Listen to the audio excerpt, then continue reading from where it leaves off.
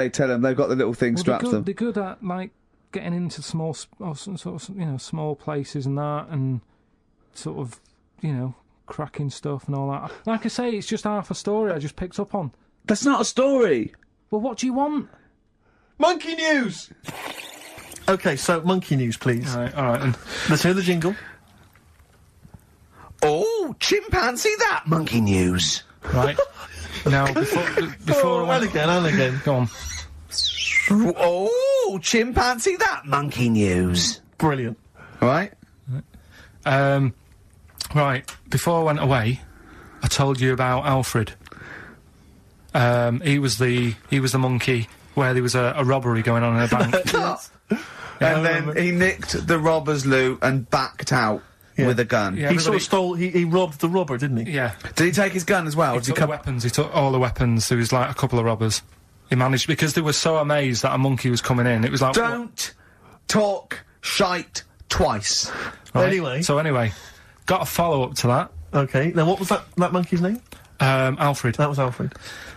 So anyway, because a lot of people wanted to know, well, you know, what did he do? Did he go off and have a holiday? Did he... No. Right, so the follow-up is, what happened is, the monkey had the guns, had the cash, which was $250,000. Sure. Right?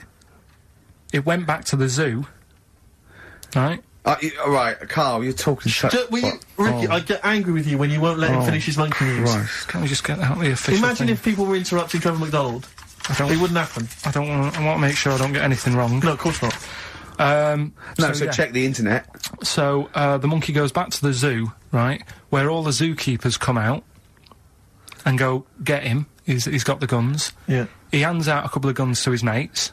What? His monkey mates? His monkey mates, so they've all got a couple of guns each. Oh, Carl, Steve, I can't, mate. I cannot stand it. Honestly, I want to scream. Please, I really get annoyed with you. They tried to do him a deal. They said, how about if... I'm going. Tell him that. I'm not going. No, I can't. Step out for a minute. Okay, we'll just do it. Look, don't listen. Step out, and I'll paraphrase what I hear for you when you come back in. Step out now, please. I need to hear the end of this. This is monkey news. This is important stuff. Right. Ricky now has left the room. He cannot bear to hear, which is surprising to me. Right. So anyway, so yeah, they've got the money, and they say to the zookeepers, "How about we give you some cash?" Yes. And they go, "Sorry, hang on. Sorry, the zookeeper said that to the monkeys." Yeah. Right.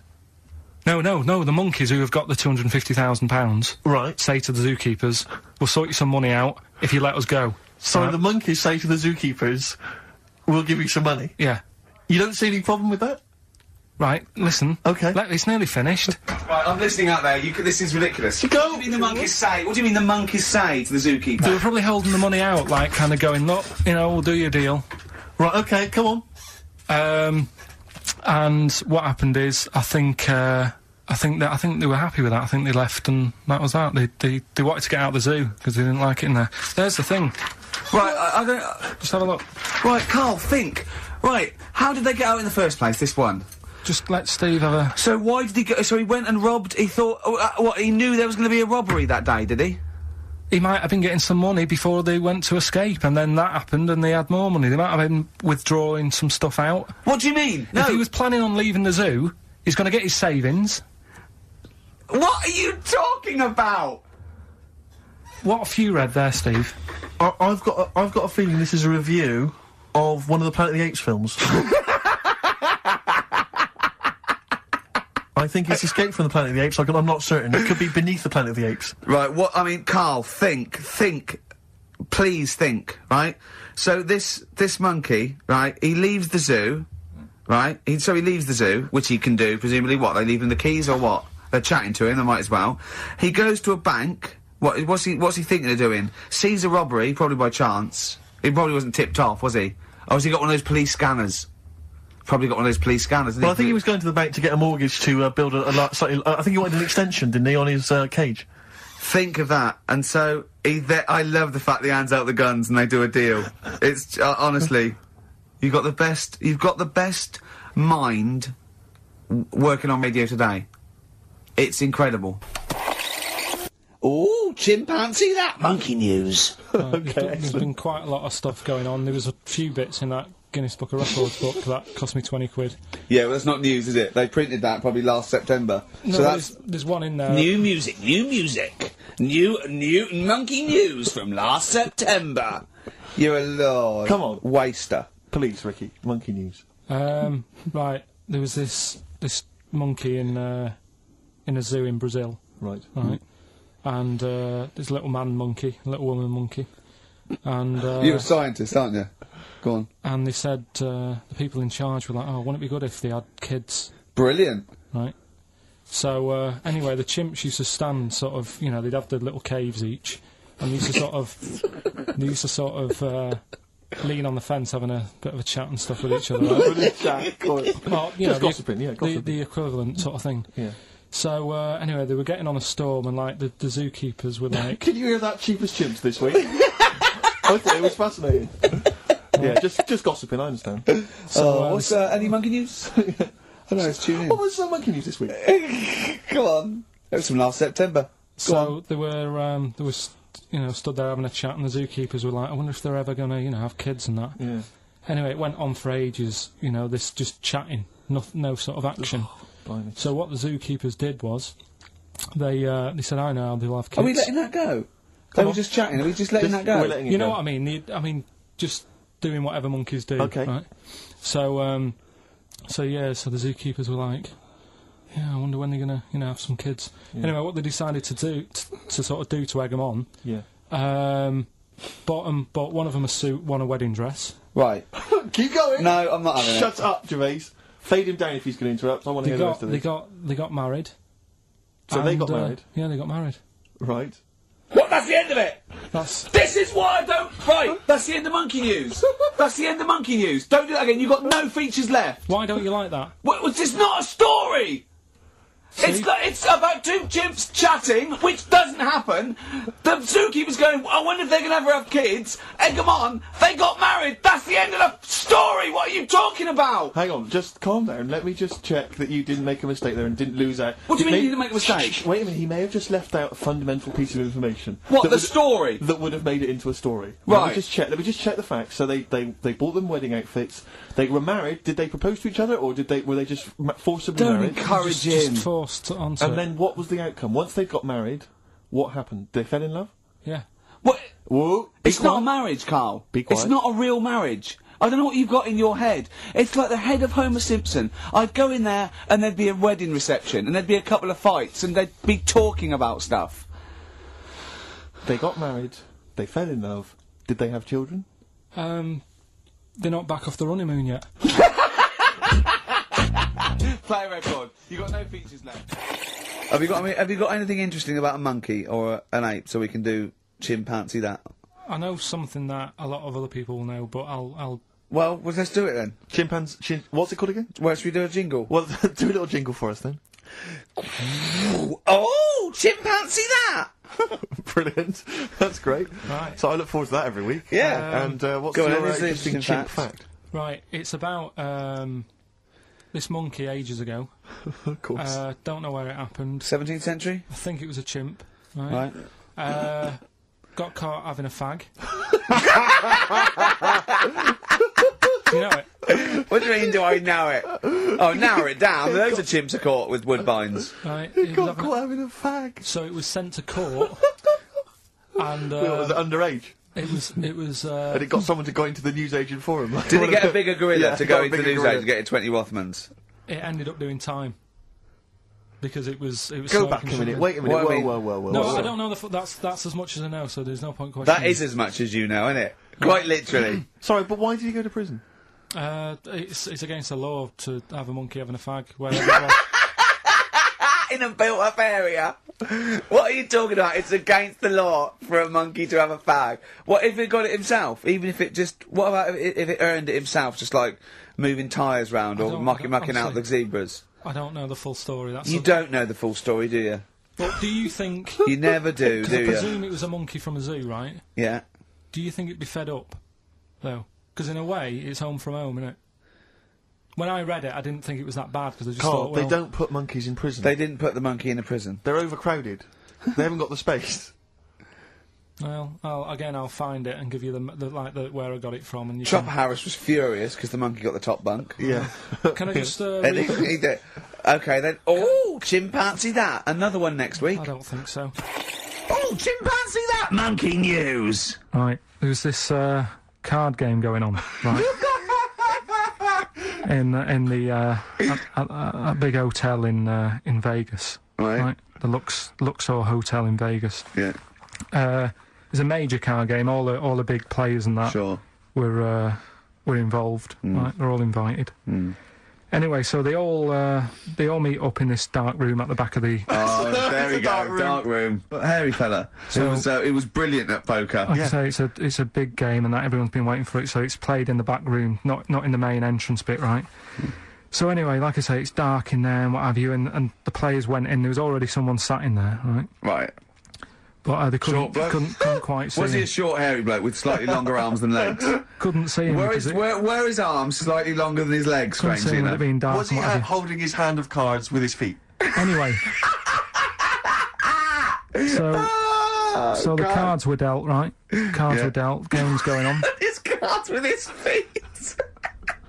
Game went on for hours, right? No one's listening. The terrible thing is that not even we're listening to Carl now. I know. Literally no one is It's listening so to Carl. insulting. There was a lot of smoking going on. It's going on. A lot of eating and nuts going on. That was a bit weird because they don't normally get through as many, but for this night.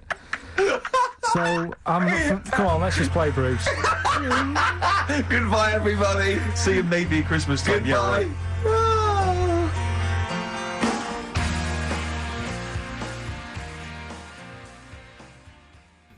Oh, chimpanzee that monkey news. Okay, monkey-related news from Carl Pilkington. Right, do you know the monkey that went into space? Yeah. Yep. It happened in 1958. Right. Now you know that. Yeah. Yes. What did he do next? What he did the do monkey do next? Yeah. One appearance on Celebrity Squares and it was like forgotten. Right, Yeah, cut a novelty record. Yeah, just like Rick Waller. I'll tell you what happened. He got back and all that. Got that. Heroes welcome. NASA sort of said, you did a good job. And that's where a lot of people think it all ended. Sure. Yeah. But NASA were like, well, hang on a minute. We spent He's a lot of trained. time. We've trained him up and stuff. So he's like, he's saying, sure, I've learnt a lot. I've still got it all. I've kept it all. I know what to do. So they said, right, we'll use you. So he turned into like a bit of a trainer at NASA. We want to send you out on the top of an organ. yeah. Put on this little bellhop outfit. Can you smoke fags? Yeah. I'll have a go. So they were getting in new monkeys. The main man at NASA was saying, can you teach us the same? He's going, of course I can. Do you know what I mean? I remember it all. I know what's going on. I'll tell them what button to press, what to do in emergencies, that sort of thing. It was technically sort of employed by the army. Right, Because can I just fit in here? I don't know the story, Carl, and I might embarrass myself here. You've got an army of people out there that will probably send me an equally deranged email from a different website, but I'm pretty sure when they sent the monkey into space, it was to monitor his physiology. He didn't press any buttons or learn to dock or take off. It was just the effects of weightlessness and space on basically a primate. I'm pretty sure he was tied in with electrodes to his head. So, Yeah. well, yeah, I'm pretty sure. Well, 'cause I could be people- proved, But go on. even if that were the case, and he had learnt to press one or two very basic buttons... Definitely not. Definitely But not. even if it were the case, I'm definitely pretty certain they wouldn't have brought him back to train up Neil Armstrong. Right, definitely. Go on. Him then. going, Neil, what are you going to say when you come out there? Yeah, well, yeah. I was thinking of just saying, hello, I'm on the moon. Hello, it's made of cheese. Don't say that. Don't What say that. about? I've noticed that you got little legs, Yeah. right? But mankind stepped forward. Well, how could I put that? I was just going to say, hello, I'm on the moon, it's great to be here, wish you were here. I've got to think so Hi, better than that. Mum. Yeah, go on. Anyway, basically, he got back. They sorted him out with a nice pension. He was happy. Because of, like, the rank that he got, he was like, he had loads of medals and stuff. He said, right, we'll make him a colonel. He got that. Like I say, he got a pension. How does it end? He died in 1969. He was buried with his wife. He passed away. His wife. I'm sure it just goes on to a different website Yeah. about something completely different. And Yeah, it's you're just talking like- about Buzz Aldrin. yeah. His page is missing. Oh dear. So Well, that Carl, like, if someone could call in, did they train Leica the dog to sort of like, dock and He never made re-entry? it back, did he, like? They didn't bother. They didn't even bother. Didn't bother to bring him They back. just sent him up there, and they didn't have technology to bring him back. And they just went, yeah, that's it. That's brilliant. Well, I can do that. Yeah. Amazing. Really? Yeah. What do you think of that, Carl? Rubbish, isn't it? Sort of brought it down a bit. But But the little monkey made a colonel. Hero. Big hero. What was he in? What craft was he in? Sputnik. Just hang on a minute. He was in Jupiter AM. Yeah. Let me see that piece of paper. Let Yeah, me check the I facts. can guarantee there's nothing there about his training other than let's hope he's not sick on the control panel when we shoot him up at 400 Gs. Oh dear. That's I what love it the is. fact that you think that this monkey was a high... Do you know what I mean? Do you, when you think of these things that are less in the monkey's face, do you think of the Planet of the Apes? Like they're sort of talking, sort of chimps and gorillas, and they're in tunics on horseback with snub-nosed rifles. What do you think of? Just a little monkey getting on with it. He knows his job, he knows what he's got to do, he gets on with it. Look, he's pressed the button. Watch him press the button. This takes me back. Do you remember 1965, I think it was? We're going to use him to train other DJs. That's it then. Goodbye. Thanks, cheers.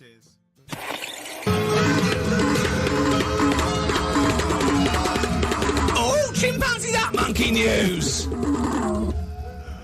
Excellent. So, Monkey News time on XFM. Carl Pilkington, the man in the hot seat. Carl, what have you got for us? Okay, monkey news this week. We've covered a lot of stuff. We have indeed. Now, do you know, like, there's places where you can go for, like, weekend rests and stuff, Sure. and you relax, you sit in a little spa, you might have a swim and Yep. stuff. Well, they've got a place done for monkeys, Of course they have. right? They can go there, they relax, forget about all the stuff they've got going on in their head. They can have a manicure, Right. got nice meals, It's not called a manicure, though. It's called a chimpacure. beauty them. treatments, Yeah. right? They look good and stuff. Yeah, well, look good, feel good, yeah. Now, you might think, well, that's pretty normal. Well, The bit I haven't told you about is it's actually run by a couple of chimps.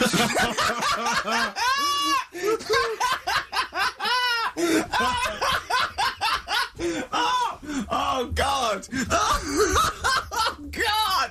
Oh, God, you're a maniac! right, Oh, for Christ! Oh. let's just... That's like couple of chimps! Let's Of just... course it's not! No, it is, because think about it, right? No, not think about it. What do you mean, yes, it is? Of course it's not run by a couple of chimps. What'd they do, get a loan? Right, if a chimp wants Yeah. to have a rest, Yeah. where would you go to? A place that's run by humans that don't know what chimps' needs are? No! My point is this, how did they get it together? How did the two chimps, Mr. and Mrs. Chimp, went for a loan and said, I'll tell you what we need, a spa. I think it started off quite simple, right? Just basic stuff. But they've expanded over time because it's become so popular. It's gone mental down there. Sure. Go! I They've all don't heard know. about it. Now, the thing is, the problem is this, right? That isn't even the top and bottom of it, right? Christ. The problem is, it's been going on and on and on, right? It's been earning a lot of money and stuff. The monkeys are happy. The monkeys that go there are loving it. They're telling friends and stuff. They're all coming to it. Now, the problem is, it's this little monkey, little man monkey and a little woman monkey, right? Yeah, They were sort of girlfriend and boyfriend. sort of. It's an open relationship, they can play around if they Well, want. the problem is they're not married, right? Now, Trouble brewing. the lad monkey, fella monkey, he's getting quite old. Mm. And the problem is, because it's his name that's down on all the stuff. Carl, All the forms. actually, Let him I don't- finish. I'm getting scared now. Let him finish. It's his name on the business, and the problem is his missus is kind of like, what's going to happen? Sure. What If are you he getting this? passes Where are you away- getting this from? What? Are you... Internet. Carl, I don't know where to start. No. This is the. Can we this just is hear the- the end? This is ridiculous. So the problem is, the Female girl- monkey is worried that the male monkey she's worried. is going What's to going to die. happen? What's going to and happen with the gonna business? What's going to happen? Of course. Right now, What do you mean the business? the health That isn't spa, a business. It's a joke. health Rick, spa. you're not listening. His name's on the form. The male monkey's name, it's in his name. Now the problem is the woman monkey has got some kids, but because they're not blood relatives, it's not going to be handed down to them. And the courts, They're kids from a previous monkey marriage. yeah, Right. so that they're not going to get it. Let me just check this out. Yeah, otherwise you don't want to check the facts, otherwise you could look like a twat spouting shit on the radio. Please check the facts for scientific security. And they're just a bit worried because they're saying that the people in Ohio, which is where they've got the little health thing going on. So that makes it more believable that it's Ohio. I thought you meant it was Berkshire, in which case it would be rubbish. It looks like the local people are trying to get in there. They've seen the success of it. Sure. And they're They want a trying piece to of go in and action. take it over and stuff. Yeah. So, Give me the piece of paper. Throw it away. Play a record. That's the worst. That's the worst one I've ever heard. And there's something wrong with you. Play the jingle. Okay. Oh, chimpanzee that monkey news. right. Come on. Come on. Should be ready, Carl. That's we've amazing, done- isn't it? It's like Nicholas Witchell. The bomb. No, that's not the first. Come on! No, but it's always difficult, isn't it, to sort of find something that's good each week, right? Last week, we did the chimp. It is for us, yeah. We had the chimps who were running a health spa, Yeah. right? We've covered the one who nicked a car to go on to Spain Yep. to Wow. sort his future out.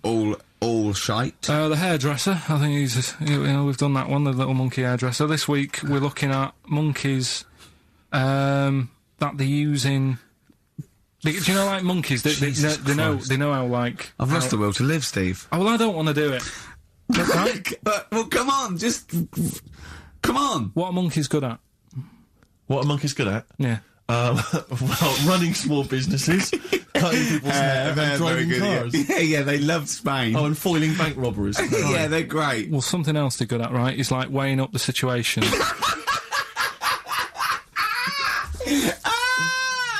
Oh God! If you stick them in like a field with loads of like obstacles on it, right? They're good at sort of, I can get over that, and I climb over that, I'll swing from there to there, that sort of thing, right? Okay. So the people in charge of somewhere have thought, Somewhere. Come on. I've thought we can use that skill, right? And what they've done is they've got a load of little monkeys, right? They've given them an IQ test, Yeah. and the ones that score above 80, right? Get to produce this show next week. Join the army. Right. How do they join the army and what do they do? They just, what they do is they set little obstacle courses up for them. They do that. They do a cross-country run. They do the IQ cross-country test. run? Yeah. Okay. And then once they've done all that, they make them a little uniform, made to measure little uniform. Slightly longer arms, shorter legs than usual. Yeah. Yeah. And basically, then they taught how to use a gun and that sort of thing. Yeah, of course they are. You're talking rubbish again. This came through literally, pretty late on. So So you've not had a chance to corroborate all the facts, as usual. just have a look. Right. It's the bit I'm looking for is, well, A, why are they doing it? Why are they doing it? Yeah. Why do we need monkeys in the army? And secondly, why are we giving them guns? I'll Yeah. just check to see if any of that I love the information is fact we answered. only let gays in recently. Yeah. Yep. Talk amongst yourselves. Yeah. Just have a look. I can't read it. There's too much pressure. But it's rubbish. Just have a. But it's rubbish. They don't get. It's the way that there are things. There are animal cores, right? There are horses. There are dolphins, sea lions. There are lots and lots of animals in the army, but they don't have to pass an obstacle test as such, and they're not taught to fire guns. We'll You've see. straight away assumed that there's going to be loads of squads of men and then just one little monkey in the middle. Like, he came second on the test. He's in, boys. What do you think, Steve? You've read it? Well, as ever, Carl, this is an arbitrary email sent by one of our listeners. You know what Ricky and I think of them. and so we're not really basing this on hard evidence. We're basing it on the ramblings of one of our listeners. Rubbish. Once again, lazy, rubbish, uncorroborated, nonsense. The stupid test that you got wrong. Rick, that sounds like monkey news to me.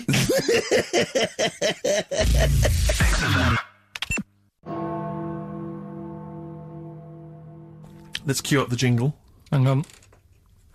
All right. Perfect. Oh, chimpanzee, that monkey news.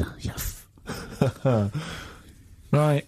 Let's have a look. This one's from some woman, right? Yeah. And she was taking part in the London to Brighton bike ride, right? Lovely day, weather's good and everything. What year? She's just a couple of months ago. She's done all the training, right? Done all the training and stuff. Got a brand new bike for it. Got a little puncher outfit and stuff, all set for the day, right? It's a nice day. She sets off. They all start pedalling and that on the way to Brighton, right? So she knows the route and that. Got a little headphones on, cycling along. Suddenly... Right, okay, I'll stop you now. If a cyclist overtakes her and is going really fast and it's sort of hunched over, but it's got like lots of cycling gear on and a helmet and goggles and they can't tell what it is, but they just know it's like a little hairy fella who hasn't bothered shaving his legs, which is weird, isn't it? Because cyclists usually shave their legs and this bloke had really hairy legs. But and it won. They gave it the medal. It won 3 years running. They gave it the key to the city. It had its own game show, and then someone said, "Hold on, though, this fella's all hunched over and he's only 3'5" and his arms are longer than his body. It's a chimp. If it goes anywhere near that, we're never doing it again." More monkey news next week. She's cycling along. So anyway, she's cycling along, right? And this tricycle... I couldn't predict that. There's always one element you can never anticipate. Yeah. Got a kiddie's tricycle with a little kid on it. Little hairy kid with a helmet. Okay, just go on then. The tricycle comes Whizzing past, him. Strong legs, didn't they, chimps? So she's thinking that's... But didn't get a chance to see the thing. Oh, yeah, couldn't quite see the cyclist. Oh, God! You bald mank git. Go on. Yeah, research scientist Carl Pilkington. So anyway, she gets to the end line, right?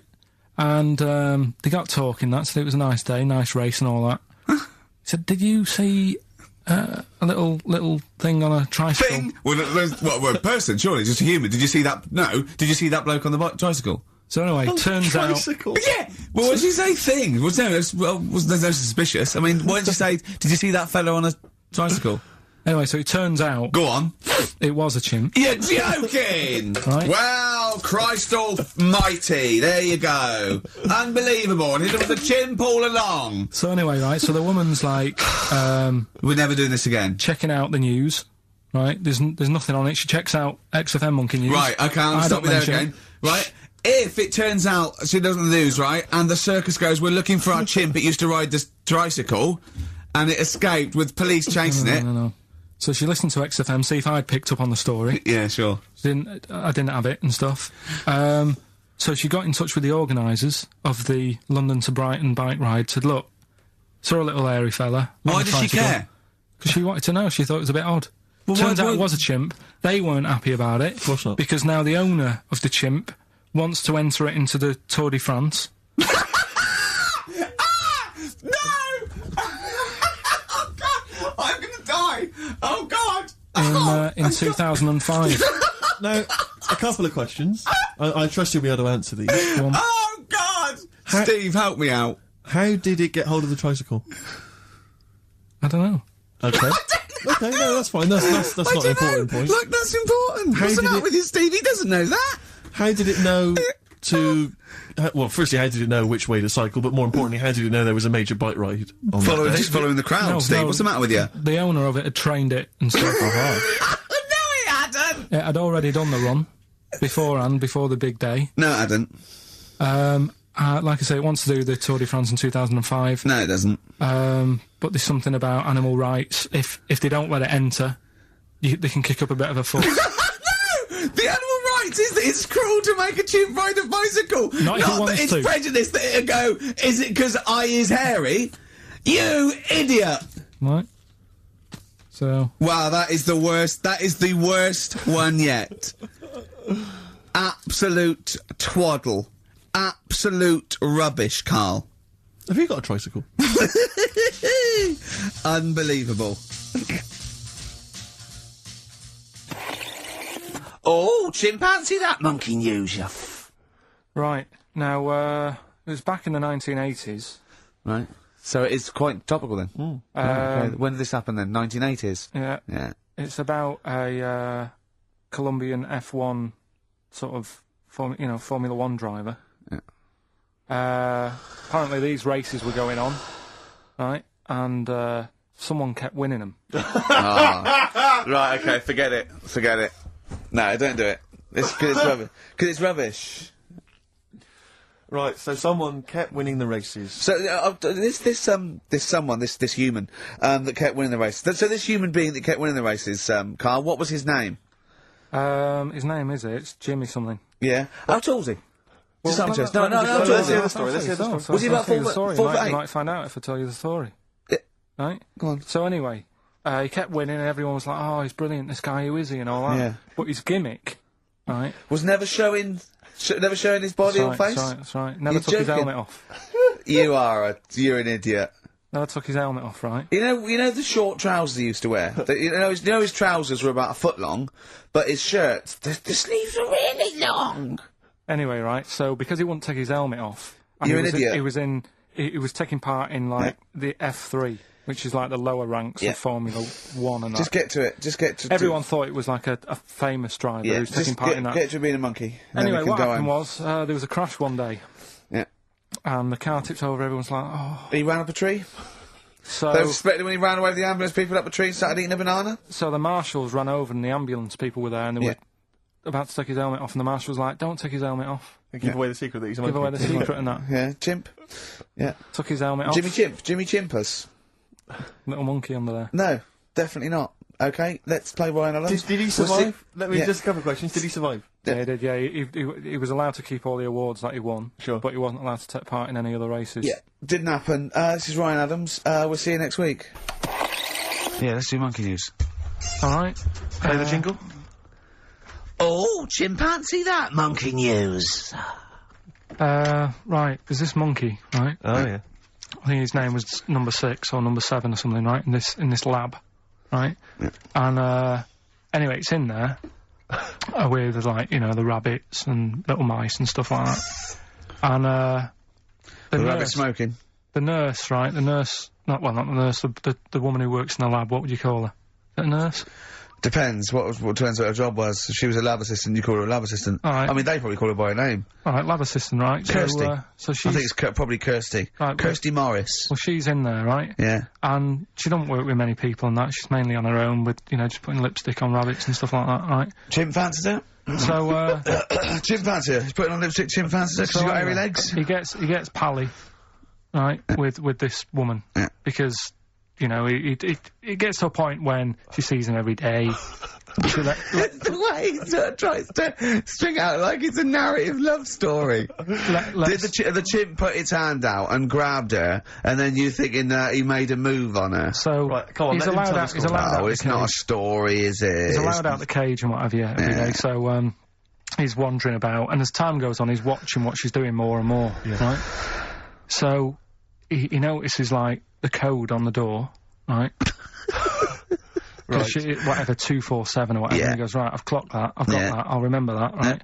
And then he goes, right, there's a lot of Definitely not. lipstick and that knocking about, a lot of makeup. Right, okay. No, there's no way. Finish. No, because So- Steve, you know what's gonna Let him happen. finish. I know what's gonna happen. So he's there. It's ridiculous. And he's going, well, if it's there, you know what I mean? So while she's messing about with the rabbit, he gets there, he's in front of the mirror, putting a little bit of lippy on. Right? You are no! I Little bit can't. of- little It's bit- gone too far. little bit of, No, it's gone too far, Steve. Right, Your mic's off, Rick. He's finishing Right. the story. So- Turn mine off as well. It's gone too far. Turn him off. Just let him finish. Right, so the thing is, right, it's this monkey wandering about.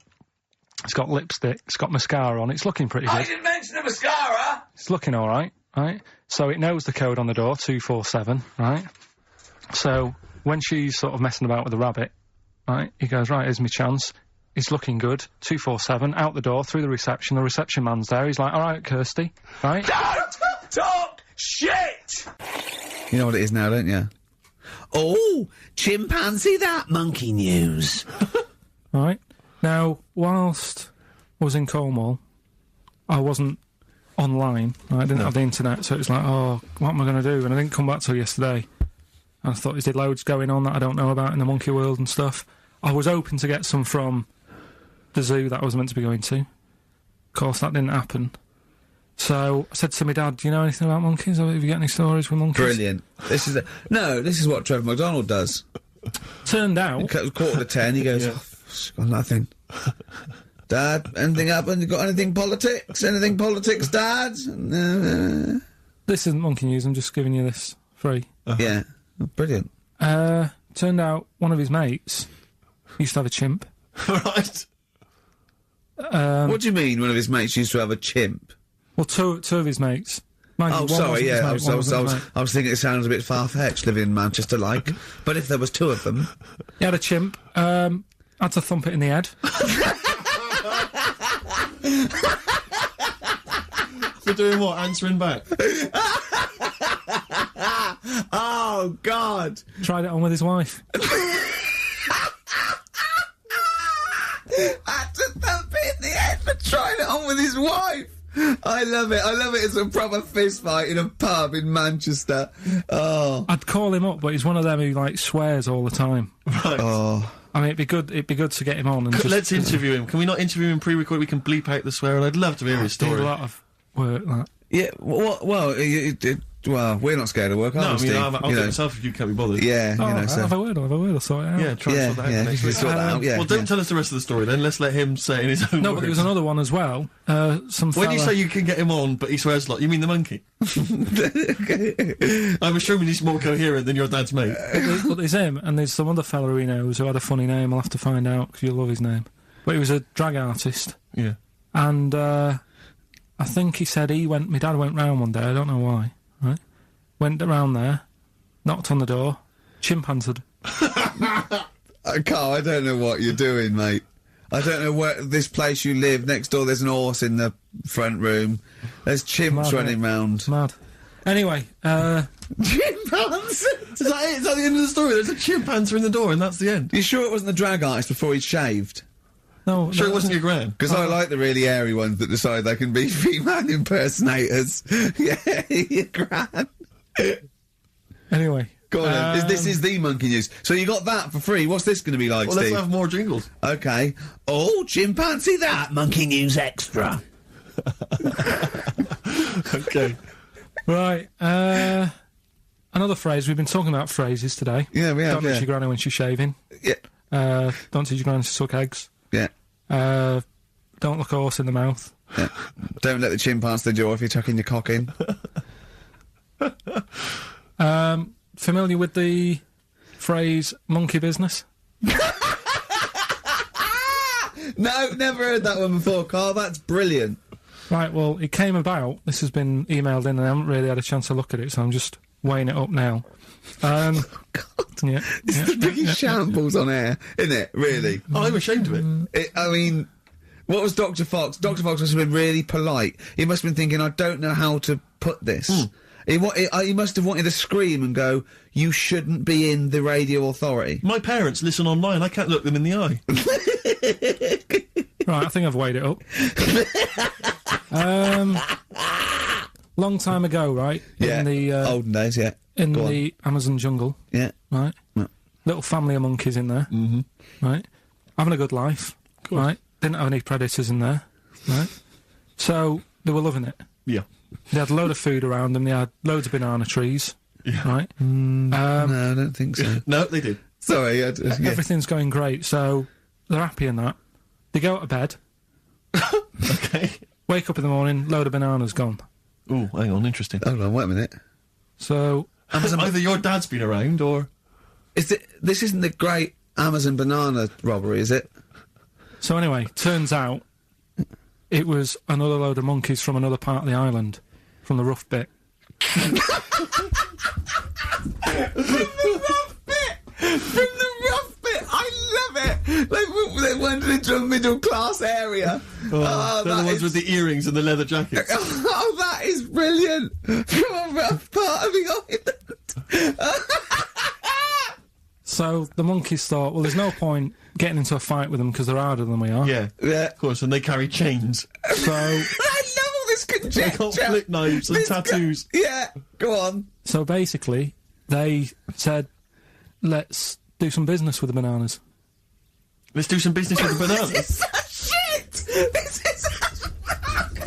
What are you talking about?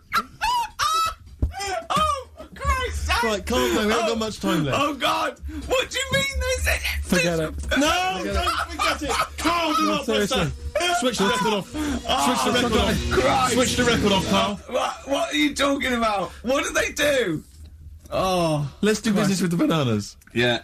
So they said, well, rather than them coming robbing them, we'll flog them.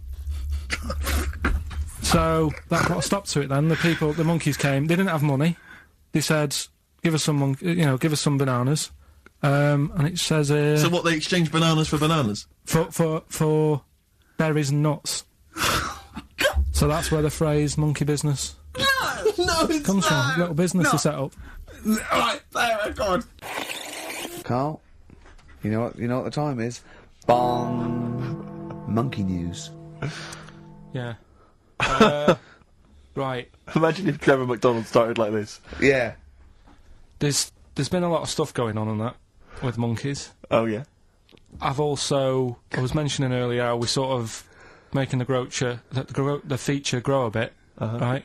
So I'm thinking, I haven't told you, Steve, either. I've actually been asked to write a thing about monkeys. A poem? No, for a magazine called something Apes. Right. They want me to do like a column, 500 words About monkeys. Anything I want on monkeys, anything. What are you going to write? Don't know. Think about it. Well, give him a typewriter. We'll come up with Shakespeare eventually. Yeah.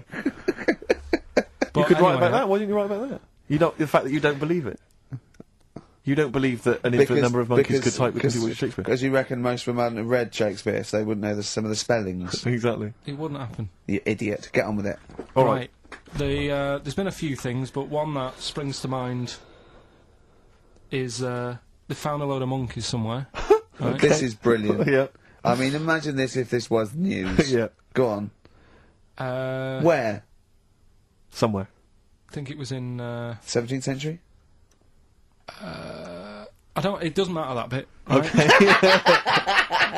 Okay. Found a load of monkeys Yeah. that are having a good chat. Go on. They're having a good chat. All right. What do you Found mean? monkeys that can talk. Yeah. They've worked out they've got about 534 different words that they're using to like have a chat about stuff. More than you. Yeah, what do they chat about then? Just things that monkeys are worrying about. Just where do you get that from? Who does your hair? You going out with her again, are you? Yeah. Oh, yeah. Have you seen that? Sorry, you can't just leave that. No. I'm just intrigued. I'm just intrigued to know what else. Is there any? No, Were I they- mean that Were they was- discussing the humanity? Did you see that program on Channel 5? Yeah. wasn't it? He can walk upright. Yeah. was good, But wasn't I it? mean, Did you what see do how mean? well Do you hung mean he they was? taught them? They taught themselves this language. Yeah. Where? Where is this? In the wild? Is this? Is it? Not sign language. It's but in some jungle somewhere.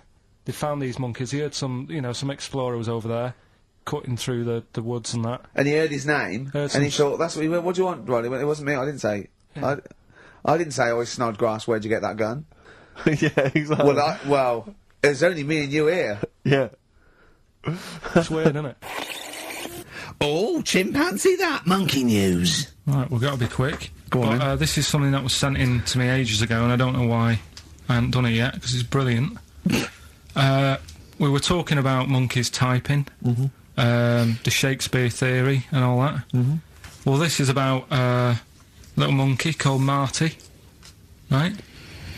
Basically, it's in some science lab, right? It's in there. It was wandering about out of its cage, right? The lab fella was busy on the phone or something, right? And Typical. it's wandering about. It goes up to a PC that's in the corner, a little computer, types down, "My name is Marty." Right? So the fella got off the phone, saw this on the screen with the monkey sat there, says to his mate, "Have you done this?" Right, hold on, Carl. Let him finish. Oh. Before you question, always let him finish. I don't know what to do. Time's against us, come on. He said, "Have you done this?" He says, "Done what?" He said, "This on the screen here saying, 'My name's Marty.'" Right? He goes, "What are you talking about?" As he's having an argument with his mate saying, "You're lying, you did it," monkey's sat there, typing, "This isn't a practical joke, my name is Marty." Right, and that's the end of the story? I'm not coming in next week. I I think we need a week off. I actually think we need a week off. It's doing a web chat or something. You can go online and have a chat with it. The monkey's doing a web chat? I don't know. Has he got his own Carl, website yet? His favourite Buffy the Vampire Slayer Have a episode? look at that. Right. Do you believe that, Carl? It's all there. No, but do you believe it? Do you believe that monkey could type that and then say this is not a practical joke when he's all arguing? Weird, isn't it? Oh. What do you reckon, Steve? Yeah, well, it's obviously a wind-up. It's a joke. It's not even... You haven't even got some of the facts wrong. It's just a wind-up. Have you noticed the date? Is it April the 1st? It is April the 1st. You are joking. That it was sent. You're an idiot, Carl. It was sent on April the 1st, Carl. So you're saying the monkey knows it's April the 1st, but you And don't it's doing believe... a wind-up, yes. Yeah, I think the monkey has thought, I'll do it on April the 1st so that people think that it's a wind-up, but in actual fact, I am a monkey that can type and read. Right, haven't got long. We better give the winner. We got monkey news coming up. We haven't really got any monkey news. What do you mean? What do you mean? There's nothing going on, seriously. Don't talk. What do you The mean? last few weeks I've but keep don't telling you. No, right. This really annoys me when you say there's something going on because you call it monkey news, but it's not monkey news. You have stories, dubious What I've said stories. to you. But shut up a minute about it's always chibs, which annoys me. You call it monkey because they're apes, right? And it's often from the 18th century, so it's not news anyway. So don't tell me there's no monkey No, but news what I'm this saying week. is, if there's monkey news worth doing, I'll know about it. And there isn't anything, Right, so let's leave it. right. Okay, you are going to give me some monkey news, Well, or okay, right. I'm telling you, you are going to give me some monkey news, or we're not leaving. Right, well, my mum sent me some. Right. I got a little letter from her doing the usual sort of stuff, telling me what she's been up to and that. It was a little thing about somewhere in Lincolnshire or something. Right, To good. do a bit of monkey throwing. What do you mean?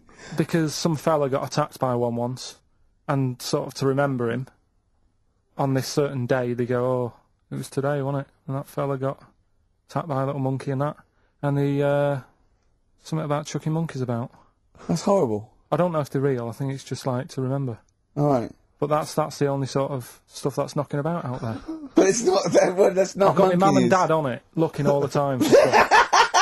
Yeah, there must be more monkey news than that. There isn't nothing. I mean, there's bits and pieces. There was a bit about Donna Eyre, how when she has a kid, she's going to let a gorilla look after it for a week or something. But apart from that, it's dead out there. Well, I don't know what that means. She's well, that's it. Well, it's Apparently, not true. She's not going to let a gorilla look after a No, child. it is. Apparently, a fella works with him or something, and This is rubbish. it's not rubbish. How can she let a gorilla look after a baby for a week? Well, forget it. Sorry, have you ever heard her speak? Oh, chimpanzee, that monkey news. Right, this happened in Pittsburgh, right? There was a rock band, and they've got this studio in Pittsburgh and what have you, and they're laying down tracks and stuff like that. And in the studio that they use, right, there's this monkey works there. Right, I love the way he throws that in. Like he throws that in. This monkey works there. No, it's just got a little gig there. He sort of it carries the equipment in, guitars, stuff like that. It doesn't. He does. No, it doesn't. He just sort of cleans up after the bands. No, he doesn't. Emptying the ashtrays. Doesn't that sort of happen. stuff. It Doesn't does. happen. That's the gig it's got. Anyway, right. Gets women out of the crowd that they want to go berserk with. With one arm. Drag them back. So anyway, right. So the band's in the studio, right? And one of the band members brings some A&R fella to the studio to have a listen to the latest track. Right? Yeah. So they hit play, and they're all there going, yeah, brilliant, this is good. Oh, no. Anyway, so the fella says, yeah, I like the track. I especially like the bass on it. Right? Right, this is bullshit. So This is rubbish. So And they hadn't laid down a bass track? so this is. Have you heard it? So Carl, the weird please thing don't is, do right, this to so me. the A&R fella goes, and Yeah. it's like, the band members are stood about, and they're going, that's good that he liked it. And I'm saying, yeah, but what's he on about with the bass? So they played No, it back. this is rubbish. This is absolute rubbish. Let's Where'd you just get hear this it, from? please, 'cause we never get to Where the did end. you Let's get hear it, this? let's Is hear it. absolute nonsense. So they played it back. Yeah, right? and it's the chimp playing bass. Definitely not. So they were like, that's weird, we haven't got a bassist. Anyway, so they go, well, whatever, right? So We they haven't leave. got a bassist. So They go, whatever, let's go oh, home. forget it. Play the jingle. Oh, chimpanzee, that monkey news. Excellent. A particularly aggressive jingle this week. Wow. Yeah, looking forward to this monkey news. Carl. Right. Come on. So, what's the name? What? We've done, Sorry, what? Brilliant. we've done a lot of monkeys who, like, got involved in crime and stuff. Yeah. Yeah. Right? We had, the one on the train station, Yeah. nicking a bag. Yeah. We had the one who went Don't into a remember that one. bank. Who cares? Went into a bank. And walked out with the money and stuff. Yes. Right? Didn't happen either. Next. But the thing is, you never sort of found out what happened to them. If they sort of got worse, got more involved into Oh, this crime and monkey stuff. news update. That would be amazing. Brilliant. What they found out in India is, Yeah. they've got a prison. It's just for monkeys. You mean wild animals? You mean A zoo? Yeah, a zoo or a kennel or No. something that where it's been gone mental or something. No, it's a prison. Yeah, Prison. is it? Does it have fraud cases? It's got. It's Mainly sort of animals that are attacked things. And it's mainly violence. I bet. That's my. that and theft. Say it Taking again. Stuff. Theft. Say it again. Theft. Say it again. Robbing. No, let's go back to that word. We're going to keep doing it. We've got 6 Robbing. minutes. You're going to say the word right before you go to Hastings. Well, you say it. No, Well, you no, say because it then you know how to first. say it. Well, all right. Robbing then. It's been caught robbing. Say it again, though. So Who's anyway. Robin? Who's Robin?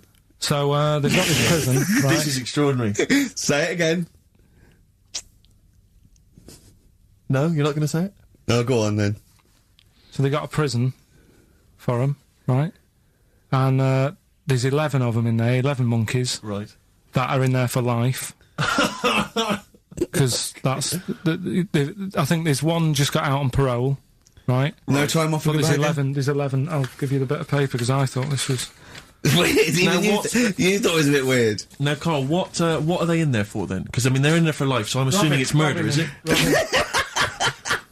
Premeditated murder? They're not crime bosses, are they? They're not... Are they into the- kind are they of the- prostitution and Are gambling? you sure they're not racketeering? just the pawns and the head sort of like orangutans up a tree going, remember, you don't know me. You're on your own. If I go down, you're all coming with me. You take some of your gorillas down there and sort him out. Oh, the great banana robbery. It's I wonder if they get them. Right, go on then. Okay, let me see. Now, I don't know what source this is, as ever. Is it just the back of a fag packet found in a toilet? Well, no, I mean, someone's clearly... If this is nonsense, then someone's clearly gone to a lot of effort, because it does open with the headline, "Parole unlikely for inmates of monkey prison." Yeah. Officials say 11 inmates at India's only monkey jail. Officials? Now, what kind of people work at a monkey jail? Where do you work? It says officials say 11 inmates at India's only monkey jail are unlikely to ever be released. The prison in Patilia houses monkeys apprehended by game wardens in Punjab state for thieving and attacking people. The Daily Telegraph reports how the monkeys at the prison in Montebello snarl and glare at visitors from their heavily barred cages. 2 monkeys were released a year ago after exhibiting good behaviour for 18 months in the jail. They have remained out of trouble. Prison can work, that's good. So all 11 basically, monkeys- they were aggressive wild animals that were taken away from the public for their own good. And robbing and that. Wildlife officials believe part of the problem has been caused by thieves training monkeys to help them. Lorry drivers training monkeys as guards for vehicles, and itinerant entertainers Oh, that using is so ill-treated annoying. monkeys as and part of their act. it's the monkey that takes the rap. It's a shame, that, isn't That it? is awful. They didn't know what they were doing, did they? So there you go. What do you think of that, though, Carl? If you could visit them, like Lord Longford or something, what would you say to them? You go there and you get a visit a week or something, you know? So can you get us a video? Right. Have we got monkey news? Have we left monkey news behind? Monkey news! Come on! What happened? You can't offend monkeys! I'll tell you what is annoying. What? Steve's told me about a film that is about a monkey going off with a woman. The Charlotte Rampling thing where she... It's a film called Max Mon Amour. Yeah, she has an affair with a monkey. Go on. Yeah. Oh, what happened? You wouldn't like Don't it. go, we can't go into You it. wouldn't We need like monkey it. news. You wouldn't like it. It's not like it's weird and you wouldn't, Carl, it's not like a nature programme where he wears a bowler hat and can talk. Okay? The nature programmes that you seem to see. Yes, I'm trying to think. I haven't seen that one. No! Yeah. Come on, do monkey news. Well, monkey news this week. Play the jingle. Oh, chimpanzee that monkey news, Right, it's about this monkey that was knocking about in the 1950s. Right. It was known in the sort of LA area, right? And apparently, again, I haven't really checked all this out. I've just picked up bits that look interesting. Yeah. Wore a golden mask and like a cape and a leopard skin belt and stuff, right? So people didn't know he was a monkey. Of course they didn't know, yeah. They thought it was this bloke who's going around and he was helping out crime situations and stuff. Right, you're an idiot. So, this disguise, that you see a 3'6" bloke with arms the length of his body. No, but that's the funny thing, right? They sort of thought, it's a bit odd, you know, he's stocky, yet extremely flexible. Yeah, and hairy, because he only wore a white mask and a belt. And a distinctive jawline and stuff. And then, Right. apparently, like, he used to sort of get to his... Nothing we say gets through, does it? You've decided you can picture this monkey going around solving crimes, and I'm it's... telling you. Let him finish the story. Time's running out. So it sort of get to its crime by, like, swinging from the trees and Of course stuff. it would, right? yeah. Well, people just thought it's a normal fella. Of course. Then what happened was... This is the bit that's going to annoy me, isn't it? He helped some fellas out, like, you know, and for a reward, they were like, do you want some money? You know, you've helped save our lives during a crime and stuff. Do you want some money in that? And he just went straight for the shopping bags, got a couple of bananas and apples, right? And as he was bent down, looking into the bag, getting the bananas and apples, they pulled his mask off. Little monkey. So he wasn't allowed to work for the police anymore? It ended there. Sure. Weird, isn't it? Right, I'm 30 now. I can only remember being off 2 times. Oh, his memory's going as well. You had some time off. And both of them were when I was at school. School? What's school? One when it was windy. Why did you have time off? Because it was windy. But to be honest, Carl, that lasted for 7 years. Your time off at school. Wait. Why did you have time off? Because it was windy. Were you windy, or was it windy outside? No, it was like when Your auntie wasn't out the window, was she? Yeah. when the winds were bad in the 70s, and my mum said, "Oh, Whoa. What? I remember space operas and flares. I don't Yeah. remember the winds being bad in the 70s. well, my mum just said you might get blown into the road, so don't." Do that. She had so much faith in you, didn't she? As a human being. Is that why she got fired from the pie shop? I'm not coming in today, I might get blown into the road. Oh, God. The funny thing it was, right, Steve, they had this thing going at school, because a lot of people used to wag it back then. Used to what? Wag it, sort of not go in, Right. right? And they sort of tried to make it interesting for you by giving you a An education. certificate if you did Yeah. a full week. Reward for the rest Yeah, of your life exactly, with yeah. achievement. That sort of carrot. And also, like, let you go home at 3 o'clock on a Friday, Right. if you'd done a full week and that. Yeah. So it was lovely weather all week. Then it just sort of changed on a Friday, and I got up and it was all windy. It's My always mum windy said, for Friday on 7, isn't it? don't, you know, if you don't go in, because, you know, you might get blown into the road and that. So I said, all right, then I'll stay off. And So why did you told you to hold on to a fence or Yeah. walk you there? What's this? Don't go out. if you Immediately get give blown? up. I love this getting blown into the road. Is that based on your cats that kept getting blown into the road? well, so I got to school on the Monday, right? And the teacher said, Took you a right, long time. today, to punish you, you're the only one who wrecked the whole week, right? Everyone else came in, you didn't.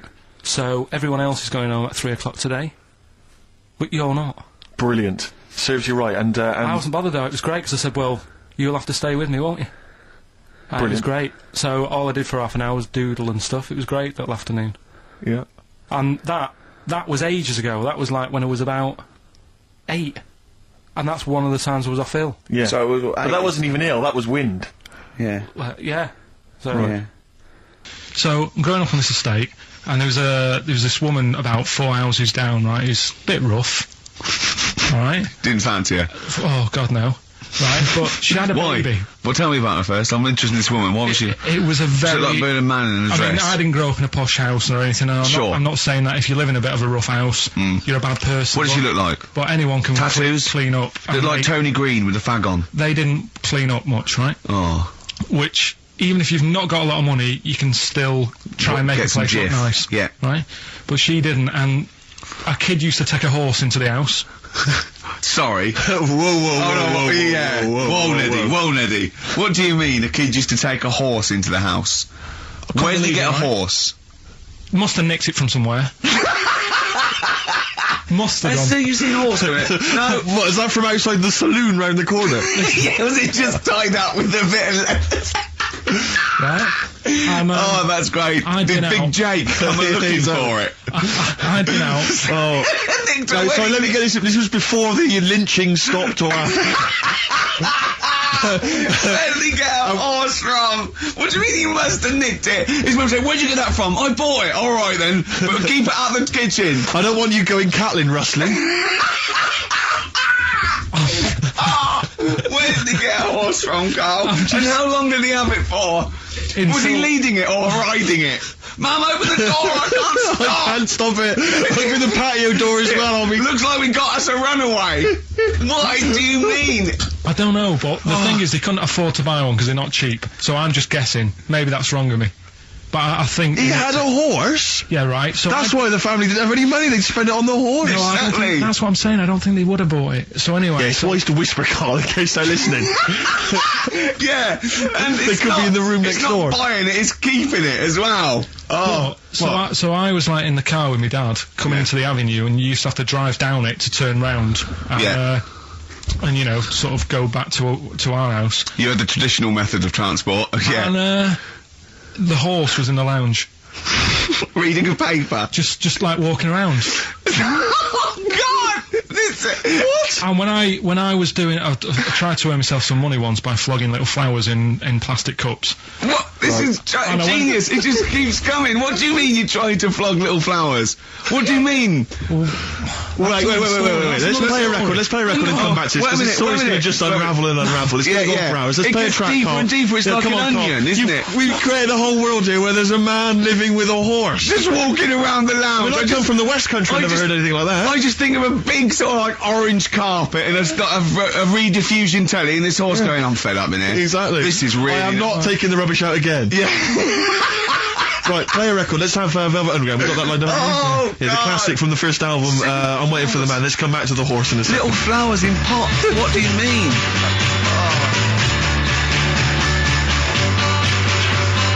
Velvet Underground and Nico, which apparently peaked at a disappointing 171 in the US charts. Think of that. And that's obviously Lou Reed, the Velvet Underground, and Waiting for the Man. Yeah, great track. So we were talking, we were doing White Van Man, and we got onto We got on to genetically modified babies, but and then somehow Carl started telling a story about someone with a horse, and then he got onto, he was trying to make money selling flowers. Just do the flowers briefly. Well, hang on, I just want to recap slightly. So there was a family, and who had the horse in the family? It was... Because you lived on an estate in Manchester. So didn't you? the mother was a right pig, apparently. I don't know if that's you relevant. don't need to go that far. But what go I'm on. trying to do is like make a picture for you so you understand. What did she what a look picture like? it Who is. did she look like? Bit of a, and no disrespect to her, bit like Pauline Quirk. Quirky, yeah. Right? Okay, I knew you were going to say that. I knew it was going to be Pauline. Did she have any tats? Did she have any I've tattoos? never got that close to her. Okay, alright. So who had the horse? Was this her son or her No, husband? her daughter. Her daughter had stolen a horse, Yeah, from, I don't know where, there was I think it was some stables down the road or something. and they kept the horse in the house with They them. kept it in the house. Did But they didn't get have caught? it for long. No. So, and you said you were in the house one day and you saw the horse No, in what there. happened was, I was, they did this thing at school about raising money for charity, right? For some local charity. And they said you can do anything to raise money, and they came out with all these ideas, and I thought, that's good. What was the charity? Well, I don't know. I thought forget the charity. Yeah, that's I'm just a a good money charity making overweight. So- You're a charity. So, so I asked my mum for some, 'cause she used to have a lot of flowers around the house. Sure. I said, can I just take some snippings off them? And I'll go and buy some plastic cups. And got some soil out of the garden, planted the bits of plants in them. Yeah. Got a tray, Yeah. had about 25 plants on it, selling them for 25 pence each. Excellent. Did you sell any? Yeah, so loads. Did you just cut? You didn't just cut them and stick them in the Yeah, they soil. wouldn't have survived. But I think people sort of thought, well, good on him for trying. But anyway, so I went round to theirs, because I thought their house could do with a bit of colour and stuff. Yeah. 'Cause it's a bit rough. So as I went... The horse went, thank God for that breakfast. They've been feeding me kitty cat. So I got up to the door, and they opened the door, and it was one of them houses where no carpet, Yeah. A horse in the living room. You know. We've all been there. and the horse was walking around the living room. I looked quite happy and everything, because I always say that about animals. Black Beauty right? was on. Yeah. Well, think about it, right? If you were a horse, where would you rather be? In a little wooden hut with a load of hay, or in like a house with a Central heating. 3-piece suite and a telly and that? Telling you that. No, but I was saying this the other day, And an Atari. right? Yeah, I didn't go to school much because my mum and dad had a caravan, Right. and No need, is there? No need when you've got that sort of fun at home. I used to just go away for weeks. Really? Yeah. Is that true? Yeah, honestly. Where'd you used to go? Port Maddock. But And, so you didn't go to school much? No, I did, but not as much as everyone else. no. How many holidays were your parents having? What loads. was their income that they could... No, my dad used to work nights, and he used to travel back, because to Manchester from Wales it wasn't that far. And he used Manchester to Wales? He used to do 4 on and 4 off, so me and my mum were like loving it. But what Port Meredith? Port Maddock. Port Maddock. Down the road from Port Merion, where they filmed The Prisoner. Right. Oh, so that's clear enough for me. Yeah, Location-wise. So what did you do then? You were in this little 2-berth caravan on the back of a Cortina estate. Right. Well, what was it? What was the car? I want the. What was Granada, it? Ford Granada. Ford Granada. What are we talking? 1980. Yeah, 82, 83, 80, right? 84, 85. Okay. Those years. And you in the car down there, down there. Park up. Yeah. What was it? What was Port Meredith? Port Maddock. Port Maddock. I remember Ruth. It's just, Oh, yeah. it's just a holiday camp, Yeah. and had an arcade and a beach. I was loving it. Yeah. But, so of the 52 weeks of the year, let's assume, I don't know how many weeks you take off normally for holidays anyway, let's just say, I don't know, you go to school 45 weeks of the year maybe? Generally, most kids? No. Bit less. Bit less than About that. 42. How many weeks would you say you actually spent in school? Well, how many weeks do you have off for summer? Well, we'll work that out, that's what About I mean. 6 off for summer, about 3 for Easter, about 3 for Christmas. Put it this way, I'm surprised I'm not Welsh, to be honest. Right. Because I was there more than I was in Manchester. Did the school authority not come and check you out? No, they didn't. Didn't get Manchester, I suppose they didn't care, do they? Not really. Yeah. They're lucky you turned up at all. Would you just turn up for the last day when you could take in your best toy? Did you know that when you could take in any game? Just play with everyone else's. Why, why break my stuff? Sure. Yeah. Yeah. No, it's a good Well, this point. answers a lot. This does answer a lot. The fact that you spent most of your time on the beach as a kid. Teachers were no good at my school. We were talking about it yesterday. About So you were teaching them a lesson by going on in the summer. Yeah. Anyway. And did you go to university? No. No. Did you go to sixth form or college? No. When did you leave school? When I was about 15. Right. What, you just went on holiday and didn't come back? I just got a job early, didn't I? Cause Where was it? Port Maddock? Getting there. No, I was a printer. BM Print in Trafford Park. Have you ever seen, like, a bald pet? No. It's weird. What do you mean? Because my mum, we had a cat. We used to get through loads of cats because we lived there. Oh, God, it started early today, isn't it? What do you mean? It's only 10 past one. Cause What we are you lived doing? No, we Running a lived- restaurant? We lived on.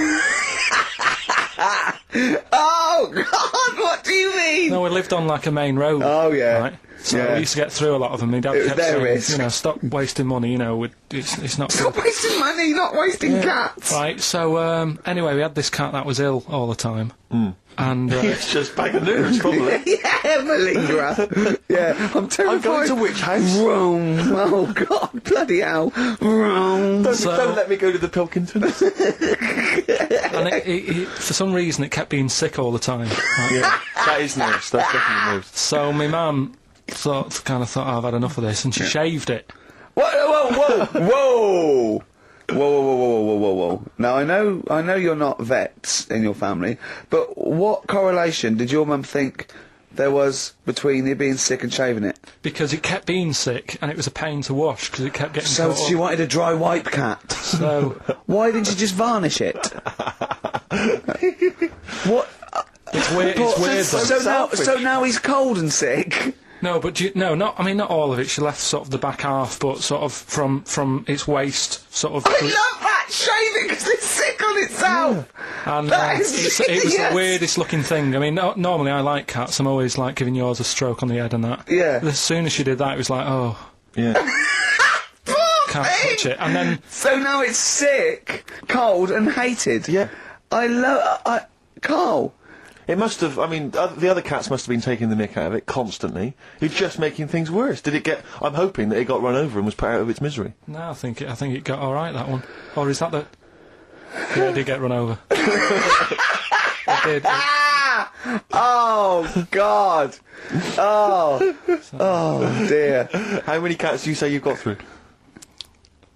I'd say whilst I was living at home, I mean, it's still on the increase even though I'm not there. So whilst I was there, probably 5. God. Wow. Oh. Yeah. And were you upset each time, or you just got used to it? It's one of them things, isn't it? Like I've said before, when you first see something, it's a bit of a shock. Do you know what I mean? It's like the Elephant Man or whatever. Yeah. First time you see him, it's that sort of, oh, look at that. Did I tell you the time when the doctor said I was going to die? Alright, keep talking. Right, ages ago, must have been about 15, right? And at lunchtime there was this. We used to have a choice of stuff to do at lunchtime, right? We used to have like a burger place that had an arcade machine in it, right? So we used to go there and play on that and have a burger. Or there was this baker's, right, that my mum worked at, and did great cakes and stuff, right? So she used to like bring some home and that, but she couldn't always bring them home every night because, you know, they'd cost money, and she used to get them for free. And they used to say they'd rather chuck them away than give them to the staff because there's a chance that the cream might be off. Right. Right, so they used to chuck them round the back. So I used to go round the back with my mate and eat a load. Brilliant. Scavenging, eating out of bins. No, it wasn't out of bins, they were still in trays, but they just stacked them up near the bins, right? So this got out, I mean, it used to be a chocker. Once the school found out, everybody used to go there, and it'd be like, well, have a cake. Headmaster crawling through, fighting the kids off. Right, so I'd have, you just eat, I don't know, 6 jam donuts or something, and then you'd spend your dinner money on the arcade machine. Brilliant. Right? So it was a good afternoon, really, right? So you'd do that, and this one day I must have had 6 or 7 jam donuts, a few Congress tarts. What's a Congress tart? I love them, I can't get them in London, right? So I'd have some of them. If anyone maybe- can get a Congress tart for Carl in London, please let him know. So anyway, this day, that was just a normal day. Do you know what I mean? You'd twice a week, you'd have a load of cake. In your life, Yeah, that's So all anyway- day you'll have. Were the frog boys there with the webbed hands and the big heads? So- and the horse in the settee? Yeah. But the day after one of these days, I had really bad cramp in my belly. Right? Yeah. I was like in agony, could hardly walk. So I said to my mum, You could hardly stagger to the free cakes. So I was in absolute agony. I said, I don't like doctors, but you'll have to get a doctor in because I don't know what it is. I can't walk. Just gets the doctor round. I won't say his name, but he said, well, doesn't look like he's got long left. Blimey. So I was a bit like, hang on a minute, I've only had a few cream donuts. Yeah, My mum was panicking. sure. He went, my dad came in from work. She said, oh, something's really bad with Carl, I think it's serious. The doctor said he ain't got long left. So he said, what? He said that and just left? So she said, yeah. He said, I'll have to call him then. So he called him up, said, what's all this about? Carl hasn't got long left, how long's he got? So he goes, oh, I was only messing. He's just had some bad cream. Can you believe that? Well, the thing is, I like the fact your mum didn't ask any questions. I know. She didn't But go she into doesn't- detail. No, Well, can you explain more, Doctor? No, I got a shoe off. No, but she doesn't. She doesn't like talking. you know, I don't want to diss you or your family, but I imagine if I was there, I'd have known the doctor was joking. Yes. That's all I'm saying. I mean, I sound very arrogant there, but I imagine he went, what's he been doing? I had about 6 cream cones. Oh, right. Oh, wow. He hasn't got long to live then. I'll see you later. That's what I think the doctor did. Yeah. Just like the idea your mum just let him go. Yeah. Terrified, thinking, well, Yeah. I'm not going to probe him. He's that's it then. Dad comes in. Hi, honey, I'm home. Anything happened? Doctor said Carl's going to die and then left. Go on. Watching a programme yesterday, and it was about these Japanese snow monkeys. And it was all about how animals learn things that aren't instinctive, particularly sort of primates, because they see other people doing it, and they start a culture. And they can pinpoint when these monkeys, when one monkey first went down and got in the hot water springs, and stayed there because it was hot, and the others copied them, and now it's part of almost a culture, you know, that won't be handed on because it's not instinctive, but has to be learnt each time. And you know, and they groom as normal like other monkeys, right? But they're really intelligent, and obviously the reason they groom other people, other monkeys, is because they eat the mites. But also the monkeys have learnt they like being groomed. Okay, so they showed this one monkey. It went to a deer, okay, and it was grooming this deer to get its mite off it, right? But then it didn't eat it. It held it in its hand. It went over to a monkey, put the mite on itself to show the monkey it had a mite, and got a free grooming. That's extraordinary. That's extraordinary. That is because it extraordinary. gave up the food, knowing that if you put one there, this monkey would look for mites on it, Yeah. and it would get a free grooming, and it was like having a little massage. What do you think of that? It's not bad. I've got some better stuff coming up later. on Monkey News, on the official Yeah, Monkey do you News. see that? Just see what mine though. Mine's true. I mean, that's an interesting and It extraordinary. actually happened. It's discovery. social behaviour amongst primates. So I saw it. It was, you know. Did it rob a bank, Rick, at any time? It didn't rob a bank, and it didn't open a hairdresser's. See, that's what you're letting. That's what I you're letting am. yourself It's down. not quite good enough, is it? My Monkey News. No, I've got some. See the difference where I named the species, explained it slightly, told you an interesting fact, as opposed to there's this monkey, right? And Look at him looking it's at you. Yeah, He's not interested, Rick. Can I tell you now? Can I try and describe for people the face that Carl has? I'll tell you what it's like. It's like if you draw some eyes, a nose, and a mouth on a balloon, and then inflate it to about half full. That's what Carl's face looks like. That's what his head looks like. It looks like a face you've drawn on a balloon. Very small, the rest of the head huge. It's just that today I'm a bit tired, right? That's one thing. Why are you a bit tired? I just haven't been sleeping, right? Why not? I don't know. I've got a lot going on in my head. Oh, if this would be like The Simpsons, if we could actually look in there, there would be 2 monkeys grooming now. Plus, you've been talking about like stuff that I can't relate to and that. So I'm What, writing poetry, Like what? reading books. you know, what? doing poetry and stuff. I never did any of that. What did you do? Well, at school they didn't bother. They tried to get us to write more, right? Right. By Giving you a pen? well, they used to give us these school diaries, Yeah. little red book, and it was a way that they kept an eye on what you were doing out of school hours. Right. So some kids would write down, you know, Stole a bike. yeah, Burn a what have house down? Yeah. But when I was at school, around that sort of 12 age, I didn't get up to much. You have no money, there's no what you can do. So every night it was the same thing. I'd get home, and I'd have to go to the shop, right, and get some potatoes and some bread every Brilliant. night, right. And I kept taking this into school. Sorry, what was it? Dublin in the 17th century? Yeah. What do you mean every day you went to the shops and got potatoes and bread? That's kind of what I had to get all the time. That's what we had. Why? What did you have? Chip sandwiches? Yeah.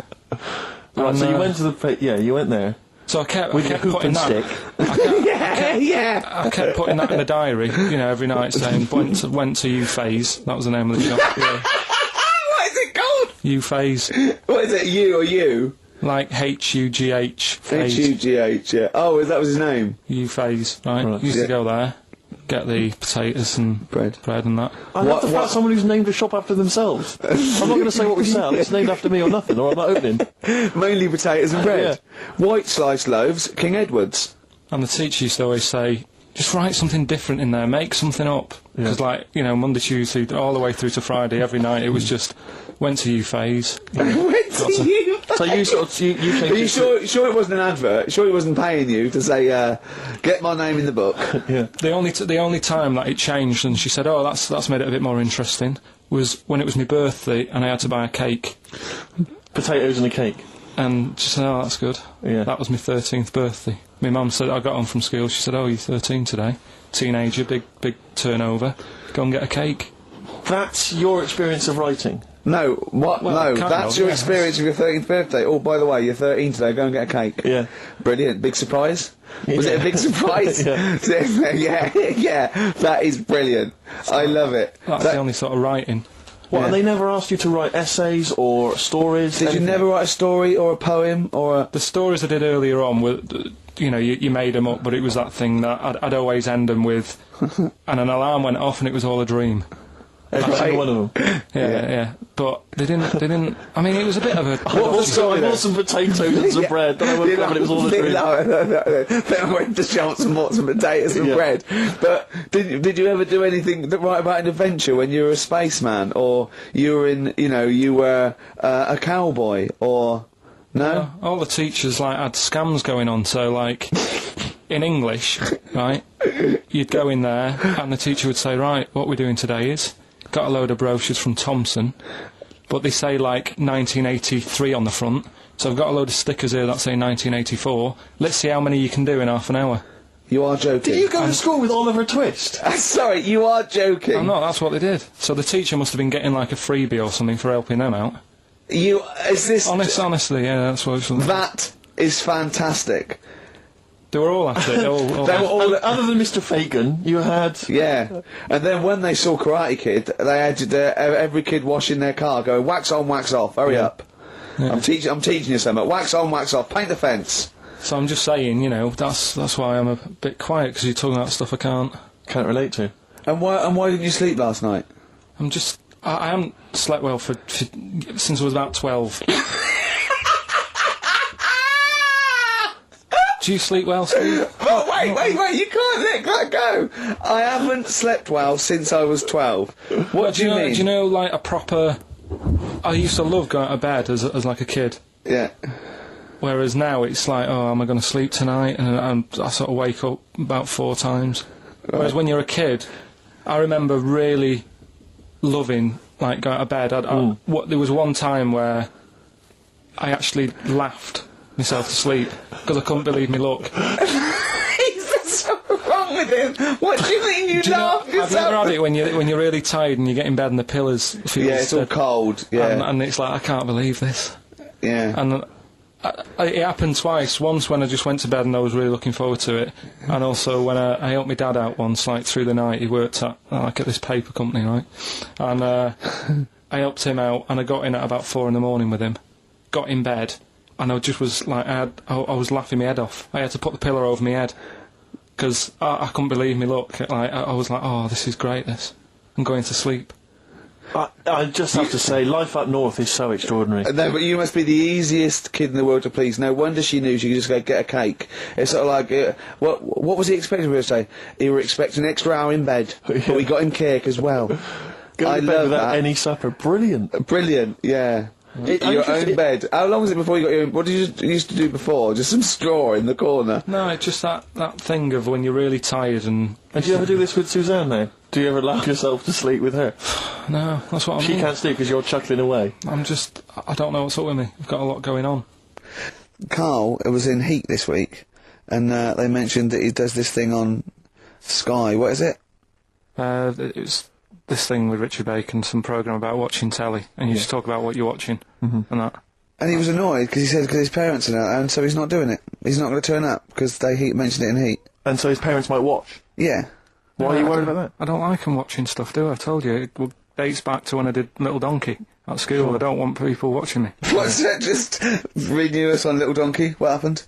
It was just, I was there to play the drums and that. in We Three Kings. I was loving it, you know. I got a bit carried away. How old were you? About 13, Yeah. right? Really? Probably. Yeah. About 10, no, about 10 probably. Yeah. Go on. 6. between 6 and Where old were you? What school were you at? Okay, you were playing Little Yeah. Donkey. Yeah. and, No, No, you but it must- was one of them schools where everyone sort of was in the same one. Do you know what I mean? Oh, a Manchester school. Just What the do one you classroom. mean? Well, it's like you. What, sweeping chimneys in the day and then 1 hour of learning? What are you talking about? What school were you at? Was it infants, junior or secondary? Didn't really do that. It was What one do where. you mean? do You that? did that? They still have to abide by the laws of the land in Manchester. No, but it was a lot more like you had infants, but Yeah. you also had like the older lot. There's kids there who, when you're in the younger year and that, you'd see kids and you go, "Is that?" Talk English and use terms that people do when they're talking about schooling. I don't even want to talk about this. No, how old were you? What oh. I'm guessing maybe 6 or 7 or 8. So you went from 13 to 6? Yeah, but like I say, it's hard to remember because Imagine if you were giving evidence in a trial. Yeah. How old were you? I don't know. Yeah. I mean, I don't know. I can't really narrow it down other than 7 years either way. You know, theoretically, Yeah. he could get called up for jury service. Right, you're on. a lot of mates who I had didn't have enough money to go on holiday, and they just get a present for the summer holiday. I would just like. Of course, they got an education, so it's Yeah, but Carl, the thing is with Carl is, right, I want to give him gifts. Yeah. I want him to have the loveliest Christmas ever. I want him to go pony trekking. Do you know what I mean? I want to just... Scared of horses. so many things we don't know about Carl. Fell off one out of fate, and the woman didn't know what to do. She couldn't handle the horse. It was running off. I was hanging underneath, getting a kick in the head. No, Really? Now, hang on, what age were you? 'Cause this could explain a lot. I was about 6. That makes a lot of sense. I think we got to the bottom of it here. Oh no, got kicked in the head by a horse, lived in a caravan, and had to live in Wales half the time. Oh. Then no wonder this is your favourite time of the week. Do you look forward to this all week, these 2 hours? It's alright. My mate, right, he was religious. Uh-huh. And I'm not, really. But No, I mean, you believe in ghosts, though, and shadows pushing people off bikes, but go on. it's the same time, I think I told you once before that I went to the church with this lad because Right. I swore and he said he was going to tell me dad. Yeah. I was effing and jeffing. So he said, if you're going to... Is that how they get people to church nowadays? I love that one kid that, yeah, he hasn't got the idea of the protection game. There's nothing in it for him. Either you turn to religion or I tell your father. Right, so I went to church with him and that, and then the next week he said, I know that was rubbish and you didn't enjoy it. It's when I got kicked out for messing with a tennis ball in the pews, right? I don't think we've heard that, but I don't think we can possibly go into that now. Summed it up. Yeah. So, Well, no. No, come on, that's we'll it. come back to that. You had a Okay. tennis That's the ball and story. some pubes. No, in the pews. In the pews, right. Yeah. But anyway, so I went there and I said, I don't think much of this church thing, it's a bit boring. Sorry, and so you went to church and you ended up in the Crusades. No, The it's Crusade- called, what's it's the called Crusade? the Crusaders. What it is, it's meant to be the fun part of religion for kids. Uh-huh. Right. And my mate said, oh, you want to come along? It's, you go on a Friday night Yeah. and do it on a Sunday as well. Brilliant. Right, so I went on the Friday night, it was brilliant. They had Sabutio, played table tennis in this dead big old house. And what do they do at the end? Say, I hope you enjoy yourself. Remember, God gave you all this. Well, it's sort of, enjoy the simple things in life. You don't need computer games, you can play table tennis and that, and talk with your friends. Yeah. And blah, blah, blah. So yeah, that's alright. I think you'd be happy in a young offenders institution. You get to clean the toilets there But as don't well. forget, Carl, I think God invented Nintendo too. Right. Well, anyway, so that was alright. I loved it on the Friday. Yeah. And my mate said if you go for 4 weeks in a row without missing a day, Yeah. you get a free badge. And, I And was like, salvation. I don't like all this sort of being stuck in stuff. Do you know what I mean? Right. That's Yeah. what my head in Yeah, about don't get tied school. down. Do you Yeah. know what I mean? It's like, every day. Yeah. Right, so, anyway, so you've got to come again on Sunday, so I thought, well, we'll have another game of table tennis, it'll be alright. Yeah. So anyway, I go on the Sunday. Who was this? Who was this servant of God? Right. I go on the Sunday, it's like a totally different club, there's no table tennis, That's how they trick you. no Sabutio. Yeah. They start handing out Bibles. Oh. And It's I like a was- I was timeshare like, Hang thing. on a minute, right? They trick you. So I didn't go again on Sundays, I used to just go on the Friday. Just go on the Friday. Brilliant. Brilliant. I'm amazed no one else saw through that. Well, the thing is, there used to be loads there on the Friday, so bet I there thought they won't even notice if that I'm not, like... Yeah, do you sure. know what I mean? That I'm not showing up on a Sunday. So anyway, carried on. It was Just this brilliant. kid in the vicar. Oh, I love that. You got one over on the church. So I was loving it, right? Playing table tennis and that. Yeah, and then on a Sunday, they found out where I live, and the head fella started coming round, knocking on the door. God. He's everywhere, Rick. Why did he knock? The fella, Politeness. the fella who like ran the club, he started coming round, knocking on the door. And I saw him coming up the path, and I said to my mum, "Oh, it's the fella from the Crusaders." Yeah. She didn't even know what I was. No. She She was thought like, you were "What off are nicking talking hubcaps about?" and stealing cars. She didn't Yeah, have yeah. a clue what I was talking about. You've been going to church. to church, I don't You believe it. little That's bleeder. not how we brought you up. So I said, "Look, just tell him I'm not in. Tell him I'm not in." And then she had to keep doing this, and they were coming round every Sunday to try and make me, like, go on a Sunday. It was really important that I went and that I was abusing the system and all this. Anyway, I didn't go. And then Why didn't they just tell you on next time we turned up on a Friday? Yeah. No, well, because there was so many people there on a Friday, you just get mixed in the crowd. Yeah. It was jammed. It was well popular on a Friday. Yeah. Yeah. Right. But anyway, on one of the Sundays, it was quiet for a bit, and they stopped coming round.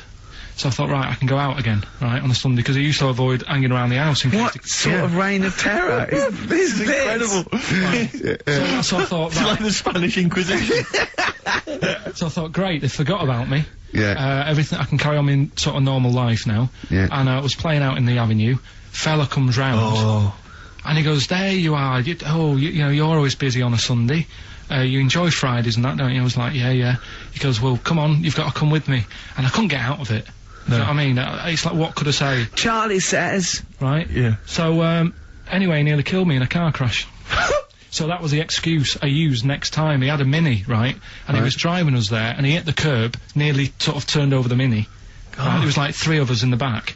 So I said, That record. so next time Or was it a he came, joke? next time he came round to pick us up, I said, "Look, really enjoyed it and that." I said, "But ever since that journey, I really, you know, I don't want to get in the car with you again because it scared me a bit." And I said, Right. "All right then, I didn't have to go again." That's right, isn't it? That's extraordinary. Yeah. He almost killed you in a car It's a crash. parable that thank God no one was hurt. Yeah. I remember that. Your life moves in incredible ways. Yeah. Rather like God. Yeah. So, So there you go. they're probably round there now, aren't they? Going, is he coming tomorrow? So, would you like to start on your, to Steve, because I've heard all these. Well, we won't do them all. Well, we'll start off with the Mr. Freeze. Tell Steve the story of Mr. Freeze. This is the first time he nearly died. This is the most serious of the lot, really. So, what it was, do you know, like, I don't know if your mum and dad did the same thing, but, like, they do the weekly shopping on like, a Friday. Yep. So when you got to Thursday, there wouldn't be much stuff left in the cupboard. It'd just be like, you know, your Jacob's crackers and stuff like that. So when they'd been to the supermarket and they came back, I was like, you know, what's that saying? Like a pig in... You know, I loved it. It was like loads of food coming in, loads of biscuits. He nearly said, What is that saying? he nearly said pig and shit. Right. Is that the saying? Yeah. Right. So yeah, all this food comes in. Thank God he didn't. Otherwise he'd have been in trouble. That's true enough. Because he's culpable for our actions, because Exactly. he's the producer. So technically, Oh. that twat's in charge. Go on. Right, so anyway, so there's loads of food, and I'm like, oh yeah, look at this, and chocolate biscuits, and, you know, penguins and stuff. Bacon. And bacon. Just in case, you never know. So anyway, my mum and dad's putting the food away. Me and our kid are like, he's already grabbed something, gone back upstairs. It's like feral children. it's like a quest for fire. And then they run upstairs. What did he just sit under the bed, gnawing at some sort of pig's trotter? So I saw, do you remember Mr. Freeze Pops? I do, yes. Well, they're kind of like popsicles, icicles. Yeah, but really long, like a foot long, right? Yeah. So I thought, I'll have one of them, so I grabbed it. Went for the nutritious stuff first. Absolutely. And like my mum and dad are putting this stuff away and what have you. And I rip it open and knock it back, right? Straight away, just right back like Swallow that. it right straight down away, it. yeah. But it went down the wrong way, right? So I What, was down like, your shirt? So I was like, oh god, I can't breathe. And my mum and dad didn't even know what I'd ate. Do you know what I mean? I ate it so quick. Yeah. And I'm sort of tapping my mum on the back, going, and she's going, oh god, you know, he's choking again, because I was always choking. If it was one thing, I don't know if I've got like a small throat, but I mean, even Ricky knows I can't drink that much, can I? Yeah. Do you know, or I'm eat not pebbles. I'm not a quick drinker. I'd always, I think I'm scared of like swallowing stuff. Yeah. And it was like bottle tops and mint imperials and stuff. I was always choking on stuff. So anyway, she's going, oh God, what's he picked up on that now? Drop it. So- And she hit his nose with a stick. So I was going, I'm choking. At this point, my dad had like, I think he'd put his share away, you know, his food away, and he'd gone. His share. I love it. Yeah. He'd gone to watch like Winner Takes All or whatever in a lounge, and I was in the kitchen, and I was starting to like I didn't care anymore. Do you know what I mean? I just got to that point where I wasn't struggling anymore. You just thought, I'm done I just for. was like falling to the ground. And my mum's going, you know, get in here, I think it's serious. And my dad comes in and sort of starts shouting at me, saying that's what you get for being greedy. He didn't even know what I'd eaten. Well, it was the moment to teach you a lesson, certainly. So he's there like that, and my mum's going, oh, look at him, and my lips were going purple, and my eyes were rolling into the back of my head. You look like Marilyn Manson. And, so anyway, she grabbed me from behind and did that fireman thing. The Heimlich manoeuvre. Yeah. And, you know, winded me, and it came up, and I was alright. What, the whole popsicle came flying back out? You see, that's what I don't understand, because there was nothing there. No, just a little bit. No, it swells up, doesn't it? Because it irritated it, so it went down this sort of like your epiglottis. It went down the wrong way, like it went into your air canal instead of your throat, and it sort of spasms, and that's the fear. You just got to calm it down and relax. So in time, I would have been alright. Yeah, anyway. you don't. Well, no, yeah. you might have. So that's so that's hang on. one. So, but No, but the weird thing is, like, for like 3 days after that, I felt like a sort of special person. I went to school. I'm saying nothing. I did full days. a special needs person. Yeah. I went to school the next 3 days after that. I didn't like wag it or anything. I did full days. I love that. 3 days, turned over. Yeah, exactly. After 3 days, you thought, screw it. Yeah, did a quick history exam. But have you ever had that where you've like felt like I've been given another chance here? Right, next one. weird. That's popsicle. That's popsicle hell. We'll call that. Right, next one. Which one's the next one? Oh, what about your paper round? Right. Can I ask very quickly, did your life flash before your eyes like they say it did? No, I just sort of went really calm and like, I'm ready for this now. Right. I wasn't bothered, do you know what I mean? You had wasn't no scared. regrets? No. It was weird. It was really weird. Yeah. But anyway, the paper round one. Paper round, I'd still say it's the best job I've ever had. And he means it! No, I really enjoyed it. It's like, you know, you don't have to work with anyone else, right? So you make your own rules. Just think of that. You know, you sort of You're around. spreading information Well, yeah, to people, yeah, vital information. giving a service, Yeah. and no one else is around. You know, you can just do what you want and think about stuff whilst you're cycling around on your bike. It's really good. Yeah. So anyway, Imagine the stuff he's thinking about when he's riding around his I bike. can't. Oh, so getting in the head of a salamander. So anyway, I loved it, and even though I only got like 50p a day, right, no matter what the weather was like and stuff, I used to get up at 4:30 and go and do the round, and Why'd you get up at 4:30? because I wanted to watch the Pink Panther at 5:30, so I wanted to get me paper round done. I said, why didn't you watch Pink Panther? And then do the paper. He went, oh, I can't sit there thinking I've got my paper round to do. He'll ruin it for him. Yeah, so is it a good job or not? So 4:30 I was up and about, and this morning it was like winter, really bad winter, bad snow, you know, freezing cold, really windy and all that, and my mum said to me before I went to bed, she said, don't be getting up tomorrow, I'll give you the 50p. I said, it's not about the 50p. So, you know, people want the papers and stuff. So, Conscientious. so anyway, I went to bed thinking, you know, that's it, I've told her I'm still going, so, you know, whatever. Go to sleep, get up in the morning, and put all my kit on. And I used to have layers of clothing on because it was really cold. I had like a big anorak on with the fur on. I had like waterproof pants, and I got my paper round bag. And I went downstairs to get out, and tried to open the door, and it was locked. I thought, oh, God, so she'd locked it so I couldn't go out, so I'm searching around the house looking for the keys. She must have hid them somewhere. I thought, oh, God, you know, I've got the papers to do. So I thought, how can I get out? So I went upstairs, climbed out of the bathroom window. God. Right, and to try and jump out of the bathroom window onto the porch. But the problem was, I had so much gear on, I was like the Michelin Man. So I could hardly move as it is. Yeah. And I'm trying to get out the window, and I'm like, trying to stretch down like that, get my foot on the porch, and my bag got caught on like the hook of, do you know like how you have a hook so you can put the window open? Right, yeah, The little arm goes on. My bag had got caught on that. I was holding on to the wall and my foot on the thing, so I couldn't sort of pull it away in case I pulled it away and then fell on my head. Yeah. So I'm stuck there, Dangling. My dad comes back from working nights. Yeah. He thinks I'm a burglar.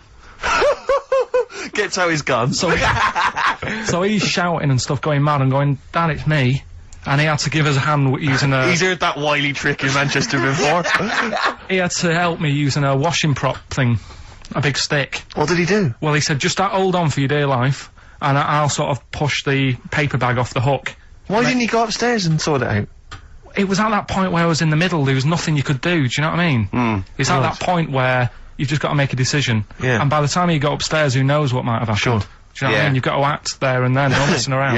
Yeah. So... And you could hear downstairs, now here he is, the Pink Panther. Yeah. Dad! Hurry up! Panther, ever so pink! Oh. So that was close to death, because I must have been about 30 foot in the air. Yeah. And I would have, that would have been nasty if I fell to the concrete paving, so... Well, And, there's more to come. Should we play a record and come back to this? Because he's got more. Oh yeah, no, there must be one of them where you did fall on your head.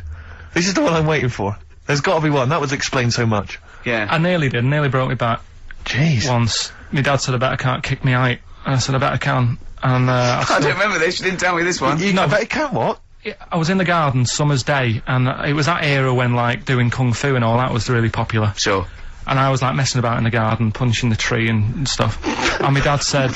What a kid he must have been. my dad said, I bet you can't kick your height. Kick your height? What, yeah. you mean kick as high as yourself? Yeah, so I must have been, like, 5 foot or something then. And I said, of course I can. So I bet you can't. But instead of doing it on the grass, I did it on, like, the concrete bit. Kicked it, actually did it. I went, there you go. But then, like, get my foot down quick enough and land on my back. You paused to say, there, I've done it. Yeah. As opposed to putting your foot back on the ground. And landed on my back, and I'd still get back trouble now. Do you? Because they say that, don't they? So, to cut a long story short, he gave me about 4 or 5 near-death experiences, and he went, and the whole point of this, he went, so that's why I think I'm gonna die of something horrible, like cancer. And I went, why? He went, right, you ready for this? Yeah. He said, well, I don't check my balls. Wait. He said, I don't like the feel. Carl, have you ever logged on to Friends Reunited? It was the site that everyone was talking about last year. No. Are you aware of the concept? I've heard about it, but there's no one from school who'd want to see it up with. again, really.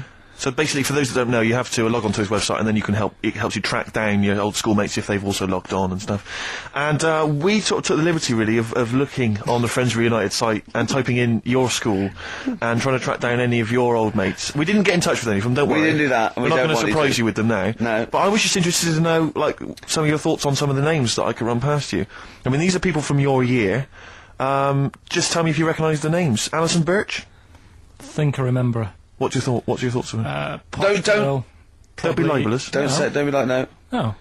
No. Posh probably did pretty well in history and that.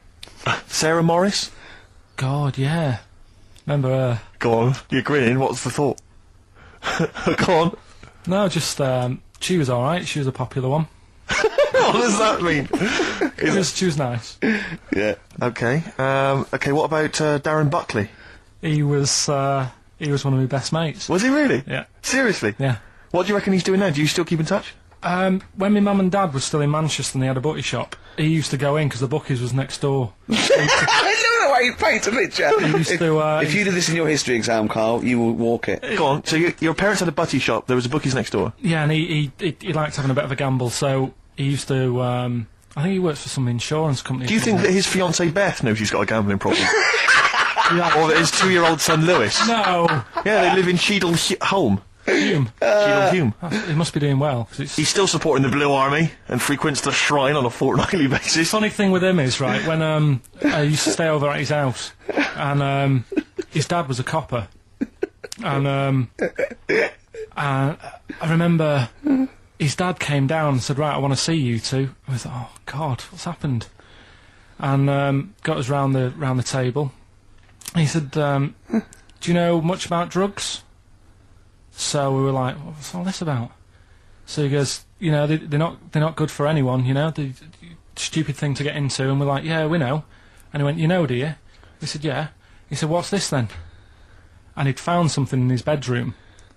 and it was a Skittle. What the sweet? You know, little sweets with the S on it. And Oh, really? Drugs. Yeah. So he said, well, yeah, it's a Skittle. Yeah, I know what it is. Oh, he was bluffing like that as a slang word. Yeah, he thought, because he was a copper, he probably had to be down with all the terms and that. So we said, oh, it's a Skittle. And he said, yeah, I know what it is, but what's it doing in your bedroom? Oh. And it was like, no, it's a toffee. So, Darren, Yeah, I know, it's a toffee, it's a squib, it's a, yeah. Carl, more people from your past. Debbie Carr? yeah, she was another nice one. What does that mean? Is that a euphemism? No, she was one of them that you'd sort of go, she's nice, but she'd never be your girlfriend. Do you know what I mean? She was, Not really. even though she was in the same year, she seemed a lot older. Right. And like, Wasn't a teacher, was it? there was 3 of them who all hung together, and they seemed to hang around like the older kids, the ones who looked like men. Do you know what I mean? They had Yeah. What like did you look like then? Well, it's just that I had youthful sort of looks, whereas like the older ones had like beards and stuff. It's a gang of boys in the 5th form with beards. Were they smoking pipes? Come over here, me filly. Oh, Debbie Carr, come over here, you little beauty. But she was like, I love that. Hanging around with beards. There's the big boys. Oh, fishing. Lovely beards. What do you I mean? just see a whole row of George Bernard Shaws. Brilliant. How do you do in history, boy? Think on E. You're an idiot. Oh. they were like, you know, I'd be there sort of punching people in the arm. Cause we used to play that Oh, at that's a school. great game. Oh, I love that. Punch people in the arm. Is that part of the Olympics now? it's, I think it was exhibition this year. Right. But it's going to be a pro next it's going to be the Winter Olympics because you've got to do it in just a cap sleeve shirt Sure. in winter. Yeah. So you're playing that? She, but whilst I But was she didn't doing appreciate that. She used to go, ow! that, no, I always think whilst I was doing that, they were like the Charlie's Angels, and they'd be sorting out a mission somewhere because they were really like there was something about them that you thought, you know, yeah, they're special. They were private detectives. What do they work for a man they never see? Okay, well, here's a name I'm interested in because, well, let me just tell you the name first. Adam Clifton. Oh. Go on, what are your thoughts on Clifton? He was one of them kids. He was all right, but he had that thing when if you didn't have enough milk, he had like wrinkly hands and white bits in his nails. Oh! Because he didn't have enough milk. Yeah. So, Yeah. therefore, you didn't like him because he didn't get enough milk. This is not to be confused with the 2 people with the big heads and the web feet, is it?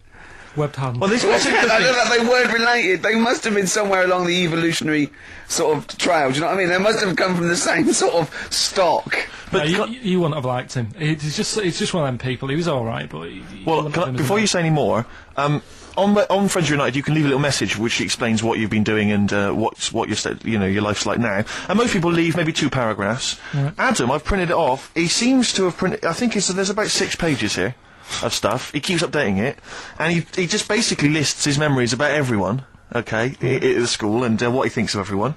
And he says, I often see Simon, he's doing all right for himself, self-employed illustrator, Mark Cooper, Carl Pilkington. Right. And your name comes up. Now, I don't know if you've told us this story. I think you may have done, but I can't remember the facts about it. It just says, Carl Pilkington, with his pet bird. Was it a magpie? I can't remember. He brought it to school to show everyone, and it flew away. Oh, God!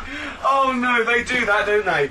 You True. show them What was the story you there, give Carl? them seeds and they just leave. What do you mean? This sounds like Kes. Well, that's it. I was a big fan of Kes, and it was the time our dog had just died. Yeah. So I didn't have any pets, and the cats were always getting run over. Yeah. And so we didn't want any more pets. Yeah. But there was a magpie that used to fly about on the estate, and I managed to sort of tame it. And in the end, With a chair and a whip? What do you mean you tamed it? Well, just used to sort of hang around it and talk. But how did to you it. get hold of it? Did you catch it? Well, eventually, yeah, it used to just come to me, and the annoying thing was, it got to a point when I wish I hadn't bothered, because it used to pop me bike tyres. It used to sit on like, if I was talking to my mates and I was on my grifter. I love the way he just throws things in. It's like an Alan Bennett play. It landed on my tyre, and it used to peck at the tyre and pop it, and then no. it used to then never go away, so it was always like around the house, and my dad said never bring it in. So he used to sit on the porch, and I used to go out, and it used to fly down and land on my head, and it really hurt. It used to like peck and stuff. He thought it was a tyre. So it wasn't so much tamed as a stalker. Oh, God. So you took it to school and it flew away? Yeah. So did you take it in proudly going, look at my magpie? Oh. Yeah. Oh, But no. I think it got a bit confused in the area that it was in, because I used to just keep it sort of around our estate, but Sure. the school was a bit of a distance away. How did you get it So, there?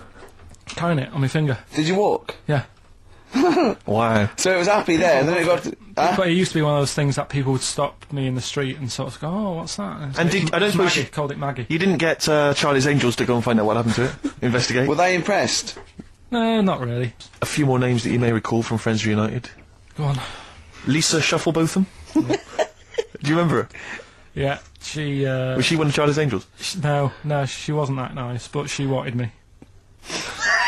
her and a mate Rachel, I remember, I don't know why, but it was some sort of PE lesson where it had to be a bloke and two girls, and they were fighting over me. Could you hear what they were saying? They were just like, I want him, and I was loving it. Stuck in the middle, and they were fighting over me. And then the next week, I thought I'll sit near them. What again. sort of game do they play at this school? I don't know, That's an incredible game. but I think Punch me on the arm. No, punch me on the arm, Carl. They just went through it, because the following week I thought, right, I'll sit near them again, because I quite enjoyed the way they fighted over me. But then they picked somebody else, and I don't know who I was with that week. So you didn't get any action with Shufflebotham or a friend? No. And What- as she got older, she went a bit off. She didn't look that good. She's probably nice now. It's just, I mean, I'll say about myself, when you get to sort of the end of secondary school, you do sort of go a bit odd looking. Right. Do you know what I mean? When your Yeah. sort of head grows funny. I would just love to go back to his school of that era. I mean, just what happened to people, whether, you know, all people sprouting limbs No, do you know and what I mean? things. When you're like 12 and that, you quite... No, not 12. When you're 10. When you're 7 to 10, you sort of look healthy, and you look at your pictures when you go, yeah, I was a good-looking lad. But then when you get to late secondary school, something happens, Yeah. and you just look a bit odd. Okay, well, what about Alison Thorpe? Not sure about her. I sort of know the name, can't put a face to it. Damien Comer? Again, know the name, Yeah. can't remember anything. No. Yeah. It's a shame. Well, these are pretty much all the names I could find. We've had some interesting thoughts, though, and interesting anecdotes. Yeah. Anyone in particular that you'd like to say hello to that maybe listening now that No, you... I think I would have mentioned Darren Buckley if you hadn't have brought him up. Oh, right. He was like me buddy. Yeah. Did So- you ever see the magpie game when you took it to the school and confused it? No. You're joking. That was the end of it, was it? Yeah. So where did it go? Probably to some other kid. Because, I mean, actually, it probably got killed. Because if it was being that friendly with other people, some people might have took advantage of it. In what way? Well, there was a programme on the other week about... What, in the way that Shufflebotham was trying to take advantage of you? Yeah. There was a programme on the other week about bear whisperers. Yeah. And some blokes got really friendly with a bear, and then when they were leaving that area where the bear was, they said, oh, we've caused a problem here, because there's some bear hunters coming in and moving into this area, and it's going to get a bullet if it acts like this, so they had to scare it away, and that's what I should have done with Maggie. I should have terrified it a little bit, so it wouldn't trust humans. Just introduced it to some of your schoolmates, I'm sure, would have freaked it right out. Well, the ones with Maybe the that big was head- why it fled. It didn't see. it's Hold really on, it weird. didn't see those two fellas with big heads and webbed hands coming towards it, did it? That would have terrified anything. It's like a scarecrow, like two walking scarecrows.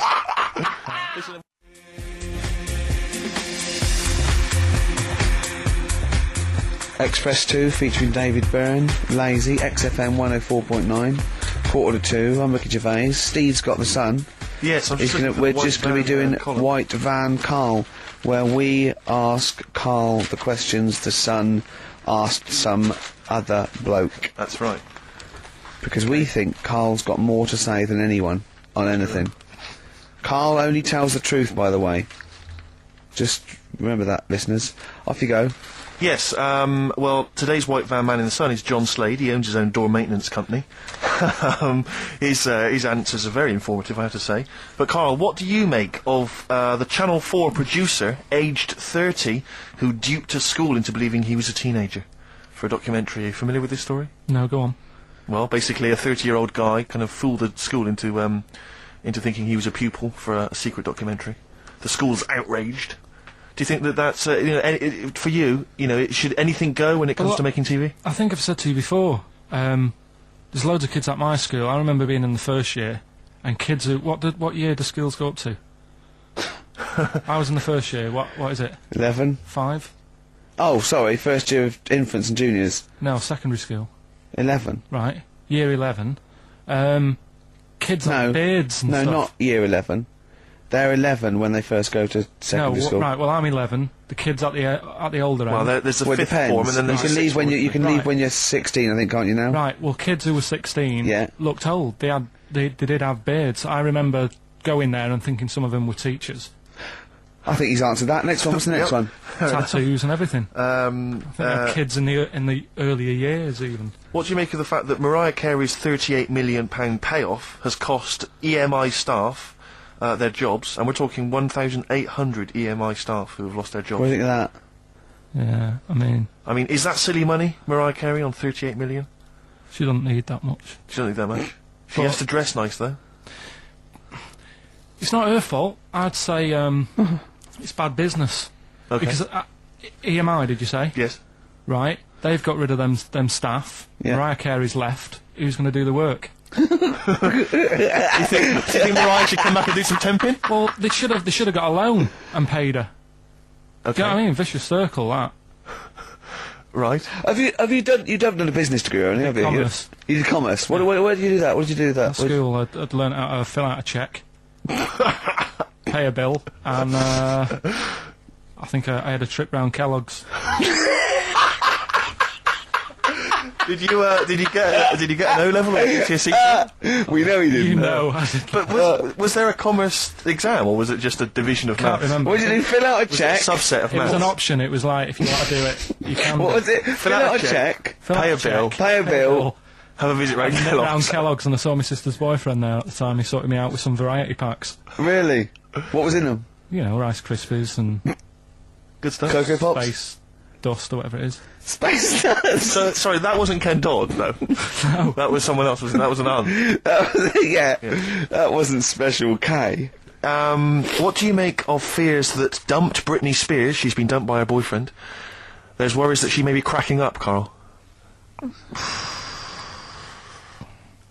concerned? What are the signs? Well, I'm not entirely sure. I'm just reading from this section, but I would assume that she's obviously showed signs of depression, maybe. She'll be alright. I remember, like, you know, Zoe Harris, when she sort of got bored of me when I was a kid. Yeah. Get over it, I don't even think about her now. What? And how long did it take you? How long did it take you to get over Zoe? Zoe Harris. How long did it take To you? be honest, right, it was like one of my first girlfriends, and she was a pain. I remember I went out with her because she wouldn't stop hassling me, right? Yeah. And I remember I love that, I love that. Oh, go on I then. never talked to her, and then the bit that really got me, I thought I half liked her, and then I remember, right, we were at a school party, sort of infant school, Infant school? right? Are you sure it wasn't junior school? Well, it's on the cusp, Yeah. right, when you're about to leave infants and go to the next one. Yeah. And she was crying because You were saying, I don't think we should move in together. She was crying. She was crying. Oh, was she? Had you She stolen must her have- milk? She must have been nearly 6. Why didn't she grow up? no, she was crying because somebody had stood on a dress and put a bit of a hole in it. And I said, oh, for God's sake. I can't stand it. Oh, So God. you, I just think him. so you gave her a slap. I just think of him like 6, like with clogs and a flat cap, going slightly bald, going for Christ's sake, woman, come on. Oh, Light him a pipe. I finished it because all the mates were saying, come on, Carl, she's upset. And I was like, oh, whatever. So again. hold on, no. Wait a minute. What do you mean all the mates were saying, like, come on, Carl? They were 6, weren't they? Yeah, but they were saying, come on, she's crying. Help her out. And, Well, and you it's did just- nothing? I got... Injured? Got a hole in her skirt. Yeah, but she was upset and you were her boyfriend. Well, So what did you do? Tell me the story. Where were it you? didn't work out. You were at some kind of school do. There was a hole in her That's why dress. it didn't work out, he said. Do you treat your current girlfriend in the same way? This callous disregard for someone's feelings? His current girlfriend does not tread on her dress, does she? Oh, she didn't. So, do it, as far did as she? you're concerned, what was her name? Sarah? Zoe. Zoe Harris. You just felt like, well, you know, if she's going to make a whinge about, you know, a silly little hole, screw her. Yeah. You're all heart, Carl. What would you have done? I'd have gone over there and given her a lovely kiss. No, you wouldn't.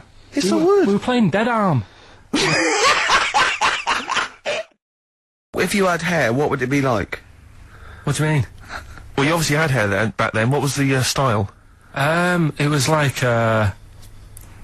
sort of, I had quite sort of, fine, sort of straight hair. Yeah. Right. Hairdresser once said to me, "You've got hair of a Chinaman." He was a wise man, wasn't he? What do you think that meant then? Oh. He just said, he just said, "You've got the same hair as a Chinese man has. Very straight, quite fine." Why is he doing it? I just imagine this pal going, "The Arsenal did well, didn't it, sir?" Shall I have something on that? You have the hair of a Chinaman. I'm sorry, nothing. You're not the spy. No, I'm not. Thank you. Good night. Oh, You're not my contact. yeah, lovely. You have the feet of a fish. I'm sorry, nothing. It's not you. Okay, next. You have the hair of a Chinaman. It was one of those barbers. It was a cheap one, just on a railway bridge. I don't believe that. Go on. On a railway bridge. That's why it was cheap. It was very low rent, so he could charge. That wasn't the 50p. barber, that was a man with some scissors. Yeah. Did you go, "Oh, I have to move you there, sir"? Wow. Okay, back in the chair, sir. I imagine them on one of those things you always see in old films where you've got You to have to press pump it up on and that down, thing yeah, so it like a travels along the seesaw. track. Yeah. It wasn't as good as that. It was just a normal chair, little wooden hut, and he did have to stop when a train came past because it used to. Well, because he had to change the signal. Just making a few extra bucks. Yeah, exactly. Yeah. Oh, I love That's that. Manchester for you. Oh, God. I always it remember wasn't him. Bernard Cribbins, was it? I always remember him saying, "Do you want your hair washing?" And I said, "Is it free? You know, does it come with it?" And he said, "Yeah." So I said, "Oh, go on then." He said, "Hang on now, I'll just have to wash these mugs up." He had like a sink full of mugs. Oh, So I'll just God. take these out and then I can wash your head. Oh, no. And that's why. Why did you go to this man? It was cheap. It was How like much was it? About £2. And when was this? God. At 88, 89. All right. Yeah. So what happened to your Chinese hair? When did it start coming out? You have the hair of a bald Chinaman now, don't you? You've got the hair of a Chinaman in a box now. I used to just work a lot of hours, and I think, That's what made it fall out. yeah, of course. No, it's not. It's genetic. You can't stop Not it. genetic. Of course it is. Your dad bald? No, he's got more hair than me now, I think. Is your mum? Kojak's got more hair than you, Carl. Anyway, Don't have a go at Carl's hair, that's a bit harsh. Oh, look at his little what face. did he say before in that book about going bald? It said, it had a little tip, didn't it? We'll go over them later. It says if you're going thin, doesn't it say cut your hair short and something like that? So it makes you look thicker. I've never been into getting presents and that. I had the problem at that Christmas one, that time with the Victoria Plum. Yeah, we'd hate that. We'd hate to bring that back. We've done that. Because you talked about the book, because it's kind of to do with your dad, isn't it? He's a very bad gift buyer, was that the problem? Well, yeah, my dad just wouldn't bother. It was my mum who sort of made an effort, and she sort of worked out half of what I wanted, then she left it to my dad to get it off someone, see if he could get one cheap or whatever. I love the fact that usually people talk about, like, drinking heavily or violent abuse, right? Yeah. But here's what he's been left with and scarred with from parents is bad gift buying. Yeah, and That's the not so Victoria bad, Plum is it? incident. In the greater scheme of things in the world, Yeah, but- that's not a bad thing to have, is it? Right, there was this, this is what it's like about getting presents and stuff, right? With my mum and dad. Go on. My mate, Colin, right? He Colin had, Makin? No, Colin Bailey. Oh, right? He had a little Sinclair Spectrum, right? Yeah. Computer, Yeah. which was like the thing to Oh, have at that yeah, time, yeah, right? yeah. Used to always go round to his house. The deal was... Not the one you had to play through the window because you weren't allowed to. No, that's another lad. Oh, right? yeah. This is a different lad. And the deal was, he came to our house, and my mum gave him a pie. And then I'd go round to his, and I'd stay there for a few hours playing, you know, Hungry Horace and stuff like that on it. Sure. Right? Now, my mum and dad knew that I really wanted one of these computers, right? So I waited about a year. Came round to Christmas Day, I thought, I reckon might have one. Turned out, they bought me the wrong one. They bought me a ZX81 instead of a Spectrum, right? And, Christmas Day, I'm there trying to load the games up, it's not working, I'm thinking, what's wrong, right? And the thing with me, when I was a kid, I used to get quite sort of agitated This quite is easy, the moment. right? I found out that it needed a RAM pack to make it work, right? looking in the thing, and it's saying, and make sure you put your RAM pack in the back. And I was like, oh, where's the RAM pack? And my dad's going, I don't know, I've got you the main bit. That's it. So, I was that wound up, I just was sick, right? Just sick. I didn't feel sick or anything, I just was like, oh God. Went to the sink, just sick. Because I was that on edge about it. I said, come on, we've got to get one. And my dad's like, Tandy's shut, we're not gonna get anything today. Ruined again, Christmas Day. That was after the year when my train set got blown up by our kid. Following year, no RAM pack. And now you ask me why don't I get good presents? He's scarred. He just I'm threw gonna up. die. Honestly, I'm gonna die. He's just screaming sick. Yeah. There's no RAM pack. Did you get to the bottom of it? Why wasn't there a RAM pack? You have to buy them separate. Oh, It's one of them okay. cons. What do you mean I can't play Frogger? Oh no. So, wasn't there another incident when you threw up? Spontaneously threw up? Through sheer anxiety? I do get it. It's not so much now, because I've relaxed a bit, but as a kid I used to be quite on edge all the time with certain things. Do you think that's what happened to your The cat wind. that kept being sick? That it didn't get the food it wanted, and it just threw up? Do you remember that? Yeah. God, so they shaved it. Yeah, but again, you see, the cat thing, I mean, it's mad. I was thinking about it the other day, right? I used to think I had quite a normal upbringing, You didn't. right? And someone was talking Your about the mother cat. once told you not to go to school because it was windy, Carl. It was Yeah. not a normal upbringing. The cat was being sick, so she shaved it, so it was easier to clean. Right, well, my mum and dad went on holiday, right? And I stayed at the Ross's down the road. Oh, yeah. Only a kid, must have been about 5 or something, right? And I was always running around in the house. I had a lot of energy as a kid. What the Rosses did, they had this cat that was dead violent, the most violent sort of angry cat I have ever witnessed. A tiger. It was honestly, Steve, if it was bigger, it would have been, because it was just always having a go at you. Yeah. If you went to pat it on the head, it went to bite you and stuff. And what they used to do with it, to stop me running around, I'd sort of be running around, and then I'd get a bit tired, and they'd say, have a lie down on the settee. So I'd lie down on the settee and I'd nod off. And what they used to do, I'd wake up and they'd have put the cat on my belly. Right? So I'd be scared to move because it's like it's going to get me. But it would keep you there. It kept me there, and it used to sort of slaver on me, and they'd sort of, you know, go out or whatever, and I'd be lying there. That's not normal, is it? Carl, sorry, were you created by the Brothers Grimm for one of their fairy tales? What kind of a life is that? Just looking through some of the news stories that Carl did make it into Carl's news roundup. Yeah. Just this one you might be interested in. Headline: Woman says partner ran off to become vampire. Yeah. And it says a young mother says her partner has dumped her to become a vampire. Rebecca Roberts from Somerset says Matthew Barrett fell for a blood-worshipping woman in a US cult. The 23-year-old mother says he began shaving all his body hair, dressed in black, and used Rebecca's lipstick to redden his eyes. Rebecca caught him performing weird blood rituals in front of his computer at night, cutting himself to prove commitment. She said, I thought it was just a hobby. Everyone's got a right to one. I was pleased he'd found an interest. Brilliant. This was apparently from The Sun. Apparently he's left, he's gone to America, he's living in this Ohio-based cult. But it's the last bit where she's been asked whether or not, if he came back, would she take him back? Sure. And this is where I wonder if the journalist, you know how journalists are supposed to just report the news, be objective. Yeah. I wonder if maybe the journalist here has maybe had some interference. Made the quote better for them than... Go on. Because it says, I never thought this would take over his life. Now, if he came back, I'd say fangs, but no fangs. Oh, dear! I can't believe. Imagine you're the woman, Rick. Okay. And I've come round. You're the to you, journalist. I'm the journalist, and I've come Okay. in and I've said, okay, I read about this. All I have to do is not say that thing. You've come. I understand you're obviously quite upset. Your husband's gone gutted. off. If he came back, would you take him back? Definitely not. Right. What would you say to him then if he came Just back? get lost. Right, but I'm really pissed off with you. Would you perhaps say something a bit more pithy?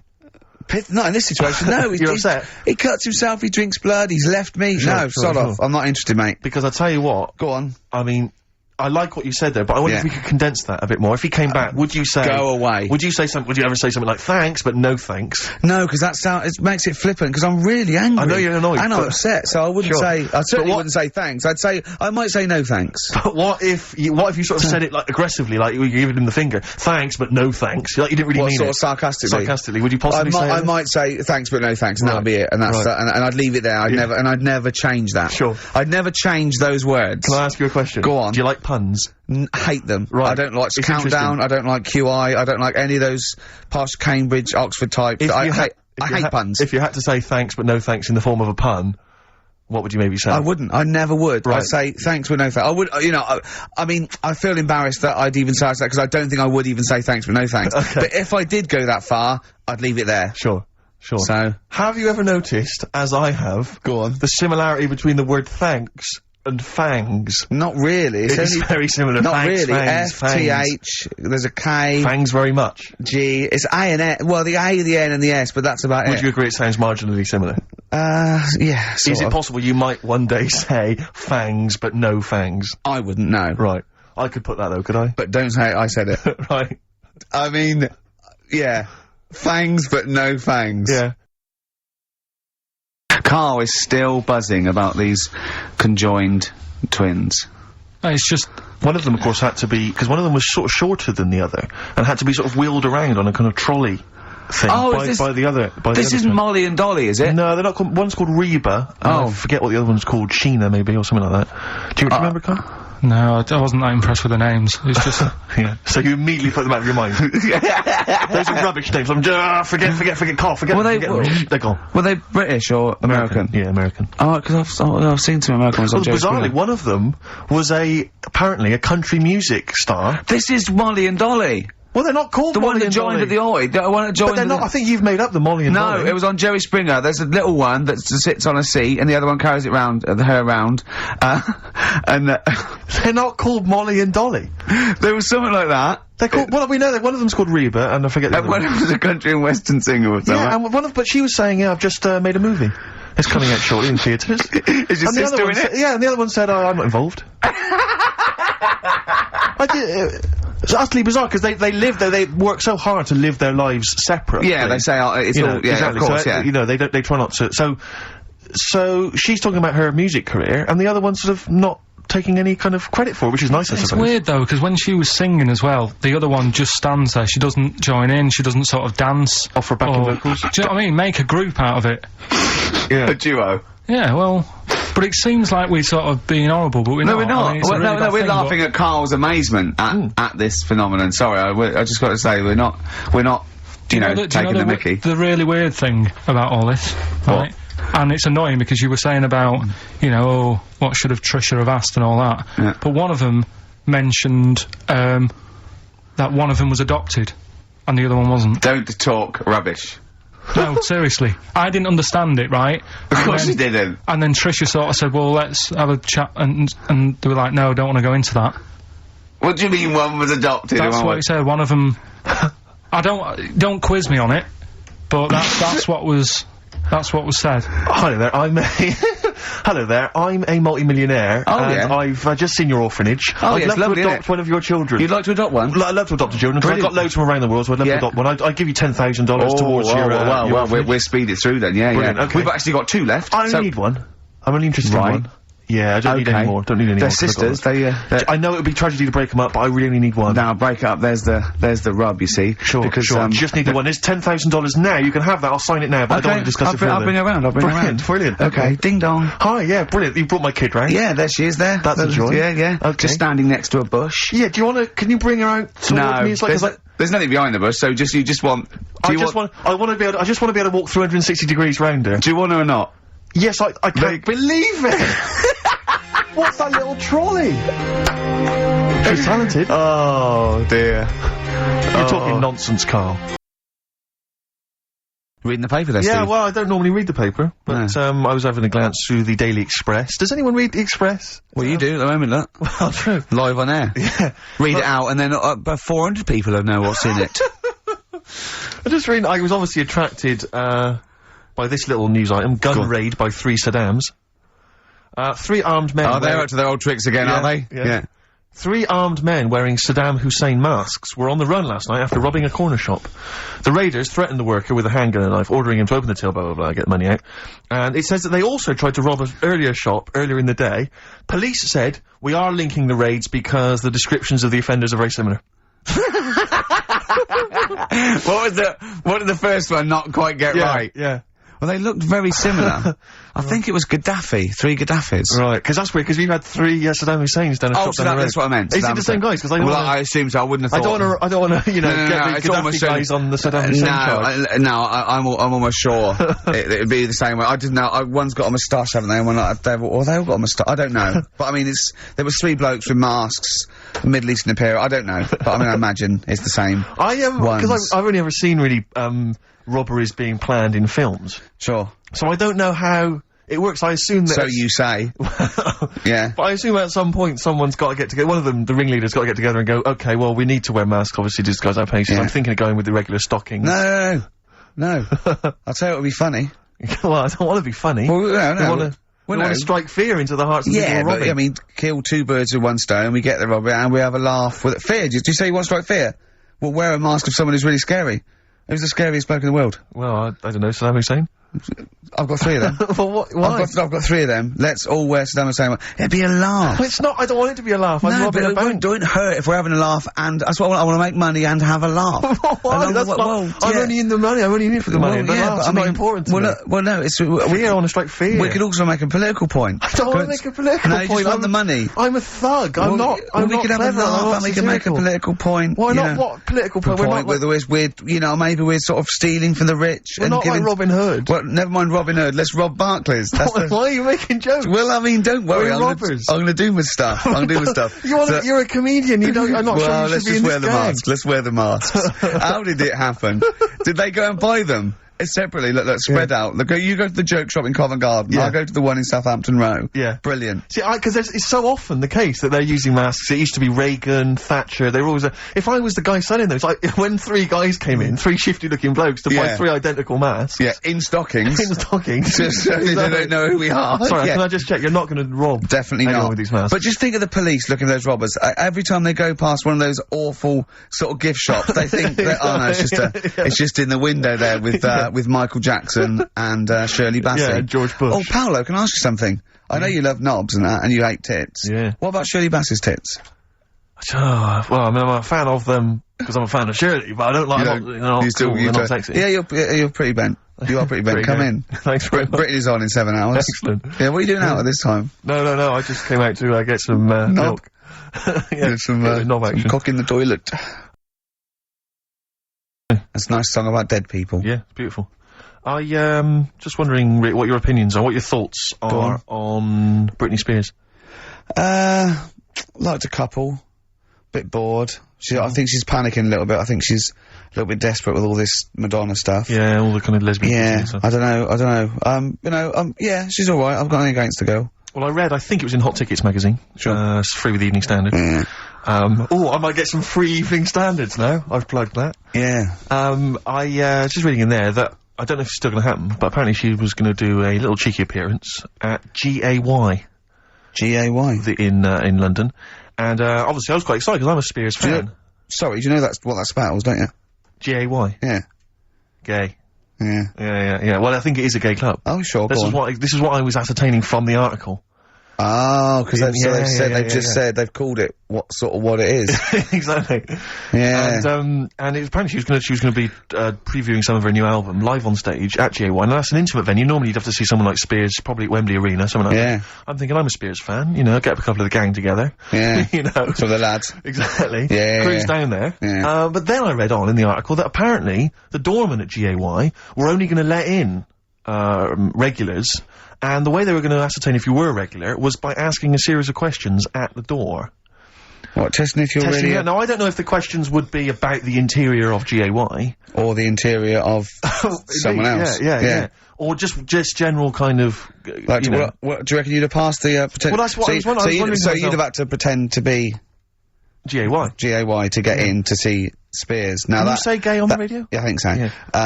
Yeah. But there's irony, isn't it? So you're pretending to be gay to get into a club to see a bird that you like. Yeah. Well, I'll give you a little quick test. Right. Shall I? All right. All right. Well, sorry. What's your name, mate? Paolo. All right, Paolo. Yeah. You haven't done a lot with your hair. You just sort of let it grow out. I mean, would you be putting product on a bit later? Because I mean, you don't look very. I mean, sort of like you look sort of quite masculine, quite. Yeah, well, sort of like you didn't care. Like you have no care about how you look. Like you're. I mean, normally it would be shaved. Of course. Oh, okay. Yes. We would say normally that looks about like 3 months growth there. Why haven't you? I've been ill. Nothing serious? Nothing serious. Okay. No, that's why I let it grow. So it's grown. Okay. So what time would you normally be going out then? Paolo? Normally I'd go out about sort of, I'd go out about 8-ish. 8 o'clock in the evening you've got? No. Because that sounds a bit early. That's what. No, I'd go out about 3 in the morning normally. Right. So I like mine. Yeah. Okay. leave Right. So that's right. That's right. Yeah. Where'd you go? Down sort of Down Old GAY, Compton Street for a Compton coffee Street. and then Yeah. onto Yeah. GAY Something like with that, your little shaved head. Okay. Well, you're doing Sounding fine. pretty gay.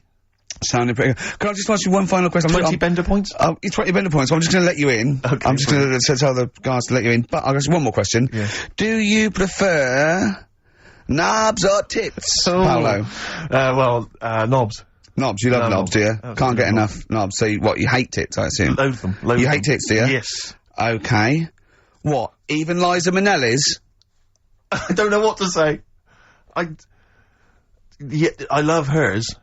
But not in a straight way. Straight way. In a gay So way. okay. So you love knobs more than I love tits, knobs right? more than tits. Okay. I love knobs.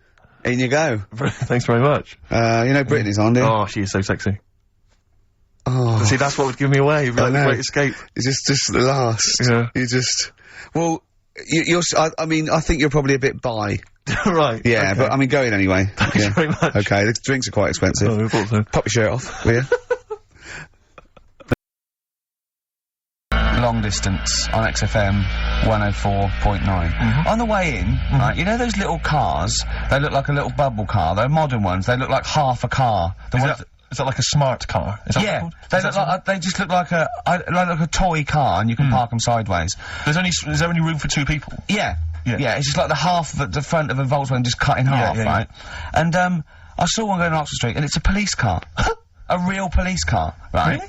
Yeah, and. I mean, I thought, what happens if they have to chase someone? They couldn't, but I don't think that's the point. Because it was written on the side, it said something like, cleaner, something, more efficient. So I think they're making the point that we're cruising round in this car like we're on the beat, and it's using less energy and stuff. Yeah. But the first thing I thought of, right, was that those 2 policemen, they must have been going, oh, Sarge, don't let us have that one. Can't we have the Granada? Yeah. I mean, It's so embarrassing. I It's so know, but, embarrassing. you know, police, they're doing, you know... But you've got to respect them. Yeah, You've of got course, street yeah. toughs have got to respect them. Exactly. I just don't know if you have to. Well, the only thing more What if embarrassing... you're really tall and you have to climb out of one and you're a Yeah. copper? Are there any policemen out there who have been asked to drive one of these cars? If you're listening, do you think police listen to this? The only thing that would be more embarrassing is if you had to patrol on one of those bikes the goodies used to ride. That's the only thing I think that would be Or more pathetic. a pogo stick? Yeah, it's so embarrassing. Or on roller skates. Yeah. But not like roller blades. Roller Yeah. skates, those really old roller skates. Have you seen those- that you tie on your socks. Yeah, have you seen those little bikes that look like clown bikes that the couriers use now? They're about a foot high. They're little I saw one the motorised- other day on it. My head turned, yeah. They're But really bizarre. just think They're the that- ones that they fold up. Yeah, but think of policemen chasing you on that. Well, I always remember that even in America when I started seeing policemen riding bikes, it didn't seem to me, it seemed... Oh, they're quite cool. They're the ones that go through Central Park on the Yeah, mountain I bikes. dunno, Yeah, but something about that's it- really cool, isn't it? They, you know, they It looks like they should be delivering whiz along at newspapers, about though. 30 miles an hour, and they can just deliver Do you know what I mean? Because, like, on motorbikes, on a Harley Davidson or whatever, I'm not messing with a cop. Chips, now that's cool, Yeah. coppers. Yeah. But people in a smart car or you know, know. it is a bit embarrassing. But I suppose it is that, or it's better than walking. You see, Next we'll see them in those, if you really want to be, kind of worried about the environment, though, you know those little taxis you see that people pedal? They pedal around Soho and stuff. Yeah, and when it's like a riot squad, there's 4 in the back. Exactly, yeah, exactly. But that's the thing, right? If they need to arrest someone, Yeah, here we go. Go on. no, well, what do they do? Because they do only sit 2, so do they have to flag a cab down or something for the criminal? We'll give What you the do you do? money, get a receipt, take You him back definitely will go there. Yeah. You definitely will, because we've been caught this way before. Exactly. The No, I last promise. bloke, he just ran off. No, I won't run off. Okay. Well, I'll tell you what, Mr. Policeman, I'll take your car. Then okay, go on then. Yeah, You yeah. definitely bring it back, though. I will. Well, isn't there something in America where when they arrest someone in America, they don't take them back to the station and fill out all the forms. They just take them back to the station, and then they go and fill the forms out in a cafe or something, so they're still looking out. Yeah.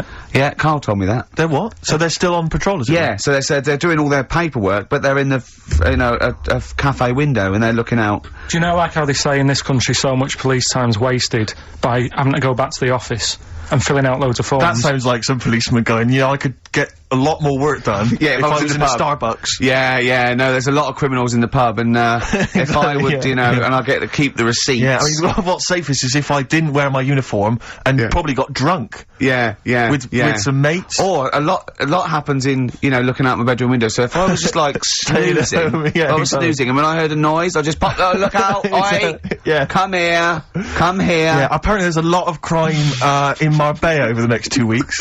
You want to pay me So to if there's a shoot over policeman there. listening who has to drive one of those cars, were you annoyed when your sergeant It is went? the most embarrassing. Yeah. Definitely.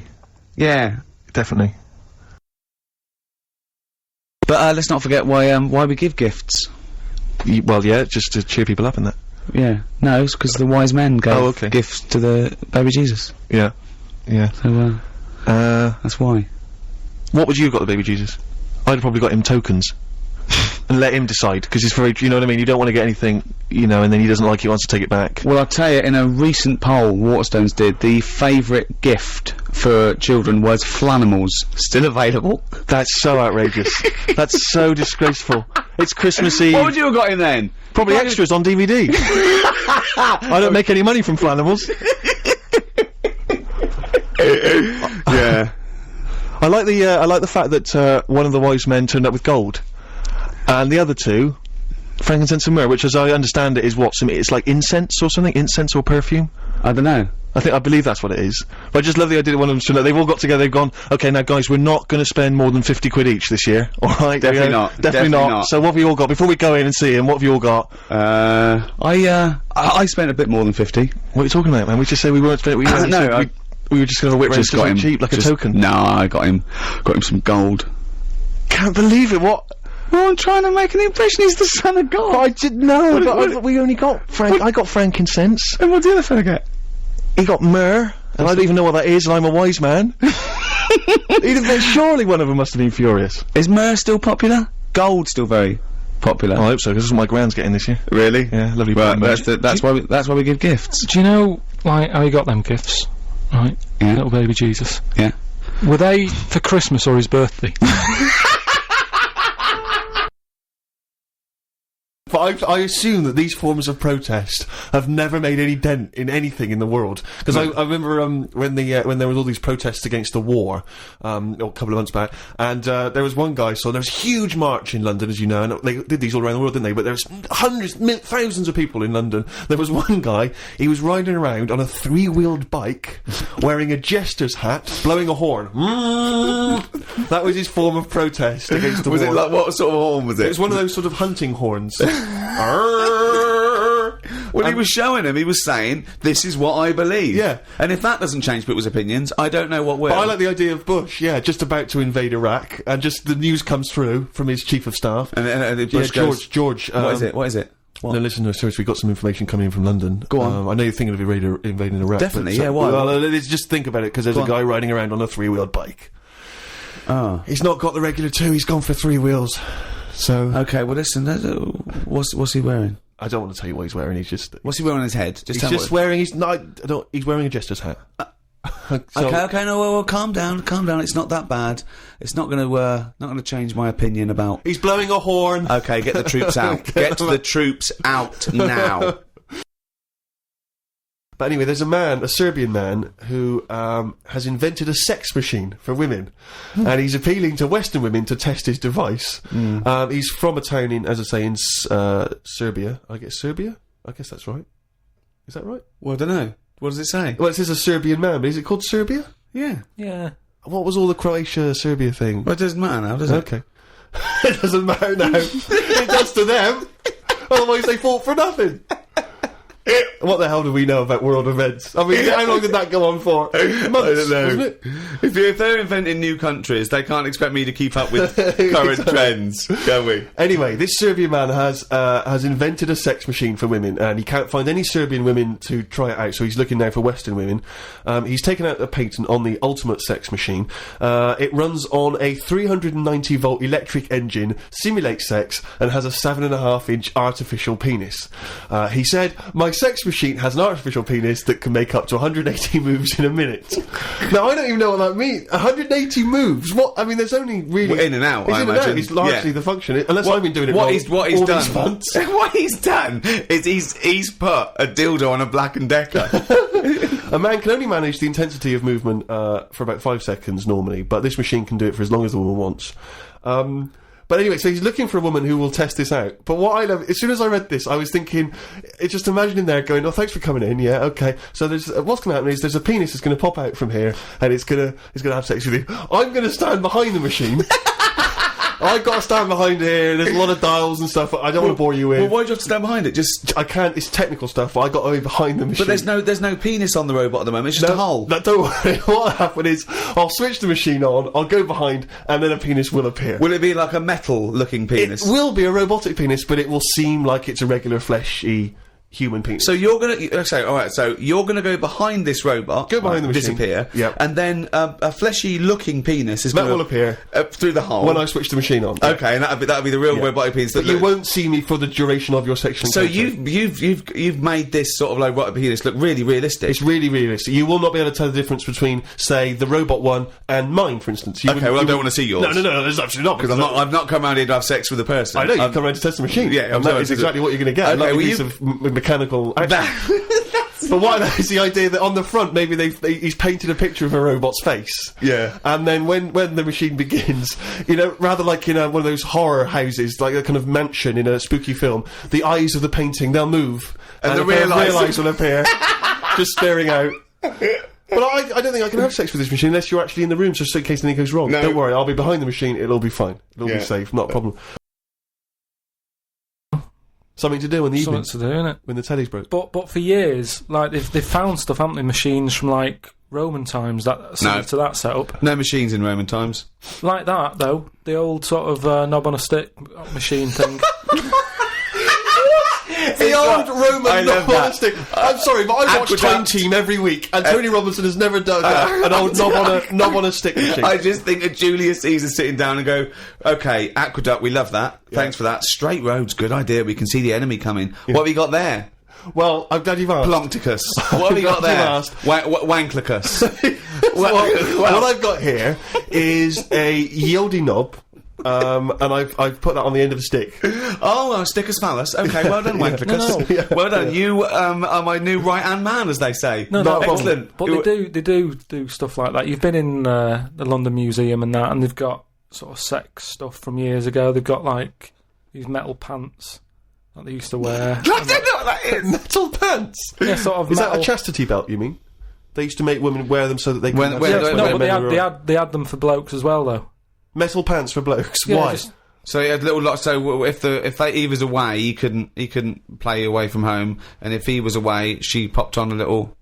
No, I just think they sort of like sexy metal pants. What? Oh, I don't know what you mean. What The are you sexy talking metal about? pants. Well, they'll have to look because I haven't got it in front of me. It's just something I remember seeing, some sort of sexy metal pants that they used to wear. But what are you saying? Sexy metal Oh, pants? well, they that always was had not to British be- Museum. That was Soho. No, what I mean That was Old Compton Street. You were looking they in the shop always had window. to be ready for like battle and that, but these were a little bit sexy but protective at the same time. I love that. Right, I'll have to look into I love it. the I'll idea have that that's all you remember from the British Museum. So Lancelot, are you ready to face the Black Knight? Yeah. What do you think of these? Huh? What do you think of these? Well, I don't really care. Just I just want to look good on the battlefield. Well, they're both protective. Will there and- be women watching, cheering us on? Well, you're not going to fight like that, are you? What about your I'm going to wear nothing except these sexy metal pants. But what about your chest is exposed? no, Nothing- well, it's a good chest. I've been working out. Yeah, I know. But what I mean is, you want metal I've all actually over. been lifting up the round table every week. I just work out, do that about 4 times a day. But that machine, right? Why did it have to be a woman, or could they have got a little gay fella in? There's quite a lot going on in the freak world. There always is. What have you been visiting hospitals the last week, have you, when we were away? No, there was a thing on a website. This isn't even the one that I've picked, so... So this is just a bonus? This is a bonus freak. Tease, yeah. Yeah, go on then. This is a free freak. Right? It's a fella called the Lobster Man. The Lobster Man, of course. Again, good name, you know what you're going to get. Yeah.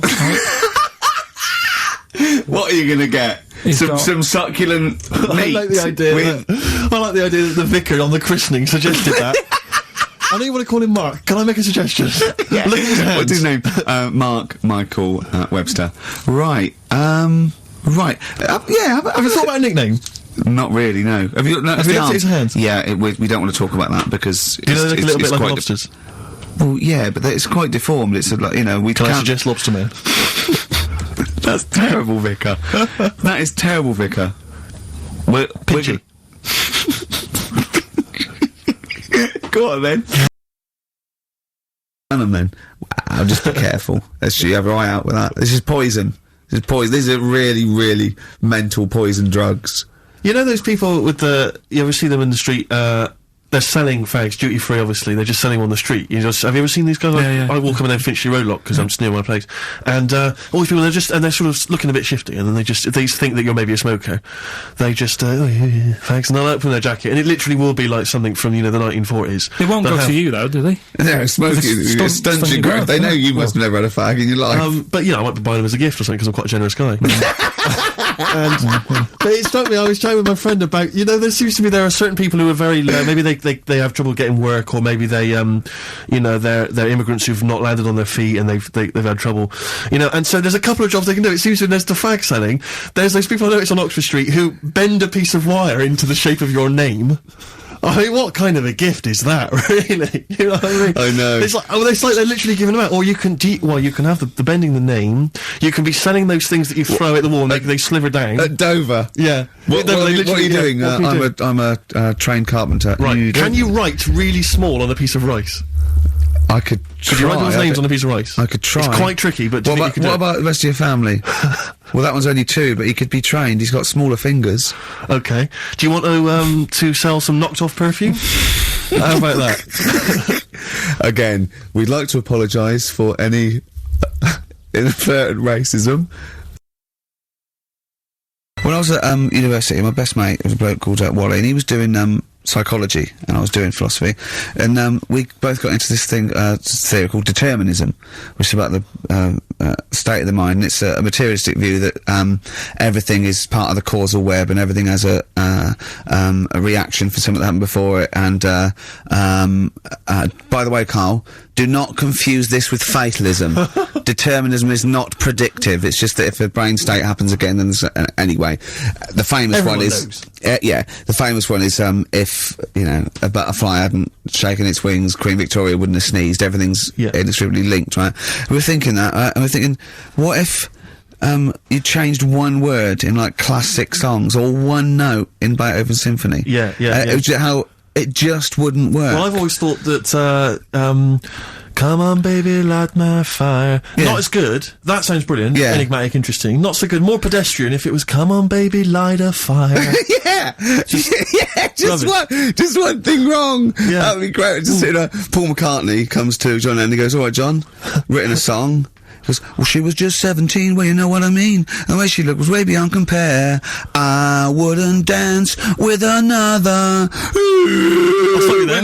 Go on. I'll stop you there. What's the matter? Something not quite right with that. I love the song. It's great. Yeah. Just once more for us. Listen, don't be too harsh. I mean, because we write our own songs. No, we sure. can still put both our John, names to it. I think you're a great talent. I think you're a great talent. Well, I'm listen, you hippie, right? Well, not yet. Well, not yet, but I mean, there's a Japanese bird outside looking in. Don't fancy him, I'm not interested. No, well, listen, And I'll never change my view. Right, now, listen, right? I wouldn't dance with another. It's that bit. Is it that bit you That don't bit's like? not Is it the... working. I just like the... Could you try and... Is there a different pitch you could go? I wouldn't dance with another... Start again. You don't like the... Is it the noise? I'm not sure the girls are going to go crazy for it when we do that bit. Just think of... Is there anything else you've got? I love the idea of just changing one lyric. Just have pictures of... They won't have NSYNC on the wall. It'd be like sumo wrestlers. You know sumo wrestlers? I saw this thing about sumo wrestlers. Because they're... athletes, they go into this thing 'cause it's a big honour to be a sumo. It's absolutely Really? true, right? Yeah, absolutely true. Yeah. So you'd go along and you'd be 9 stone, and they have doctors there, so you have to eat to get big.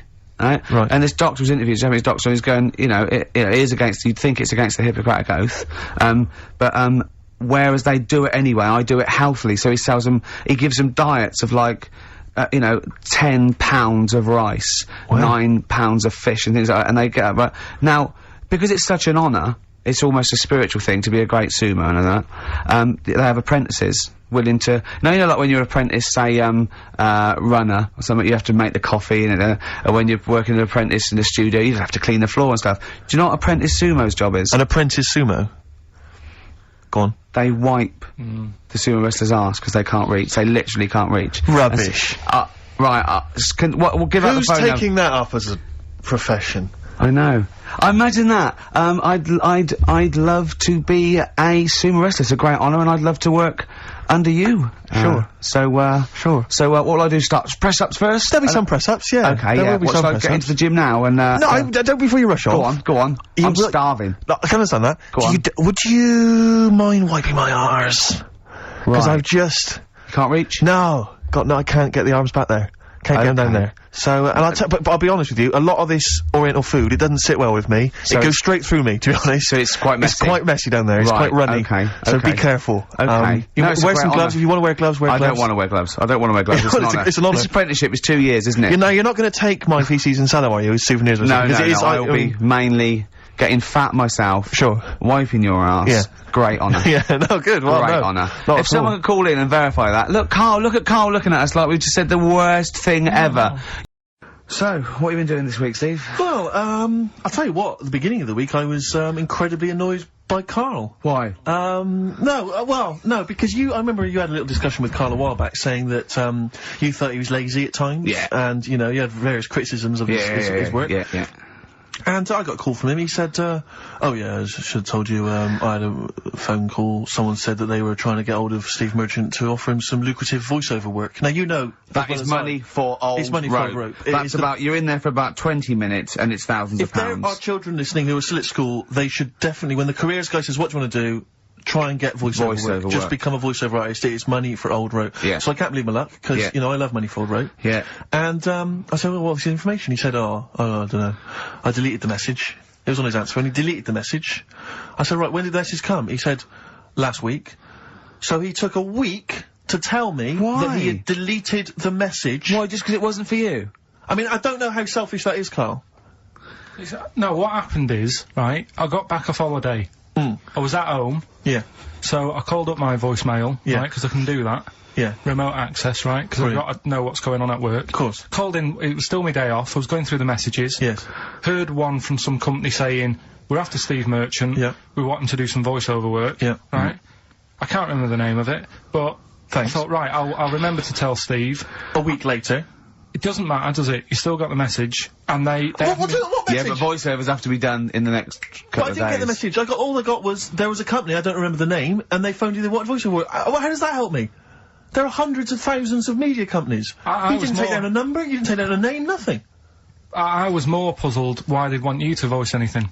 He's having a go I don't know what. I No, but listen to that voice. You must be annoyed. You must be annoyed. I mean, talk about rubbing salt into the wound. No, but listen to you. Oh, God. I don't know how you think. I don't know how your mind works. Well, I was thinking there must be a tractor sale on somewhere.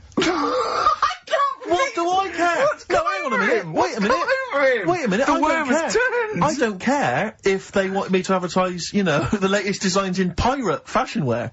I will do a voiceover because it's money for old rope. I don't care what you think of my voice. Someone was interested. They were offering me money. And you decided arbitrarily, they probably wouldn't want it. They probably made a mistake. They wouldn't like the way he talks anyway. I'll delete the message. No, the thing is, right, What I if get that had been a paid. girl? I get paid to sit here on a Saturday, Yeah. right? Play CDs and that, help out with the show, get you decent prizes. I think I do me bit, Sure. right?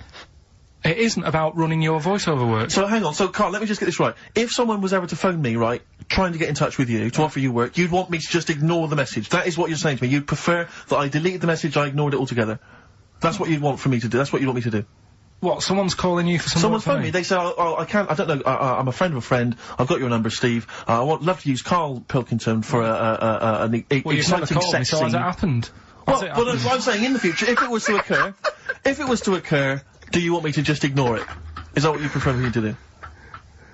Well, it's not like that, though. I did tell you. I told you the message. You didn't. What? You told me a week later with none of the Oh. information I needed. Carl, that doctor called last week. That kidney's ready for that little girl that you were doing that sponsored walk for. I forgot to tell you. Oh, I hope it's still alright. They keep it on ice, don't they?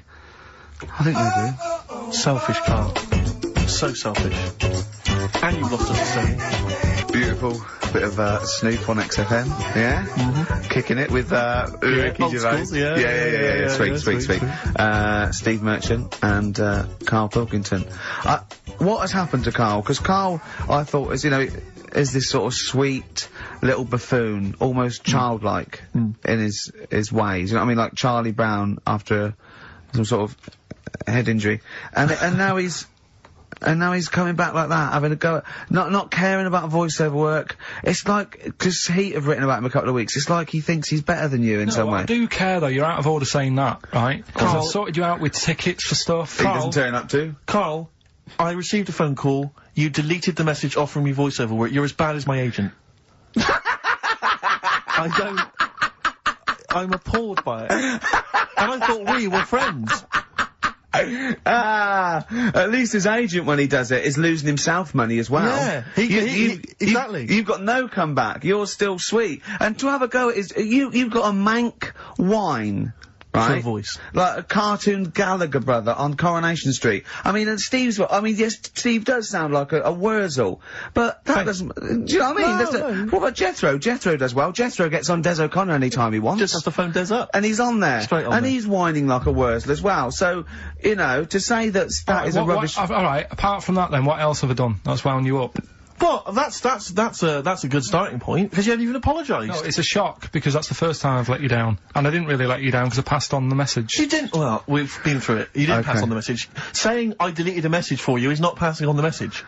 I mean, I just think what's happened is that you've got a little bit of celebrity now from the show. I mean, I've seen you being recognised in pubs and stuff, or people have come up and they said, "Are you Carl?" because they've seen Ricky. Now, it just seems to me that you are not keeping yourself grounded. You are just, you cannot deal with fame. You've not got the intelligence to cope with the celebrity, and you're just becoming this kind of ego-driven monster. Now it's getting. It scares me, Carl. You're not the man I remember. Look, a bit nasty. I put a lot of work into this on Saturday. This isn't even my proper job, right? Where were you in the week? Oh, he's got you there. What? Where were you in the week? I said, let's meet up, let's, come up with some new features and that. Where were you? Carl, you phoned me about an hour before you wanted to meet. That is not what I would call... I mean, that is arrogance right there. That's the way I work. That's arrogance right there. That's ego right there. He couldn't go, when I came in, he said, "Where's Steve?" I said, "Steve can't make it." I had to tell him why. Steve was staying in to tidy up because his landlady was coming. This he couldn't get over. He could not get over that you couldn't make it because you had to stay in with your landlady. He talked about it for about the hour when we were working. What are you talking... Last week I had a bad throat. You wouldn't tolerate that. You wouldn't accept that. When you had a bad throat, where were you? Why couldn't we do any work then? Because you're at home with your mum and your dad. You were on holiday, weren't you? Why didn't you get your mum and your dad to clean the flat? Oh, he's done it again! He's done you again, mate. Play a record. How has he done me? What? They live in Bristol. Yeah, the joke's on you. He couldn't get him to clean the flat. I don't know who's laughing at who now. Right, listen. Can we just go back to laughing at Carl? Okay. Because I know where we stand there. Okay, alright. Do you Okay. want to, That's the natural order of things. I know, yeah. The world's gone topsy-turvy. he's stepped out of the pecking order. Right, well, someone who I don't let down, right, are the listeners of this show. Do you want to, read out the prizes for Rockbusters? We'll get that running. Oh, We're not doing Rockbusters again, are we? Yeah. Well, it was a shambles last week. We cancelled it 2 weeks ago. What? It just, I mean, there you are right there, Rick. I mean, both you and I, and let's be honest, we're the guys with our names on the poster. I know, It's yeah. supposed to be your show, and And yet, our faces. exactly, and yet... we have to be on tube stations with people laughing at us. Yeah, well, they're not laughing at me, right? They're saying Wow, it's a good I don't know. they're just- What do you think people think of the poster, Carl? Seriously. No, I don't want to know his opinion. It's just going to be insulting. My point is this, he was Rick. looking at you. My point is this, Rick. We used to be able to decide what the content of this show was. I know. Now, it's him. It's just him. He wants to do Rockbusters, he gets to do it. I know. And it's awful, but like Tourette's Trent D'Arby. Not only is that offensive, it doesn't work as a clue. Saying that, have you come up with anything for this week? What's the prizes? I'll read out the prizes. We've got Who's the winner? the winner, very lucky, Sandra Cassidy of Leon C. She gets all those great prizes. You know, we've actually had people emailing in saying, this is the worst Rockbusters ever, because it was too easy, it was boring. Oh. This is just, don't shoot the messenger. Oh, Other dear. people saying, it really has run its course. Some people genuinely agreeing with Ricky. Oh, Carl, this must hurt, mate. Stinging attacks on you. Some people just slagging you off generally, saying that you whinge all the time. Looks and like stuff Steve was right when he sort of like poo-poos your ideas. So When he wheezed on your bonfire. someone else, I swear to God, someone else emailed in and said, don't bother sending me the prizes, take them to a charity shop, or pawn them, give me the money, I'd rather have it. So I don't know what to say, Carl, I just wonder if it really has run its course now. Alright, well, we'll see what you come up with next week then. Let's see what you do, let's see what you come in with. Sure. Oh, yeah. About 5 to 1. I'm guessing you'll be popping in with another hip-hop track. Full of effing and jeffing. Well, again, no, maybe. I won't bring it into you, I'll do it myself at home, because obviously that makes it Oh, easier. Obviously dear. you can't cope. Oh, dear. Are you actually going to be here next week, or are you still going to be in Cornwall? No, you see there again, I'll be back in time. And in the week, when I go to, Cornwall, see the Monkey World, Yeah, you're That 2 days still past work. the Monkey World. that still works. Yeah. Still work, what? What, you're going to interview some of the monkeys? I Get some love stories? that. I love that. You were going, could a monkey live without bones? And so I'm going, Carl, shut the please, just look at the monkeys and eat your ice cream. And that's work, is it? Right. Oh, so just go back to insults briefly. Go on, You know, Goofy. saying, Oh, no, see, that's... Goofy, that's not fair. No, because that's what he said, it's in my head. What do you mean he said? No, When did he say that? No, I mean... When did you call me Goofy? No, he didn't. He said about what's in Baldy? my head. Hey, no, when it's... come Mate, on. come off it. Don't What, who's start calling on- me Goofy? No. I'm not even Goofy. Goggle-eyed's fair enough. Yeah, but you can sort your Lanky. look out, I can't. What do you mean how can I sort my look out? I'm not even Goofy, that's not fair. You've got the proper features, What? just needs sorting out a bit. I can't help it if my hair's not good. Who do you think's cooler to look at, Steve or the Chemical Brothers? Steve. Definitely, yes. You're absolutely right, Carl, and that's the first sensible thing you've said If for a I long was time. to work with Steve on some music, Yeah. if I had the choice, I think Steve would look better on a album cover. Really? Yeah. What would you do? Would you change him at all? What would you do with his image? I'd put him in the distance, so I I can't believe this is... No, just so you don't look as tall, that's doing you a favour. You know, I was on the... This is true, I was on the tube, right, coming in to meet Gervais the other day, and I was wearing a suit, and my mobile phone slipped out my pocket, and it landed on the seat, and I didn't realise this, and as I was about to get off, some bloke who was sat there like an old guy, he picked up the phone, he went, "Oi, Lanky, you dropped your mobile phone." And I was like, well, I thank you for pointing out I dropped my phone, but did you have to do the Lanky? But you knew who he meant. I bet you turned round straight away. It worked. Knew he meant Yes, Steve. but- He's done you again. But I was the only person stood up, it was a fairly empty train. Was there any other lanky people there? No. Well then. And I was on my mobile phone, and I was chatting away to someone, and, what can only be described as a prostitute, Go on. stood on the street corner. Was she a woman that gives you sex for money? Yes. That is a prostitute. Yes, that's what I thought. Go on. And as I was walking by, she said, "Do you want to buy sex?" Now, You sure it wasn't a market trader giving 6 plums away? No, or it was something? definitely... 6 for a quid? No, it was definitely Go a on. prostitute. Yeah. And what annoyed me about it, what I wanted to pick her up on something, was the fact that I was on my mobile phone. It's like, can you imagine? rude. Who would what, am I gonna hang up? Sorry, Mum, can I call you back?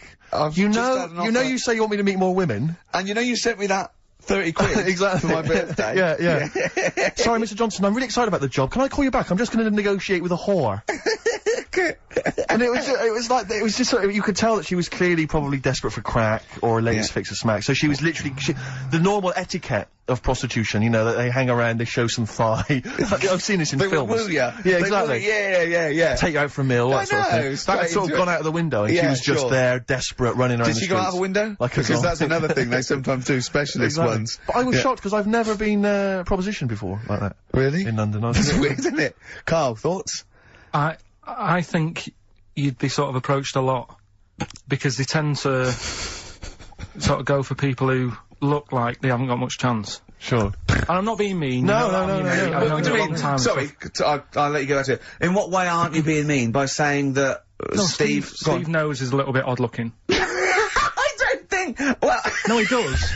Do you know Yeah, before... no, but it's not what he thinks of his looks. No. It's what he thinks of you talking about his looks on... No, but it's on. like how you were talking before about, you know, your eyes are bad.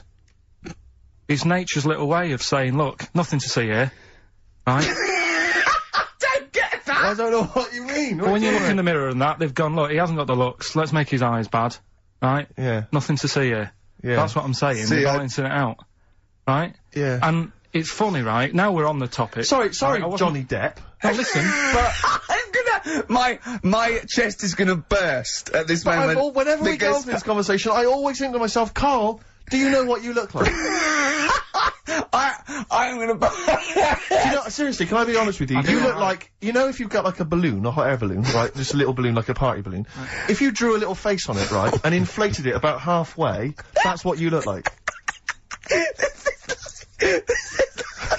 right, I wasn't... No, play a record, I don't want to get into this, Listen, it's too now intense. you've got onto this, let's just nip it in the bud now. I'll tell you something that I wasn't going to tell you because I think it was I out don't of want to order. hear it, I don't want to hear Well, it. right, it was on the tube, right? Well, someone told me they were on the tube, right?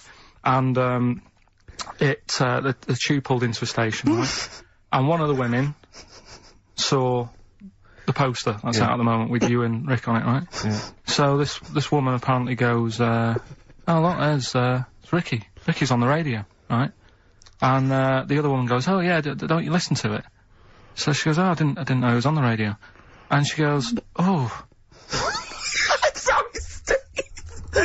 look at... Because he didn't sound this bad.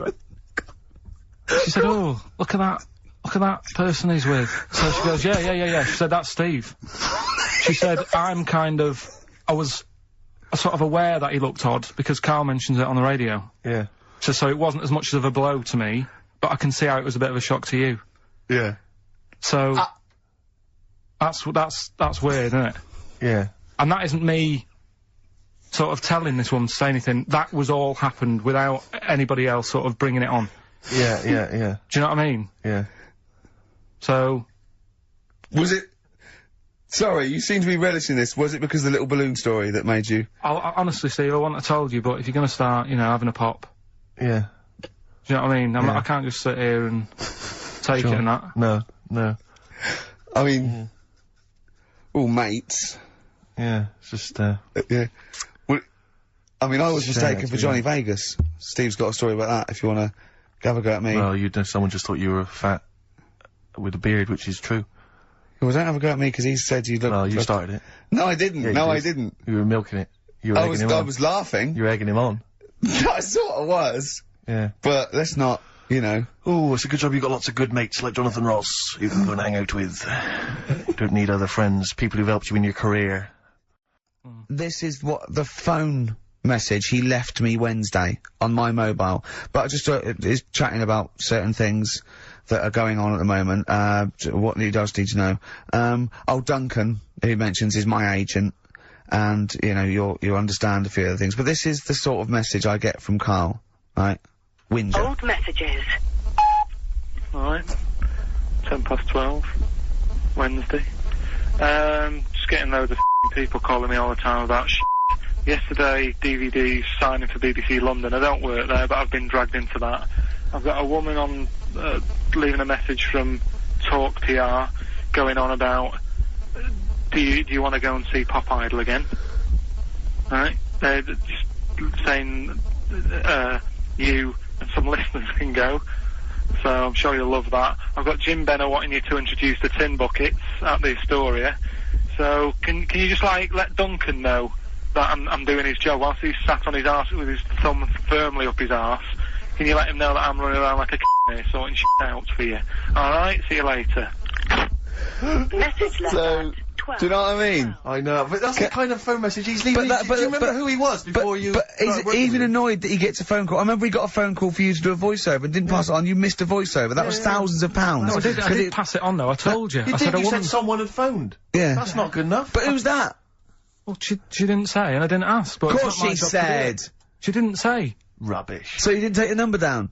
Just when she went, oh, can you tell Steve to call me? And you went, yeah. Yeah, well, I just thought you'd know her already. I should have known. It was a woman, so I should have known. He's having a go, you see? Unbelievable. I don't know how it's come back on me. You're the one who was picking on it. Yeah, exactly. I'm saying. I'm defending. Why is he having a go at But you? he never Because picks on Ricky because he knows you are his bread and butter. Seriously, do you know what I mean? The only reason he's got Mondays off is because you're still doing this show. yeah. That's why he's scared of you. That's why he's like, he has a go at you on the phone, but he always picks on me because he knows, you know, I'm a pushover, I'm a nice guy. He's scared of you. I can't believe, I don't know how it works. Is that true? Steve, I'm always sorting you out. I look after you. I'm not Sorted you saying out with don't, but tickets. I I'm not sorted saying you you out don't, but I lager got out. you today. Why are you picking on me? What do you mean you're talking about tickets and lager? What's this? Right, whenever you want tickets. Yeah, sorry, like I don't want to use this as, like, moaning time and that, because I don't like to moan. I'm busy and that, right? But I've sorted you out tickets for gigs, Yeah. right? What somebody doesn't even turn up to. Yeah, we won't even go on about that, Yeah. right? Lager, He was sorting out the Cure, he complained it was boring. yeah. There was that big drum of lager that you had, and you said, oh, put that in your room for me. Yeah. Because I don't want to carry it home, right? Lazy. So I said, alright, then I'll put it in my room. It goes missing, it gets nicked. Then you have a go at me because it got nicked. Yeah. I get you another one. You make me carry it around town for you for half an hour, then you say, oh, I can't be bothered taking it home. Can you take it back to work for me? Yeah. Yeah. But, interestingly, this is like a year ago, so it's still pressing on you, Oh, is hang it? on, and I forgot the one when we had an argument over 50p. When we went You out didn't for a want to coffee. give me 50p back that you owed me. That was the same day you'd given him about 40 quid worth of lager. But, see, this is my problem, this was my point at the time. It's not the 50p in terms of money is not what's important. The fact that you think you don't have to give me money back because it's only 50p, that was the point at stake. It's me who makes a decision, oh, don't worry about the 50p, not you, it's only 50p, I'm not gonna give it to you. Do you know what I mean? There's gotta be rules, otherwise it's chaos, Carl. Come on, mate. Alright? Don't want to fall out about No, it. it's not alright. Shall we kiss and make up? Do you want that? Do you want to do It's that? alright. Yeah. Well, should we play a little record and come back to this? Because I can't believe it started with you slagging him off, Rick, and I've ended up I know. as the monster. I know. Bit of R.E.M. Yeah. Well, we're not gonna do, Freak of the Week here. Okay. Right? Because we've done quite a bit of that in the last 20 minutes, right? We've So we'll OD'd move on that. freaks, you think? Yeah. Sure. We'll just shift it a little bit. Okay. And I don't, like I keep saying, don't want people to be thinking we're sort of taking the mick out of anyone, No. right? Because we're not about that. I feel that, like, I can do a little bit of it because I work with you, Steve. Yeah. Right? Sure. It gives me that right. It's like a care worker. Yeah, I understand. Well, it's like that thing of, you can't be homophobic because I've got a couple of gay mates and Sure, stuff. sure. I think it sort of gives me that edge, Yeah. right? So you're not freakophobic because you work with Steve. Yeah, that's right, yeah. So, yeah. Okay. Well, I think by that token, I should be able to sort of slag off, you know, the mentally ill. What do you Or mean? at least mentally handicapped. What star sign are you? Mine changes. I'm on the edge. Right. Okay. He even makes that complicated. course. He I am. even makes twaddle complicated. No, I'm just, it changes depending what paper you read. Yeah. Alright, in theory, what would 23rd you... of September. So I think Yeah. most of the time I'm a Virgo, I think. Oh. Well, I'll tell you. Write that down, listeners. 23rd of September, and come round and give him the bumps. What I mean... Well, according to this, I mean, I mean, you've been criticising this, Rick. Sure. You've been saying that there's maybe not anything in the zodiac Yeah, thing. go Well, on. hang on, let me just read Go some of on, the elements of... is this going to change my mind? Well- Am I going to eat my words? The typical Virgoan, Words. okay? The physical appearance of the typical Virgoan, Yeah. high forehead, That's not true. cranium may seem too big in comparison with the face.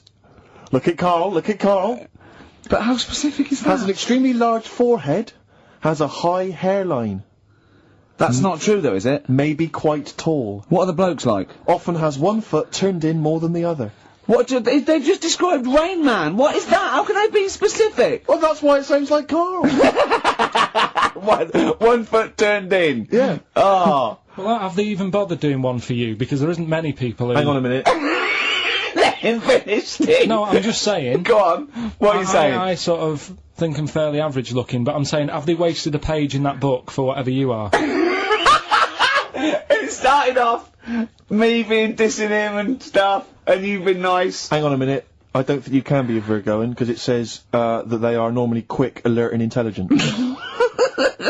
But no, actually, I have to say, it says here, behaviour and personality traits of the Virgoan, as a child, is an excellent mimic.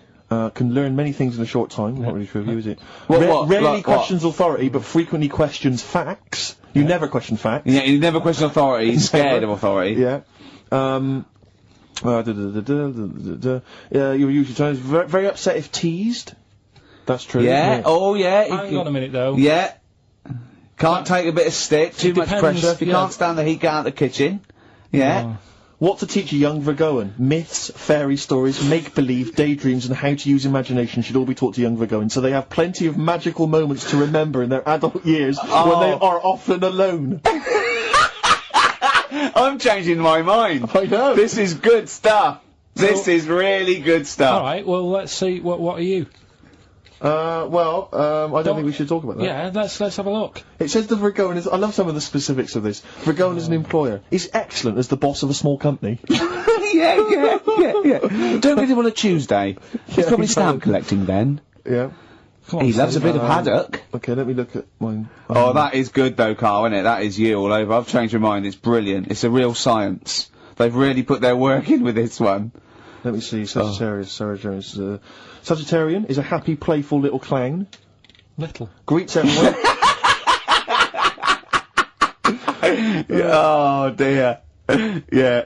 Let me see, Sagittarius at home. He's only going to read the good bits though, isn't he? Yeah, exactly. If that's it, what can it say? Have they done yours in sort of small print because you've got special eyes? I don't know what that insult is, Carl. What kind of an insult is that? Well, you know. He's happy with that. Look at his face. He's done me. Oh dear. And come back to me. I'm Ricky Gervais. With me, Steve Merchant and Carl Pilkington. Still arguing, this time about having help from your mum and dad. What do you think, Carl? No, I'm not. I don't want this to turn into some sort of wacky type thing where we're pretending we're arguing. Yeah. Well, we're not pretending. We're not pretending, you are arguing. Yeah, I know, but people will think we're messing about. Oh, Right. that wouldn't have thought so. We just need to. We can talk about it later, sort it out. Yeah. It's just that Carl's a little bit stressed. I'm not stressed, but And he doesn't really understand that, you know, me and Steve have got lots of different jobs in the week. He's just got one job. Yeah, But and we sort of rely on people getting messages to us, you know, as soon as they get them, you know, and not sort of deleting them from their phone selfishly. Yeah. Just things like that, you know, people being on the ball. Not just thinking about themselves all the time, not just thinking about number one. what do you think, Carl? whatever. Do you know what I mean? Whatever. Don't get all maudlin again. Just having a little discussion. Yeah, this will annoy you. Guess what? Think of this, you little slaphead twat.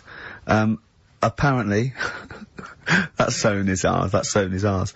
Right, apparently, women can get bald treatment on the National Health Service, but men can't. What do you think of that? Do you think that's fair? Is that a fact? It's a fact. We should point out that Carl is, would you say balding? Yeah. Would that be fair? Well, either that or a wide parting. See? Strokes. Someday. No, that was a better choice, wouldn't it, to start off with? Hello, ladies and gentlemen. XFM 104.9. I'm Ricky Gervais, obviously. Steve Mitchell. No, come on, let's get my name right from now on.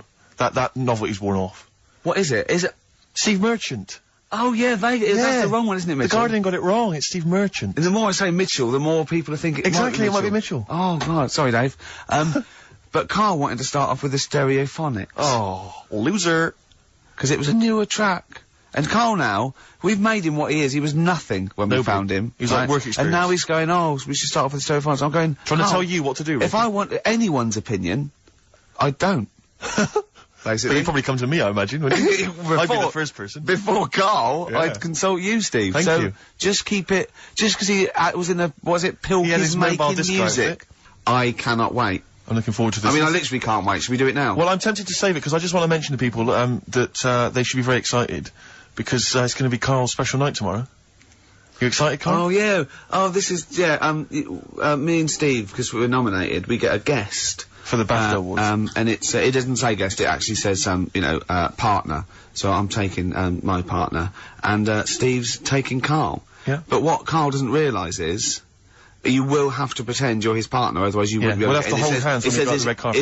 is this really your partner? It's not just a guest. They have That's to, how it is. And either we go in like that or we can't get in. you just have to be with him when you go up there. I mean, you have to, does he have to... We should hold hands, but I think what we should do is just to make sure that there's nothing at all that, like, it's gonna go wrong, we should just do a little kiss. Just like, Just when we get in front or of the be seen cameras. sort of like cheek to cheek, just to show them that, Yeah. you know, you're not, he's Like not just Elton getting, John and he's David not just Finnis. getting his mates in for a free meal, you are actually partners. No, I'm not up for that. Why not? Well, Because we know we're not actually gay. no, but So it's not a problem. You've come out of it looking quite good because you've got a good-looking fella. But I'm meant to look like, you know. I mean, I'm not gay, but if I was, I don't think I'd go for your thing. Oh, he's done you, Steve! It's turned on you again! I cannot believe. We were trying to get him! Wait a minute. I have got the cream of London's totty phoning me up trying to get an invite to the BAFTAs, Yeah. right? We have very graciously asked you if you would like to come along. Well, that Yeah. worries me even more. That you've got women calling you up. Carl! Carl, I can't choose between them. If I let one of them down, they're gonna destroy Yeah. them. He's- They'll yeah. be ruined. Their Yeah. lives will be ruined. It's better for me to take you and not, you know, ruin the lives of any of those poor women. When he told them he was taking you, it was like a scene from Graceland. There was just like... There was women- weeping. They were crying, like... It was horrible. Hundreds of them. And he Really? just went... And I he- got he- upset. He just had to say, look, just chill out, bitches, didn't you? I did. I just said, you know, you're all my hoes, but Yeah. I can't choose between you. So I'm taking Carl. So I'm taking Carl. You know he could get you discount frocks. No, I had a letter from the people that there's an organisation. good. No, listen, Carl. There's an organisation that sponsors the BAFTA Awards Yeah. in terms of clothes and fashion. They sent me a letter. They said your partner. They've not specified the sex. They've said your partner can come along and choose an outfit. Now I suspect. By the look of it, it is a woman's outfitters. I'm thinking we could get you a lovely trouser suit. Well, you have a it may trouser look suit, but- feminine, right? But I think people will be fooled. and It'd they'll just, think be, it's it'd just be a romantic. little bit roomy in the hip, and That probably would be narrow fine. on the shoulders, but you're a bit skinny. Why don't you take it? Because it's a lot of an insult. And maybe just some pearls as well. Be lovely. Wouldn't you want... I haven't got anything sorted to wear yet. See, you're slagging me off. You're likely to end up going in a tracksuit. yeah. I mean, I know what Steve's like. He is tight, right? He is. And you know that, don't you, Steve? Financially, you mean? Well, no, I mean, just the way you are. You're very Sure. sort of, you know, you're not careful. wasteful with your money. I'm careful. No, I'm not wasteful. Absolutely right. No, but to the extreme. Not towards the extreme. Not towards the extreme. No. Look Come after on, the come on pennies, now. the pounds will take care of themselves. Alright? Simple to remember, good advice. Yeah, All right. but the thing is, right, I know that I take the mickey out of you for, like, you know, the way you look and stuff. Sure. Right. Well, I'm right back at you. But the thing is, you can't help that. Absolutely. But I'll tell you something that women don't like, Sure. and it's fellas who are tight with the money. Sure. I'm not frugal with money with ladies. I'm frugal with money with you. Well, I've got no reason to splash money out on you. I've never seen you splash money out. Well, you've never been out with me. Steve, have you ever splashed out on a lady? No, but I hope to one day. The right lady. Play a record. I'm not going at the moment. I'm not going, and I'm desperate to see him, man. I mean, he's going to do a great concert. It's his only one in London. I can't believe that being on the radio, being on XFM, you know, the listenership's going up apparently. I can't believe I can't get a ticket. I've asked Carl. He's done nothing. He's done nothing. No, Carl had a Carl, very you good provided point. nothing. Carl, tell what you said when he was whinging in No, the but first of all, whilst you're moaning, you also asked in the week for a Badly Drawn Boy album. Yeah. You got in today. Yeah. There's one there for you. Well, yeah, Yeah. but it's yin and yang. And it's Carl. like, yeah, but I do, you know. Carl, what's Steve ever done for you? That's what you got to ask yourself. What has Steve ever done for you? Well, he took me to the BAFTAs. Yeah, but only 'cause no one else would probably want to go with you. I can't believe that. What is I this? do not believe that. Oh, Steve, I'm going to stitch you up now, Carl. And it's in a nice way, and don't worry, it won't be too bad. He won't take it too bad. Carl sent me a little text message today. Right. No, Oh, don't. what is this? Right, okay. You know, I'm in a very frail mood at the moment. No, 'cause I'm you're not like going to this see one. Bruce. This is funny, because me and him have been, like, sending, trivia back and forth to each other. Which is another point, right? I sent him... Oh, well, I'll get to that in a minute. I thought he'd really be amazed with, Well, while you're fiddling, if you can make my dream come true, to go and see Bruce Springsteen tomorrow, then give us a call on the usual number. But like I said, Steve. What? Right, it wouldn't be right. You just said when the song was on, can't believe it, right? We work at XFM and I can't get tickets for Springsteen, right? Yeah. We work in radio, we should get tickets. Right, now think Which of I'm the willing amount to pay for. Yeah, but think of the, but if it's sold out, it's sold out. Yeah. Yeah, right? but that's just something they say. Right, that's just what they say, is it? Right, so everybody on local radio stations say, do you know, I like that Bruce Springsteen, I want a free ticket. right? So another, say, I tried 400 to phone. I phoned for an hour and a half. I couldn't get through. Not long enough. I've not put long the enough. hours in. Not long enough. Not long enough. What are you talking about? Put the hours in. No. Right? So another 400 people turn up at the gig. They cram them all in. There's people being crushed. You know, they've paid the money early. They were up early that day when the phone lines were open, whilst you were probably sleeping and that. So they're dedicated, and they're the ones at the front getting crushed. What? Would you Why mum are and they dad getting be crushed? happy if you were there getting crushed? I don't mind. I'll sit at the side of the stage and watch him. Yeah, but I don't mind. But everyone will say that then, and then before you know it, Yeah. no one can see anything No, because you're all Carl's on right the stage. on this one. Leave Right, it. yeah, Leave just it. read, right, I'm going to give you this here. I'm handing over my mobile phone to Steve to read the... You can see it's from Carl at the top, but just read it out as you scroll down. Just read it out loud. Is this a text message from? Yeah, this is a text message to me from Carl. Read it out. To see at night as well as an owl, you would need eyes the size of grapefruits. If only Stephen could turn his head right round as well. Carl, I can't believe it. What upsets me most, Carl, right, is not the fact that you've been slagging me off behind my back. It's the fact that you've got the cheek to come on here and moralise because you failed to get me tickets and make a dream come true. You've come on here trying to pass the buck and say that it's a health and safety problem, when in actual fact it's a Carl Pilkington problem. See that, I've got it in a bin. I'm devastated, you know. and then let's play a record. I'm I should upset. have eaten this banana off air. What's the number? It's 08700 800 1234. But if it's sold out, Steve, it's sold out. A bit of a classic here. R.E.M. I bet if Ricky wanted to go, it'd be fine. I'm sure someone could sort it out then. Who? Oh, if Ricky Gervais wants to go, then I'm you can going. come. Are you? No. You want some tickets then? You went in. There was George Best, one of your footballing heroes, was there. A load of other big names. You sat there in prime position. You came backstage with a load of other big names. Hey, you had a lovely bit of You were grub. filming this thing for the DVD we're making. That's you, a cameraman on our DVD. And yet you think, now you look grumpy because you had a couple of pints and I can't believe So it. tell us why you didn't enjoy it, because the ceremony, what didn't you enjoy about that? It was interminable, wasn't it? Far too long. Wasn't it awful? 3 So boring. hours. I thought you were going to say something. Really? Sorry. 3 hours. Yeah. I mean, I suppose for you two, at least, you know, you were gonna get something. Sure. Yeah. But with me, it's like, I mean, I've never graduated or anything, so Have you not? I'm trying to think of a situation. Basically, I sat there for 3 hours knowing that I'm not gonna get anything out of the night. Yeah. Right? Now... No one Did you, told sorry, me. when we invited you and you said yes, did you think you were up for an award? No, I thought we were going to be sat round tables, having a nice bit of food, Yeah. whilst people are going up there winning awards. Yeah. But 3 hours of the same thing over and over again. I mean, if a film's 3 hours in the cinema, Yeah. you go, well, it's long, but, you know, I wonder how it's going to end. Yeah. But this was just like the same thing over and over again. Some guy going up, thanks a lot, cheers for the bit of brass. And then going down, sitting down, the same thing over and over again. I wouldn't, honestly, right? I'd say it was one of the worst things I've ever had to do. No, I enjoyed the night afterwards when we did have a bit of lamb and a nice bit of veg and that. That was Yeah. alright, and I went home and I was happy, and I got the little freebie bag that you're talking about that we're giving away. Yeah. Which wasn't much good stuff in it. Oh, Alright. Christ. No, 'cause What would Suzanne- you have done on that Saturday night? Suzanne What said would you have done or the Sunday night rather, what would you have done had you been at home? I would have stayed in with Suzanne, right? Watching telly, having a nice bit of pate on toast or something, cup of tea, watching 24. But instead, I had to buy an expensive suit, so I didn't show you up. Right? Jesus, what we did. Yeah. And what did you spend on your suit? Well, in total, right, because, you know, the shoes and the suit and the shirt and the tie, it was about 600 quid. That's the most expensive evening ever. And that's what I'm saying to you. And the daft thing is, it's dark in there. I don't know why you've got to wear a nice suit. You can't wear a tracksuit, for goodness sake. It's dark in there. No, just the shirt and that. It doesn't make you a better person wearing a suit. No, doesn't You make you a know what I better mean? person, no. We're not claiming it made you a better person. No, but that annoyed me. Yeah. I mean, it was an experience, innit? That's why I went, because you think, if I didn't go, if I would have said to you when you invited me, no, Steve, I don't want to go, then I would have never known, right? Yeah.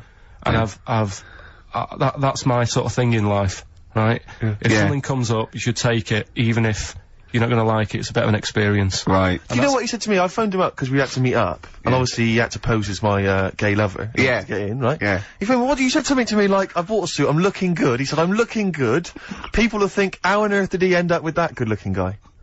So he got into the role. That was what he said to me. He started getting into it. Such an insult. Play a record. Do you not care about the job? I mean, I've got to ask because, you know what I mean, if I was in charge, I'd worry about your motivation because yesterday we were trying to work out what you enjoyed doing, and we got to, Manchester United and moaning. And that is the two we came up with. I don't know where you get the moaning thing You're from. always whinging. About what? Everything. When did I last have a moan? Just before we came on air. Right, and why was that? I don't know, I can't remember. Because we were in good mood, me and Rick. I'll tell you why. Go on. Because you brought a song in at 10 to 1. Yeah. With a load of effing and jeffing in it. Yeah. And saying, can you edit this? Yeah. Yeah. But that's your job. You could have brought it in yesterday. No, I couldn't. Why not? I hadn't thought of it. But why are you whinging? That's your job. And I didn't come in 10 minutes before, it was a good 20 minutes before. It just took you ages because you were whinging and moaning to even get started. Been very quiet week. Been checking, I was looking in books last night and stuff. Is there any monkey news? I've got some, but just because it's not that good, something else I found out that I thought I'd share with you. Go on. I was looking in the Guinness Book of Records, right, because I thought they'll have something in there about monkeys or something, right? And there's a little monkey, I think it lives in Asia, right? There's loads of them live in Asia. Might just be travelling, but yeah. And something they found out, I don't know if they've got it right, and that's why I want to bring it up. Apparently, it's the mammal, right, that's got sort of the pointiest eyes that pop out of their head. Steve.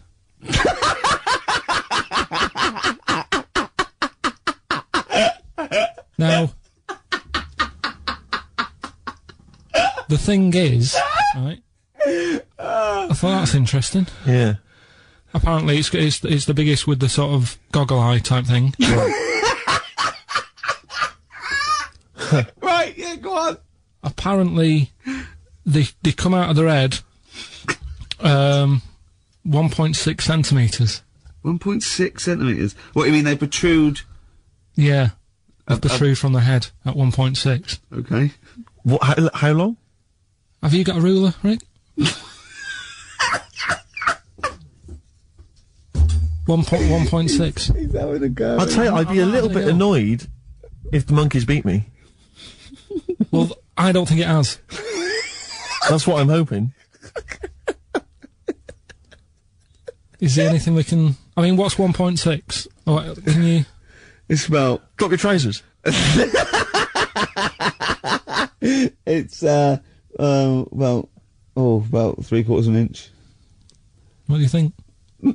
I don't know. Have they got it right, or what? Maybe I should come down to Monkey World with you next week. So anyway, so that's not the monkey news, that's just something that cropped up, and... Sure.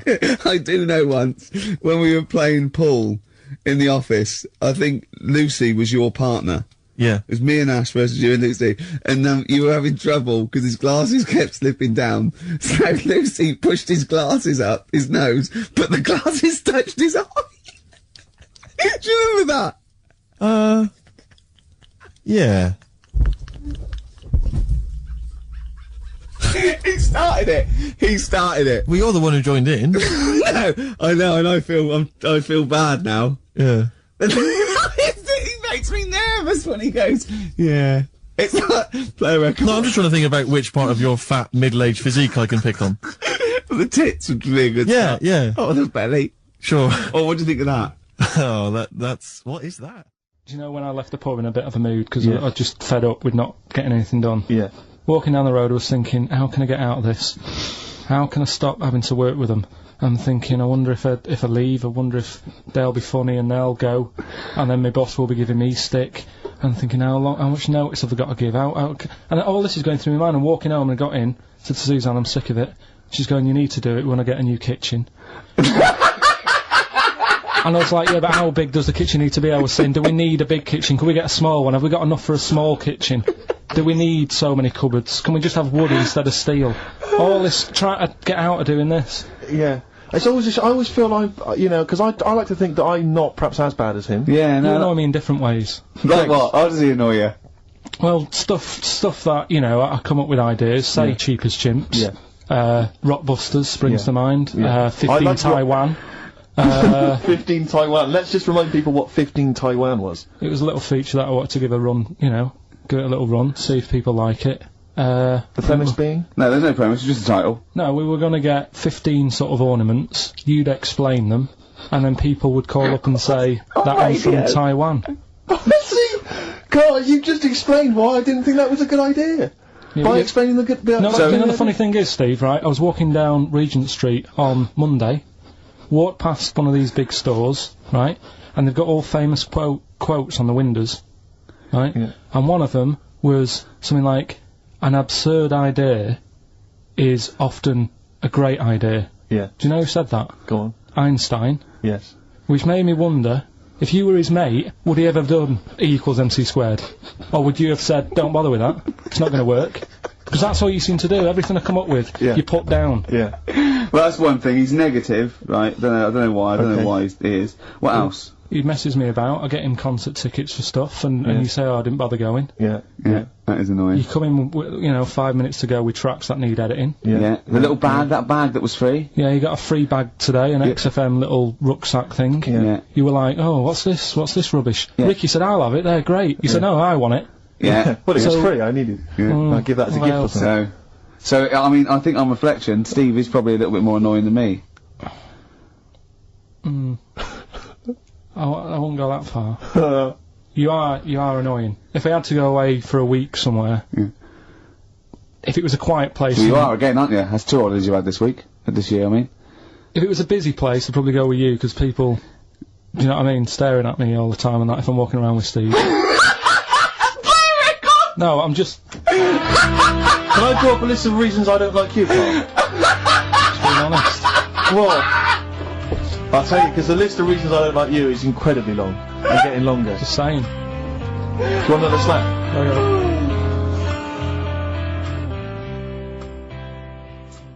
I genuinely, I really, it does frustrate me that I don't get any allowances for being punctual. as a disability. Well, it does count. No, it doesn't. It's not a disability being 6'7".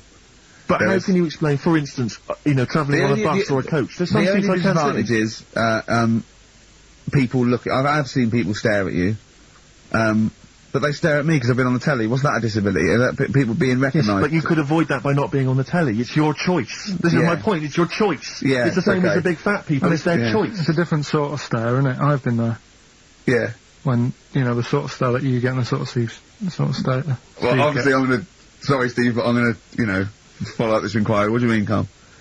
No, I'm just saying it's more of a stare of fear than, like with you, they go, oh, it's him. Yeah, go on. Whereas with you, it's more like, jeez. Where's the monkey news? Yeah. Before we carry on with anything, I should just tell you, we're on the subject of emails. There's one emailer we're always looking forward to hearing from. Richie Anderson! Dicky Docky Doo! Richard Anderson, thanks for emailing. He's and, my biggest fan he's now. one of the biggest he fans. Absolutely loves me. but not afraid to offer some constructive criticism. Go on, That's what's the he great said? thing about Dickie. And from Anders this week, he says, Ricky, I'm lazy, I talk nonsense, I'm badly organised, and I believe in ghosts. Can I have a job working on your show?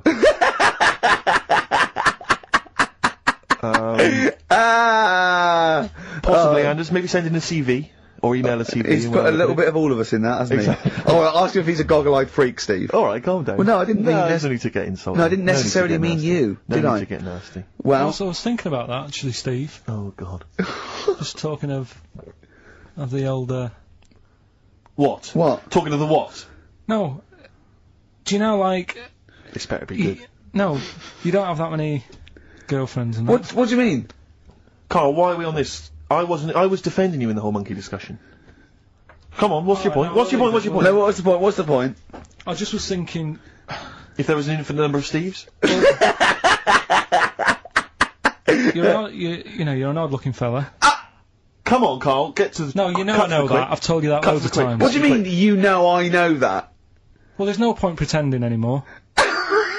Steve, I am flabbergasted. But also, you don't like spending money, right? He's mean and weird looking. Valentine's Day. I'm gonna, Are you sort of, you know... You've got to love him though, haven't you? What are you happier with? The fact that no girls like you enough, right? This is really mental. Or are you happy because you don't have to spend any money on a card for someone? A little from column A, a little from column B. Right, let's have more monkey news. What have we got? No, we've got We've got so much to get into this show. Insults, We don't need the stupidity. insults. I think we've got enough. We don't need the Yeah, insults. there's no more insults. No more What insults. angers me with Carl is you know he's been planning that. No, I haven't. I was thinking about it on the way in because Valentine's Day is coming up and I'm not a big fan of it. Condoms? You bought your girlfriend a box of condoms for Christmas. I don't think you can have a go at me. To be fair. No, but I don't just treat her on Valentine's. I'm always... Do you know what I mean? You don't even treat her on Valentine's. You don't even treat her at Christmas or on her Hang birthday. on. When do you treat her? Hang on a minute. Wait a cotton picking minute there. Oh, why I order. her out. Wait a minute. What was that? Tiffany Dog. I treat your girlfriend better than you, and I've only met her twice. Mr. Wilkerson. Hello, it's Dr. Hanrahan. Barry Sheen has just passed away, and you go, oh dear. Yeah, bad news and good news. Do you want his face, or... Do you want his face? Does Suzanne go out with you, like, for charitable reasons? Is it like you can adopt a boyfriend? I love the fact that she encourages you. She was saying about Tom Cruise and I was like, oh... You know, she said, you know, he's not a bad-looking fella or whatever. So, well, what she's saying is, Carl, is there any chance you could go and get a different face? Maybe something like Tom Cruise would be good. Then I was saying, right, first of all, he's got to be dead and he's not. But if he was, and you had that done, would you feel like... People looking at you on the something? tube. Well, no, like, say if the people who made Mission Impossible said, well, we want to do a third one, would I be in me right to say, well, I don't want to do it? I don't know what he's talking about. I don't mean to be offensive, Carl, but your girlfriend could do a lot better than you. I don't know what you're thinking. I love the idea of this whole conversation about you in Tom Cruise's face, and then get offered a film. But why does she have conversations like this with you? It was now on last night. It was now on the telly. I love it. What should we talk about? What about getting a new face? Oh dear. Oh, that cartoon. If you don't know what Carl looks like, there's a cartoon that was in last week's Heat, isn't it, that I drew on the website. What's it going for now? Bid? I think it's at about 225 quid at the moment. And what do they have to do to bid for it? Just email in and I'll pass it on to the website people. I know why Heat put it in. It's because the editor, Boyd Hilton, looks a little bit like you, doesn't he? Sort of my ugly brother. He's probably listening, and he says nice things about you. Yeah, he can still say nice things, but I bet he knows deep down. You know if you're good looking or not, don't you? I can't believe Come it, on, Steve. I mean, what do you think? This is going crazy now, Carl. I don't know. You're just, the insults are flying left, right and centre. You've got no limits. You've just gone crazy, you've just gone wild. You're swanning around just because you look like Tom Cruise. I think it's because he's been hanging out with Christian O'Connell. Yeah. And they're both thinking, yeah, we're... Couple of media players. Yeah. Too big for their boots. Yeah, not scared. Although he's scared of Christian. No, he's terrified He's scared of Christian in here because he's not allowed to do monkey news. No. Well, yeah. Because Christian wants to do it. He's scared of him. I'm not saying that, right? Christian... I do monkey news, but Christian wants to do some monkey news. I'm not allowed. I'd be there, waiting for. By the way, Red Hot Chili Peppers on XFM 104.9. So, a few more shows. And I hope Sony are happy. They should encourage, you know, we've only been radio, you know, a couple of years. Exactly. Just Trying. encourage young talent like you. Yeah. Instead of giving it to Radio 1 and Radio 2 and... The old war horses. We just had a quick email. I wonder if you could answer this. It's James from NW1. He says, Ricky, is Carl going to be on this week's show? Please let me know, as I may listen if he's not. Sadly, he is here. I mean, people are already turning against you, Carl, because they've seen what's happened. Yeah. I think they've probably realised that we've I think we gave him too much. enough. I think we've got a spoiled sort of kid in our hands. It's sort of like, you know, We knew how bad he was, but we were trying to sort of bring him out of his shell a little bit. Yeah. You got to encourage sort of, children like Carl. Well, yeah, exactly. To sort of fend for themselves. I like the fact that Dickie Anderson had that wonderful rant. It was an articulate email. It was quite long, and he must have typed it immediately. I'm thinking, because he's a fan of the show and he thinks I'm a genius, we need a PA. Sure. Don't we? Yeah, yeah. Do you reckon he'd come and work for us? Well, it can't be any worse than what we've already got. I know. You know. So, there you go then, we're giving up radio. We're gonna concentrate on television. Carl's gonna probably go back to what, just doing your sound? The thing I won a silver for at the Sonys. Funny that, isn't it? Oh, you won a silver, did you? I got a silver, yeah. Oh, for yeah, doing, what was that for? doing the proper job that I do here in the week. Well, no, it's 2 of you for a start. Yeah. Well, there's 3 of us. Couldn't even get a bronze.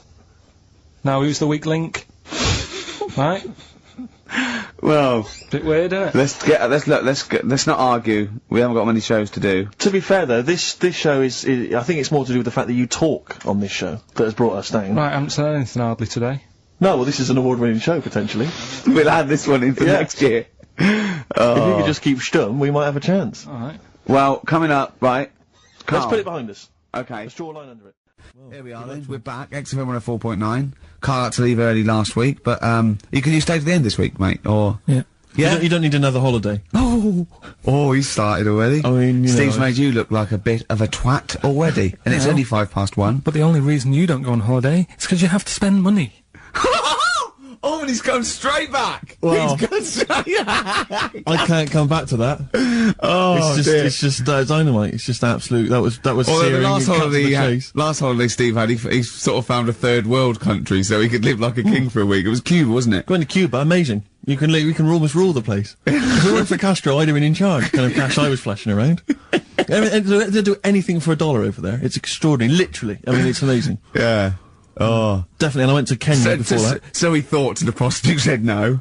You were going... Yeah, well, it was $2. I mean, I'm not made of money.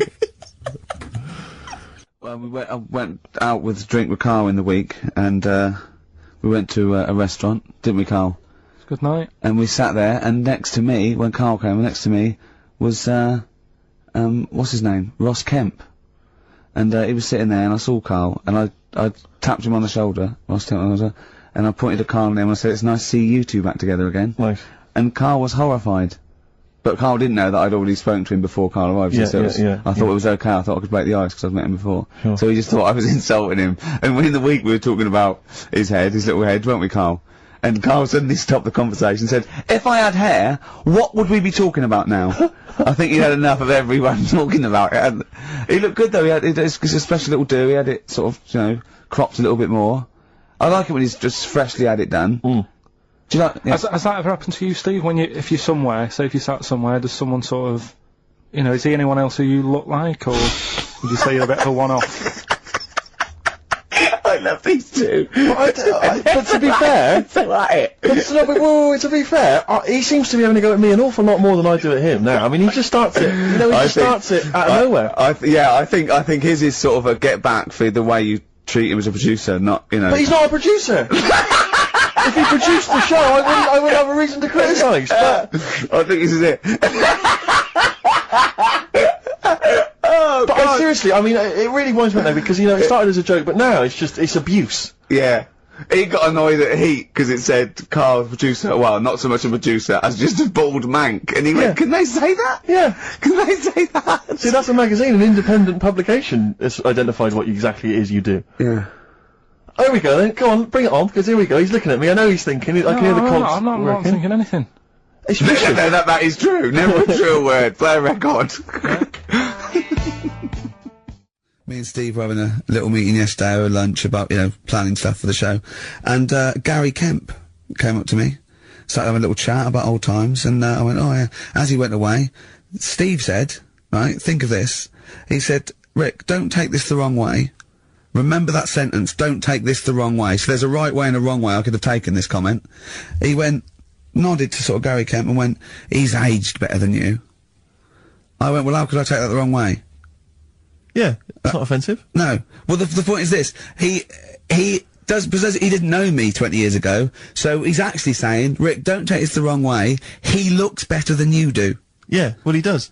But why say that, Carl? What? Did you really say that? Yeah, although, can I just backtracking for a second? I love the fact you said you bumped into Gary Kemp and you reminisced about old times. What old times did you share with Gary Well, no, Kemp? he came up and said, did we drop the pops together? I went, no, I did Razzmatazz. He said, oh, we did Razzmatazz. I think he was thinking, had he ever met me before? But he hadn't, because we hadn't. That's what I meant. Yeah. Yeah. And, But if you had to make an objective analysis... I wouldn't. I think that's out of order. Sure, sure. I mean, you're always slagging me off, but apparently you can't make a value judgment on something else. No. I wouldn't do that. Well, because you're morally all over the place. You don't know where you're coming or going. Believe it. Sure. You should hear what I say about you behind your back. So, would you say you're better looking now than you were? Or... Than I'm what? Would you say you're better looking now than you were? Than I was when? Well, like, have you aged well? Yes. You've aged well? Yeah, I've kept my looks. bit of Dando? Bit Evan Dando, this would be lovely, yeah. Look for sunshine. Now, it's intriguing to me because here's a film called Freaks, featuring real-life freaks, and you're sort of a bit nonplussed by it. Just because it's built up. If you call a video Freaks, you've got to make sure that there's some good stuff on there. Yeah. What were you disappointed about? Was it that? Because there was a few things on it, right? There was a woman who said she was half man, half woman, and it's like, well, you're not, are you? It was just like she had some makeup on. I thought, well, that's rubbish. And then there was a woman who could eat using her feet. That isn't that freaky. Do you know what I mean? If she's not hungry, she looks normal. Yeah. And that's when I was thinking. I mean, I'm not being right, Steve. You know, I'm not being funny. Oh, here we go. No. But I'm just saying. If that woman wasn't eating and you were sat next to her in that film, yeah, I'd probably be sort of drawn to you more than her. I'm not. I know you hate me saying it, but there's no point sort of pretending.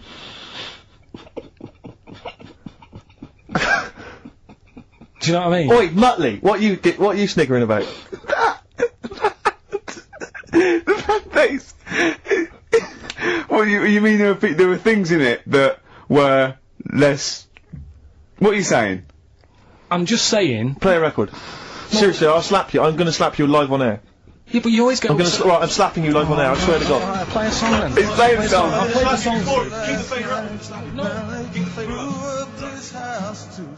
Down on the boardwalk, they're getting ready for a fight. Gonna see what. Well, there's the best band in Britain, in my opinion. Big words. The Darkness, Growing on Me, on XFM 104.9. I'm Ricky Gervais with me, Steve Merchant, and Carl Pilkington. Have you got the album? And already, they've had an argument. Yes. Well, I mean, I don't know whether we need to cheapen the show by discussing it, but I asked for a particular track. Carl is the producer, and he failed to get it for me. He's failed to bring it up from the record library. Completely failed in his mission. He needed to get 2 records, and he failed to get one of them. A 50% error rate there. Yeah, but like I said, I looked in the system, it told me what album it's on, I brought that album up. I'm busy. But, okay, so fine. Fine, you're absolutely fine then, that's no problem. You know, once again, that's a great excuse, Carl, brilliant. The show has been ruined, it's been partially ruined, but you've got a bit of an excuse. Alright, I didn't make a big deal out of it when you said, oh, and whilst you're down there, get us a new 50 Cent single. I never said, while you're down there, get the new 50 Cent single. I asked you if 50 Cent single was lying around. Yeah. If it hadn't been here, I wouldn't have worried. So I get it, yeah, I did that for you. Right. And when I come up, you say, has it got swearing in it? Well, I don't know, it's 5 to 1, Steve. You're the I haven't got time, I've been whizzing You're the around. producer, it's the brand new single. I'd have thought it had been lying around in the XFM office anyway. But I don't have time to sit around listening to music. Sure, well, yeah. Right? I know that you have, now you've got an iPod that can hold 7,500 songs. I don't know when you're going to get round to loading all them on, but I haven't got the time. Sure. Busy. Yeah. Fine, okay, no, that's a perfect excuse, Carl. Well done, mate. Right. I just hope that I never have to depend on you in a real emergency. How did you meet your girlfriend? Through work. What, through her work? What, you found out and said you... worked at the same place. Oh, you're right. Yeah. You're quite an enigma, aren't you? Could you give us more on that? At work, you met her at work. What, she came in selling sandwiches? She was going through the bins outside. What do you mean you met her at Why work? are you having an attack on me? You're the one who's sad and lonely. No, Oh, he's done you again. He's done you Yeah, but what again. I thought was interesting was I No. just scratched at him and he just went mental. Yeah, no, It's like a but bear caught in a trap. it's funny, innit? You'll never learn. No, I was just interested to find out what the story was, because it might be a really romantic story. Well, it's not. All right, jeez. I love the fact he I doesn't was want to thinking talk about you- his love affair. I was thinking about you in the week, and like, does it worry you? I mean, you sort of joke about it now, and we're talking about it in the office, you know, like, oh, is Steve really touchy about the way he looks? And Oh, what's this? Where's that come from? He's done it again. He's done you again. I was walking home the other night, and I was thinking about it. And do you worry that when you're old, you will be on your own? You did start it though, didn't you? Well, Carl, I'm glad you brought this up. Because because I mean, for me, you know, a lightweight, frothy entertainment show on XFM on a Saturday afternoon is exactly the place where I want to discuss the desperate, lonely future that's inevitably coming my way. Oh God! I'll tell you what will cheer you up and forget all that. A bit of Embrace. Oh, one of the most hated bands.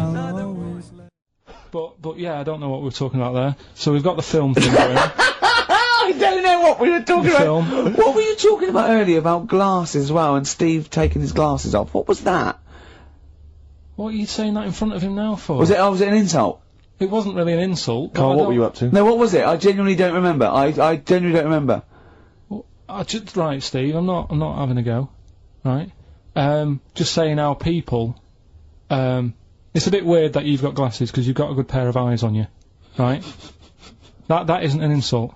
What were you talking about though? What was it? Why did It was the fact that people who wear glasses always look a bit weird without them on. It's like, you know, they should wear glasses. Okay. Why did we get round to this? What was we talking about? What were we talking about? I don't know. I don't know. I don't know what that was. It sounds like an insult, even it wasn't No, intended as it one. wasn't, It sounds it like an wasn't. insult, Carl. It does, yeah. No, it wasn't. I But should be listen- allowed to punch you every time you insult me now. No, but I'm not Oh, I'm having a doing go. it. I'm going to give you a dead arm. Look, Steve, it's you always Even if just... it wasn't, you intended it to be one. What you... Oh, that was real. Play a record. But It's mad. Every time you insult me from That's now on. mad. Is this the Cardigans? Great, brilliant. I didn't even say anything. It makes me feel better. It makes me feel better. I can enjoy the rest of the show.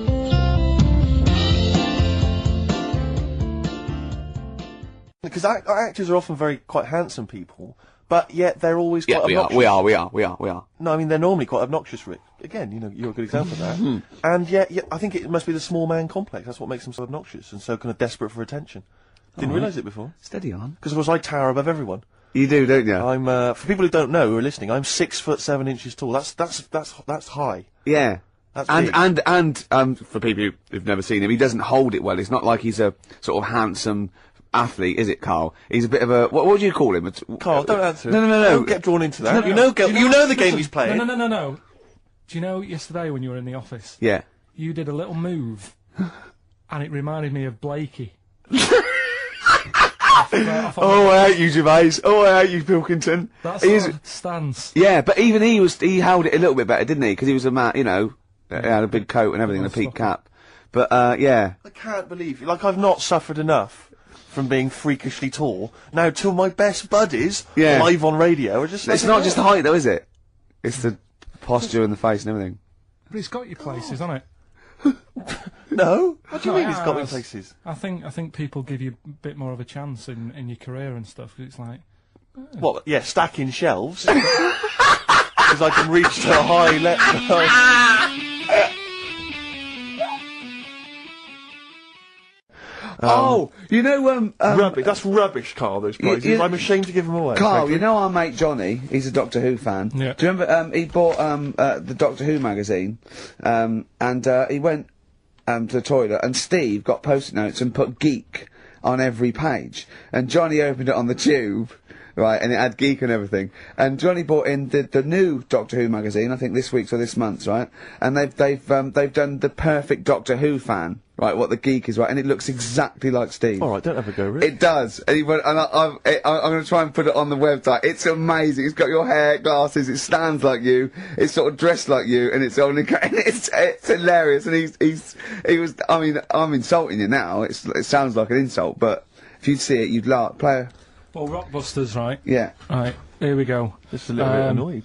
Just 3 clues. We've lost all the energy in this show, haven't we? Well, I can't get over that insult. I'm just a little... No, Three. he did though. It just It came was out, sort no, I of- can be honest with things, you, it 3 came out left clues. field, I wasn't expecting an insult. No, And, but I think There it was a was sense of camaraderie on this. No, I'll bring Just it in email and in you'll see what I mean. Right, play a record, I'm ricky.gervais@xfm.co.uk. just annoyed, I can't What are we listen to doing? Robert's I'm just reading out the clues. Should we put this? Let's put this one in for the Sony Award. Let's put this show in for the Sony Award. Play a song, Carl, because I need to discuss things with him. I've talked before about him Edit slagging it me down. off. Get this down to 3 minutes. It'd be a great show. Blockbusters in a minute. XFM. To a certain I'm extent. just thinking, if I was to meet Steve in a restaurant, Yeah. right, Nothing untoward going on, we're just hanging out. We're no, just yeah. having a chat, just Yeah, having a sure. normal night out. Yeah. Who's paying? Because, I mean, is it expensive? Go this Dutch. restaurant? Go Dutch. Go Dutch. I mean, Right. So, I say to you, I'll see you at 8, right, in this restaurant. I turn up at the door. It's a bit of a posh place, right? So he's Steve Merchant in, Yeah. and the waiter sort of goes, I don't know. What does he look like, right? And Where's he from? Just a little French fella. Oh, yeah. oh yeah. And what does he look like? So the thing I pick up on first, tall lad. Tall, yeah. And then he goes, oh, well, you know, we got lots of tall people in, right? And I go, oh, big eyes? Big eyes. Yeah. And then he'd go, yeah, he's over there. I'll be honest with you. I mean, you can have dinner and you can buy me dinner. I'm not sure you're going to get anywhere with me. Yeah, but the thing is, what he hasn't said is, well, he gets frustrated because we have to go from restaurant to restaurant for something I can eat. But the reason we've only got about 3 restaurants to choose from are that because he doesn't want to spend more than a £5 at lunchtime. At lunchtime? If I was going out of an evening, you'd spend a decent amount of wallop. But lunchtime, Would why ya? am I spend? You'd be happy to spend 20 quid on lunch. Imagine that every single day. There's no one out there who's eating lunch 20 quid a day on lunch. It's crazy. You don't need that much food at lunchtime because I don't know what happens. You go in there, you have some kind of tiger in curry for lunch. You're asleep by 1:30. We're trying to work. We're trying to write TV shows, and you're dozing off like one of those giant anacondas that's just eating a sheep and is slowly digesting it. It takes like 3 weeks. He doesn't. Carl, he does not like the spare. He'll walk a mile out of his way to get a sandwich. Having an argument over that 50p that time. I don't want to bring it back up again. Here's but the situation, Carl. I lent you 50p, and you decided you weren't going to pay me back. It should be to my discretion if I say, don't worry about it, Carl. You should offer me the 50p, go, there's that 50p I owe you, and I'll go, don't worry about it, Carl. But you didn't even do that. Ah, it's the way that you were, like... I said, where's my 50p? You went, oh, you don't need that. That's not your decision to have. I didn't say that. I said, I don't think I've got it at the moment, or whatever. And Rubbish. he's going through my pockets and that. Rubbish. 50p. Ridiculous. You've just given him a keg of beer for free, hadn't you? Well, let's not go over it again. I'll tell you, you're going to go along later to the Live 8 gig, and you're probably going to see some bands that can make an effort to entertain you, but if you want entertainment, Rick, you know it. Go on. There's only one person to book. Go on. Me. If you you're perhaps Yeah. something to do, because I mean, I'm obviously a top Well, DJ on the radio, but where I really come into my own is DJing in any kind of club Well, environment. you told me you were DJing, I didn't go to it, DJing at a party, and you said the place was rocking, The place was roaring. and they loved it. Carl just said he was there and they weren't. Well, that's nonsense, Carl, They because weren't, you know so- very well that when I'd put on a tune, they'd cheer. Yeah, but it was late on in the night. They would have done that, whatever you put on. That's nonsense. No, They they were said they were happy and everything. I'm not saying they weren't having a good time. It was your party. It was alright, but they weren't going mental like you're sort of making up. They were definitely going mental. When I put on the Proclaimers, they could not believe their luck. They would have walked 1,000 miles. Was it good though? Were they really, what were they doing? They were dancing, were they? Dancing and that, but they weren't sort of cheering, going, more and all that at the end. What are you talking about? Oh, Take wow. On Me came on, the big cheer went up. Oh, I don't know who to believe. I've been there, done it, Steve. I've been the DJ as well. And Oh, it might be jealousy. It I might think be there's like professional jealousy there. yeah. I think it's because my fortunes are on the up, and these are on the down. You know, we all know famously that he had Pookie was Pookie's making music, his didn't DJ happen. outfit. Didn't happen. I did enough. I just wanted to do enough to pay for the equipment. And I did. And that was that. But I don't like crowds, do I?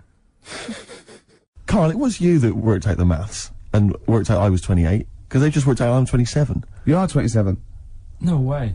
Yeah, I asked you, didn't I? And I said... Because, no, but what I sort of questioned was, I said, well, if you're 27 today, that means last week you were 26.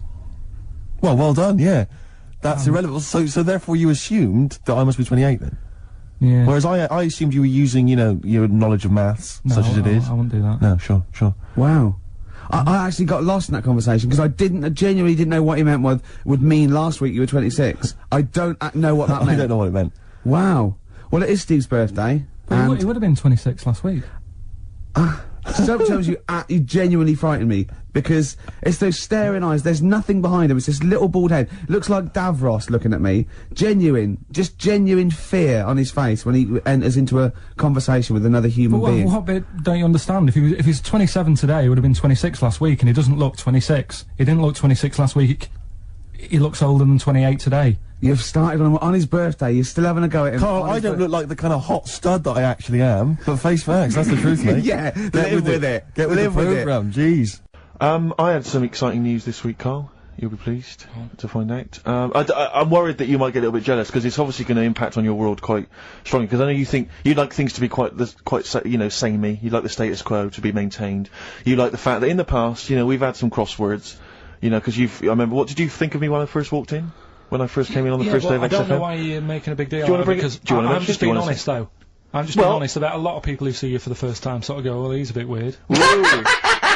I know that, Steve, that you brought it up, and then you're again. But I'm sure that wasn't what he said before. No, did he say before? Yeah, well, he's a bit weird. Yeah, well, he looked at you, and I knew, I could see by the look on his face. You know when you know your kid, and your kid's sort of scared of something, and they go, why's your kid? And he goes, oh, he doesn't like pigeons or spiders. Right. It was like that. When I saw Carl, and I brought you in, and I went, what do you think of that, Carl? I could see the look on his face that he was disturbed. Sure. And then, as he said, you get used to it, don't you? Yeah, you get used to it. And you have changed a little bit. Your hair's a bit smarter now, and you've got some nicer glasses and that, I think. Or I might have just got used to it. Whoa! Don't bring it up, Steve. Don't look at me like that. So you say that you think some other people in the office thought the same? Do you know that for sure? Carl. Did you discuss it? Carl. Yeah, I think they do, yeah. Okay, leave it there then. But not just in the office, as you walk through the building. Oh, it's worse than you ever thought. It's best if you leave it. Well, we're not going to leave it. We're going to get you on the poster. Yeah. I mainly have to see myself on videotape this morning. Oh, I showed him, the animal show I did, the show. Yes. I'm doing a video, and I did behind the scenes footage, and I've got you've seen it, haven't you? I feel a little bit of Carl on there, isn't there? Yeah, it's great. Yeah. It's lovely. He can't believe it. He said, is it playing slow? 'Cause he's so slow, and I come into the office going, alright. That's how you I'm talk. my head as well. I look like I'm looking into a spoon. I'm not happy with it. I just think that if we're willing if Ricky's willing to use his celebrity profile for the sake of the show, I'm willing to look like a, let's say a fairly handsome, kind of cool customer. I think the very least, Carl, is that you appear on there as well. You could dress up smart. Are you worried that you'll look the worst out of all three of us? Who am I standing next to? Am I next to Steve? I'm fairly confident. Yeah. I like the way it's so predictable. You pull the string because you know what it is. It's not. You pull the string. Anyway, I just all I wanted to say, really. Here's tragic. What's tragic? What did you want me to say about that song? Just your opinion. Your own opinion was fine. it's sad. In fact, your own opinion is better than anything I could really hope for. Without doubt. Whenever I ask you a question, You constantly surprise us. yeah, it's wonderful. So only ever carry on telling the truth, carry on saying exactly what's on your mind, and I think this could become a great. You're like a man who was frozen in Victorian era and has been reawoken and he's kind of discovering the world. Some things make sense, other things don't. It's beautiful. It's As really opposed to one that was made in a castle in Victorian times, like Steve. Oh, that's just. Oh, I've joined in with Carl. I can't believe you're I'm on sorry. my side. Yeah, no, it was irresistible though, wasn't it? I'm really sorry. Should we play a record? Yeah. So we were talking about. Should we play a record? Is that link too long already? Before already we actually got to something. I'm already bored. God, we've got to get to something. We've got to do Carl, something. why don't you contribute something? You've been silent. Now that is scraping the bottom of the barrel. really Like, is, isn't we're in trouble. Oh no. Oh, we're failing. Who can we bring on that's surefire? Always delivers. Audio snappy. dynamite. Yeah, Carl. The big guns. Come on, Carl. I was just thinking, there is nobody else who looks like Steve. He's done ya. That's outrageous. Although, to be honest with you, that insult has resurrected things. Yeah. Well done. Shut up. They got two monkeys, right? And Don't stop. because they'd seen the owners with guns and what have you. Yeah, no, that sounds So they had a bit of a shoot off. Yeah. That's how they sorted it out. And who won? I think it was George. The one called George. Right. So I think they had 17 kids. The farm's still running. So that's like the last little monkey news there. Good little Rick, does happy it ending to that count one. if you were to rub your nipple against his lips while I held him down? Right, come off it now. Come on. No, I'm not doing Bruce Springsteen, Thunder Road, last track on Next FM's Ricky and Steve. You can check this all out on the webcam. I got fingers. Get his arm out the way, get the arm out the way. This happened on Scum. Mary's dress wavy like a vision.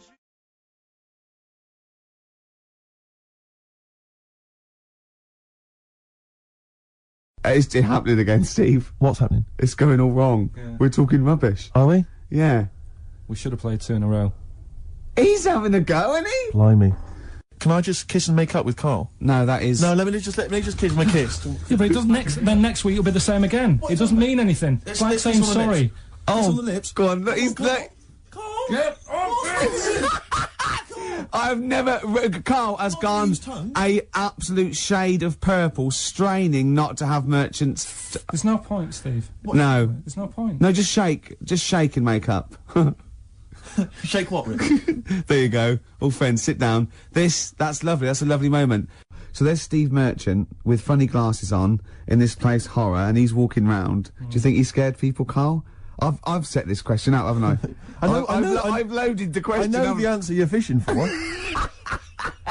Carl, do you just want to have a dig at me? Because it's coming up to 2 o'clock, and you've not really put a lot of effort in today, slagging me I don't off. do it on purpose. No, he doesn't do it on No, go purpose. for it. He's just an honest northerner, and he can't lie. He's like George Washington, but without the wooden teeth. Yeah. I don't think your heart's in it anymore either, Carl. I was alright today, but Steve's really dragged me down. Well, let's... Wait a minute, I just need to know why. No, do you know, like, Yeah. people are being miserable around you? Yep. I was full Yep. of beans when I came in. Yep. Yeah, but you got to remember last week you were really miserable, and that really wound me up. Yeah, because he was So having to it's do swings stuff. around, Because, you know, he'd been let down and they were worried about Yeah, the last next week you were in show. a terrible mood. Yeah. Don't look at me like you were. songs, I wasn't like going off and lying on the settee, looking ill, talking in that voice. Oh, he's done you again. I said, just now, being quite friendly. Yeah, Carl, Steve. Carl, have you ever tried to get into the Monarch for free? Because I'll be honest, mate, it's not going to happen for you. Come out with me, mate, you got a quid off. Alright?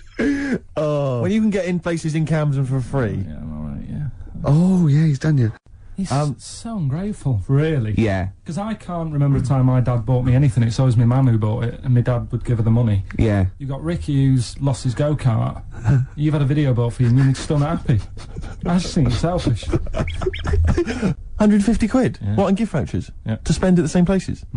I'd have to say, though, I mean, it's not a very inventive gift, is it? It's a Whoever came up lovely with it, thought, though. it's a lovely thought. It's wonderful to have £25 that I can only spend in 2 places I never go in. But, no, I'm not looking a gift horse in the mouth. Any I'm not ungrateful, anyway. looking a gift horse in the mouth. It is a treat. He My only he thought... spoke to Jonathan Ross like he was a normal person. From someone whose dad buys him a spade for Christmas, I thought you'd be grateful. It's one of them things, isn't it? Like I've said before, when you first see something, it's a bit of a shock. Do you know what I mean? It's like the Elephant Man or whatever. Yeah. First time you see him, it's that sort of, oh, look at that. Do you remember the first time you saw Steve? No, I'm not being funny. Do you remember the first... Yeah, but I've said this before, it's always, then you get used to how people look, and you don't... No. I'm gonna burst. You have to play a record. No, but- Because that's Steve's do you know what I mean? It's brilliant. I'd like to rent you out to people. See me, I'm different. I would happily leave him now in the bottom of the cupboard. Until quiz With the night. Scalextrics.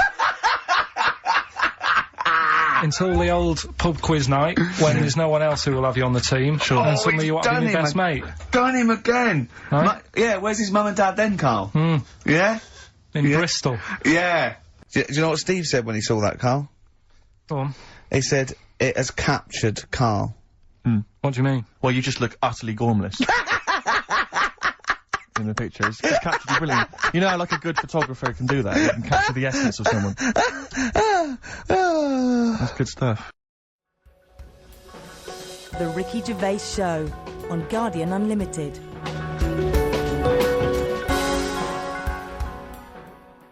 You're listening to Ricky Gervais, with me, Stephen Merchant, and Carl Pilkington.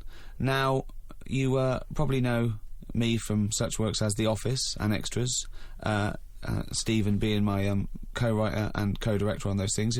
For those people who are not so aware of Carl Pilkington, he was our producer, sort of given to us when we first started on XFM.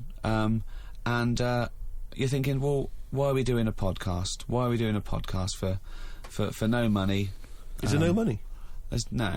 It's free, innit? It's free download. But this is what I'm here to answer. It's because I like to be in a room with Carl Pilkington. You know, like some people go and help sort of chimps. Do they? Yeah. Well, they go to the jungles and things. And help out little sort of endangered Diane species. Fossey or whatever. Exactly. You're very much the Diane Fossey of the Manchester scene. Of the little bald mank world. And Carl Pilkington is an ongoing experiment for me, because I've seen him blossom from an idiot into an imbecile.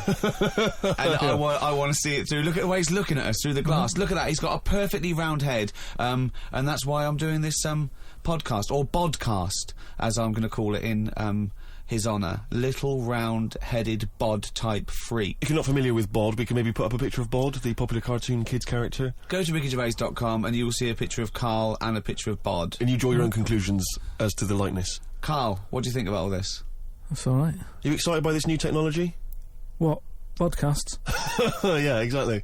It's just, I mean, we are living in that sort of era now, aren't we? That you need to be able to listen to stuff on demand when you want it and stuff. I know you're not a fan of the iPod in general, are you? Or any of the MP3 things? You're concerned? I'm warming to it, but... This is what's amazing about Carl. Even though he's talking about things like MP3 players, computers, iPods, he sounds like he was found in a glacier and thawed out. Do you know what I mean? And sort of taught to speak. We're a couple of high school guys who found him, and we're trying to ingratiate him in the gang, trying to pass him off as someone from the modern day. No, but my thing with iPods is, now, do we need them? Do you know what I mean? We're living in that era now where we have invented most of the stuff that we need, and now we're just messing about.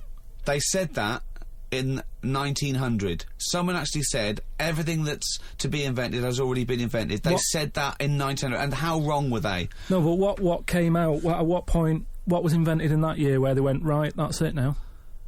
What did they invent in 1900 that made them go, we've done it all now? Well, just think a little bit, right? The 20th century. Think what happened in the 20th century. Go on. Well, cars, planes. Yeah, but is that a good thing? Planes and that. Do you need a plane, really? Wouldn't it have been better if we all stuck where we should be instead of travelling about? War. Well, look, war's happening, isn't it? Because everyone's saying, well, now we can fly, we'll go over there. So there were no wars prior to the invention of the aeroplane?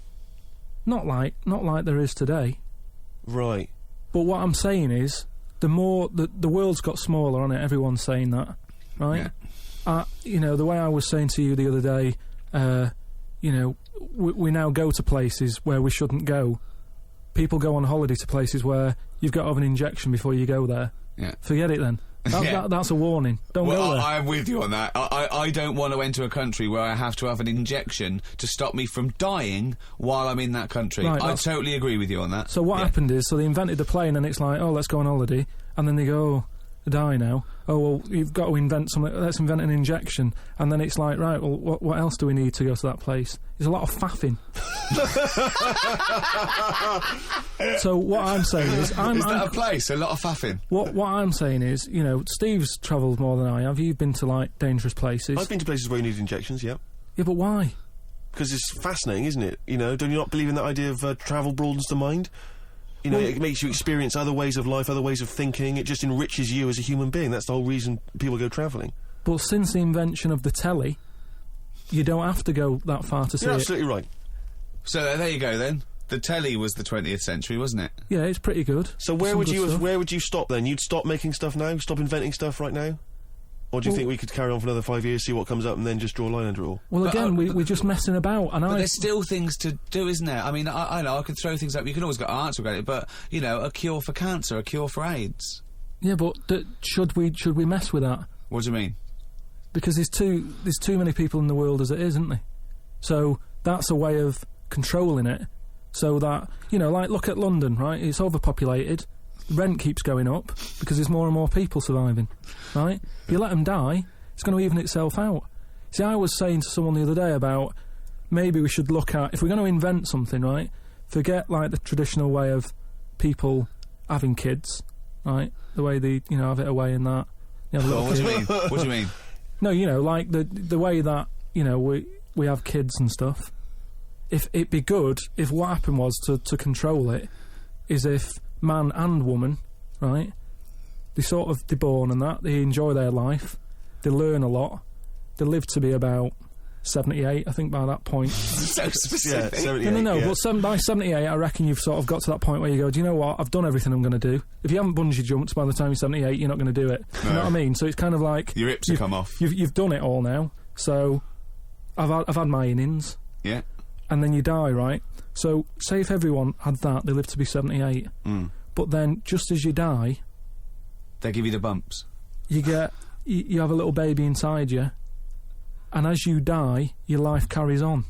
Sorry, How is this happening? Sorry, are you mental? No, but don't you think... I mean, what? I've never heard such drivel. You're saying that, but if Newton said it, you'd go, interesting. That's what annoys me. The point is, Carl, he never would. No, He'd what? never say it, that's the point. But if you never say it, I don't understand what you're talking about there. What? How was it? How is there a little baby in a 78-year-old? No, what I'm saying is it's like an apple, where the apple grows and it's got its little baby pips in it, and the apple goes and the seeds are planted and a new one's born. But that's what happens. But that is what reproduction is. Yeah, but I'm saying babies aren't being born left, right and centre. It's controlled, so that as someone dies, someone's born. But Carl, stop. Whose responsibility is Look, this? if you don't want to do it, we won't do it. But I'm is it just supposed to be nature? Has nature got to develop humans so that we act that way? We live that way, or is this a scientific experiment? He said to you then, he said, look, if you don't want to do it, we don't need to do it. Like, if you were up for it, we'll sort it out. We can do that. We'll have a wit round so we can do the research. I just think, at the end of the day, we've got to do something. And is anyone keeping an eye on this and looking at what we can do next to control the population thing? It does my head in that I've got to live in London for work and what have you, and there's loads of people here, and, you know, forget going out on a Saturday night, it's too busy. And you can't move, and they keep... I mean, what annoys me about London So is... your solution is that 78-year-old women have little babies inside them, and as they slip away into death, the little babies... And how is that baby then raised? Who looks after the baby? Because it's a pretty good system, having a baby while you're young enough to look after that baby and make sure it lives to, you know, reproductive age itself. I mean, that system's been working for years. Nature's sort of sorted it out. Natural selection and evolution sort of makes that a good model. But wait a minute, nature. Pop that on hold, because Carl Pilkington's got an idea. Yeah. That's what it was, just an idea. Yeah, well, it was nonsense. But thank you for it. The worst Yeah. I mean, it was the ramblings of someone you'd find by themselves in a hospital eating flies. Yeah. This is the sort of thing you find when, if they find maybe a pamphlet or a booklet written by a psychopath. You know, someone, just before they went on a rampage and then turned the gun on themselves, they go through their possessions and they find a book and it's got weird drawings, women with knives in their face, and this kind of In garbage. fact, I saw a similar sort of theory written out on a wall, but it was written in shit. Exactly. Yeah. No, all I'm saying is, I think it's, you know, when people die normally, everyone's fed up about it, aren't they, and a bit down. But if when you pass away, you go, oh, we're going to miss Gladys or whatever, but then there's this new life brought in, it's almost like a bad news, good But news. you're talking about it like someone could pick this idea up and run with it. Like you've given them enough information to do it. How is this possible? Where does she get the baby from? Why does it grow? Why grow it in Gladys's belly? Why not have it in a drawer? But what I'm saying ready is- to go, just add water. I mean... Who looks after son of Gladys? There is no theory here. There's no... it's the ramblings of a madman. What I'm saying is, though, the body's always changing, innit? From caveman to now, or whatever. In It's some changing. cases. And they're always finding out more and more. Like, I read the other day about how they're saying, do you know, like they say, people have six senses? Yeah. There's loads more than that. Right, and there's this one... I say, show me that you've got one. No, right, and there's this one that's knocking about. Go on. That, what it is, say if I'm in a pub, right, and I'm just doing a crossword or whatever, Unlikely, but go on. and there's some woman who's walked in, right, and she's staring at me. Yeah. I know she's looking at me, and I look up and I look round, she's looking at me. Right. and they're saying that's a new sense that they found out from, like, you know, doing tests and what have you. Yeah, it's rubbish. And they're saying okay. that's been around Well, since like man and dinosaur was knocking about. But it could be, you know, peripheral vision. It could be a footstep stopped, and usually when someone's footsteps stop, they've stopped. No, they've because you- explained I it. think it's safe to assume that, you know, that with your perfectly round head, people are always stopping and No, looking. but they I explained mean, that you it. just know that there's probably going to be someone there if you look They right. said it's from the time when, like, caveman was, like, wandering about, and he'd go, hang on a minute, and he'd look round, there's a dinosaur there, or whatever, and he'd leg it. This is nonsense. It's One, not- I hate when people use the term when caveman was wandering around. Caveman and dinosaurs. Oh, they used to live together. Yeah. Oh, that's the same era. Yeah. What have you been watching? Raquel Welch. What do you mean? Well, what do you mean caveman wandering, knocking around with a dinosaur? You know, the Flintstones is only partly based on fact. Dinosaurs and man did not coexist. The dinosaurs had long gone before man arrived. Extinct. Kaput. You don't believe us? What, you don't believe because you've seen... Because you saw that film where they took pictures of lizards and magnified them and put them next to men in films so they looked like they were fighting. Yeah.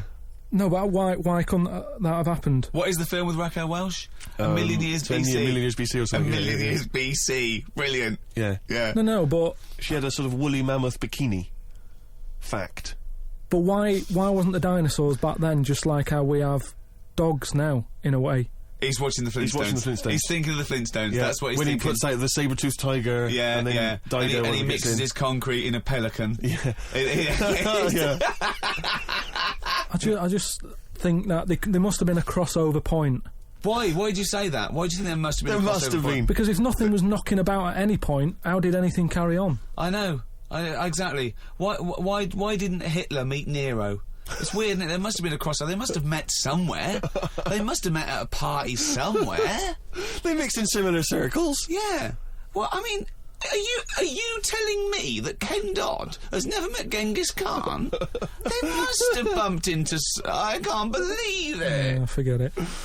Oh. You're listening to Ricky Gervais with Stephen Merchant and Carl Pilkington. Coming up after the ads, Monkey News. What ads? No ads, no? No, we're not. There's nothing here. There's no records. We just got to keep on talking. Okay. Which is not. We could do our own ads. Okay. Bring tea for the Tillerman, steak for the sun. Out now, thrown on DVD. Ricky Gervais's and Steve Merchant's award-winning extras. With Ross Kemp. Oh, zippy. With Les Dennis. Put your arse away, Les. I don't really know. And Kate Winslet. Oh, this nun outfit makes me talk dirty. Out now on DVD. Extras. Did you like Flannemans? The Ricky Gervais book for kids with pictures of made-up creatures in of different colours? Well, if you did, there's more of them now in the More new book. More Flannemans. Flannemans. Which is also by Ricky Gervais, drawings by his mate. Out now. The Ricky Gervais Show on Guardian Unlimited. You're listening to Ricky Gervais with Steve Merchant and Carl Pilkington. Well, now time for one of our regular features. Monkey News. Do the jingle. Oh, chimpanzee that Monkey News. Right, what we're doing here is just giving you a bit of monkey news that's gone on, right? Where a monkey's been involved in it. Good little story in that. Yeah. Are you familiar with the one that went into space? The first sort of thing they ever sent up there before man did it and all that. You see, this is what annoys me with it really. Armstrong gets all the glory, but do you know who went up there before him? A monkey. Yeah. Yeah. Dog went up first. But what was the monkey called? I don't know. No, sure, okay. So it's not the most informed news bulletin. The dog was called Laika. Was it? Yeah, they couldn't get it back there. They sent it up there, did a few tests and stuff, and they couldn't get it back. They weren't prepared to bring the capsule back yet. Brilliant. We could all do that. So is that a good mission? Well, I just think it was seeing what if the mission itself killed it, but they didn't have the technology, because of course it couldn't fly the capsule back, which it has to be manned to bring right, it. well this was the next one up then, right? So the dog must have gone first, and then they went, right, we made an error there, right? Get the monkey in, and what happened is they taught it what buttons to hit at the time that it needed to hit them, and the way they did this was like give it bananas. It was like hit the red button, and it hit the red button, they'd give it a banana. Right. And they go, right, reverse is the green one, hit the green one. And then they do that and go, there's a banana. and then they go right, hit reverse, and it go and get a banana. Hit the red, so it was taking commands on like headphones. Right, but how are they Is giving that it the how you banana? learn to do radio? How are they giving it the banana? What do you mean? No, Well- this is before it went. You wouldn't right. just go and put a monkey in it and go, there you go, get on with it. They sort of put him in one of them capsules that you get, Yeah. and they were on headphones. I don't believe this happened. Well, I'm telling you the story now. So the monkey I don't sat. think they trained it to do anything. I think they sent it up there and he put electrodes coming out of it to see what. It wasn't any of that. They did a thing like they do, like they can with animals. If you give something, like a treat, you can teach it how to do it. It's just like a dog, isn't it? It's called Pavlovian conditioning. However, that was to see if it would salivate or go over to a particular corner, not if it could control a spacecraft. Next one up. It's the next one up. As far as the monkey's not sat there going, oh, I'm a bit under pressure here, it's a rocket. All that's knowing is, I'm getting a banana if I hit that button. That's all the monkey's thinking about. They wouldn't put billions of space But dollars. how can they be sure that it's going to press the button at the right moment? Because it's got headphones on. They're telling it. It's not like just, you have now. It's not like willy-nilly. It's not just like pop it in there and Willy-nilly, see. who's that? But what's to stop it from just hitting it any old time? Because it's a monkey and it's not a human. Because it's trained now. But Oh, it's anyway, trained. so It's fully listen, trained. Yeah, go So on. what happened is, anyway, Oh, this is absolute rubbish. they pop the monkey in there. Yeah. He's got his headphones on. They go in, right, hit the green one. And I think there's something there that a little banana comes out to keep the same. No, you're making this up. I'm not. It's the same. There's no way that they made a so spacecraft they can- that had a banana dispenser. Right, There's so- no way in this world that they made a spacecraft that could go into outer space, right? So what- so manned you're- so by a you're- monkey with a banana dispenser. So you're saying that it's easy to send something up to space, but you don't believe there's a little banana machine? Right, okay, so in your world, there's a monkey and it's been conditioned and there's a So- little monkey dispenser, Banana. monkey dispenser or a Yeah, banana like banana dispenser? dispenser, right? So it comes to the launch day, monkeys sat in there, everyone's ready, bananas are stocked up and all the rest of it. They go, right, hit the green button.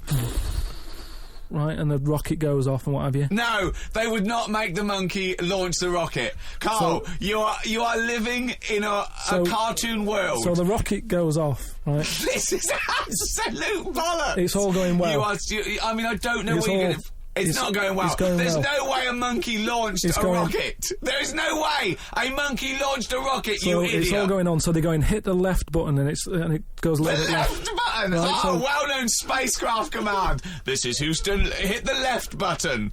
Oh, brilliant. This is what happened in Apollo 13. Hit the left button. So it You are- it you goes are- left. Yeah, it goes left. So it goes left, and it's going well. Left! It goes left! Yeah.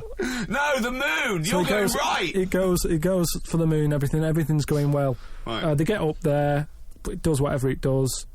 Hit reverse. It comes back. Right. So then You are, So- honestly, you are brain dead. So it's you are long- one of the most stupid people. That I would rather have the monkey drive me listen. home than you. So the thing is, so it lands back. Yeah. It does a good job and everything. It gets out. And this It's is sick of bananas. This is where it turns a bit sad, because after it done that mission, right? Because it happened and it was all safe and everything. The next one would have been to send man. Right. So the monkey enjoyed it, and it was like, well, I want to do it again, right? But they were like, So how did they know that? How did they know? just the way it looked and what have you. It was like, Fuck off! Just the way it looked. So- You are a maniac. so the thing is though, right? So after it had done that, it was on such a high, right? Yeah. It could never get that high again. Turn to drugs. There was nothing that it could do. Went on tour, did it? It sort of ended up killing itself. Because it could never get that buzz that it Right, got. that was absolute bollocks. None of that is true, except they sent a monkey into space, and I'll check that. Absolute drivel. So in your mind, it committed suicide. It went on a crazy bender, drinking drugs and women. And like then, it does happen. You and then hear it was about found it. in you a hear about motel it. room.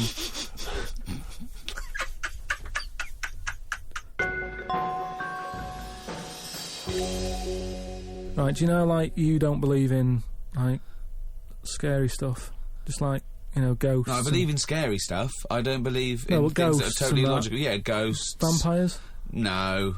Anything made up by man. Well, Anything. there was something in the paper the other day about a vampire. How they found one. They dug something up. It was in the paper. And, Oh, it's true then. It's definitely true. But It's we'll definitely leave true that. then. But we'll leave that because you're just going to do that, so it doesn't matter. No, come on. No, listen, come on, quickly, tell us. Come on. You No, found it's just that they found a body in a coffin Yeah. with a bit weird. of wood through its heart and a knife in its mouth. But if you don't believe it, It was a then what's the vampire point? pirate. Well, It was a vampire pirate. But that's definitely proof of a vampire then, and of course, and not some grotesque murder. Yeah. That's definitely proof of a If vampire. it was found, if it wasn't, if it wasn't made up. Hang on a minute. Yeah. Hang on Two, a if minute. it As was far as I'm aware, when you put the thing through their heart, they just turn into dust. As, in the and films I've also seen. all their victims get their own life back. Yeah, exactly. Yeah, that's Right, the and here truth. was the second bit. Yeah. Somebody had dug it up, Yeah. got the heart, blended it, burnt it, popped it in some water, Hmm. drank it, and they're in prison now. Now, if it wasn't dodgy stuff, why are they in prison? They're in prison Just, because they're mental, because they dug up a body, liquidised its heart, burnt it and drank it. That's why they're in prison. There's your answer. But anyway, that isn't what I'm talking about, right? But Go I on. met Derek Acora the other week, Oh yeah. right? Now, And who's he? Which one's he? he's Is he a medium? He can contact the dead. Is that right? he just chats to him and that, Sure. passes messages on. Nice of him. So I said, "Oh, tell us something a bit weird and that." So he said, "What do you want to know?" I said, "Just something weird." So he goes, "All right then." He said, "Here's one for you, right?" And he said, "There's this pub out in the country, and he said there's this mug. Do you know those old mugs that they have, where they used to like leave their own cup knocking Like a about, didn't they? tankard. Oh yeah. Tankard thing." Yeah. So there was one of them mugs in there, right? And everybody Tankard. Let's use tankard if we've All right, established okay, that's the word. tankard, yeah. Because you're the only mug in this story. Right, You Nice. believe in it all. High five. Great. So this tankard's knocking about, right? And everyone who's running the pub keeps going, "Oh, I wish they'd stop leaving this tankard about," right? And they pick it up. It must be a pain. Having a tiny, small tankard in a pub. That must be a real grind. So every they sort of picked it up and went, "We'll have to wash that," and they popped it on a different sideboard. Next thing you know, that person who's touched it died, right? Sure. So They must have been getting through bar staff. so they kept getting in new staff and that. And they were like, "Oh, what's the connection here?" Right? What's the connection here? Oh God. So anyway, so Call they Australia. We've run out. So they sort of someone notices and they go, "You know, it's a bit weird. It's that cup, right?" So they get Tankard. They get, so it's that tankard and that. So they get a vicar in Of course they do. and they go, "Look, there's a lot of weird stuff going on here. This tankard. Every time someone touches it, they die." So he said, "Leave it with me." He gets his special water out and what have you. He comes round, does a little prayer, sprinkles it. He goes, "Right, not a problem. Don't worry about it." He picks it up, chucks it in the bin. Guess what? What? Dies in a crash on the way home. Because he picked it up. Well, but Carl, you're telling me this like it's fact, and I'm meant to go, "That's Derek amazing." Acora, he told me. Carl, I have no opinion of that story other than I'm pretty sure there was absolutely no connection between touching the tankard and him dying. That's all I'm sure It's of. not just him though, is it? I'm not going to even contest the chain of events. All I'm saying is there is no connection. There is no connection possible because I believe in logic and the laws of the universe. So when you're telling me miracles and strange things outside coincidence, you may as well be telling me about the Tooth Fairy and the Easter Bunny because they're equal to me. That it's ludicrous. It's absolutely ludicrous. So what would it take though for you to go, "Oh, I'm actually a believer now"? But what you're saying is you're I can't answer that question because I'd have to base my beliefs on some of your premises, which I can't do. It's like you saying, but what if you found out that 2 and 2 equaled 5? I can't. It's a necessary truth that it doesn't. I'd have to go back and fundamentally disagree with what I think twoism is, two-ness and fiveness. And you've never been in a situation though where you've gone, "This room feels a bit weird." Could be something, do you know what I mean? Could be something knocking about, or. But that's a different question. I could go into a really rough-looking pub and think this isn't good because it's based on induction. Then because I mean, like, you know, if you've been to Cornwall on holiday and stayed somewhere and you've gone, "Do you know what? Sure, someone's died in here." I'm sure someone's died everywhere. Yeah, but what I mean, you never pick up a vibe of like I've got a mate, right, who is living in this big stately home, right, and what it Why is is he living there? he's paying £100 a month, right, and it's almost like he's being a security man. Oh, right. But he's not. He doesn't sit out the door with that on and everything. He just goes about his life, but he bases most of his work in this stately home. So what is it, like a housekeeper, like he's sort of house sitting? A little bit, yeah. I mean, it's massive. It's bigger than Buckingham Palace, this place, right? So what is it, a billionaire that's gone away or something? I think it's some sort of, I think he said something about a viscount or something, right? He said he owns this place. He's living in America. This place he owns, but it's falling to bits. Wow. And he's worried that people are going to go in there and squat and what have you. So he said to me, mate, you know, there was an advert in the paper, he doesn't know him, advert in the paper saying, do you want to live in a big house? 100 quid or whatever. And he went and had a look, right? And he's living in there now, pays £100 a month. There's about 80 rooms. Gee. And it's this big stately house and what have you. And I went down there, he said, oh, come down and have a look, right? And from outside you go, oh, this is brilliant, it's like something out of, you know, like the Man of Bourne or something. You go, this is impressive. But then when you get in, it's like, it's a wreck. It's just falling apart because they can't afford... Well, it's just been left. No one's doing any vacuuming up or anything. There's like rat poison everywhere. Like windows are smashed, doors kicked in. That's a real shame. Why is it? Is it? I don't think he's doing his job, is he? Is it because it would cost like millions to do up or something? Well, apparently it'd be like I think they're going to have it done up, but it's going to cost like 80 million, right? So anyway, that's a big house. That's a big house. So we go to the pub and what have you. I've got like a little torch, and we're wandering around looking in all these different rooms, right? And I'm asking him how's it got in this state? Do you know what I mean? If someone's had it, why have they let it get to this state? And he was saying how, you know, it was like a mental home at one point, and it was like a drug thing as well. People who had problems with drugs, they popped them out there because it's in the middle of nowhere. Do you know what I mean? If you needed drugs or anything, forget it. It's not going to happen. Do you know what I mean?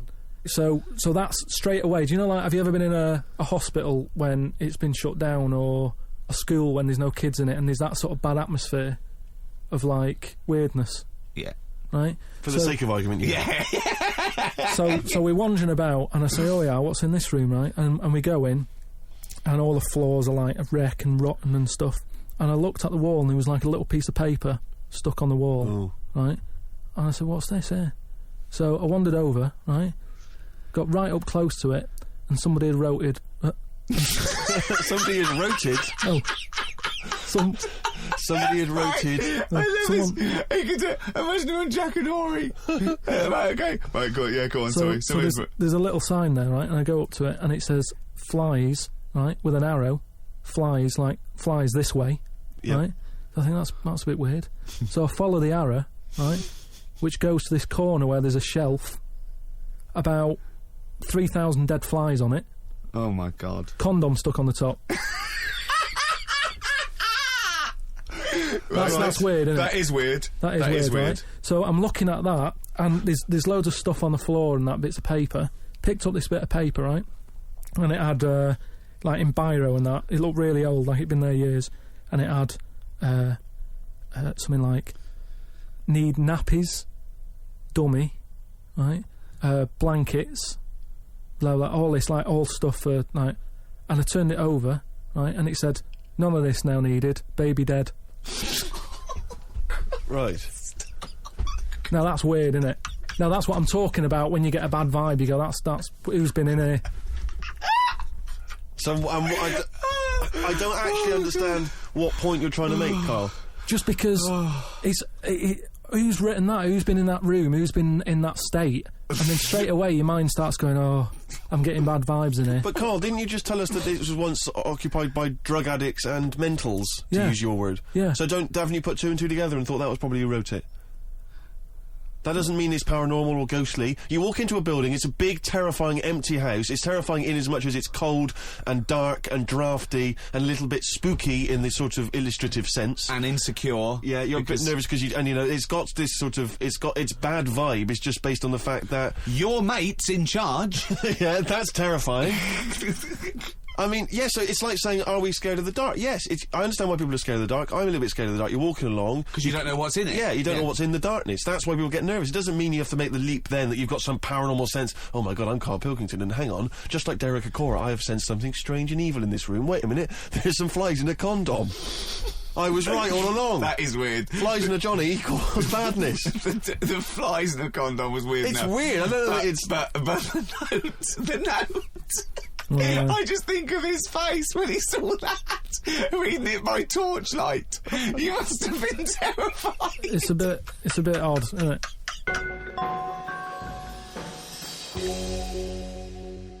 Thank you very much indeed for listening. If you'd like to get in touch with us, either myself or Ricky, or you've got something to send to Carl, then you can email us at podcast@rickygervais.com. I'd just like to say thank you to both The Guardian for sponsoring this and Positive Internet for hosting this podcast. Both great. The guys at Positive Internet know exactly what they're doing. They're my kind of people, as is The Guardian. You weren't contractually obliged to say that, were you? It just sounded... No, it's what I think. Just what I think. Right. It's just I've not heard you mention either of them before in that way. It just sounded a little... Oh, you're joking. I both love The Guardian and Positive Internet. Great guys. Okay, that's just the way you feel, it's not... Yeah. Yeah. The Ricky Gervais Show on Guardian Unlimited.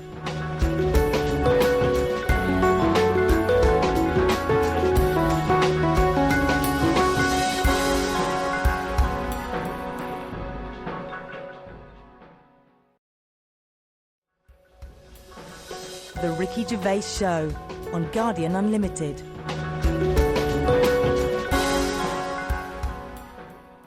Hello, welcome to another podcast of The Ricky Gervais Show with me, Ricky Gervais, Steve Merchant. Hello. All right. And, of course, Carl Pilkington. Rick, you'll be pleased to know we've already had some responses. You remember last week I mentioned that you can email us on podcast@rickygervais.com if you've got anything for Carl or you or I. And Simon and Mark have already emailed us in this link to something that was on the BBC News website. I don't know if you're familiar with this, but it's a remarkable story. Well, I'll give you the headline straight away, and you can draw your own conclusion. Lion mutilates 42 midgets in Cambodian ring fight. That's just the headline. That's a hell of a headline. That makes me want to know more about the story. Well, that's what a headline... That's what a headline should do. I mean, I think we'd all read the news. We'd all take more interest in the news if they could open the BBC News at 6 o'clock every night. Bong. Lion mutilates 42 midgets in Cambodian ring fight. Bong. We'd definitely pay more attention. So this is the story. It's just extraordinary. Spectators cheered as entire Cambodian midget fighting league squared off against African lion. Now, I didn't even know there was a Cambodian midget fighting league. You're an ignoramus. Everyone, of course, has heard of the CMFL, which is genuinely what it's known as in Cambodia. Now, like you, I don't know who the Cambodian Midget Fighting League are normally fighting. I don't know what tournaments... I assume it's each other. Well, I assume each other. It's midget fighting, then? Yeah, well, let me just give you more information, and then we can dissect it afterwards. Tickets had been sold out 3 weeks before the much-anticipated fight. The fight was organised when an angry fan contested Yang Shamoni, president of the CMFL, claiming that one lion could defeat his entire league of 42 fighters. So this bloke is going to the president and going, I reckon a lion could get all your midgets. I reckon he could destroy all of your 42 midget fighters. Now, apparently, Shamoni, the president of the CMFL, he takes great pride in the league, and he's conveyed in a recent advertising campaign that his midgets will take on anything, man, beast, or machine. Now, I don't know what kind of machine, again, midgets are fighting. But don't the midgets have a say in a this? washing machine. I don't know. The midgets going, all right, keep it down. No, they will fight anything. Well, we won't fight anything. We'll fight each other. We're sort of like equally matched. No, you'll fight a beast or a machine. No. I'll fight another midget. I will fight any midget. Is what. When I said I'll take on anything, I meant another midget. Machines. So this bloke goes, I reckon a lion could take on your midgets. He goes, rubbish. Yes. And that is why an African lion was shipped in especially for the event, which took place a couple of Saturdays ago, in the city's Colosseum. I mean, they've got a Colosseum, Rick, which is already brilliant. So hold on, this is sanctioned by the city? Well, the Cambodian government allowed the fight to take place under the condition that they receive a 50% commission on each ticket sold, and that no cameras would be allowed in the arena. We'll take 50%, but for dignity's sake, there's no cameers. We don't want to make this into a circus. Spectacle. Yeah. No. It's just lion versus midget, but exactly. Well, 42. Never forget there was 42 midgets. Now this is the tragedy element, and this is why we shouldn't be laughing, because the fight was ended. Don't tell me the lion gets hurt. Well, the fight was ended, Rick, after only 12 minutes, after which 28 of the midget fighters were declared dead. Right. While the other 14 suffered severe injuries, including broken bones, lost limbs, and they were basically But unable to fight. the anymore. lion wasn't hurt. It would have seemed that the lion was okay. Oh, good. Because the lion had no choice in this. No. See, that's I love it when a human takes on a beast and comes unstuck. Because that lion was scared and defending itself. Those little midgets were loving it. They wanted to go in What do you mean there. they were loving it? You don't know that. Well, why would they do it? Well, what I find out... Well, I'm worried, you see. I don't know the ins and outs of this. I wonder if they were fighting against their will. I got the horrible feeling, because with all due respect to any midgets listening, they must be fairly easy to round up.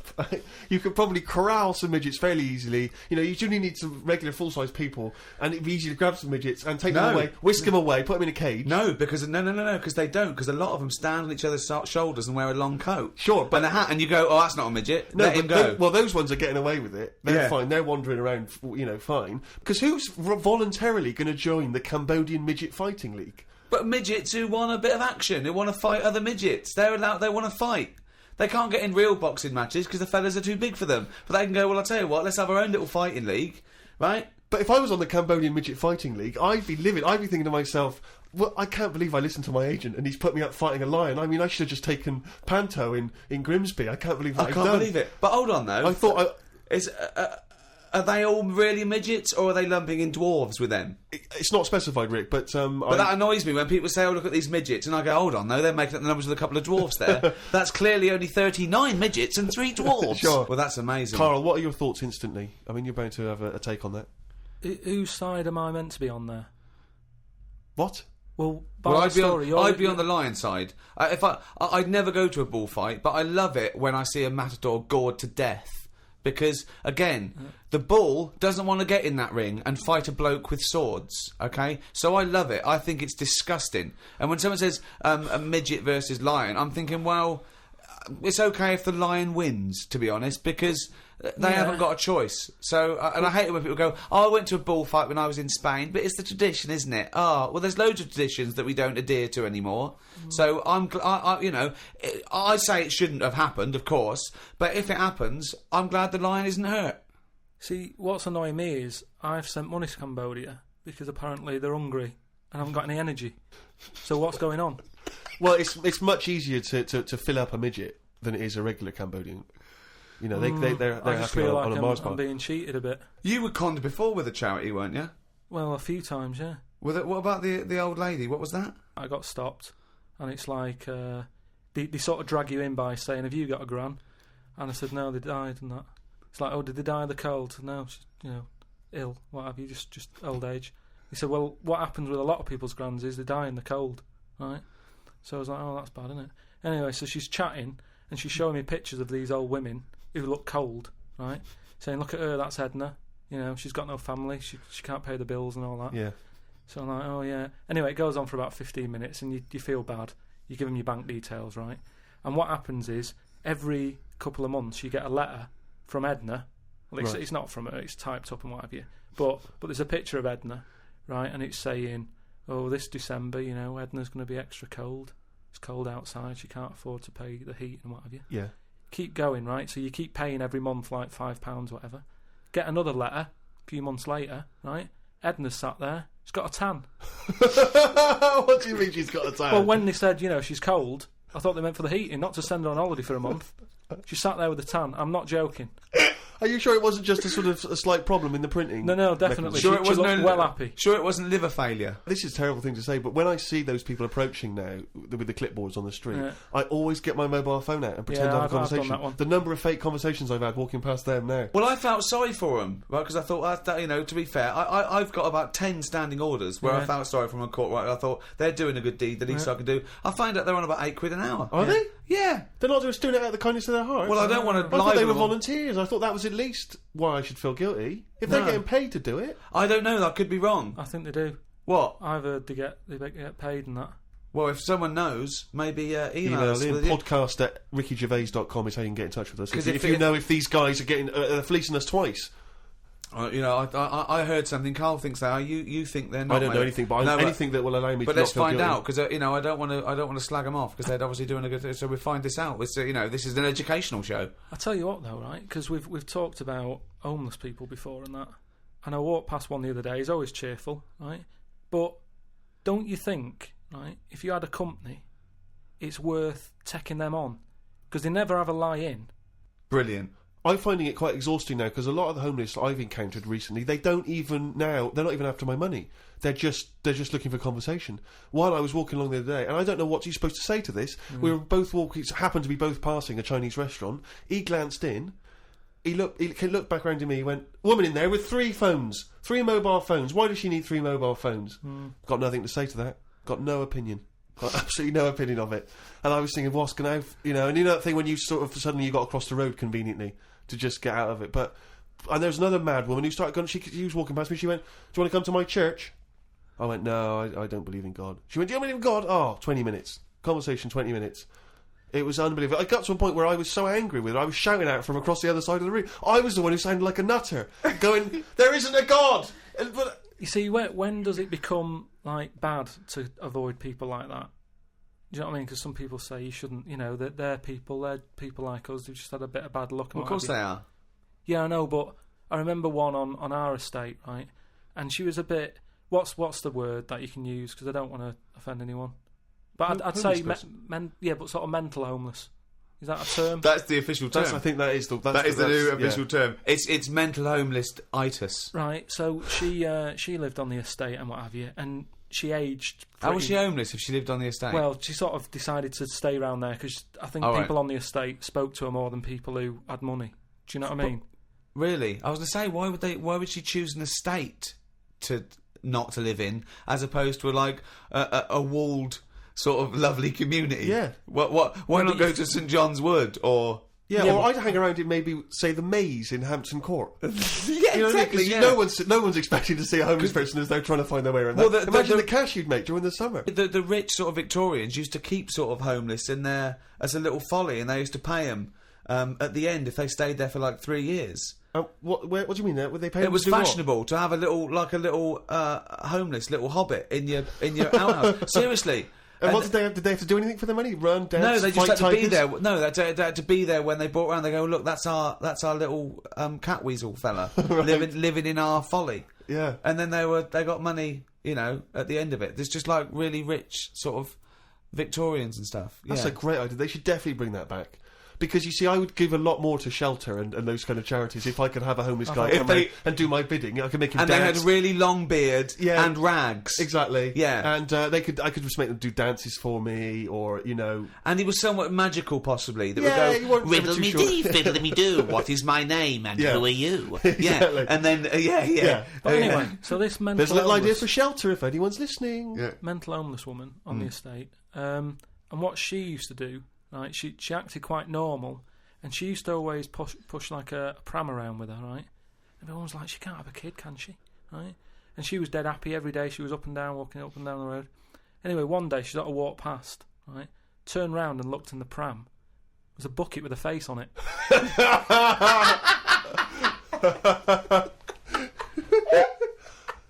The Ricky Gervais Show on Guardian Unlimited. Rick, we've had an email here from a bloke. I think you're going to respect him, because I think you can tell straight away from his name that he's the kind of guy you'd want to hang out with. Go on. I know how much you love fun people. Yeah. Well, Paul, and he's calling himself this, Paul the Party Animal Parker. He's emailed in. He's given himself that moniker. Right, I assume they're in sort of like quote marks, They're are they? in speech marks, yeah. Paul Brilliant. Party Animal Parker. And he's calling himself that. Yeah. That I can't wait. So when you picture him, what are you thinking? Millhouse. Right, okay. I think he looks like Millhouse from The Simpsons. Yeah. He's working in sort of an IT department, maybe? Yeah, for a large possibly. organisation? I think he might still be at school. Okay, right, yeah. Yeah, I think. And this is the vital question. Do you believe him to be a party animal? I believe him to be a party animal is as much as a man with a long scarf that his mum knitted him to look like Doctor Who can be a party animal, yes. Do you think that when people are organising parties at his school, they're thinking the first person they got to get on the list and make sure he's guaranteed as You've got to take Paul the party animal. Because I bet he's got millions of affectations. I bet he wants to be known as the one that carries around a biscuit tin. Yeah. He's got the scarf. He's the guy who only ever wears bowling shoes. It's his thing. It's his thing. He's a little bit kooky, it's his thing. But thank you very much indeed for your contribution. And it is fairly interesting what he sent in. He's found this on the web. I don't know why he's felt an affinity with this particular inventor, but anyway, there's a Serbian man, who has invented a sex machine for women, and he's appealing to Western women to test his device. He's from a town in, as I say, in Serbia. I guess Serbia. I guess that's right. Is that right? Well, I don't know. What does it say? Well, it says a Serbian man, but is it called Serbia? Yeah. Yeah. What was all the Croatia-Serbia thing? Well, it doesn't matter now, does it? Okay. It doesn't matter now. It does to them. Otherwise they fought for nothing. What the hell do we know about world events? I mean, how long did that go on for? Months, I don't know. wasn't it?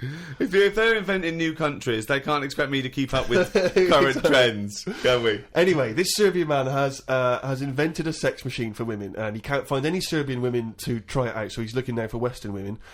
He's taken out a patent on the ultimate sex machine. It runs on a 390-volt electric engine, simulates sex, and has a 7.5-inch artificial penis. He said, "My sex machine has an artificial penis that can make up to 180 moves in a minute." Now, I don't even know what that means. 180 moves? What? I mean, there's only really... Well, in and out, It's I in and out. imagine. It's largely Yeah. the function. Unless I've been doing it wrong What he's all done? these months. What he's done is he's put a dildo on a Black & Decker. A man can only manage the intensity of movement for about 5 seconds normally, but this machine can do it for as long as the woman wants. But anyway, so he's looking for a woman who will test this out. But what I love, as soon as I read this, I was thinking, just imagine him there going, "Oh, thanks for coming in. Yeah, okay." So there's what's going to happen is there's a penis that's going to pop out from here, and it's going to have sex with you. I'm going to stand behind the machine. I've got to stand behind here. There's a lot of dials and stuff. I don't want to bore you with. Well, why do you have to stand behind it? Just I can't. It's technical stuff. But I got to be behind the machine. But there's no penis on the robot at the moment. It's just a hole. No, don't worry. What'll happen is I'll switch the machine on. I'll go behind, and then a penis will appear. Will it be like a metal-looking penis? It will be a robotic penis, but it will seem like it's a regular fleshy human penis. So you're gonna all right. So you're gonna go behind this robot, Go behind the machine. disappear, Yep. and then a fleshy-looking penis is That gonna will appear through the hole when I switch the machine on. Okay, and that'll be the real Yeah. robotic penis. But that you looks- won't see me for the duration of your sexual So encounter. you've made this sort of like robotic penis look really realistic. It's really realistic. You will not be able to tell the difference between, say, the robot one and mine, for instance. Okay, well, I don't want to see yours. No, there's absolutely not. Because I've not come around here to have sex with a person. I know, you've come around to test the machine. Yeah, I'm and that sorry is to do- exactly what you're going to get. Okay, a lovely well, piece you- of mechanical action. But what I know is the idea that on the front, maybe he's painted a picture of a robot's face. Yeah. And then when the machine begins, rather like in one of those horror houses, like a kind of mansion in a spooky film, the eyes of the painting, they'll move. And the a pair of real eyes- real eyes will appear, just staring out. But I don't think I can have sex with this machine unless you're actually in the room, just in case anything goes wrong. No. Don't worry, I'll be behind the machine, it'll be fine. It'll be safe, not a problem. Okay. But anyway, so yeah, Paul the Party Animal Parker sent that in, and knowing him, there'll be plenty more coming like that in future weeks. Carl, what do you think about that? The Machines and that. Yeah. Well, they've always been sort of. I mean, to a lot of people, sex is important, isn't it? You know what I mean? Not to you? Well, it serves a purpose. What purpose? No. Because you don't want to have kids, so what purpose? Just Something to do in the something evening to do, innit? when the telly's broke. But for years, like they've found stuff, haven't they? Machines from like Roman times that similar to that setup. No machines in Roman times. Like that though, the old sort of knob on a stick machine thing. The old Roman I love that. stick. I'm sorry, but I watch Aqueduct. Time Team every week, and Tony Robinson has never done an old knob on a stick machine. I just think of Julius Caesar sitting down and go, "Okay, aqueduct, we love that. Thanks for that. Straight roads, good idea. We can see the enemy coming. What have you got there? Well, I'm glad you've asked. Ploncticus. What have you got Glad there? you've asked. Wanklicus. What I've got here is a Yieldy knob, and I've put that on the end of a stick. Oh, Stickus phallus. Okay, well done, Wanklicus. No. Well done. You are my new right-hand man, as they say. No, excellent. But they do stuff like that. You've been in the London Museum and that, and they've got sort of sex stuff from years ago. They've got like these metal pants that they used to wear. I don't know what that is. Metal pants. Yeah, sort of. Is metal. that a chastity belt? You mean? They used to make women wear them so that they could. When- have when- sex when- with No, men but who were- they had them for blokes as well, though. metal pants for blokes. Yeah, Why? just- So he had a little lot. So if he was away, he couldn't play away from home, and if he was away, she popped on a little. No, I just think they sort of like sexy metal pants. What? Oh, I don't know what you mean. What with are you sexy talking metal about? pants. Well, they'll have to look because I haven't got it in front of me. It's just something I remember seeing, some sort of sexy metal pants that I used to wear. But what are you saying? Sexy metal Come on, pants? they that always was have not to British Museum, that was Soho. No, what I mean That is was on Compton Street, you were looking they in the always shop had to window. be ready for like battle and that, but these were a little bit sexy but protective at the same time. I love that! Right, I'll have to look into I love it. the I'll idea have that to- that's all you remember from the British Museum. So Lancelot, are you ready to face the Black Knight? Yeah. What do you think of these? Huh? What do you think of these? Well, I don't really care. Just I just want to look good on the battlefield. Well, they're you know? both protective. Will there and- be women watching, cheering us on? Well, you're not going to fight like that, are you? What about your chest? I'm going to wear nothing except these sexy metal pants. But what about your chest is exposed? no, Nothing- well, it's a good chest. I've been working out. Yeah, I know. But what I mean is, you want metal I've all actually over. been lifting up the round table every week. I just work out, do that about 4 times a day. But that machine, right? Why did it have to be a woman, or could they have got a little gay fella in? I Let don't me know. just check. It doesn't actually specify the small print here. I love that. Why do you want to see a little gay fella be? I don't want to see it. I'm just saying they're sort of more. Why do Carl? Why do you want? don't wanna see it. Why do you want to Don't wanna watch a see it. gay man get buggered by a robot? I wasn't the one typing in gay machines on the internet, finding stuff out about them. It's not a Steve gay was. machine. You just made it into a gay machine. Yeah, he wanted to pleasure women with this machine. Oh. You're saying, can I see a little gay fellow get a robotic cock up his arse? You're the one requesting that, Carl I don't want Pilkington. that. I'm just saying that. You're the one that want to see gay men with metal stuff up their anus. No, what I'm saying is they're more up for a bit more experimentation than. What are you saying? Why is that the case? Why? Why'd you say that? No, just they just butt plugs and that. I mean, what I'm saying is. What, you can't just say butt plugs and that. I'm just saying that I reckon they'd be up for it. What do you know That's about I'm butt plugs? Well, I don't know anything about them. I just remember seeing an advert for some once in a sex shop. What are you doing? What are you doing? No, I wasn't. I was just walking past. I was walking past the sex shop and that, and Your eyes you sort of glanced looking. and Why were you walking past a sex shop? Just because I was on the way to work and that, and I passed one, and there was a little sort of one. It was open early, which I never understood. Right, it was about 8 o'clock in the morning. Right, and I Who's thought, rushing out to who's butt plugs rushing that out? early in Yeah, the who morning, needs them now? Right, but I I sort must of get had a bagel and some poppers on the way to work. But I walked past it, and it had like a little post-it note or postcard type thing, and it was like, pop in now, buy an item, chuck in some free butt plugs. And I didn't know what they for. I'd never heard of them before. But all I'm saying is, I've since found out what they do with them. What And do if they they do with do them? that with them, then Yeah. give them a go on that.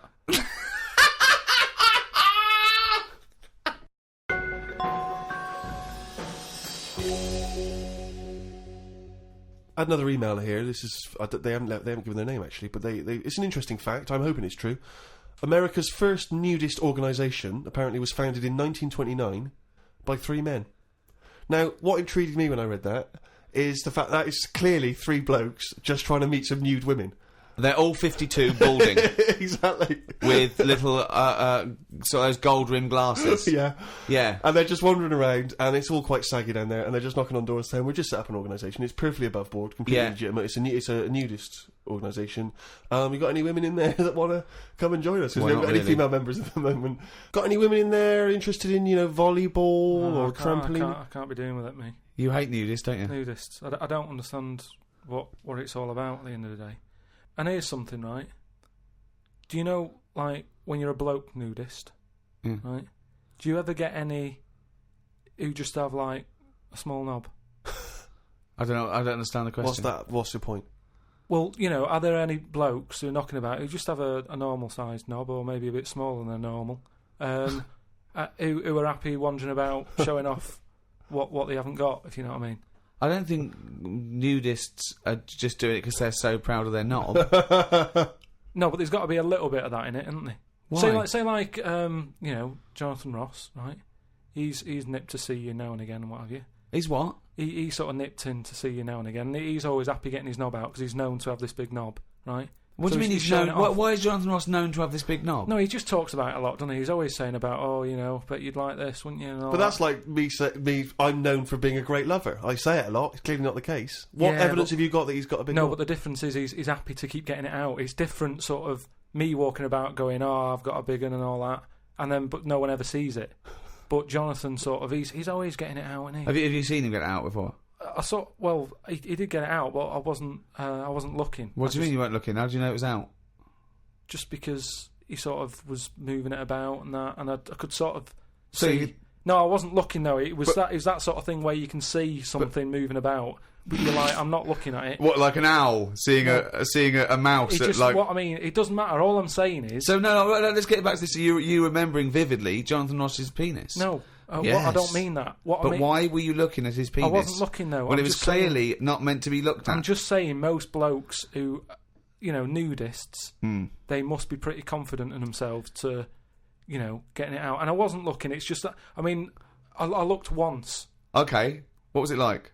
What? Sorry, you looked at Jonathan's once? No, or- I was looking at another one. What? At the same why, time? No, why no. are you looking at loads No. of men's What's penises? going on? No, Where are you because hanging What out? is this? It's natural. That's what I'm saying. What do you mean? This As a is bloke- Carl takes a sneaky look at No, menscocks.com. No, what I'm saying is, it's Where natural. was this happening?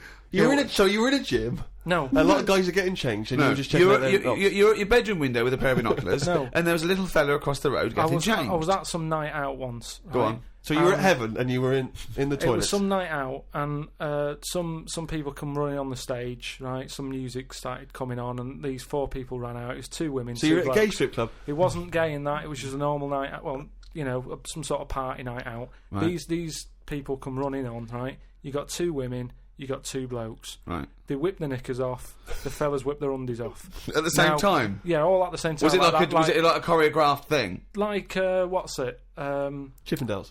No, what like Cheryl Baker was in it. It was that thing where they sort of, on the Eurovision Song Contest. Making your mind up Yeah. when Bucks Fizz Bucks ripped Fizz. off a larger skirt, conceding a smaller skirt. At no point did Bucks Fizz whip their knickers and pants When off. you said Cheryl Baker was in it, I was thinking, what? Didn't she used to host Record Breakers? I don't remember that on there. so Tea Time on BBC One. So Go on. that happened, and all I'm saying is, right, before I had a look at the woman's bits, right, I just had a little cheeky glance at the fellas. Why?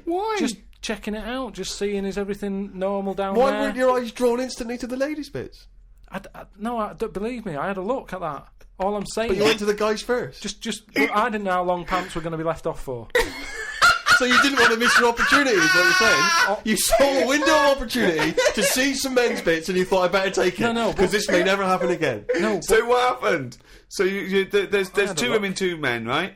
I don't know what sort of event this is where you're looking at anyone get their knickers and pants off. I don't know why you're looking at all. Good night, So you go right. There's knickers and pants off. Right. Let's check out the knob and testicles first. You're telling me you've never, like, when you've been in a gym or anything, you've not just sort of turned your head, had a look, and gone, all right, yeah, that's all right. Yeah.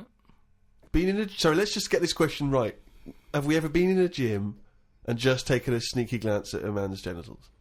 Is that your question to us? Right, for me, it's the same as when you see someone who's a bit odd, 2 heads or whatever. Well, I'll be honest. If I was in a gym and a bloke came in with 2 heads, I'd look. I'd get a sneaky glance in the mirror. I'd go. Sorry, but you'd look at his genitals or his 2 heads? It's 2 heads. Or would you sneakily look at the heads and then think, I wonder if he's got 2 cocks? And just... I'd have to have a look there. If I'll tell you what, and now I admit it, if I'm ever in a gym and a naked man with 2 heads walks in, I probably will check out the genitals as well, just to make sure that he's got 2 of everything. Can I tell you the thing that always freaks me out? I do sometimes go to the gym, and I live in North London, and the thing that always freaks me out is if there's an elderly man, often quite short, and I say this only so you can picture something in your mind's eye, because I live in North London. There's quite a lot of old elderly Jewish gentlemen, wander around, and I'm always freaked out because there's at least 2 I'm aware of who've got very, very large penises, and I always find that really disturbing because sometimes you can't help but notice because it's like Godzilla coming through the changing room. Do you know what I mean? And it's swinging there, and it never seems right that he's an old guy. He's kind of a little overweight, quite short, and he's got a massive piece of action going on between his legs. And I always get, dare I say it, a little bit jealous because for a tall man, I feel I've been a little bit shortchanged. Oh wow! So there you that go. I do admit that's the only instance where my eye has been naturally drawn to it. Do you know what annoys me in gyms? Where people walk round happily naked all the time whistling. They get weighed naked, pop a towel on and take off 3 ounces. How exact have those measurements got to be? Yeah. Do you know what I mean? Pop a towel on. I mean, unless you're going on the space shuttle, I reckon you could give or take a couple of Ounces. stone. Yeah, a couple exactly. of ounces. Yeah. Absolutely right. Well, we've put that to bed. The Ricky Gervais Show on Guardian Unlimited. Right, Carl. Go on. It's that time again. You better be ready. Oh, chimpanzee that monkey news.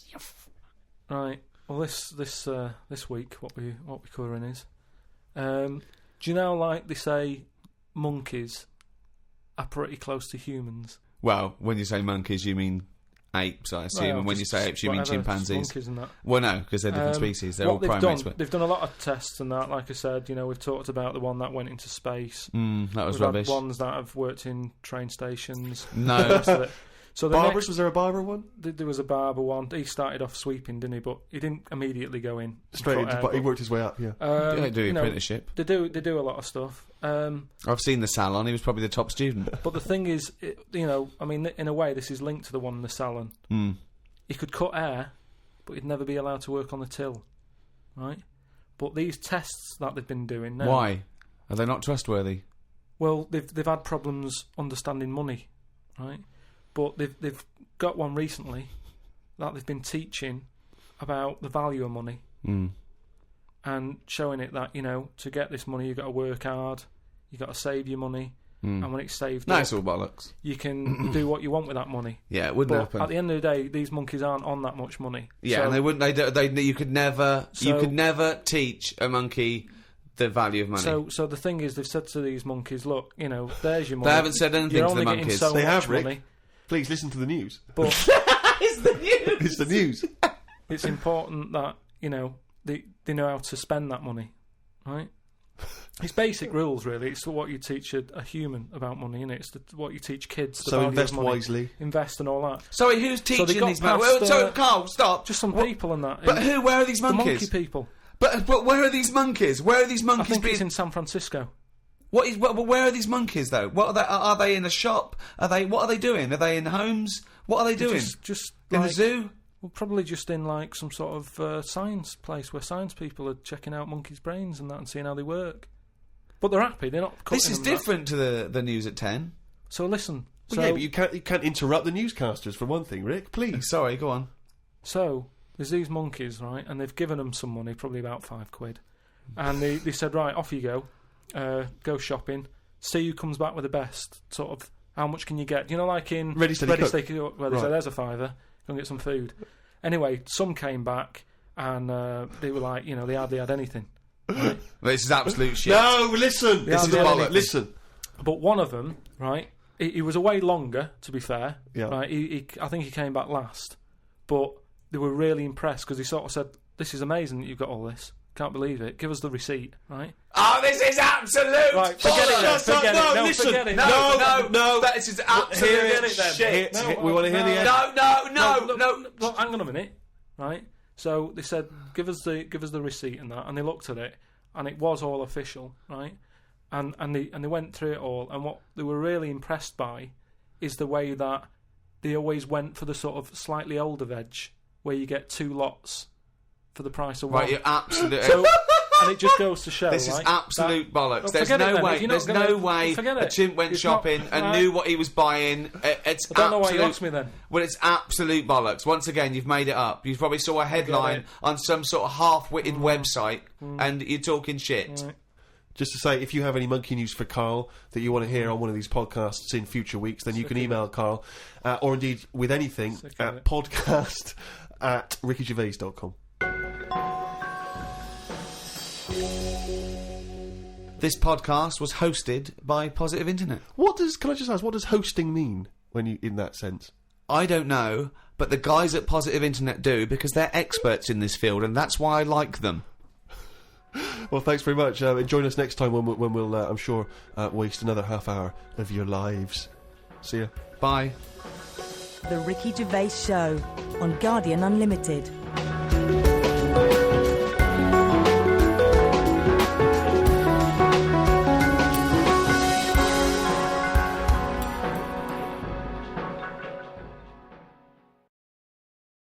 Let's do a couple of openings. You do it. Well, you better say something. Okay. Well, I think you should say, welcome to Ricky Gervais Show on or whatever podcast. I'm not on this, am I? Yeah. What am I doing here? Well, just saying hello. Hello? No, let us do the introductions. We're doing 2 introductions in the 2 shows. Fuck me. The Ricky Gervais Show on Guardian Unlimited.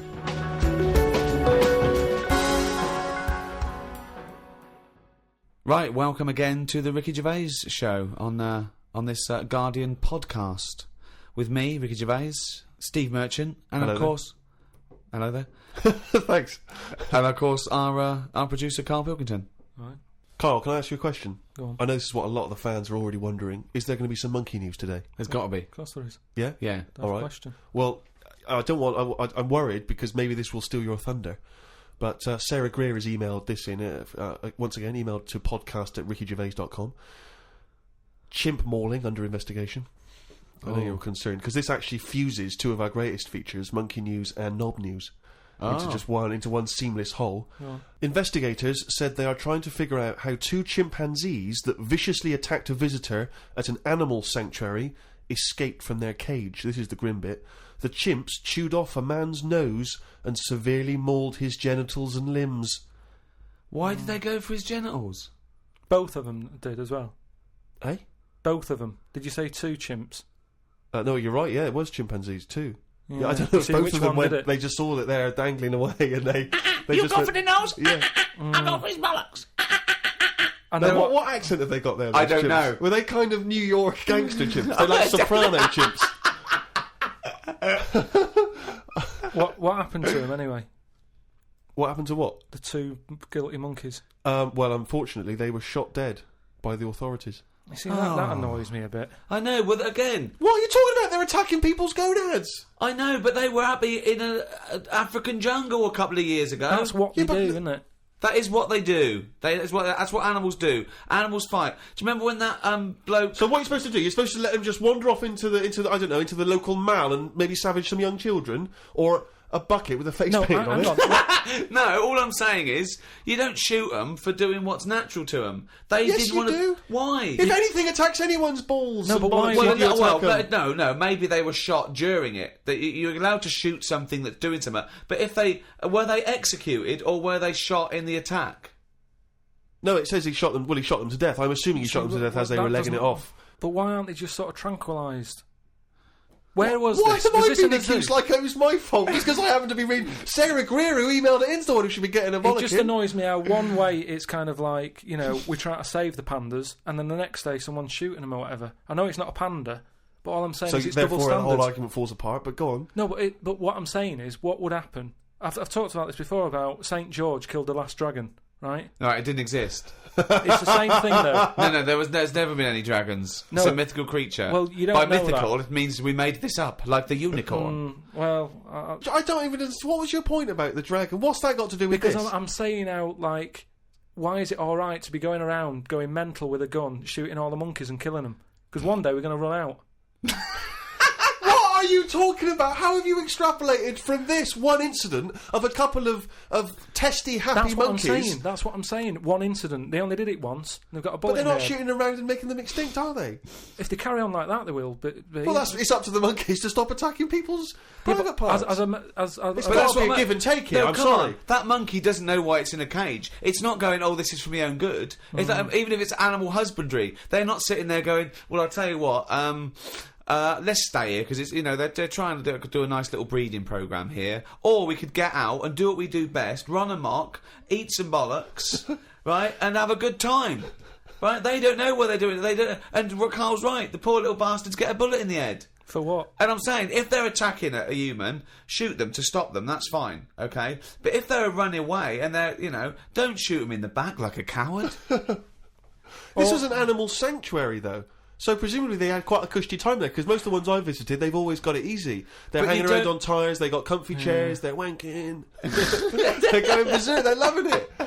So, you say that I think I don't know, I just think there was something nasty, there was something a bit warped in these monkeys. I mean, But hang on a minute, you've just answered your own question there. You said they're in a sanctuary, so they haven't had a good upbringing.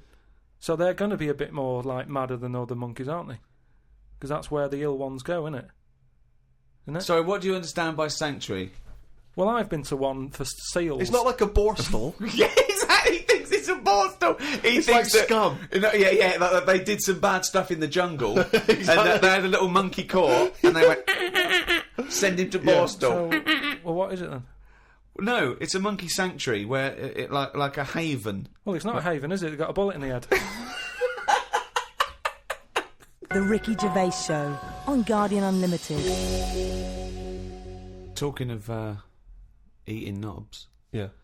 Gilly Goulden. Now What's she been up to?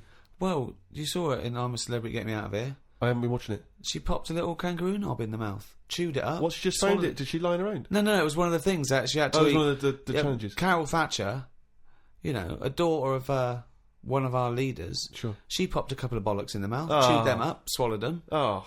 And Gilly Goulden, there was a kangaroo penis there, dried. She couldn't even get. It was so tough, she couldn't even get through it. And then she, eventually, she eats What was it, it. like a pepperoni? Yeah, and she. What do you think of that, Carl? What, eating that sort of stuff? Yeah, I watch it. I like those little trial bits, right? yeah.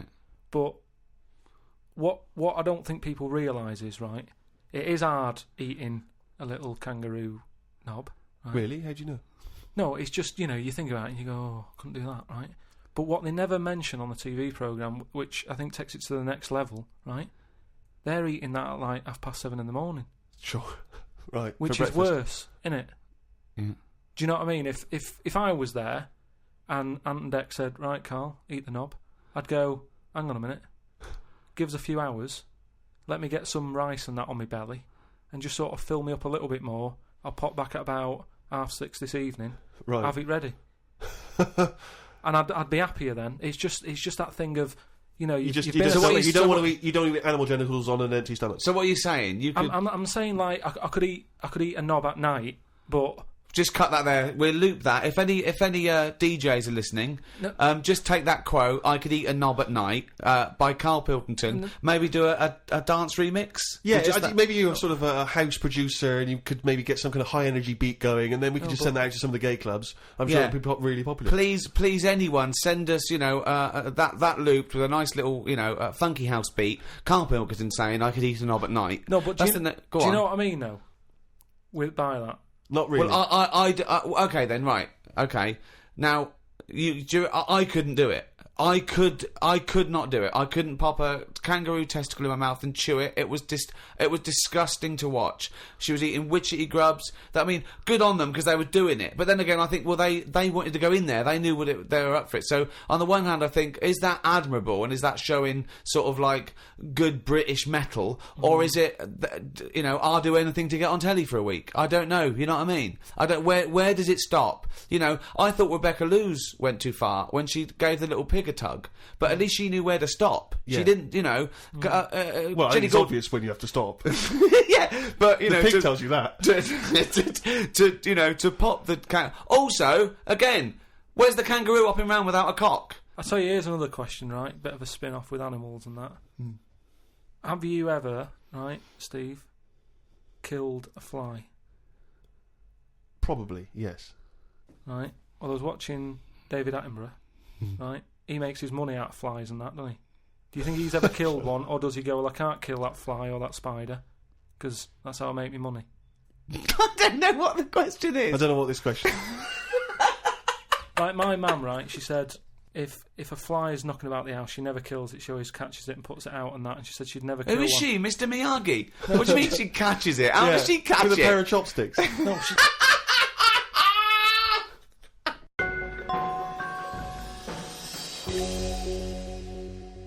Rick, it's that time again. It's what everyone's waiting for. Can you do the jingle for us? Oh, chimpanzee, that monkey news. Right, this week the monkey news is about, you know, we all know, like, you know, there's monkeys knocking about that aren't happy in this country. Sure. Aren't they? It Lot is of a them big wondering problem, yeah, it's an epidemic. So they've set up like this sanctuary place. Okay. Where they all go. The ones that aren't happy in a zoo and what have you, it's getting them down. They can phone a number and they'll come and pick them up. Pop them in this house place, right? And basically they can run riot in there. Yeah. To get freedom to sort of cheer themselves up. It's like, don't have a go at them. If they want to do such a thing, let them have a go and what have you, right? Yeah. There's 3 people running this place, right?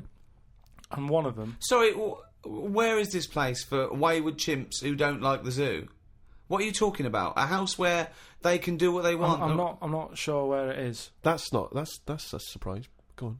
But there's this place anyway. It doesn't matter where it is, does it? At the end of the day, I'm just telling you what the problem is. We haven't got to the problem bit yet.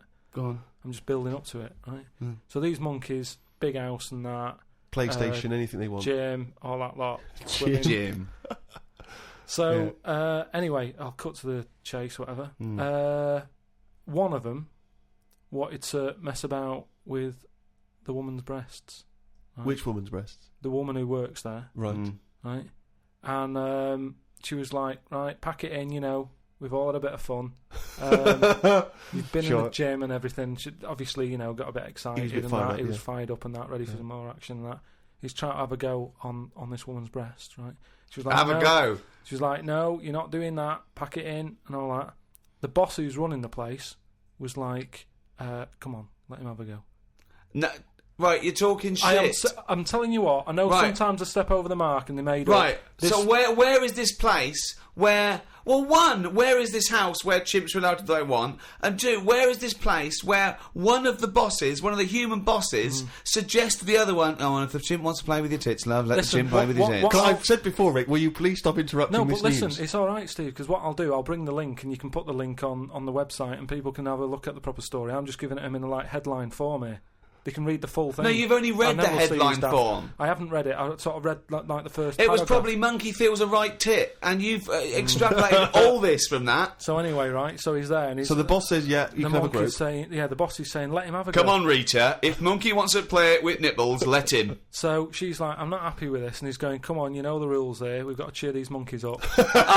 This is absolute We found it. Actually, no, and in the end, because she didn't allow it to happen, the fella bloke sacked her, got someone else in.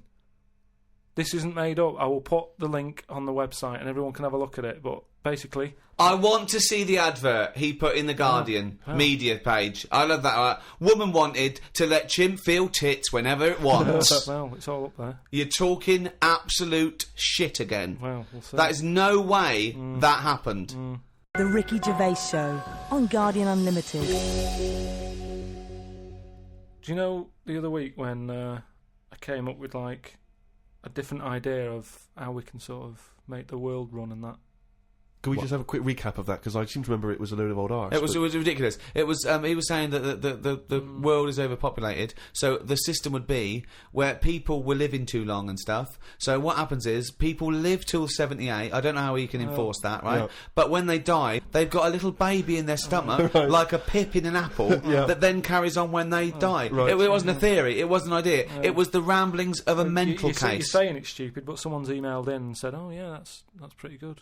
Yeah, and okay, I'm asking you again. Was the letter written in shit? Anyway, listen, right. Did it say the mental home, Mars? I've been thinking about it, right, and if we can't do that, right, if that's a no to that, right. Well, it's not a question of whether we can do it or not. Just saying, if that's a no, right. I've been thinking. It is a no. This is going to be brilliant. There's a lot of weird. I mean, you could win the Nobel Prize for this. But listen, there is a lot of ways, isn't there, in the world that some creatures and that go about sort of moving on. If you know what I mean. Evolution, you mean? Yeah, there's a lot of, like, on that David Attenborough programme that he's doing at the moment, he's always showing you little insects and what they've got to do, and there was one about a wasp, right, that had to fly about, right, for ages, looking out for a certain type of spider, right? It lays its egg in the When spider. I saw it, it whizzes down, right? It lands on its back, so that he's got to get that right? It lands on it. I don't think the spider's up for anything. That isn't even aware of this is how things move about. He's not going, I've got to look out for a wasp. So all this is like, it's got to be perfect timing. So this wasp dived down, right, sat on the back of this spider, it injects it or something with a maggot or something, right? And then that maggot then lives off the spider for a bit. The spider knows it's got a maggot in it. No, it doesn't. It does. No, it doesn't. And it's making a web for it. It goes, I've got something to look after here now. I've got responsibilities. It makes a web, right? It sort of reverses into it and puts the maggot on the web. The maggot sort of clings onto the web. Spider's there. Maggot eats the spider, and then it moves on. If I came up with that idea for like a method, you'd say that's never going to happen. No way! Carl, it's not the fact that you came up with the idea, right, for an old lady dying at 78 with a baby growing in her that then lives on. It's nonsense. It's no idea. It's how can it be enforced? It's like, so even if scientists thought that was the best idea in the world, how would they enforce but it? what I'm Who's saying going to is- go, that's a good idea, we've never thought of that. Yes, but what I'm saying Get in is, Elsie. Who told the wasp to look out for that spider, to go on its back, to do, you know... What do you We've mean who explained told this the wasp? before to It's you. evolution, it's natural selection. Yeah, but I can understand, you know, we've chatted about it before about giraffes having a long neck, but you're talking about a wasp and a spider who... That's as because far as you're I'm attributing thought and will behind their behaviour.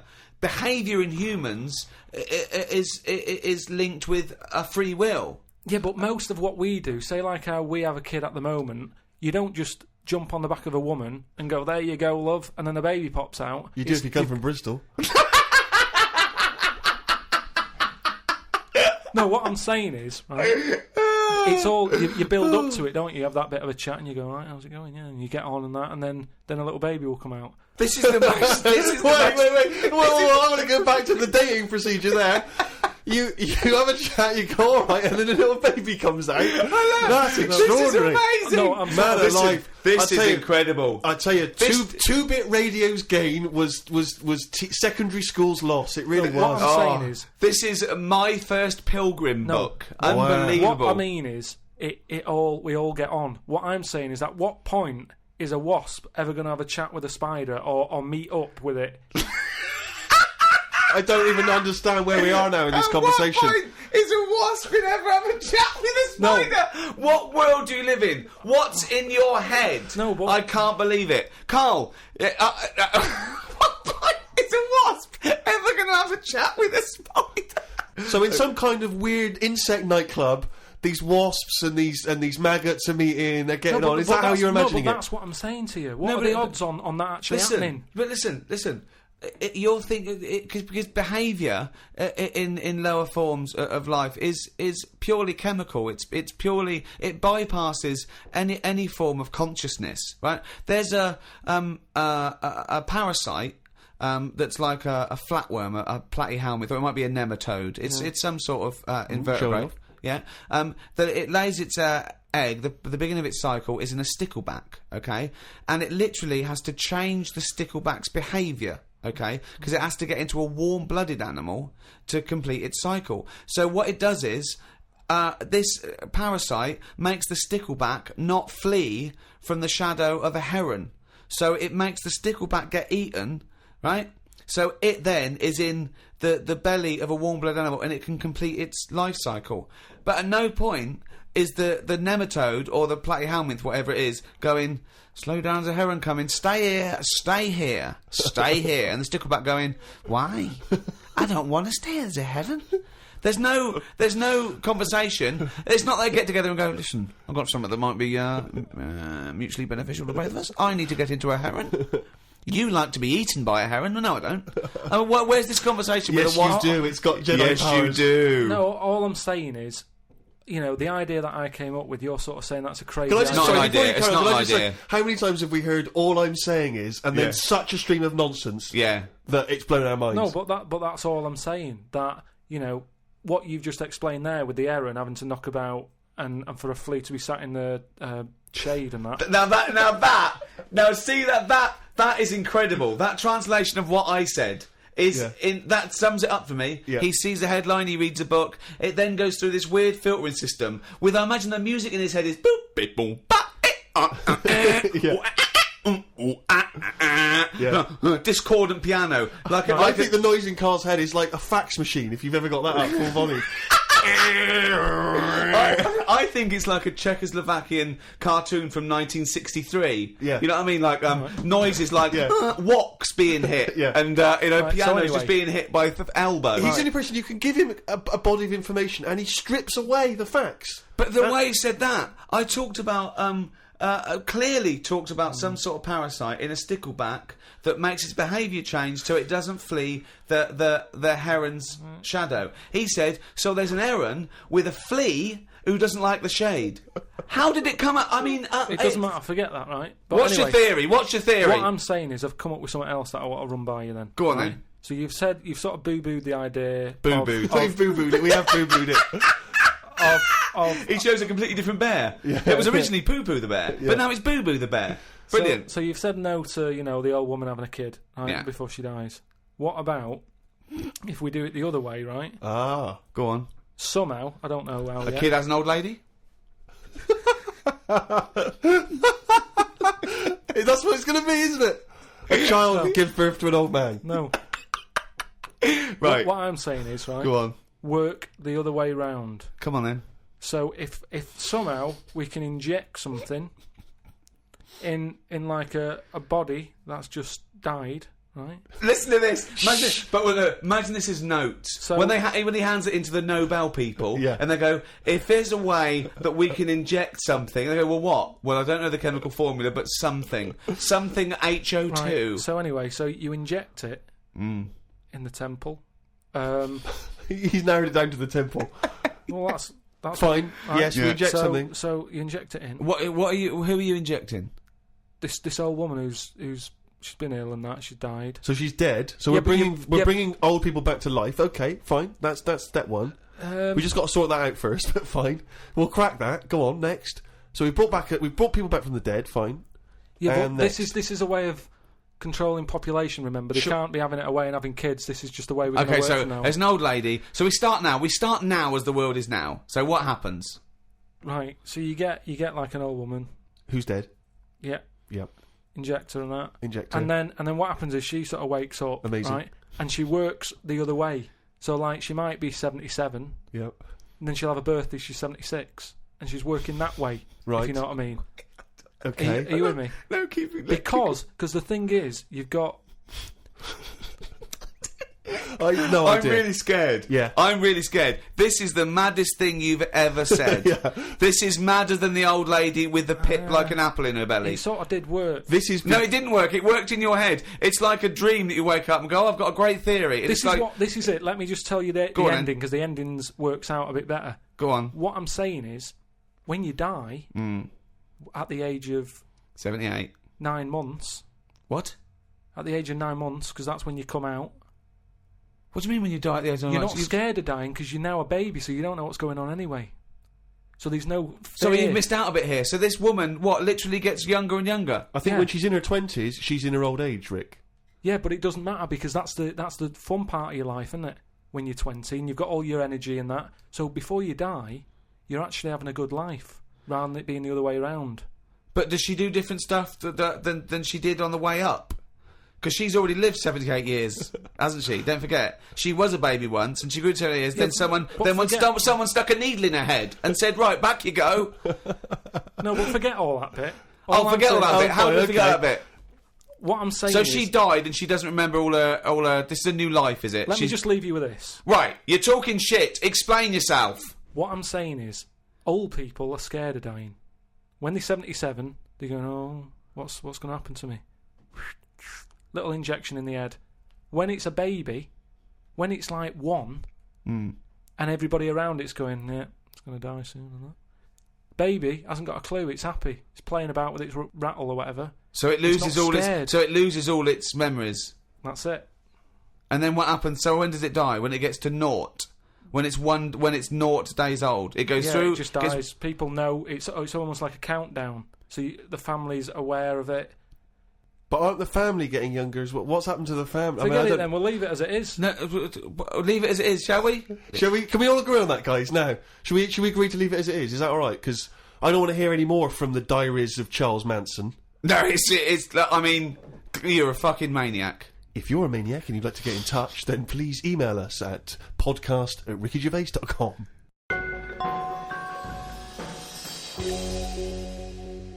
Doing a bit of Christmas shopping, Rick, the other day, and I was travelling around on the tube, the London Underground, the subway system for our American friends. And, as you know, but people around the world may not be so familiar, there's a recorded voice that you sometimes get on the tube that says, mind the gap. Oh, yeah, before you open the door. Yeah. Mind the gap. And the reason is that sometimes in some stations there is a gap between the train and the platform, and obviously, theoretically you could fall down And it's there or different whatever. sizes, so just that little reminder, mind the gap. You look down, It's safe. Just makes you stop. Seems to make sense. Yeah. Saw a kid, teenager, wearing a T-shirt. Don't know where he bought it. It just said, "Fuck the Gap." He was tired of it. Yeah, he didn't want to mind the Gap. But what I like is, what's he protesting about? I don't you know. What I know. mean, it's not the police or the man keeping you down. That's just good, sensible health and safety information. That's like You know? saying fuck looking both ways before I cross the road. Screw penicillin. I know. No, do you know what? I'm going to drink and I am going to use threshing machinery, and I don't give a damn. It's I love that about teenagers. That kind of screw you sort of mentality, but not. It's kind of blind, isn't it? It just anything's a target, anything's valid. When I was a teenager, I think maybe 17, I had a T-shirt. I was rallying against just stuff, really. It was slightly more abstract than the Gap. I wasn't specifically against the Gap. It just said bullshit. Just in general, bullshit. You were raging against the machine. I would just go, yeah, people say, hey, what are you... I just open my... I go, bullshit, alright? Just bullshit. But I assume that these forms of protest have never made any dent in anything in the world. Because I remember when there was all these protests against the war, a couple of months back, and there was one guy, so there was a huge march in London, as you know, and they did these all around the world, didn't they? But there was thousands of people in London. There was one guy, he was riding around on a 3-wheeled bike, wearing a jester's hat, blowing a horn. That was his form of protest against the war. Was it like, what sort of horn was it? It was one of those sort of hunting horns.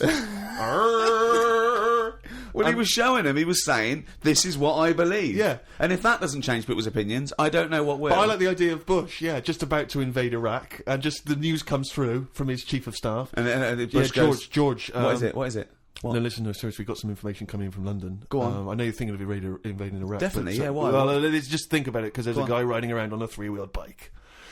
Oh. He's not got the regular 2, he's gone for 3 wheels. So... Okay, well, listen, what's he wearing? I don't want to tell you what he's wearing, he's just... What's he wearing on his head? He's just wearing... He's wearing a jester's hat. Okay, no, well, calm down. It's not that bad. It's not going to change my opinion about... He's blowing a horn. Okay, get the troops out. Get the troops out now. What do they think they're doing? You've got to get involved in the... I saw a girl once again, a teenage girl. I was behind her on the tube, and she had this bag, like a rucksack, and it was kind of black, and it had...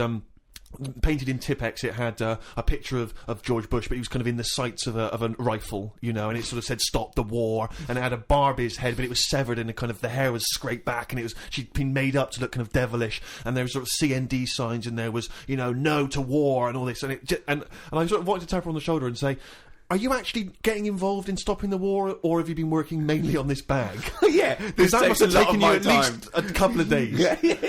You could have been writing emails, you could have been getting a petition going. Oh dear, Carl, have you ever been into that sort of teenage rebellion, teenage protest? What, to sort of stop stuff going on and that? Yeah, or just, you know, making your views heard. I don't really like people knowing what I'm thinking and that. Right.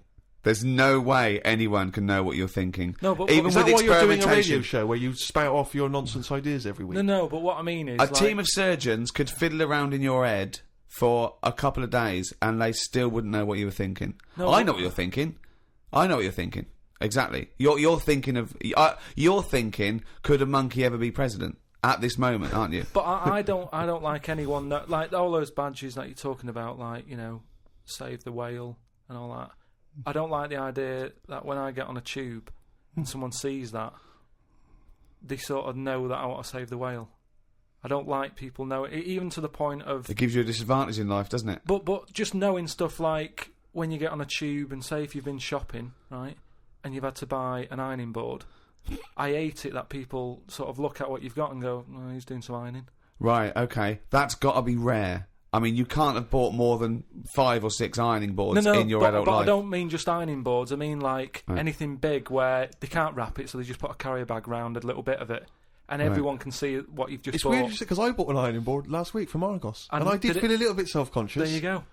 Because I thought people thinking, he's 30, why hasn't he got an ironing board yet? Yeah. No wonder he's a scruffy bastard. I pretend I'm going surfing whenever I buy an ironing board. I just make sure I go in Bermuda shorts and sunglasses, and I just walk down the street and I go, surfing USA, and they think, hey, there's a dude going to the beach. I pop on a bus, go home, do some ironing. Yeah. Wait a minute, what's that on his t-shirt? Bullshit. He's radical.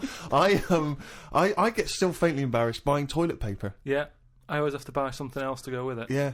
I don't like, because if you just A buy that on newspaper. its own, if you buy it on its own, it's obvious that You're off for you're a dying shit, for yeah. one, Yeah. and it's like, I haven't got any in.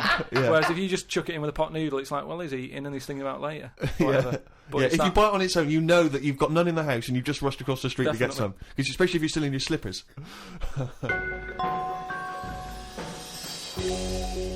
Well, that's about it for another podcast, and a new one in a week's time after Christmas. So, Merry Christmas, everyone. Have an absolutely blinding Christmas. Or a lovely whatever festival you celebrate in your part of the world. From Ricky Gervais, Stephen Merchant, and Carl Pilkington. If you want to send us anything, as ever, the email address is podcast@rickygervais.com. You can email just your thoughts on the show, if you've got some monkey news for Carl, or anything you think might intrigue Carl, or indeed maybe just some Christmas wishes. Then that's the email address, podcast@rickygervais.com. I would like to wish a particularly Merry Christmas to those guys at Positive Internet for all their genius input and good work hosting this podcast. Goodbye. Merry Christmas. The Ricky Gervais Show on Guardian Unlimited.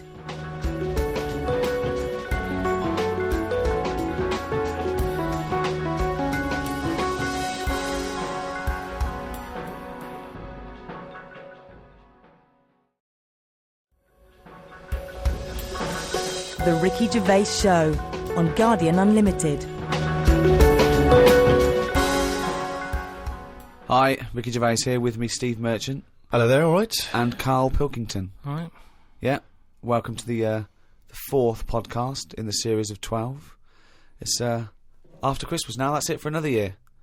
Alright, everyone had a nice Christmas? Oh, yeah, I had a blinder. I had an absolute blinder, mate. Good presents, Carl? Yeah, not bad, yeah. Get anything good?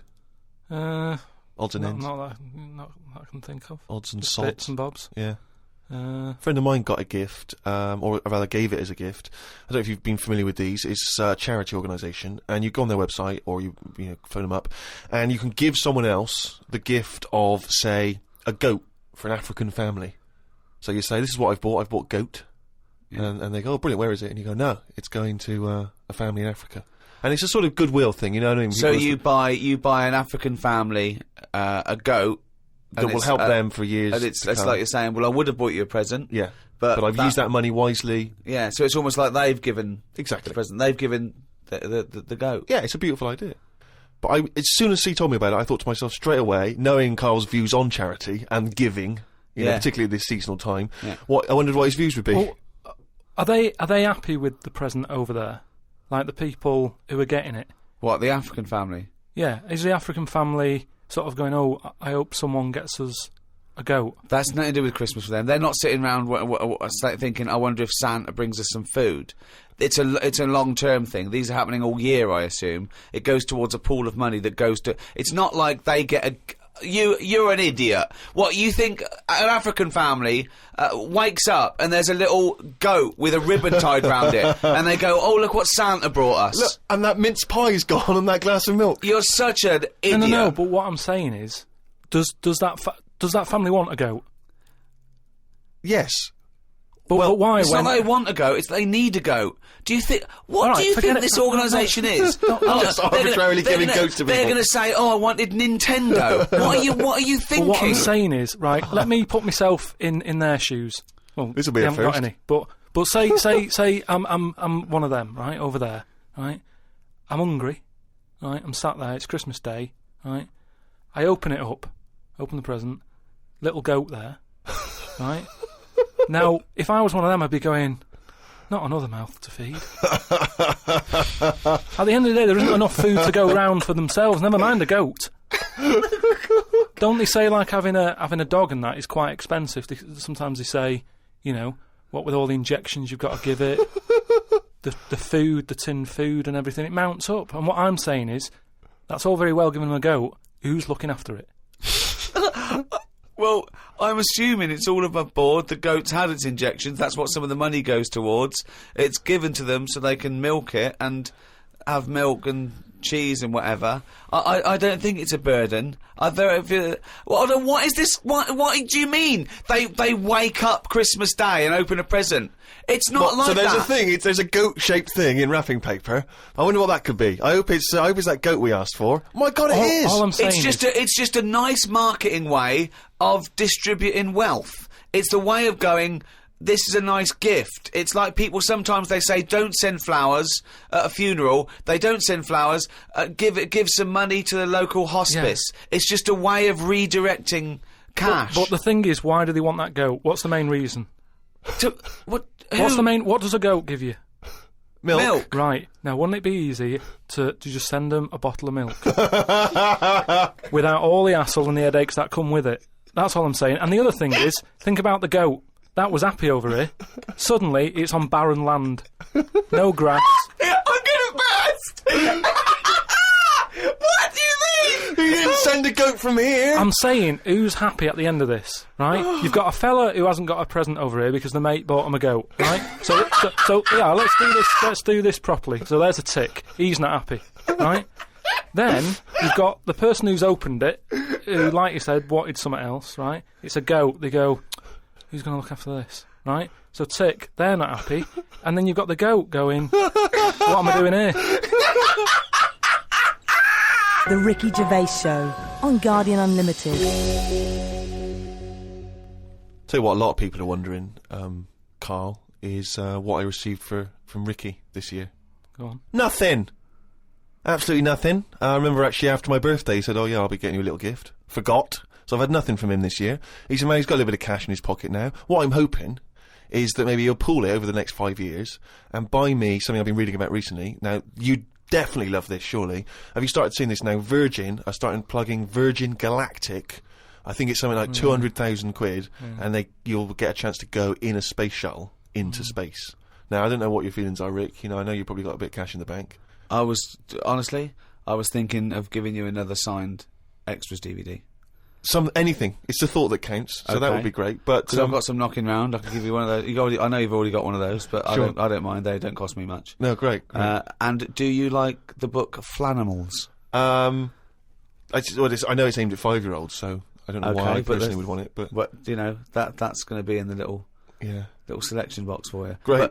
But no, the trip into space. I don't know about that. I mean, you've got a bit of cash. Would you think about that? Would you be interested, you and your missus, going up into space? I don't know. You'd have to be. I mean, it's not the money. There are things that I would spend 200 grand on as a little folly, but I think an individual jetpack, for example. Right. You know, I'd do that. Yeah. I'd like to see the Earth from a couple hundred miles up. That'd be good, but I don't know if that's quite worth it yet. The other thing is the safety, because I'm worried that I want to see a lot of people go up there first. Yeah. I wouldn't be the first bloke to go on an aeroplane. No. I'd want to see a few pioneers go. It's really safe before I got on something Well, like that. I believe the actress Victoria Principal is volunteering herself. So I think she maybe used to be in Dynasty or Dallas. So, well, I'll see what happens to her. Yeah. If I think if she can do it, then no. If Vicky P comes back all right, rather like those monkeys they sent up years ago, then we'll all be a lot more relaxed. Exactly. If they put electrodes on her and it all works out fine, and there'll be a banana, shoot issuing bananas, and there'll be buttons. Press left, press right. Yeah, and I might consider it. Carl, thoughts? Going to space? No. It's not worth it. Why? Wouldn't it be a fascinating experience to go into space and look back at the Earth? There's now out there, though, is there? There's now there. Say that again. Well, there's now out there, though, is there? Right. I mean, at what point are you all meant to be happy? Do you know what I mean? You're floating about up there, and because you don't get out, do you? What, you mean to do some duty-free shopping? I'm just talking, you don't go floating about, do you? You stay in your seat. Well, they probably let you move around on the shuttle. Yeah, no, but I'm talking about getting out. For me, when you go on you want holiday, to get out into space? Yes, but that's what I'm saying. When you go on holiday, the flight bit isn't the best bit of the holiday, is it? That's the bit you've got to do. So what I'm saying is you've got to stay on this, and then you go back home. So you don't take luggage, right? I don't see the point. Right, so you're there, you're sat in your own clothes for the whole time, same clothes the whole time. But I don't understand what is the point. I think it's I think it's two things. I think it's the view and being able to be part of an exclusive club. I went into space. It's all that thing about man conquering nature, and you're one of that elite few that have managed to pop up, see the world from a distance that no one else can see it from, and then pop down. You know, that's it. Of course, yeah. So you all that way just for the view? Yeah. Is it worth it? I mean, there's a lot of other places I haven't seen anyway, right, before I think about that. I think if you've done everywhere... I haven't been to Scotland yet, right? Right, yeah. I'm not being funny, but do you know what I mean? So just have a look in your back garden before you go looking in someone else's. In space. Yeah. Yeah. What would make it a trip worthwhile for you? I mean, if you did go into space, if we gave it to you free of charge, we said, Carl, go up into I know space. the answer. I know the answer to this, Steve. He's thinking, I'd like to meet some aliens that can talk like I do, Yeah. and I can understand them, and they can tell me something. Like what? Oh, they met God, he was alright. That's the sort of thing, that's what he's going to say. He'd like them to look like monkeys in spacesuits. Yeah. That would be his ideal thing. He'd like to go to the Planet of the He'd Apes. like to go to the Planet of the Apes. He Yeah, I'll would do that. love They to can go arrange to that. Look, he's nodding. He's Yeah. nodding. Thoughts, Carl? Yeah. I mean, for me... What do you mean, it's- yes? Well, yeah, that'd be brilliant. What would be brilliant? Seeing a little alien and that, having a chat with him, finding out what's been going on. What's been going on? No, but don't you think that... Like, I mean, if you bought me that as a present, right, Yeah. either of you, Yeah. I wouldn't be that happy. For me, that's a little bit like... Well, that's annoying, because we've got you a trip We to just space pulled and a together. goat. Yeah. Yeah, Do you know how, like, I am interested in sort of going on another planet, right? Not, Carl, you are on another planet, mate. No, but do you know what I mean? It would be quite sort of interesting. How do you think you'd get there? Well, yeah, you'd go on a rocket and stuff, but what I'm saying is, at least you know when you get there, you're getting out, you're having a bit of a wander. But I wouldn't be happy in just the journey bit of it. That's all I'm saying. That's great, isn't it? But the thing is, right? I was looking into it a bit because I was reading about the Virgin Yeah. thing, right? And I was reading something that in 1971, right? 3 of them went up there. Can't remember the names. Wasn't the main one. It wasn't like the Buzz and the Armstrong one and that. Just another 3 blokes went up, and there was one bloke in the rocket, right? The other 2 wandered off, had a walkabout, seeing what rocks they can find in that. And that bloke who was in the rocket, right? He was the loneliest man ever in the world. I don't know what to do. What that was? I don't know what to do. I don't know if that's some sort of profound poetry, or I don't. Do you know what I think he's trying to say? I think he's trying to say that he was. What are you trying to say? No, stop for a minute, because I just want to just recapture that moment. Just say that again, that sentence again. Right. The other 2 had gone off picking up rocks. Yeah. Right. He sat on his own in the rocket, and he was the loneliest man in the world. Okay, I know what he's I trying to don't know say. what he means. I do. Right. I don't know what he means. Well, right. He's trying to say he was, by definition, a human furthest away from all other human contact. Yeah, that's what Yeah. I said. Yeah, okay. No, you said loneliest. Loneliest evokes an emotion. Yeah. Yeah. But But it's like he started crying and writing poetry and listening to Morrissey records. you mean he was the most remote man? Well, yeah, he was saying how, like, he's on the rocket on his own, right? Yeah. And I think I worked it out because it was in kilometres, right? And I think it turned out that they, right, the other 2 spacemen picking rocks and that, they were 2,500 miles away from him, right? So they were miles away.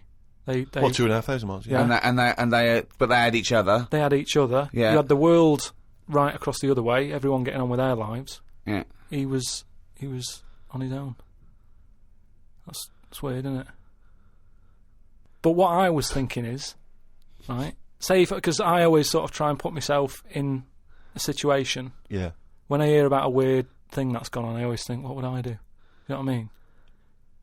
And I was thinking about it, right? Do you think when he got up in the morning, he still bothered to put his clothes on? That's the first thing that came into your mind No, when just you because pictured him I in always, there. you know, at the end of the day, even if, like, my girlfriend Suzanne's out at work and that, I'm not happy walking about with everything out, because you never know what's going to happen. What do you mean, like getting it trapped in the microwave? Well, I just mean, you know, you never know Yeah. if someone's going to turn up. No, I don't like what I don't like. No, I always pop some pants on or a towel, even if I'm not alone. always. Because I've knocked on your door when you've been stood there with. No, he's Yeah, taking but his trousers off. I did it especially Oh, knowing right. that you were there. I've done it especially to annoy you. Oh, right. Yeah. So. But do you know what I mean? Do you think he was walking about the rocket with his tackle out, or What, did he floating go, about, well, you know, no one's watching here? Do you reckon it floats up or down? Depends in how long it space? is, doesn't it? Depends how long it is. Yeah. I don't know what I mean by that, but that seems to make sense. Yeah. But don't they have cameras for NASA to monitor what's going on inside the spaceship? Not all the time. No, I bet they've got to give him some sort of privacy. Now that would end up on the internet.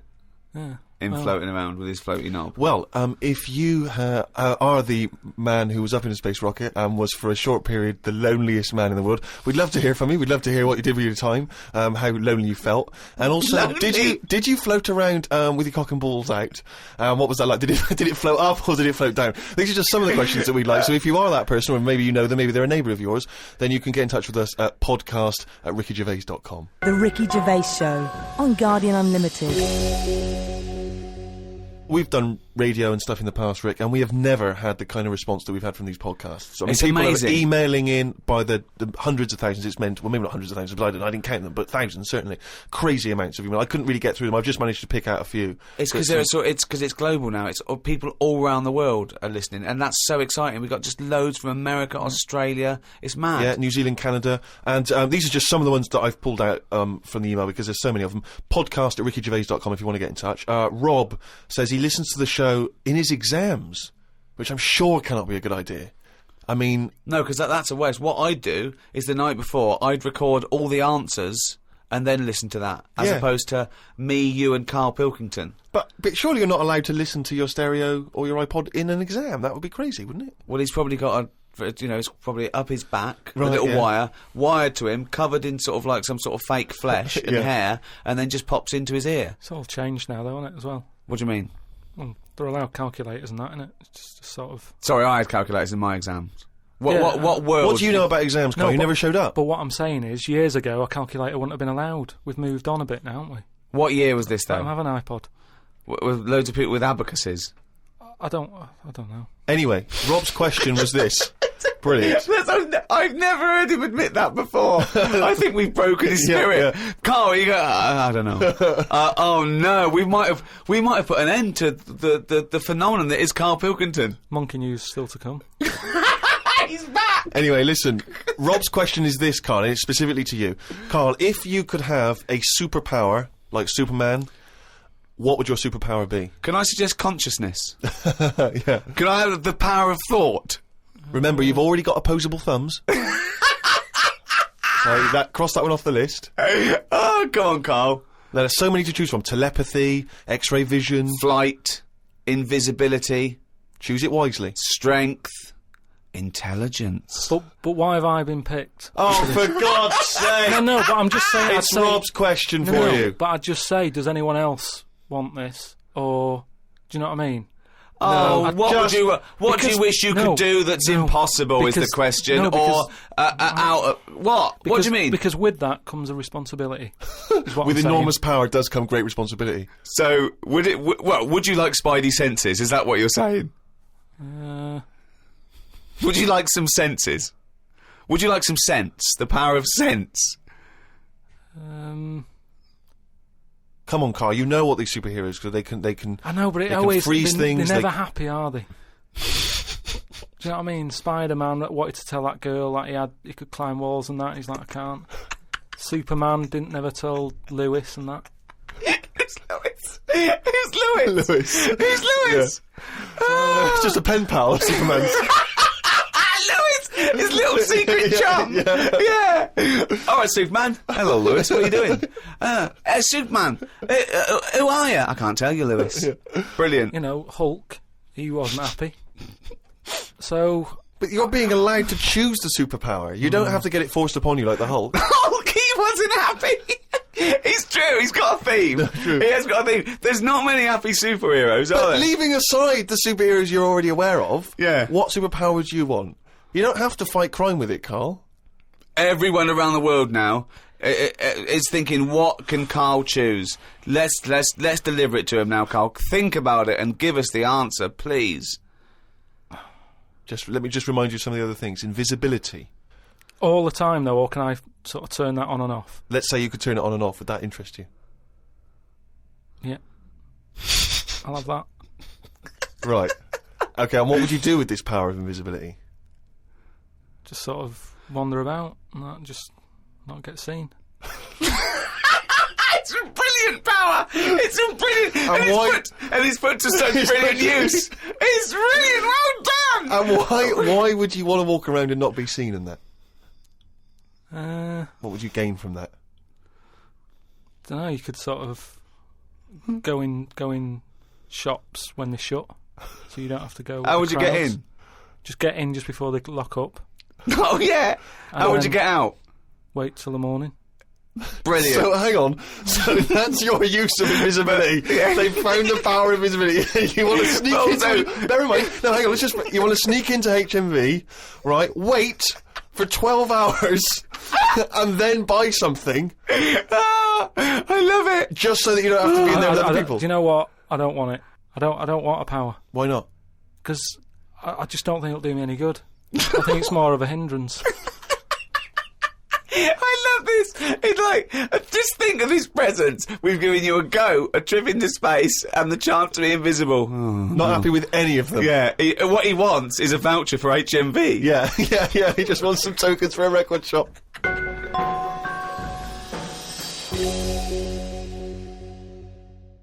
Just going through a few more of these emails. This one is from David. He's in Los Angeles, California, 22 years old. He says he loves the show, but he says, with respect to Carl, never before have I understood so little of what a man says. Virtually everything that Carl talked about was aloof to me. What on earth was he ranting about? Flies and condoms, monkeys and pushing the left button, cavemen and dinosaurs. And that's just some of you. I mean, let's be honest, if you are in America, I mean, firstly, the accent is probably a problem. But that is the best write-up we've ever had. Yeah. Flies and... Imagine if you're a new listener, flies and condoms. What on earth does that mean? This one's from Kent Plummer from Nova Scotia, Canada.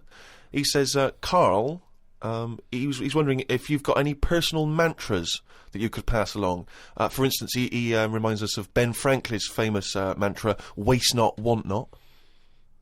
Who said that? Ben Franklin. What did he do?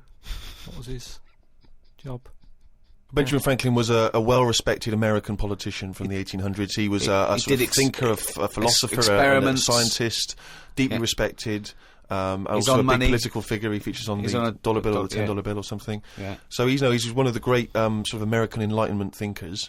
Right. And he came up with the mantra, waste not, want not. You must know waste not, want not. I mean, that's just... Do you understand the phrase waste not, want not? No, not really, no. What does it mean? You've never heard that? I think I've heard it, but I don't know. I've never used it. But when someone else said it, I don't know what... Well, in context, I mean, all I'm going to do now is paraphrase that and put some prepositions and stuff in it for you. I can't work out how you can't work out what that means. It's like, don't throw stuff away because you might need it, and therefore... You won't be wanting anything because you didn't throw it away. So he was a bit of a hoarder. Well, if you don't waste food, for instance, then he was a bit of a hoarder. For God's sake. No, but I'm just saying, you know, he's a man in power. Is that the best thing he ever said? No, I'm sure he came up with many, many profound things. Is that one he did experiments in electricity and conducting electricity, all sorts. But that impresses me more, inventing electricity, than someone... He didn't invent electricity. Wait a minute! Don't impress you more than what? Just saying, waste not, want not. I don't think it's that good. It's not even catchy. What I don't understand is why he was the first person to sort of suggest, look, don't go chucking that out, keep it, you might need it later. He wasn't the first person. Say that again. That is brilliant. Why hasn't that catch on? That is amazing that you've just come up with there. That's poetry. How would you word it? I'd just say, whoa, don't be chucking that out. You might need that later. Don't be chucking that out. You might need that later. Carl Pilkington. Whereas some would argue 2005. that waste not, want not is perhaps a little bit more pithy, a little bit more... We should go through great sayings and phrases and say See if he Carl, could, well, firstly, does he know what they mean? And then secondly, can he improve them? That would be brilliant. Well, we'll do that next time. week. All right, let's see. Okay, Winston Churchill. Never have so few done so much for so many. What do you think of that? How would you... Do you know what that means? So he's saying... Well, it's with regard to the Battle of Britain and the pilots that gave their lives.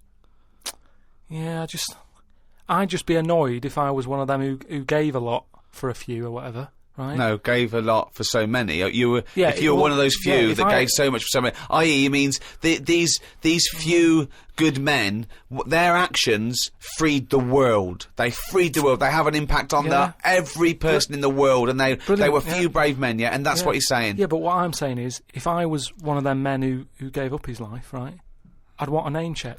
I don't want to be bungled in with everyone else who is saying a load of blokes gave it their lives. Well done on that. See you later. That's brilliant. Did you just say bungled in? Yeah, bungled in. Yeah. He made up a word. I don't want to be bungled in. You made up a word. See, that's it. You see, we've been looking for it. That's original. That's Carl Pilkington. I don't want to be bungled in.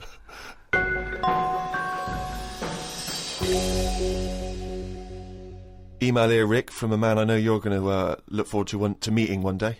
Paul, the party animal Parker. He's I imagine back. he had a wild Christmas. Oh, well, imagine I the don't- fun he got up to. He's sitting now in sunglasses with his mum giving him some soup because he's partied too hard. And I'll tell you this, I wish I was round there for New Year. Imagine no. what he's going to get up to, him and his mum. If he recovers in time, it's going to be mental. What's he want? Anyway, Paul the Party Animal Parker, he sent in a fact. That seems to be his thing now. He sends in facts that he thinks might be of interest to us. The kiss that is given by the bride to the groom at the end of the wedding ceremony originates from the earliest times when the couple would actually make love for the first time under the eyes of half the village. Now, Wow. a couple of questions straight away. Firstly, this is almost like a Carl fact. Yeah. Because there's no specific time or place. It was No. earliest times. Earliest times. I don't know whether that means That- the wedding ceremony in this country, in America, in Africa, who knows. Yeah. But, so, yeah, it's a little bit vague. But this was the thing that struck me. Actually make love for the first time under the eyes of half the village. And you wonder, why is it only half the village? Was it like, were they raffling off tickets? Yeah, the winners. Yeah, exactly. You come and see two people getting it on. The rest of you, no, tickets only. It's Oh, cordoned off. It started off, and then a few of them got bored. Exactly. All right, once you've seen one stroke, you've seen them all. Yeah, Yeah. that's about as good as it gets. Yeah. So yeah, I don't know if there's any truth. But what about that, Kai? How would you feel with that if you had to? At what point does that happen? Is that like, they go, right, I do. Get your knickers off. Well, presumably, if it's the origins of the kiss, you may kiss the bride. The old vicar used to say, as they were jumping over the broomstick, he used to go, right, give her one. Yeah. And then... You may knob the bride. Don't know how quick the lovemaking has to be, whether you've got to get in and out, boom, and then, you know what I mean? Because people are hungry, they want to eat, they want to have a disco, or whether they can go on for hours and people are just eating, I'll chatting. tell you what, Sting's wedding must have Must have been gone a on long for hours. affair, wasn't it? The guests was bringing in their People own brought cake. sleeping bags. Thermos flasks. The Ricky Gervais Show on Guardian Unlimited. Right, do you know we've chatted about charities before, haven't we? Sure. Yeah. Done a lot of stuff on that, right? It's coming back from Manchester, right? Got off the train at Euston, Yeah. right? Got off the train, walking through the busy bit and stuff. There's this fella stood there, right? Like a charity worker, Yeah. right? Nice looking fella. He's got his suit on, a tie and everything, quite respectable and that, right? Look down at his bucket. All money's been put in the bucket and that, Yeah. right? On the front of the bucket, right? It says collecting for the homeless at Christmas. Now, why can't they do that? What, the homeless? The homeless people. Why is some fella taking his time out, right? His own time where he could be at home. Why? Some of us have got homes to go to. Yeah. Why? Do you know what I mean? What, you think just give them the buckets? Well, what are the homeless people doing whilst he's doing that? Is what I'm saying. What have they got on the timetable? Cut out the middleman. Cut out the middleman. Give all the homeless a bucket with homeless written on it. For Christmas. Yeah. No admin. No. Just keep everything you get, mate. What do you think of that? It's a brilliant idea. What would prevent a homeless person and an entrepreneurial or homeless person just getting a bucket and writing that on there themselves? Could I suggest something? Hunger, some drug addiction, traumas, often mental illness. Just possibly too depressed to get up, put a suit on, and go to Euston Station with a nice bucket with some writing on it. And then, right, I was thinking about that, right, and I was walking down the street in London with Suzanne. Saw a little homeless. Well, I didn't see the homeless bloke, right. I saw a leg, right, sticking out of a doorway. I thought, here we go, right. Walked past it, right. You're not going to believe this. Go on. Homeless. Yeah. Chinese fella. I've never seen one of them. No, I'm not having a go, right? But have you ever seen? Do you know what I mean? That was a shock. I to really me. don't think I have. I think he's got me there. I hate to say it, but I must say I can't remember ever seeing a homeless Chinese person. No. No, I suppose you're right. Thinking about it. Weird, isn't it?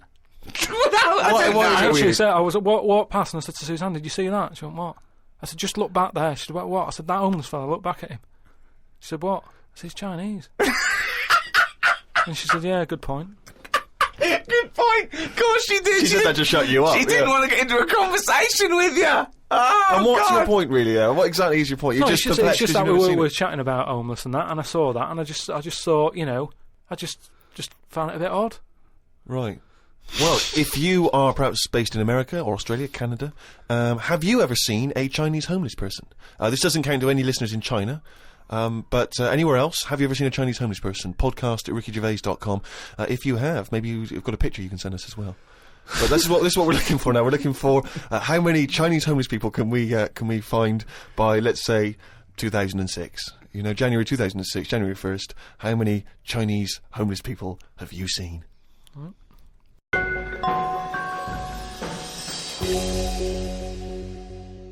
Rick, it's that time again. It's what the whole world is waiting for now. Is it every Monkey week. News? It is Monkey News. Please perform live the jingle. Why'd you say that? Oh, we've got a few people saying, "Oh, is that a pre-recorded jingle?" Yeah, like anything's pre-recorded. No, it's different Oh, every we've got week. that technology. I'll give it a big one, shall I? Give it. Oh, chimpanzee, that Monkey News, you. There we go. Right then, well, got an email from John. You know, if you've got any monkey news going on in your area, Just let us know. Podcast at rickygervais.com. Oh God, amazing! just bung it on email. And this one's sent in from John. Don't know where he is, but do you know, like, they're running out of TV ideas and that?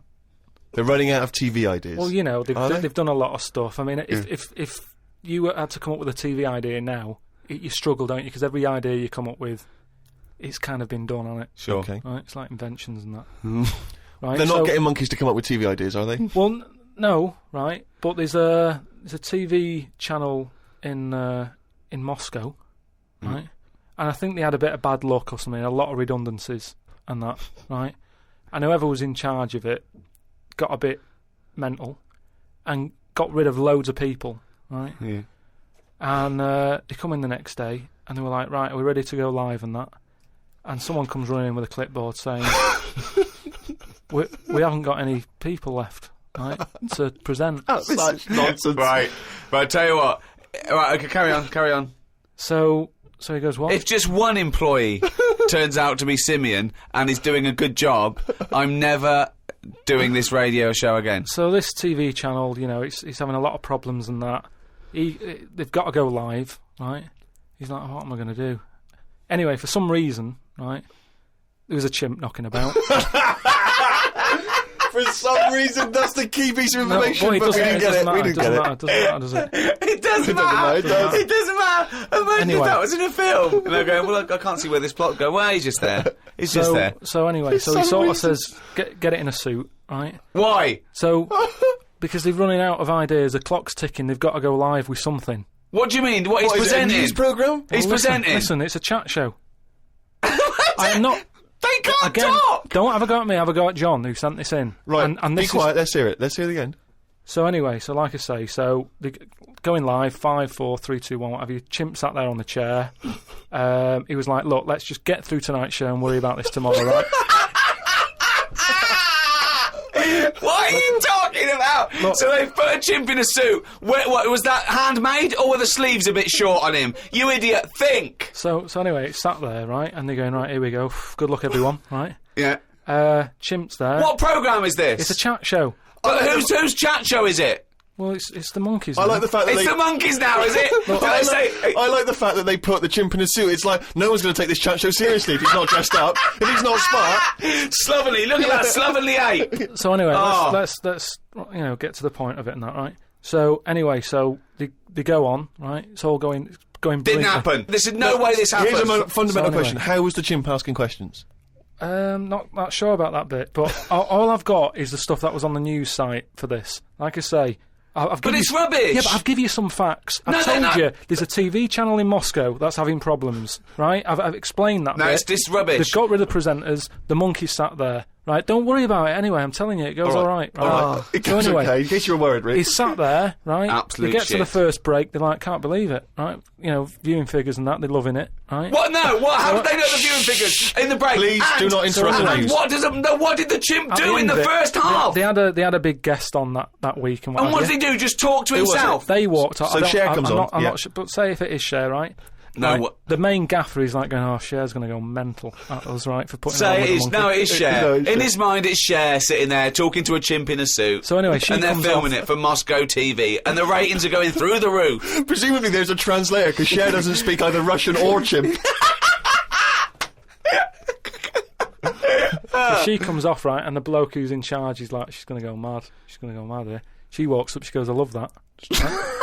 She said that's one of the best interviews, right? So anyway, they decided, right, it went so well, kept him on. He's still there. I love the fact that Cher was an idea that Steve threw up, and now she's going, I love that, I love that, I love that, Jim, get me back there. I want to go to Moscow, never mind. Unbelievable. Don't have a go at me, have a go at John, but, you know, if you've got any monkey news, send it in. Podcast at rickygervais.com. From the creators of The Office, Ricky Gervais and Stephen Merchant. Extras, the first series, now on DVD. Who are you? Nobody. What's that? Who? Nobody. That's right. Nobody. And who am I? So the Starsky Hutch, I can never remember. You are guaranteed an Oscar if you play a mentor. I've just written a sitcom, but I wonder if you could give it to anyone you know. Is there any nudity in it? Well, it could be. Men or women? Either. Well, just women. Yeah. I will make it so. A painfully funny double disc. Extras on DVD now.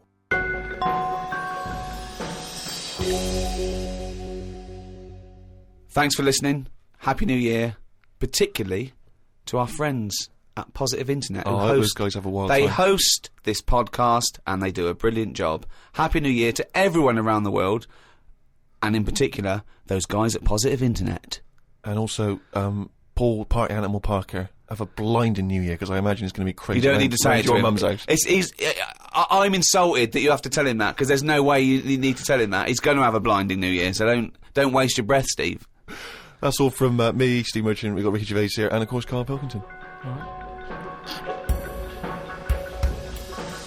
The Ricky Gervais Show on Guardian Unlimited.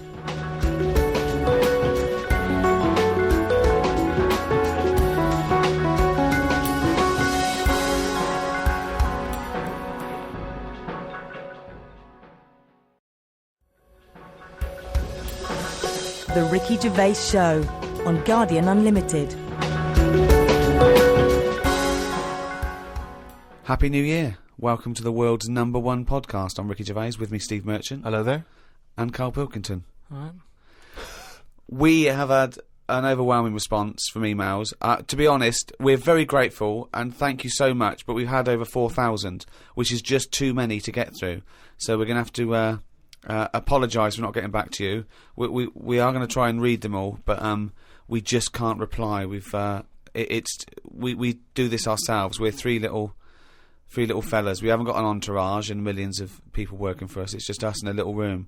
But thank you so much. One in particular, remember a couple of weeks ago we asked if there's any house DJs out there, maybe they could do a dance mega mix with the words, "I could eat a knob at night." Carl just said that in conversation, talking about someone in a reality game show, "I'm a celebrity, get me out of here," who ate a kangaroo penis. And he just came out with the phrase, "I could eat a knob at night." Someone has risen to the challenge. We had about 70 different songs. We're going to play our favourite at the end of the show, and maybe put some of the others on the website, rickygervais.com, so you can go there and hear great dance tracks. They're all called "I Could Eat a Knob at Night." Oh, no one's switching off now. Everyone's guaranteed they're going to stay right to the end there so they can hear, I want a bit of knob at... Was it? I could eat a knob at night. I could eat a knob at night. It's funny, it was only a while ago, you were talking about getting quoted, like Winston Churchill got quoted and Ben Franklin got quoted, and now you may go down in history, I could eat a knob at night, Carl Pilkington. Carl, I could eat a knob at night, Pilkington. Talking of all things nobular, I got a text from Carl yesterday, Steve. A text from Carl, yeah. Yeah. I'll just read it to you. Okay, see you to Moz for a face rub at 6:30 then. No bum tubes, though. So I was intrigued, and I called Carl and said, I think you've just sent me a text by mistake. What's the explanation of that? See you tomorrow for a face rub. Yeah. No bum tubes, though. Just because my mate, right, Russell... Why did he choose you? He said, you know, there's things that go on in life that you need to experience. Yeah. He said, just pop along, and I didn't say yes straight away. What's a face rub? You mean a facial? Like a facial? Just like a posh face wash. Like a facial, where you lay down... You just clean your face with a flannel and that. So you're going to have a facial scrub, you're going to go lie down with another man and have your face Well, filled no, with. this is what I was saying to him. There's a couple of questions. I didn't just say yes straight away, I questioned it. I said, well, I'm not that happy with this. So I said, look, there's nothing weird going on here, is there? I said, it's not a house, is it? It's a proper clinic and that. He said, yeah, it's proper, you wear a dressing gown and that. I said, well, I'm not that So happy he's with already that. got you in the dressing gown? Yeah, well, I haven't agreed to that. Today I've worn a little round polar neck sort of jumper so I don't have to take it off. It's not going to get in the way of my face. I made sure I didn't wear a shirt with a collar. I'm not taking this off. They can put the dressing gown on top of this. Right. If you have to do it to look smart or whatever. I'm not taking my clothes off. Okay. I don't know if it's a woman who rubs my head.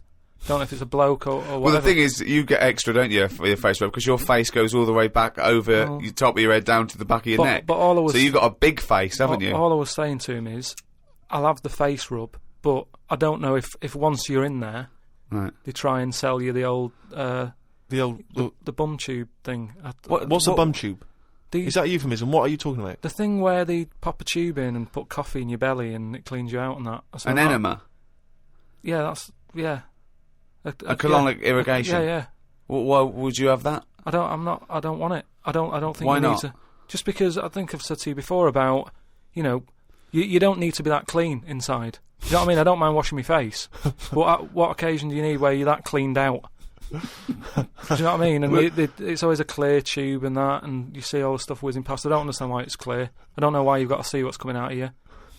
Like it's, you know, like the generation game, making notes of what's whizzing past. Forget it. The Ricky Gervais Show on Guardian Unlimited. Over the Christmas break, I was watching some different TV. Saw an amazing documentary. It was called Tribes. This guy, and he goes and lives with different tribes around the world. These small little indigenous people. And there was one. He went to Papua New Guinea in Indonesia. Right, Carl? He lived with the Kombai tribe. All right. Now, this Papua New Guinea is an extraordinary place because it is one of the only places left on Earth that hasn't been fully explored. There are parts of it that it's just blank on the map because they've never explored there. They don't know what's there. They don't know what's going on. So, firstly, that must already freak you out. Imagine that 21st century. They have no idea what's going on down there. But do they need to know if there's nothing going on? Well, they don't know what's going on. There could be stuff going on. No, but there's no chance that they'll go, we haven't been over there, and someone goes and there's like an Arndale centre. Nothing's going to be there, is it? So there's no... Well, no I'll tell you point. what is there, okay? There's these various small tribes, okay? This guy goes, he's amazing, right? Now, the thing about these is that up until the 60s, and even more recently, some of these tribes are still cannibals. They're still cannibalistic, okay? Eating people from other tribes. This is going on now? Going on now. It's generally stopped, but it still does occasionally occur, alright? So this guy goes to live with them, right? They walk around, you know, obviously naked, except for a little leaf just above their genitals. It's not covering the genitals, it's just above the genitals. Do they know they could move on? Have they got a telly? Or have they seen a telly and gone, I'm not up for that? Or are they saying... It's not the Amish. They haven't chosen But what this. is the difference between the Amish and these people?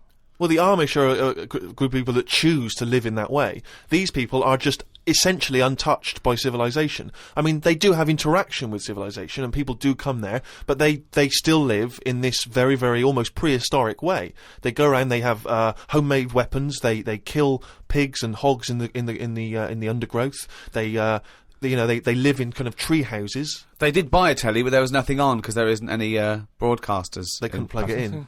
Yeah. They're having an absolute nightmare. Yeah. But there was one guy, okay, now he said that his brother was dying. This was a couple of years ago, right? His brother was dying. He said to his dying brother, "What happened? Why are you dying?" This guy said, "It was a bloke in another village." Okay, he goes over to the other village, he kills this other bloke, right? He eats him, or eats bits of him. The other village gets a bit annoyed. They go, "What's going on? Why did you kill this bloke?" He went, "Sorry about that," right? They said, "Well, you need to make it up to us." He gave him a pig. They said, "A pig's not enough." They gave him 5 pigs. Hang on, who are they giving these pigs to? The tribe? To the tribe of the bloke who he killed and ate. So 5 pigs apparently made up for the fact that they'd killed one of them. They said, "Well, hang on, what are you going to do with this bloke's wife?" Why were they bartering? Why didn't they just get the police in and say what's going on? What police? Yeah. Why didn't they call Morse? I mean, what? Yeah. What? Why didn't they call in Kojak? Because he'd have sorted it out, wouldn't he? Or who else could they have called in? Columbo would have sorted it. I don't understand. What are you saying? There's 2 tribes. There's a number of different tribes, aren't there? I've just explained that to you. There's a number of small individual tribes in this dense Papua New Guinea forest. With a load of pigs. With a load of pigs. But the wife of the guy that he killed, Nate, they said, "What, we don't need her now, we don't want her." So she had to come and live with the murderer of her husband. So she's living there now. You know, happy as Larry. But what I mean is, right, they're miles away from anything, but it doesn't sound like the great place to live, right? Could they not move? Could one of them go, "Do you know what, I'm sick of this. I'm moving or whatever," and go to a proper city? How far away is this, these Papa people, to the next... They're like the Smurfs. They're very like the Smurfs. But how many miles away from a place with a normal life going on? But think about this, Carl. Firstly, they don't speak the language, so they don't have any practical skills. They've got no experience of civilization. So even if they chose to go and live in one of these cities, what can they do? How can they function? They'll spend 15 years just trying to figure out how everything works. Mind you, I have had the same thought about Inuits. Right. If you live in a house made of ice and eat fish all day, and then just stay in for 6 months, move. I really do. I mean, I don't understand why they're living there. I think there's some bacteria that has better lives than that. That's got to be offensive. Why? Okay, how about this is one of the weirdest things. This is one of the weirdest things, right? An entire race just of people. dismissed. No, just dismissed. I'm not having a go, but I'm just saying I wouldn't fancy it, is what I mean. But they don't know of ice. another world. How can they imagine that they could... Oh, I'll tell you what, this is boring. I'm tired of hunting for food and eating fish from the river. I'll tell you what, I'd like a world where there's iPods and room service. I'm going to go and move to New York. They're not thinking like that, are they, Carl? Because they don't know about this other world. Which is why, in a way... Carl can't offend them because they are not listening to this podcast. Very unlikely. Very unlikely. You're not going to get any nasty letters from Eskimos or Inuits, as they want to be called now. Does an Eskimo ever Inuit? Do they ever Inuit. meet like an English person on holiday, and an English person goes, "It's choppy here, isn't it?" or whatever? Well, what do you think? It's just that people go to, Steve said before about places he's been to where people are still walking about with swords and that. People go to these places on holiday now. They like a little bit of danger. They like to see how the others live. Mm. So all I'm saying is we know they exist. Yeah. The Papa people, maybe people aren't going there. It doesn't sound like the best place. I can't imagine it having a tourist board or anything, right? But would they accept me if I popped over there and, with Suzanne, sort out a little weekend break and that? Where are we talking? We're talking Papua New Guinea? In Papa. Well... Okay, this is one of the things that they do, okay, which is a tradition you may have to do. These Kombai, right, they invert their penises, so they push their penises back up inside their bodies. Like a sock. What for? Well, keep it out of the way. Of what? Well, if you're running through the undergrowth, chasing a hog, you don't want it flapping away, But it's also become a kind of ceremonial thing, so if you were over there, you may well have to try it yourself. You would have to try it yourself. If you went there, you'd have to try it yourself. But even cavemen had little pants on. Why haven't they... Whoa! Slow down. Rewind. What do you mean? Again, you've been watching the Flintstones. No, it's just, you know... Is it a leopard skin pair of pants that's actually quite a... Go on. But it's a well-known fact that they wore, like, bear pants or whatever. Bear pants? What do you mean, bear pants? No, listen, you are a qualified anthropologist, so what... I mean that, you know, whenever you see them on footage or in a museum... Footage? Yeah. Or, whenever you see that well, it's a bit shaky, footage. isn't it? It's black and white as well, isn't it? Caveman footage. You always see them wearing a little bit of fur little pants and that. So, what I'm saying is, even though... What year is it to these people in the woods? I don't know what this conversation is anymore. He's just clutching at straws. His mind, it's like a fly. His mind, isn't it? It's just buzzing round. It's trying to find a window, and that's your mind. It is just it's like hitting against pieces of information, but then just bouncing off. Yeah, dazed, perplexed. Forget it then. The Ricky Gervais Show on Guardian Unlimited. You can't believe your luck, Rick. Paul, the party animal Parker's been in touch. I imagine the kind of New Year party he was having last night. I don't want to think about it because it gives me a hangover just thinking about what that dude got up to. Come on, then, man alive. But anyway, you know, he never stops. He never stops supplying us with little tidbits. What's PP done for us now? He just likes finding little odds and ends and just sending them in. And you remember when we used to years ago we used to do that thing where we'd read headlines. Yeah. And sometimes the headline is all you need from a story. Yeah. And this is what's great about this one. If you give me a news at 10 style bong. And now the news at 10. Bong. Boy waited while doctor rode unicycle. What does that mean? Well, amazing. A hospital has apologised after a 6-month-old boy waited 2 hours for treatment while a doctor rode up and down a ward on a unicycle. Paula Dadswell has taken her son James to her local general hospital with suspected gastroenteritis. I should point out now, James was fine, it was not a problem. But she spotted the doctor pedalling the unicycle, but was astonished when the same doctor later walked over to examine the child. Miss Dadswell said, "We took one look at the doctor and said, 'You must be joking.' His face went bright red." A spokeswoman for the hospital said, "Of course, we are sorry if distress was inadvertently caused to the mother, and we've offered her our apologies. But let's also remember that we should try and make hospital wards less intimidating places for patients, and we regularly provide diversions that are not directly related to medical care. Many parents have commented favourably on this approach and indeed about the unicycle." What I like about that story is that it's the most important job in the world, and the most useless. Being a doctor is saving lives. It's incredible. It's so noble. Riding a unicycle is the most useless thing you can do. It's that to me is plate spinning, juggling, flame eating. Who goes into plate spinning? Is it like the father going, "Son, when you've finished university, you can take over the business"? But I want to be a doctor, Dad. Look, the plate's nearly, and you're hooked, and you give it a little push, and you're there, and you're hooked. It's a dying art. You don't see it as often as perhaps you once did. Dad, I want to be a doctor, but the plate's nearly dropped, son. And unbelievable. But what I can't make out from that story is whether the doctor he'd done the 7 years medical training, and then they said, "You're working at this specific hospital." Yeah. They whipped out the unicycle. They said, "You're going to need to learn that as well before we can put you on the wards." Or whether he was practicing. Who knows if he was practicing? Do you know what I think happened?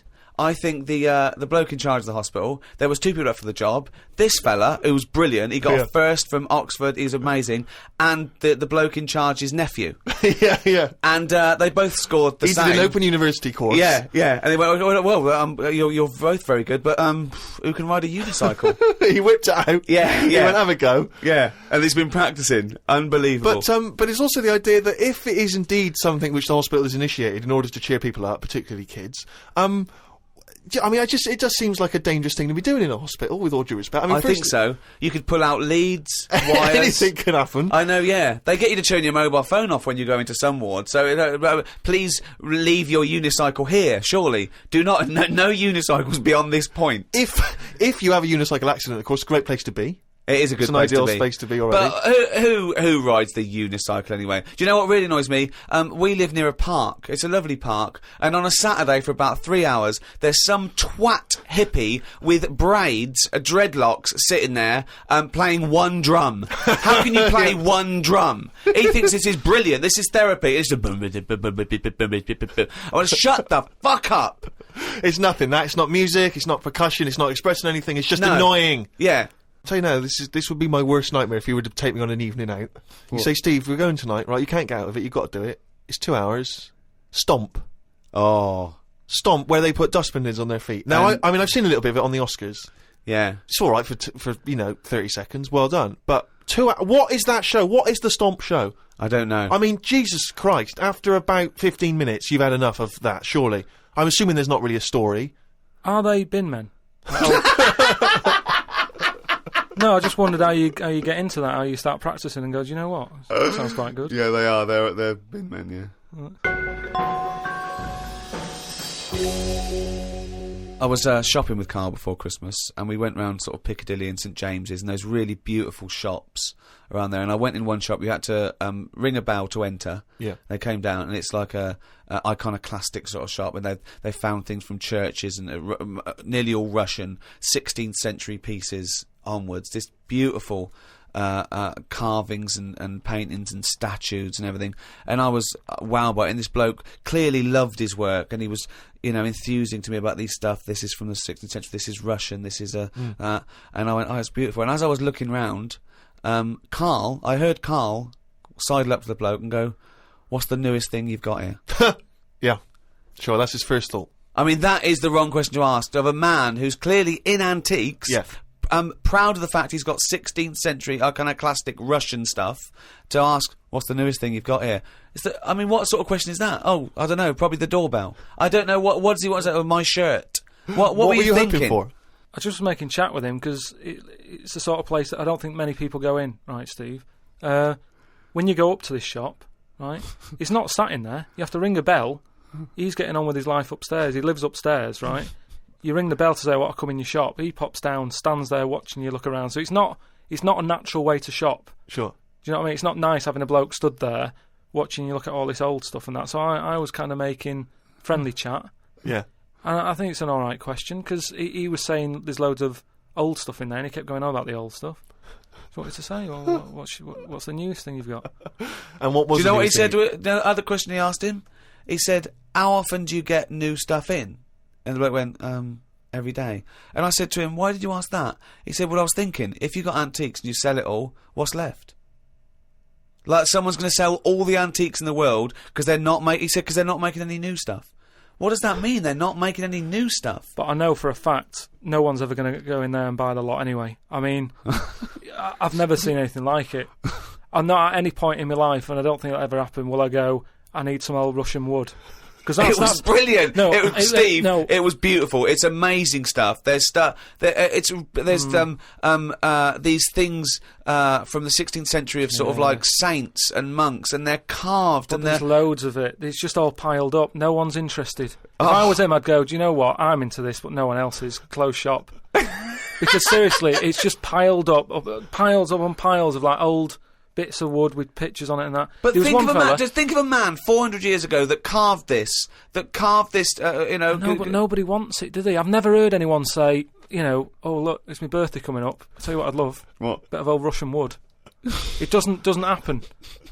That's what I'm saying. I've never heard anyone saying it. Like, I've never overheard someone saying, "You don't know where the Russian shop is, do you?" And this is in London, where the rates are high. There was this thing, right, Steve? Again, making chat. Loads of bits of wood with like them old drawings on, like it was like a panel from a church that someone had painted, right, yeah. And I think it was like from sort of like 1590 or something, yeah. And it was this a picture of this saint, wasn't it? So 1590 could be from any time, really. So there's this one there, right, leaning up against the wall, and most of them in there was that Stalin bloke, right? But there was this little right. Can I just stop with there? Lenin. Right. Okay. All right then. Yeah. So he was on all these bits of wood and stuff. But I saw this other little face, right? Little fella with a beard, right? So I said, "Who's this bloke here?" He said, "Oh, the story there, right?" He said, "It's this little fella who went a bit mad or something. He got mugged back in Russia." This is right, isn't it? This is what he was saying. He said he got mugged. It's just that term. I love that term in a 16th century Russian wood. Oh no, I'm being mugged. So he got mugged. He got happy slapped. And he said, "I've had enough of this," right? Yeah. And he went to live in the woods, right? Made like a little shed, stayed there. People went to visit him, and like if you got a problem, you knock on his door and you go, "Oh, I'm sick of it." And he'll sort of say, yeah, I know what you mean, I've moved out of the city and what have you. And he'd make them feel better, and then they go again. Now, why has that man got a plaque? If he was around now, there's no way he'd have a bit of wood with his face on it, is what I'm saying. If someone had got fed up with living in London or New York or whatever, and they go, I'm going to go and live in the woods, people wouldn't visit him, and he wouldn't get a piece of wood with his face on, is what I'm saying. But this man is selling it for about, I think it was about 750 quid for this bloke's head. He's having a laugh. Because it's 400 years old and beautifully painted. But the chances are that this is either a well-known Russian folktale, or it may even be a piece of classic Russian literature. He's a saint. He was a saint. He was canonised. Everybody was a saint years ago. That seems to be, like, thrown about, doesn't it? Who's a saint now, in this year? Who's a saint? Name him one now. Yet this fella lived in the woods in a hut. Oh, yeah, that's Saint John or whatever. He's not a saint. He's done nothing. If anything, he's sort of said, I can't be bothered with living in a city with everyone else. Everyone else has got to put up with it, but I can't put up with it. I'm going to live in the woods. Well, if you can't put up with it, you're not good enough, are you? You've got no stamina. And yet he gets a plaque, is what I'm saying. It's annoying. Who would you like to see get a plaque in the modern world? Who deserves a plaque, in your opinion? Probably, like, nurses and that, who do a lot of bad things that I think I couldn't do that. Carrying lungs about and all that. No, but I couldn't do you know what I mean? That's one job that... my mum wanted me to be a doctor. Whoa! What was she thinking? Oh, what's her expectations this like apple now? Didn't fall far from the tree. Oh, when did she start giving up that dream? At what age did she start going, Carl, you don't need to study your books anymore. Go and play with the worms in the garden. When did she sort of, like, let you off that dream? Is it the day that she caught you with a spoon up your nose?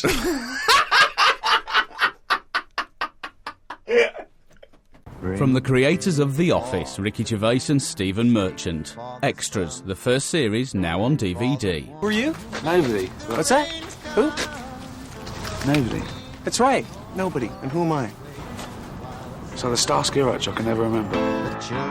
You are guaranteed an Oscar if you play a mentor. I've just written a sitcom, but I wonder if you could give it to anyone you know. Is there any nudity in it? Well, it could be. Men or women? Either. Well, just women. Yeah. I will make it so. A painfully funny double disc. Extras on DVD now. That was a good advert, wasn't it? I'm just remembering some of the great jokes in that show. What was that for? I always forget what adverts are for. So it was for... That was for Extras, available now on DVD. So if you've got vouchers for Christmas, you could go to a shop and buy... Go to the shop, yeah, extras. Definitely. Absolutely. You could walk straight into any kind of shop, high street shop, and say, excuse me, have you got extras on DVD? I've got some vouchers, and exchange them for a copy of the DVD. Right, and that's big in England and America, isn't it? It's out on HBO in America, so it's a very successful... Americans, I guess, the great place to buy that would be on say, one of the websites, Amazon or one of the internet shopping .com companies. or .co.uk or Play... And search for it there. But, .com. And I mean, if it's going the way of The Office, which is the most successful British sitcom ever, I mean, I'd invest now. I'd say I was round at the beginning. I bought Extras on DVD the first year it came out. Get a first edition of the DVD. Get a first edition of the DVD. That'll be highly collectible. And there's great extras on there. You see Sam Jackson and Kate Winslet and Ben Stiller. Rick, there's some wonderful behind-the-scenes footage, and there's some wonderful little documentaries about, the making of the show. I mean, to me, it just makes perfect sense. It's still a great way to see in the new year. Right, but if you are going into Amazon, .co.uk and you're buying extras, buy a copy of Flanimals. More Flanimals is available now. Yeah, I don't get any money from that, so I'm not gonna talk about that. No. Just buy Flanimals, more Flanimals. Well, don't keep going on about it, 'cause that's not fair. Extras. Yeah, exactly. Coming up, the Mega Dance remix of I Could Eat a Knob at Night. Plus, of course, Monkey News. Yeah, and if you've got any Monkey News, by the way, just email it in. What is it? Podcast at rickygervais.com. That's right. But don't be asking any questions about monkeys and that, because there's too many people asking about what's going on in monkey world and that, and I can't do it to everyone. Well, you're gonna bring up any kind of big monkey information. If they need to know that, I'll have it every week. But Yeah. it's just that a lot of people, they've got a taste for it.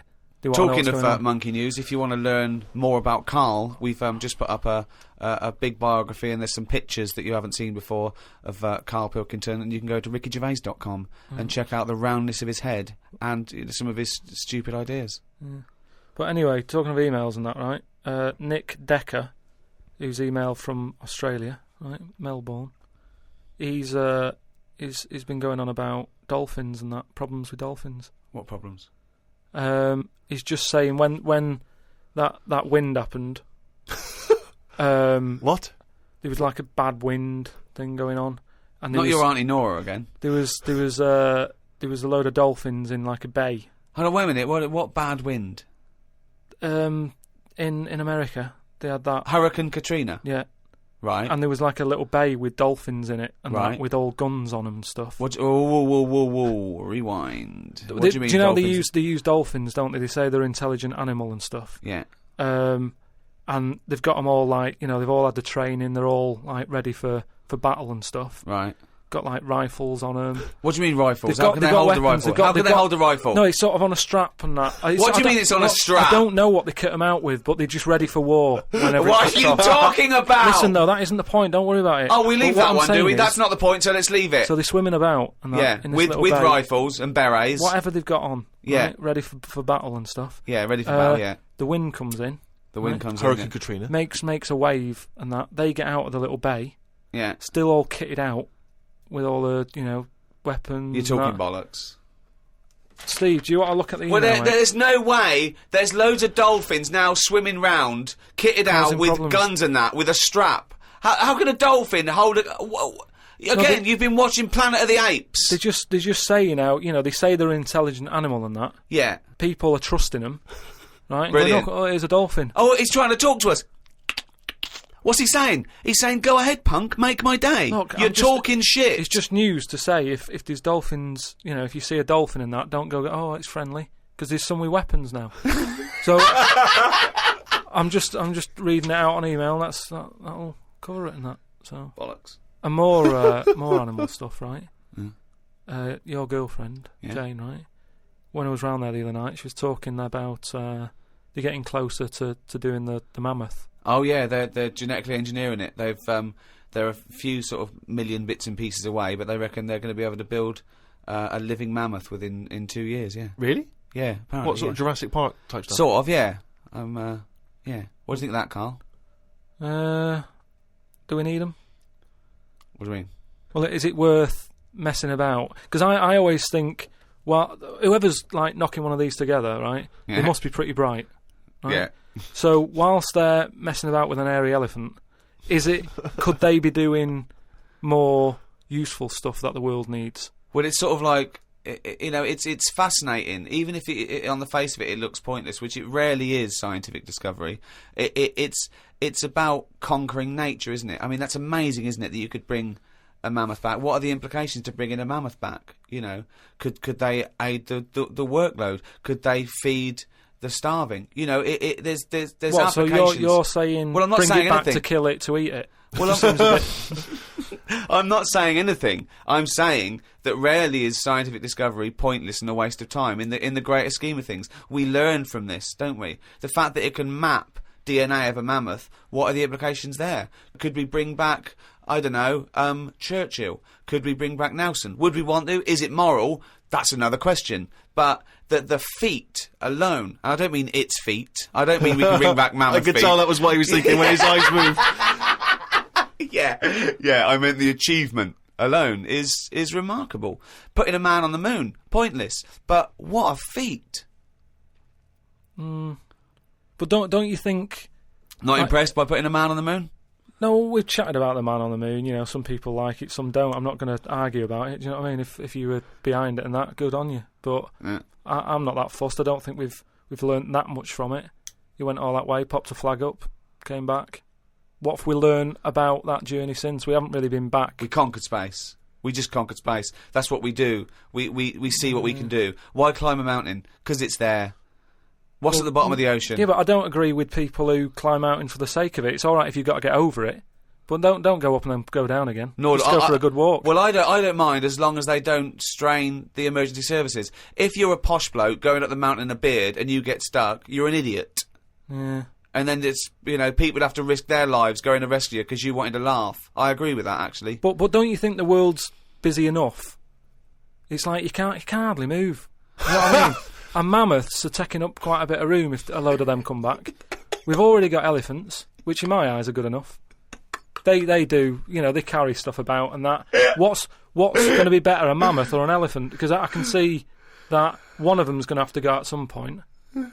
If like we start running out of elephants, would they say, well, it doesn't matter, we've got mammoths and stuff, so what's the point? Is You what I'm don't saying. need anyone else in the room for a conversation, do you? No, but what He's arguing with himself. He's arguing with his own head. Amazing. where would you put the mammoth? If they get it going, right? Yeah.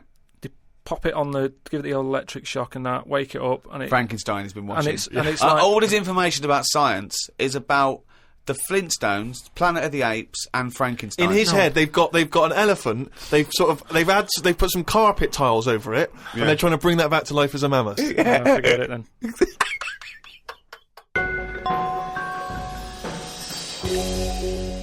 Carl, can we have some monkey news before I die? All right. Oh, chimpanzee that monkey news, you. This week, what I thought I'd do, right, because we're getting loads of emails from people who haven't really heard much of the monkey news that I've done in the past, right? And a lot of people are sending through one of the first ones that I did that was a good monkey news. I think it's worth hearing again, just in case you forgot about it, because it's sort of classic monkey news. I don't know if you want a different jingle. Well, no, I mean, it's just, if it's anything that you've ever said, it's not true anyway, so carry on. Well, it was a true one, because this is the one that, like, this is like world-known monkey news. A lot of people will send this through. It's the most popular one, right? And it's about this this monkey that was knocking about called Ollie, right? It's called Oliver. Yeah. And it was in this zoo, and it was the only monkey in there, right? So this is one they think was the missing link. It was half human, half ape. That programme on television, because it had bald. It looked like you, which doesn't mean it's half anything. It might have been that one. What happened is it was in the zoo and stuff, and it was getting a bit lonely because, like, it was sharing its sort of time with, say, an elephant and a giraffe and No, that. it doesn't happen. And they didn't really No, get on that well. Wait, they do no, not let me put, just tell you. They do not put chimpanzees in with... No, well, it's not true. Why would he share his time with an elephant and a giraffe? Gervais, it was some kind of flat share. They put an advert in the student union saying we've got 2 rooms to let. African mammal wanted, not specific. A mammoth and What I'm saying is there was other elephants for elephants to knock about with and that. The monkey, it was the only one there. So what happened is the zookeeper felt a bit sorry for him. Right. He was like, oh, look, he's looking all fed up and that. Yeah. And like you say, I think he went a bit bald because he was bored and that. So he started to sort of get pally with him. So at lunchtime, when the zookeeper was sat on the wall having his, like, ham butties or whatever, he'd sort of go, all right? And it used to come over closer and closer, right? Yeah. Anyway, within a month, he was sat on the wall having his lunch with him, right? And what wall? Just a little wall in the zoo. So they let the monkey out. The monkey could come and go. He had his own door key. Just near where the monkey is, it used to just pop over. Oh, these blinking latchkey monkeys. I know, yeah. He was 21. Yeah, go on. Sit there having his butty and that with the monkey and stuff. Yeah. And anyway, the ham butty, as time went on, because the zookeeper back then, zoos weren't as popular as they are now. Right. So it was only it was him on his own really. So he found like the monkey was the closest thing. Absolute rubbish. The zoo could not run with one zookeeper. This is a true thing. I mean, this is what I'm saying. A lot of people. But the height of popularity for zoos surely was in the Victorian era. So exactly. But anyway, go on. Carry on. But you're sort of picking up on little things that aren't important. Sure. It doesn't matter. Yeah, but anyway, so he sat there, and as time goes on, he's sort of sat with him most of the day. Monkeys walking around with him, helping feed the other animals and that. No. But then what happened is the zookeeper at the end of the night when he's like locking up and stuff. Yeah. He'd feel bad because he'd be leaving the zoo and like Ollie's sat there and he's like, I'll see you tomorrow, and the monkey's like, yeah, all right, see you later. Looking all fed up because he's got home to go to and he's still stuck in where he's basically working every day. Right? So he's never going home, right? Now he's sleeping at work, the monkey. So anyway, the zookeeper goes home, says to his wife, look, Ollie's having a bit of a time at the moment. So she said, oh yeah, what's going on? He said, well, he's just looking a bit fed up, he's sick of it. So she said, bring him home. So he said, well, I did what I asked, but I didn't want to force it, This conversation didn't happen. So anyway... I love that he's giving it in such detail. Yeah, I know, it didn't happen. This is in your head. So she said, yeah, bring it home tonight. So anyway, he's looking forward to going into work and that. He sees Ollie. He doesn't tell him straight away. It's a surprise for him later. Oh, God. So they go through the day, usual stuff, feeding elephants and all that. It gets to the point when it's like they have the lunch and that. It gets to the end of the day. Yeah. And sort of Ollie's there. He's looking at him like as if to say, well, there you go, another day, another busy day and that. Little does he know. See you tomorrow and stuff. Anyway, he's like, get your coat. He's like, what? Coat? What do you mean, get your coat? Whatever the equivalent is, right? Whatever you say to a monkey, it was kind of like, you're coming with me sort of thing. Yeah. Right. So he's going, oh, brilliant. Anyway, No, he's not! so Why do you mean he's going brilliant? He takes Look, it home. so he gets his right? hat and coat. He gets his hat and coat and Yeah. stuff. And he Can't go believe on, he's locked, right? yeah. He goes back to the zookeeper's house. Everything's going well for about a week and a half. Right. Has he He's got his at own home. room? He still goes, like, to work and stuff. To the zoo, yeah. To the zoo. He and doesn't then- work there. And then he comes back with the zookeeper. But anyway, what ended up happening is, so anyway, he's back at the house, and it's going well for about a week and a half, treating him really well. He's sat there, you know, he's having a brandy at night before he goes to bed. Zookeeper noticed that when he took it back to work, it was kind of getting flashbacks of not having a good time in the zoo, right? So he was like, this isn't helping him out. He's happy when he's at home with the brandy and the fags and that. When he comes back here, he's starting to look a bit fed up. So he said to his wife, look, you're at home all day, right? Oh, Jesus. I'm going to work. I'll leave it with you, right? Yeah. So Ollie stays at home. Yeah. Anyway, as time goes on, Yep. a little bit of trouble. Whilst the fella's busy at work, grafting, paying the bills and that for Ollie at home, Ollie starts getting a little bit cheeky. Tries it on with the missus. Right. Whoa. Right. How does a Carl, monkey try it on with the missus? Are you Look, this talking shit? is classic monkey news. And How does it try it on with So the he's a missus? bit drunk. He stinks of smoke. He tries it on with the missus. How does he try it on with her? I don't know all the detail on You don't know on that any of bit. the I don't know details. the detail on that bit. But You don't all I know any of the No, I don't know details. the details on that bit. You but I don't know any of the So details. what happened? So while the zookeeper's away, the monkey did play. What happened? Did the zookeeper's wife reciprocate these affections? Just a little bit of, like, you know, little bit of fun, I suppose. She probably went along with that at first. You know, she's cooking at home, getting the tea ready. That's walking past, pinching her arse or whatever.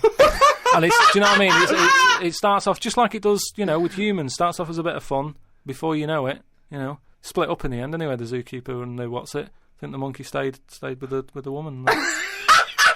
So it's all there. It's Honestly, all on email, mate. your imagination. Well, you look should it up. write stories. You Get should people- write. You Get know, people to look it up. It's just put in monkey, chimp, Ollie, and it's all there. The Ricky Gervais Show on Guardian Unlimited.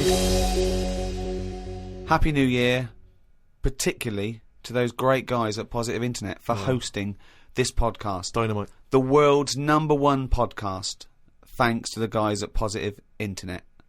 So, check out rickygervais.com to check out Carl's Head. You know, go and buy extras and flannels. Check it out on flannels.com.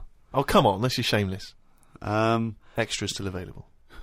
Fridge freezer for sale, £400 or nearest offer. Steve Merchant wishing you a Happy New Year. I'm sure Carl Pilkington wants to reciprocate that. Yeah. Yeah. And do you know what I want to wish them? I want to wish them a fantastic New Year. No, that night. I could eat a no that night. No, that night. No, that night. No, that night. I could eat a no that night. No, that night. No, that night. No, that night. I could eat a no that night. No, that night. No, that night. No, that night. I could eat a no that night. No, that night. No, that night. No, that night. I could eat a no that night. No, that night. No, that night. No, that night. I could eat a no that night. No, that night. No, that night. No, that night. I could eat a no that night. No, that night. No, that night. No, that night. I could eat a no that night. No, that night. No, that night. No, that night. I could eat a no that night. I could eat a no that night. I could eat a no that night. I could eat a no that night. I could eat a no that night. I could eat a no that night. I could eat a no that night. No, that night. I could eat a no that night. No, that night. I could eat a no that night. No, that night. I could eat a no that night. No, that night. I could eat a no that night. Right, you're talking shit. Explain yourself. The Ricky Gervais Show on Guardian Unlimited. Welcome to the 6th podcast in a series of 12. The Ricky Gervais Show, available online with me, Ricky Gervais, Steve Merchant. Hello. And Carl Pilkington. All right. Halfway through after this then, Carl. Yeah. You enjoying it? It's all right, isn't it? It's had a great response. We're the #1 podcast in the world. We've had thousands of emails and messages, and it's just great to know that people all around the world are listening. Don't you think? Yeah. It's great, isn't it? I should just point out, Rick, that we've had a few emails, including one from Mark Pavlidis, that says that some of the people listening on the enhanced podcast, so, you know, these fancy people, super rich people who can afford that one, apparently sometimes if they try to pause the show halfway through, it sort of freezes, and they've got a problem restarting it. And he's saying that apparently you should just hold down menu and select, and that'll reboot it. So I don't know if you have had that problem. Hold on. Who's pausing this show halfway through? I don't understand it. I can't believe it. This is like a book that you can't put down. What have they got that is better to do with their time? What can be better than listening to Carl's drivel and his stupid theories? Unbelievable. We've got a little email straight away, Carl, from Nikki in Beverly Hills, California. She says, Carl, you rock. I hate it when Ricky and Steve ridicule you. I checked out your picture on rickygervais.com. Although your head is not normal, that's no reason to ridicule you. You look gimp, but I never judge a book by the cover. Cheers. That's all you've got to say? Well, it's only because I've got no hair, though, isn't it? That's why it gives that effect. No, it's perfectly round your head. It's perfectly spherical head. Your face is slightly too big for it. It almost goes over the sides. Perfectly round head, pug little nose, funny gimp eyes with no expression, hangdog look. Like a little mouth, like a little lamprey, not formed, not human formed. The way your expression is like you've had a lobotomy. Your head goes weird at the back. It's got a little nod in it, like it's really strange, your face, and you're stupid. We've had a lot of emails saying that. I mean, I think he's just paraphrasing, but... talking of emails, you know, a couple of... I can't remember which show it was, but you mentioned, Carl, that you'd only recently seen a Chinese homeless person. Oh, yeah. And it really surprised you because you'd never seen a Chinese homeless person. No. And I actually went along with that. I've still never seen a Chinese homeless person. Well, that's... other than obviously people contributing monkey news, the search for Chinese homeless people has been overwhelming on the email. People are just, people are actually going out looking for Chinese homeless people. Now, I can just tell you now that there's a few responses from Los Angeles, people saying there are quite a lot of Chinese homeless people over there because apparently there's a huge homeless community in Los Angeles. So definitely if you want to see them, Carl, that's the place to go. Right. But we've had one from Vancouver, Canada, from a girl called Amy, and Amy herself is Chinese, and she says that she realised herself that she'd never really seen a Chinese homeless person. Right. And although she says that apparently Vancouver has the first or second largest Chinese population in Canada, she'd never seen them, and she actually went for a walk around the Chinatown in her area, right, looking for them, and she could not find any on that particular day. So, again, Canada, obviously not a place to go for a Chinese homeless. It was just a point, though. I don't want people sort of... Well, hold on, though. Wait, I'll stop you there. Hello, Ricky, Steve and Carl. I live in New York City and have seen a Chinese homeless person. Not only is he Chinese, but he is also a midget. He's been living on the streets for the last 30 years. He used to dress in rags, but thanks to a coat drive, he's now wearing a fancy Adidas jacket, right? Now he encloses a picture. He says he gave him $10 to take the picture, and I've seen it, and he's a little Chinese midget fella. I'm just getting a bit worried that people are going out there sort of looking for these. Because that's what you requested. No. But all I was saying is I saw one. I didn't start saying, "Excuse me, can you just give us a smile? I'm taking your picture." Do you know we've had loads of pictures of people. I know, and it worries me a little bit. And I mean, it's not too bad about the one who took one of a little midget one, because if he kicked off, it'd be quite easy to sort of hold him back. But I'm talking about fully grown. So is that your warning to people? Don't be taking pictures of fully grown Chinese homeless. Well, yeah, I'm just saying, don't be messing about going up to strangers and that and annoying them and stuff, right? Maybe I think that's a good rule of thumb. Don't annoy them. But that is a hell of a sighting, isn't it? We asked for a Chinese homeless, and they gave us a Chinese midget homeless. Many of the listeners are aware, Carl, that you're sort of fascinated by smaller people. Well, he's fascinated by difference, I think. Yes. I don't think he's having a go at people. You're not having when you sort of stare at someone because they don't look like you, and let's face it, most people don't look like you. You're not having a go, are you? Well, like I say, first time I saw Steve, I was never having a go. It was just, oh, that's different. But Steve, I was never having a go. It's just that thing of, oh, right, interesting. What do you mean? No, just I've said before about when I saw Steve and what have you. Now I've got used to it, and Steve it's the got same. used to it. What do you? I don't know. Well, you know my feeling with this. I don't really know where he's coming from. But Steve knows I'm not having a go either. Yeah. Carl used to carry around a book that was called the Top 50 Freaks of All Time. Well, it's interesting you should mention that, because we actually had an email from Richie who says that he's been a fan of ours for many years and he's listened to lots of the radio shows we've done in the past and things. And he says, of all the people you've discussed, Carl, in the past, including some of the people from your odd magazines, who would you most like to spend the day with, of all those people that you've encountered? Favourite of all? Well, certainly who you would want to spend time with, who you feel would be the most fascinating, the most interesting. You know, I mean, let's just recap on some of the... Pillow Man, the bloke with no arms, no legs that can roll a cigarette with his mouth. Yeah. No? Not impressed with him? That's not sufficient. What about the three-legged juggler? So hang on, let's just recap for new listeners. This was a man with 3 legs? 3 legs, right. And it said his job, he became a juggler. Okay. Not using the gift that he'd been given. What you suggest? Anything. Running, swimmer. Just... Yeah. But yeah, what are the others? What are the other ones? There was a picture of a gentleman who was fascinated by him. He used to play the piano. Oh, he's got a tiny head, hasn't he? Yeah, that's that. That's the one who he sort of ages fast. Right. So like every other week he's having a birthday and stuff. And yeah, that was weird. He's not having a birthday every other week. His body's just aged, so it has the appearance. His biology is sort of like he's 70, but he's only like 15. They don't have a birthday every week. You idiot. But yeah, I don't know about knocking about with one a long time though. That's only for a day. Yeah. Suppose it depends what I'm up to. Because if we're going out and about, the Pillow Man would just be a bit of a drag. Whereas if you're going for a walk across, the 3-legged guy, ideal. So yeah. The Ricky Gervais Show on Guardian Unlimited. Lots and lots of people emailing just with questions for Carl. People just want to get his opinion on stuff. So if you have questions for Carl, keep them coming in. podcast@rickygervais.com. We can't really reply to your emails, but we do read them, so we really appreciate them coming in.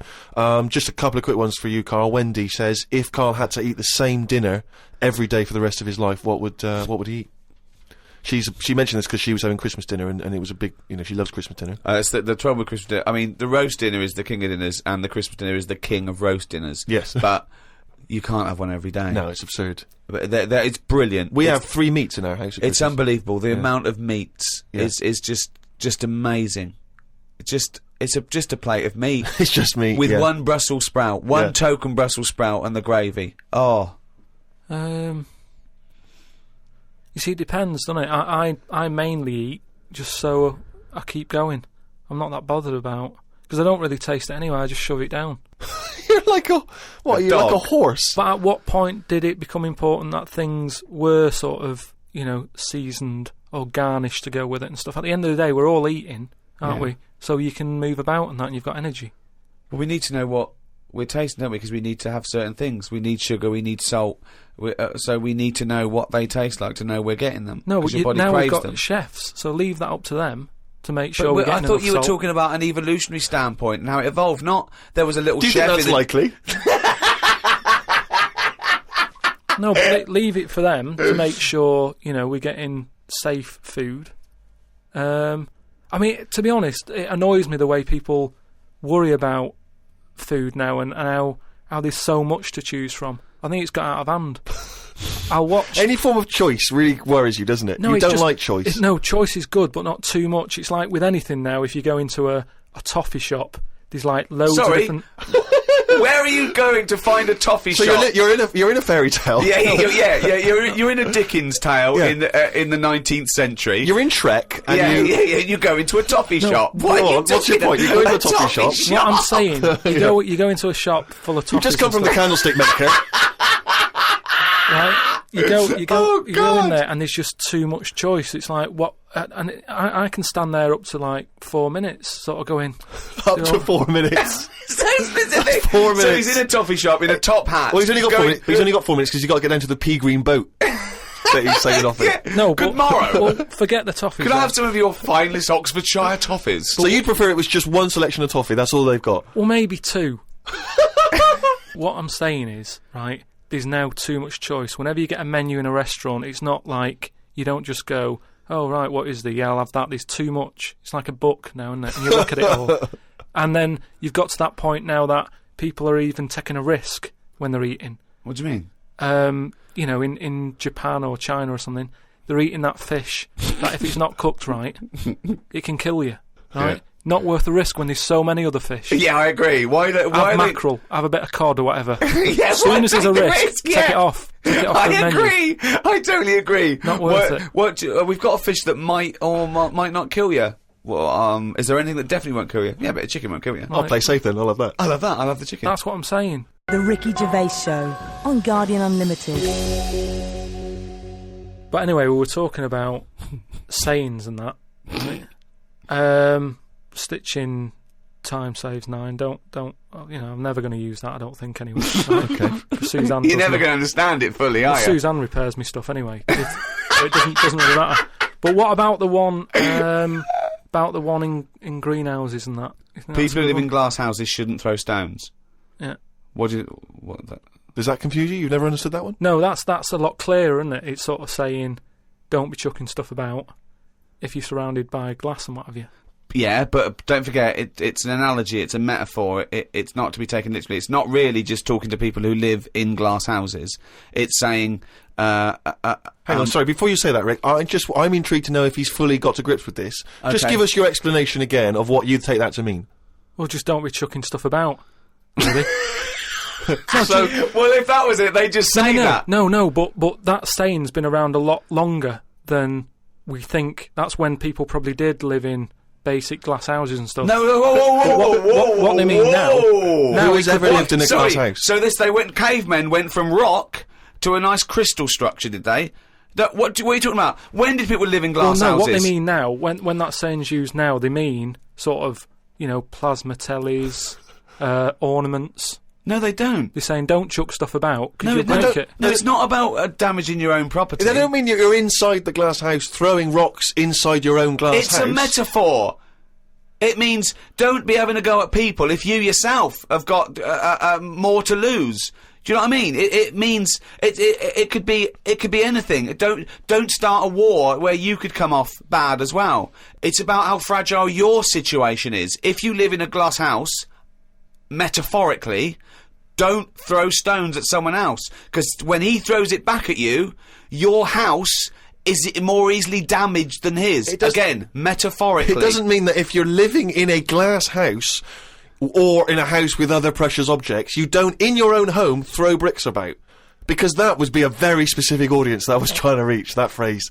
I mean, let's be honest, what kind of a mental Do you know case? what? I think we've got the crux to this, right? I think I can answer. Right. Carl, what is an analogy? It's sort of like a little story told quickly. Isn't it? It's a little story told quickly. To what end? Well, it depends what the story is. Okay. Depends. Give me an analogy. Well, for me, I thought of one with the greenhouse. Yeah. Right? It's a greenhouse. Before it was just a glass house. Yeah. Alright, then a glass house. Okay. Right. What I mean is that glass house is metaphorical. It's about the fragility of your situation as compared to your aggression or your... You see, I just prefer sort of, you know, what you say is what you mean. So people who live in a glass house have to answer the door. I don't know what that means. I don't know what that means. I mean, Because you may be a genius, because I don't get that. People who live in glass houses have to answer the door. Okay, let's hear his explanation. Because the people knocking at the door will be able to see you because it's a glass house. But what... But you literally mean it, don't you? There's no analogy there or metaphor for you. You literally mean if you live in a glass house and go someone onto the knocks the door. So there's no hidden meaning there, is there? Well, normally... Couldn't that also... But you have to add a number of other things, other caveats. Surely, if you live in a glass house, don't walk around naked. Yeah. If you live in a... But these are literal. See, if you... Now, you could actually make that into quite a nice saying there, because if that meant, if someone said that to me and they weren't a shaved chimp, right? If they said people who live in glass houses have to answer the door, I think that means, oh, yeah, it means that there are no secrets. You can't hide behind anything. If you're very open, if you've chosen to be totally open all the time, you can't go back on it. So people, if you wear everything on your sleeve, if you shout around and you tell the truth, and you can't go back on it. They can see through you. It can mean that as well, yeah. Oh, okay. Oh, that's handy. But just the idea that in your head there should be sayings for people who live in glass houses. Who is it that's living in a glass house? Well, I'm not talking about them. It's just that if everyone else is bringing up about these people who are living in glass houses, let's get to the real problems they've got. He still hasn't got to grips with the idea of the metaphor or the simile. People who live in glass houses should live near a glazier. Right. Well, here's another saying, right, that I learnt recently from a mate, right? Oh, there's an elephant in the room. Okay, I haven't heard that one, but explain it to me. It's like when something's going on in a room, right, but no one's mentioning it because everyone's a bit too sort of. But in a way, it's better that it's out. It's like how whenever we go out for something to eat or a drink or something, it's normally after about 5 minutes the sort of topic gets onto the shape of my head. Yeah. Well, Right. I can't resist the shape of your head. Right, so you're happy It's talking not just about the it. shape, though, is it? It's the state of it as No, well. but what outside and in. I mean, it's a fascinating little objet d'art, his head. But what I'm it's perfectly round. It's got no hair where it should have. And it's hollow. The features are slightly too small for the face. Yeah, unbelievable. No, but what I'm saying is, it's interesting how, like, I'm the elephant in the room, right? Nobody's talking about it. You mention it once, suddenly it's the talk of the town. It's what I mean. Everybody starts joining in, going, well, yeah, it is round, but it does suit you. And these are people who I don't even know sometimes, and they're all dipping in. And that is an elephant in the room. So you don't want people to discuss the shape of your head or the lack of hair? You would feel better. You would feel happier that they didn't mention that. Sometimes I think it's better that it's out there.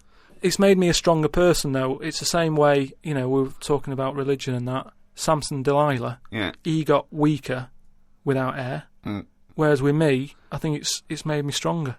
Because, it's almost like it's treated like a disability. Everybody's sort of mentioning it and talking about it. What's it like having a bald head? And, you know what I mean? So it's made me stronger. But would you ever wear a wig? Not really. What was a long wig like Samson? Well, the only time I wanted a wig was when I did jury duty once, wasn't it? And it was annoying that I was sat on the jury, right in front of, like, these criminals, right? Everybody else has got disguises. The judges have them wigs on, right? That's not disguises! It is a disguise. That's a disguise. That's why judges wear them, right? No! Well, then why did they print their name in the paper and have a picture of it? What do you mean it's a disguise? Well, it's a disguise, isn't it? No! If it was a disguise, they'd go in with one of those glasses with a nose and the beard attached if it was a disguise. All judges would look like Groucho Marx if it was a disguise. Well, I'm just saying that's what annoyed me when I was sat there on the front row, right? I couldn't have been any closer to the criminals, right? I was sat there and I thought, why didn't I just pop a little wig on or a pair of glasses? I would have loved to have seen you in the front row at Crown Court. No, because I'd love to see it because in this country you're not allowed to show pictures of jurors. You can't take photos in a courtroom, so there's always these sketch artists that draw drawings, and it's on the news. The idea that we'd have seen 11 people and a sort of Krusty the Clown figure would have been amazing. Yeah, I would love to see the artist do an interview, because it would be like complicated people. Oh, hey, he looks characterful, and then just a little round head. Charlie Brown. Charlie Brown sitting on the end.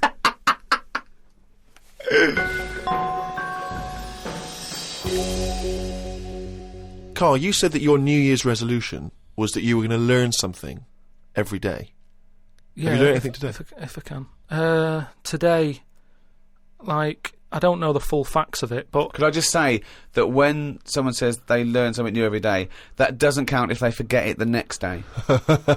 No, because that would be Groundhog Day learning.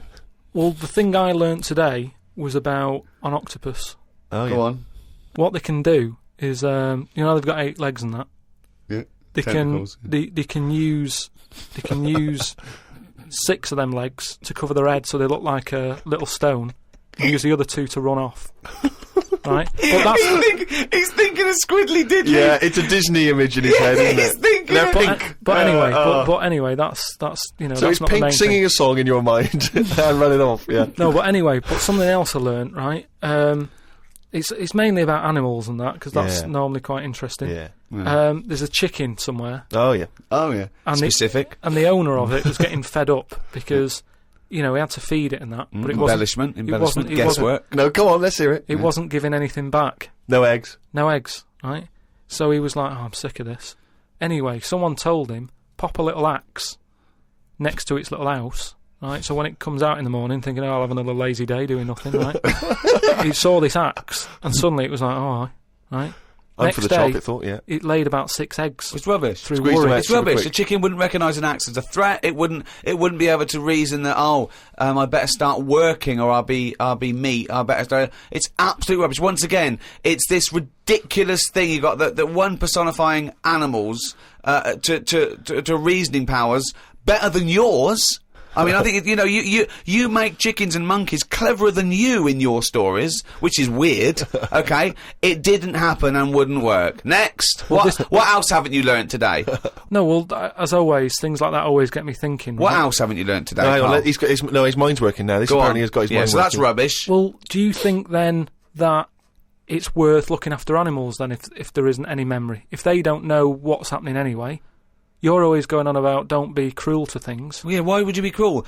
There's one thing about imagining chickens can reason, and because they can't, being cruel to them. Why does it matter whether an animal can reason or not for you not to be cruel to it? The reason I don't like blood sports isn't the fact that there's a fox missing. It's the psychology of the people that get off on seeing an animal ripped to pieces. They wouldn't like it if it was a robot. They wouldn't care. For some reason, in their psychology, they like this sport. Why does it have to be a sport? They're not culling. They're not putting things down for a good. They like to see this fox ripped apart or a bull tortured for their own pleasure. That's why you shouldn't do it. Why would you ever want to be cruel to an animal, whether it can reason or not? No. I mean, I don't mean really cruel, but I mean like there's an advert on that's on in the in Britain, advertising some supermarket, right? And it's saying, we look at before we kill our chickens and what have you. They have a great life. This is like the voiceover, and you see a happy chicken. Yeah. And it's going, we give it a good little house to live in. It's got straw. Yeah. It eats good. Yeah. And then we kill it. Right? Yes, well that's better, isn't it? Well, no, I don't think it is, though, is it? Because at the end of the day, if I was that chicken, right, I'm that chicken, loving my life. I can't believe me luck, right? Well, we'd be pleased because at least he'd be able to do the show and we'd have some interesting conversations. Yeah. So there it is, right, wandering about. It's got its nice little field that it's working on. Yeah. It's got its nice food and everything.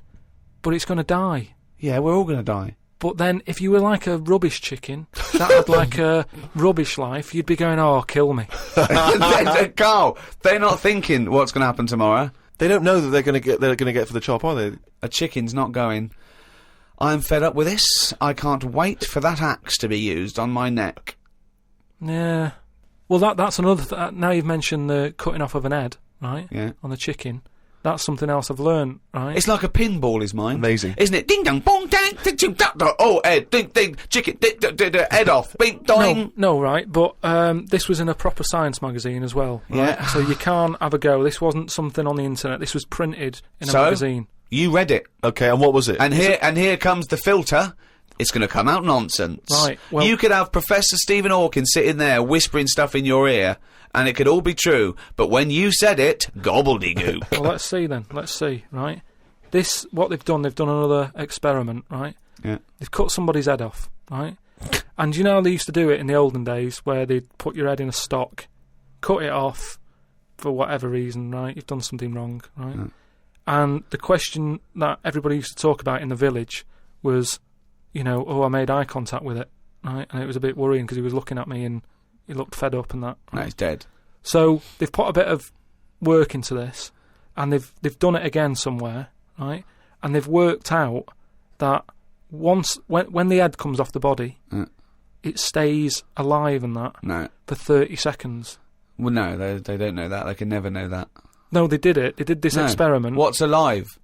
The What's head. alive? But there's loads of issues here. One, no one's experimenting with human beings cutting their head off, Carl. Well, two, no. Sorry, you read this in what? Executioners Monthly? This is in no, a two, proper- Carl, it's what your definition of alive is. Because you can be alive and have no conscience. No, but this is where it gets weird, right? Yeah, I haven't told you that. this is where it gets weird. You talking about it. So the head's off, Yeah. right? And what they did was they chucked a load of questions at it. All sanctioned by the government. Yeah, this is all fine. So the head lands perfectly on the neck and goes, what do you want to know? And it said, So they're asking questions and it's going, do you know what? To be quite honest, I don't answer your questions. I'm a little bit annoyed about the execution still. well, that was the interesting thing. They said it's about... No, it's not. It didn't happen, Carl. me hear it. Oh, don't talk. Let me shit. hear it. What are you talking about? Who? These people round in white coats going, quick, ask it a question. It's bleeding. Right, so they said for about 25 to 30 seconds. The last 5 seconds, it is sort of like can't be bothered answering them. Right, but prior to that, But apart from that, they were chucking stuff. I don't think it spoke. I don't think it was like 2 and 2 4 and stuff. It was more. It was to do with blinking. So blink once if you say yes, blink twice. So I told it, said, listen, when you die, you're probably not going to be able to talk because your jaw's going to be on the ground. You're not going to be able to open your mouth. If you do, you'll fall over backwards and hit your head. Now listen, blink 1 for yes and 2 for no. Yeah, right. Yeah, not too bad. Yeah, is the axe nice and sharp? Yeah, Promise? You're Do you talking promise? shit again.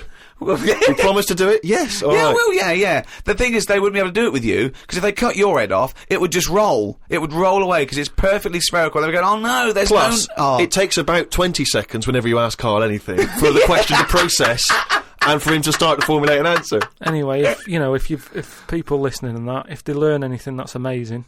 Just send it in, because it'll come out gobbledygook when Carl tries to translate it. Interesting facts is what we're after then. Plus, also, if you've got any questions for Carl, if you just want to see how his mind works, then you can get in touch with us. Or whether his mind works. Indeed, we've Any proven doctors, that. psychologists out there. Podcast@rickygervais.com. That's how to get in touch.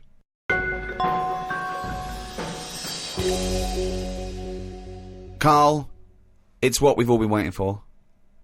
Oh, chimpanzee that monkey news. Right, well, this one sent in from Sam in New York, right? And it's about a fire that happened, right? In a really, do you know, like in New York, they have loads of big buildings, don't they? Yeah. Right, really, really tall ones and Skyscrapers. stuff. Yeah. And there was a fire in one of them, right? So they did as expected. They called up, fire brigade and that. They turned up, right? Fire engine parked up. It's like, right, where's the fire? And they said, oh, it's on like floor 100 or whatever. And they said, oh no, we've brought the fire engine with the short ladders. Stupid mistake, but go on. Right. So anyway, so the fire's going and that, and they're saying, is there anyone in there? They go, I don't know, there might be someone up there, but the telecom's not working and stuff. Who do you think might be up there, Rick? I don't know.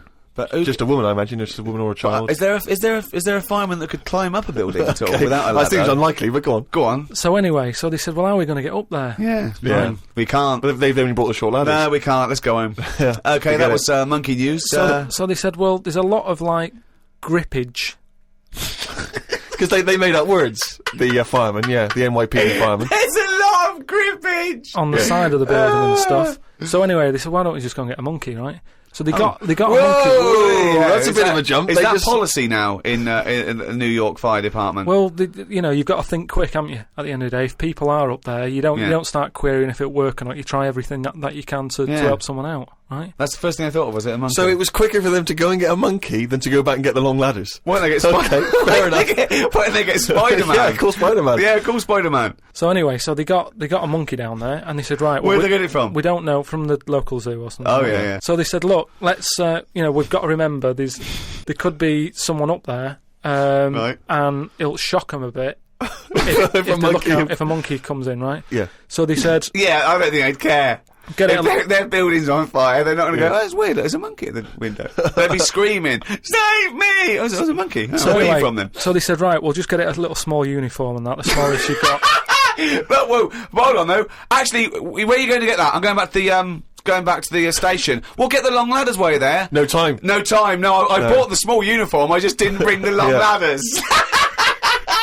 You're an idiot! So anyway, it goes up there, it's got all the kit on and what, it's got its little RDAT on and all that. It grabs, there was like a little person up there, manages to grab that. Not give a it midget. little. Who was up there then? It was just someone that was just the right size for a monkey to be able to rescue, which is handy. Because if it'd been anyone else, like a larger person or a family, we'd all been screwed. No, I don't know about the size of it, but it's just the story saying how like it was quite a big monkey, and that it was good at breaking down doors. Oh yeah. It was good at climbing into small spaces and Oh, stuff yeah. like that. Anyway, But it managed so to. it's big enough to carry a fully grown man, but small enough to climb through a cat flap. Yeah, so which is handy. So anyway, it managed to, Did get it have the boots person. on as well? It got the person and everything, and now it says it. It's sort of it's on call if they ever need it again. So. Sure, and if they ever get anywhere again and they've forgotten the long ladders, but there's plenty of grippage, they just call for Coco.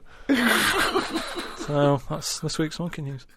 Bollocks. The Ricky Gervais Show on Guardian Unlimited. Well, I hope you enjoyed our podcast there. Another half hour of absolute drivel. I've been Ricky Gervais. With me, Steve Merchant. See you next time. And Carl Pilkington. Uh-huh. And we'd all like to thank those brilliant guys at Positive Internet for hosting this podcast brilliantly. Positive Internet hosting the world's #1 podcast. Here's DJ Reach Around. It is hard eating a knob. So what are you saying? You could... I'm saying like I could eat a knob at night. I could eat a knob at night. I could eat a knob at night. I could eat a knob at night. I could eat a knob at night. I could eat a knob at night. I could eat a knob at night. I could eat a knob at night. I could eat a knob at night.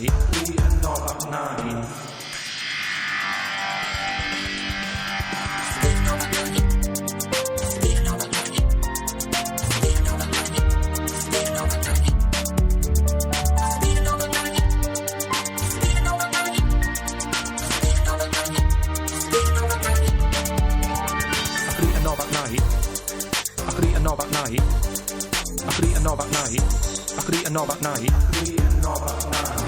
I could eat a knob at night. I could eat a knob at night. I could eat a knob at night. I could eat a knob at night. I could eat a knob at night. I could eat a knob at night. I could eat a knob at night. I could eat a knob at night.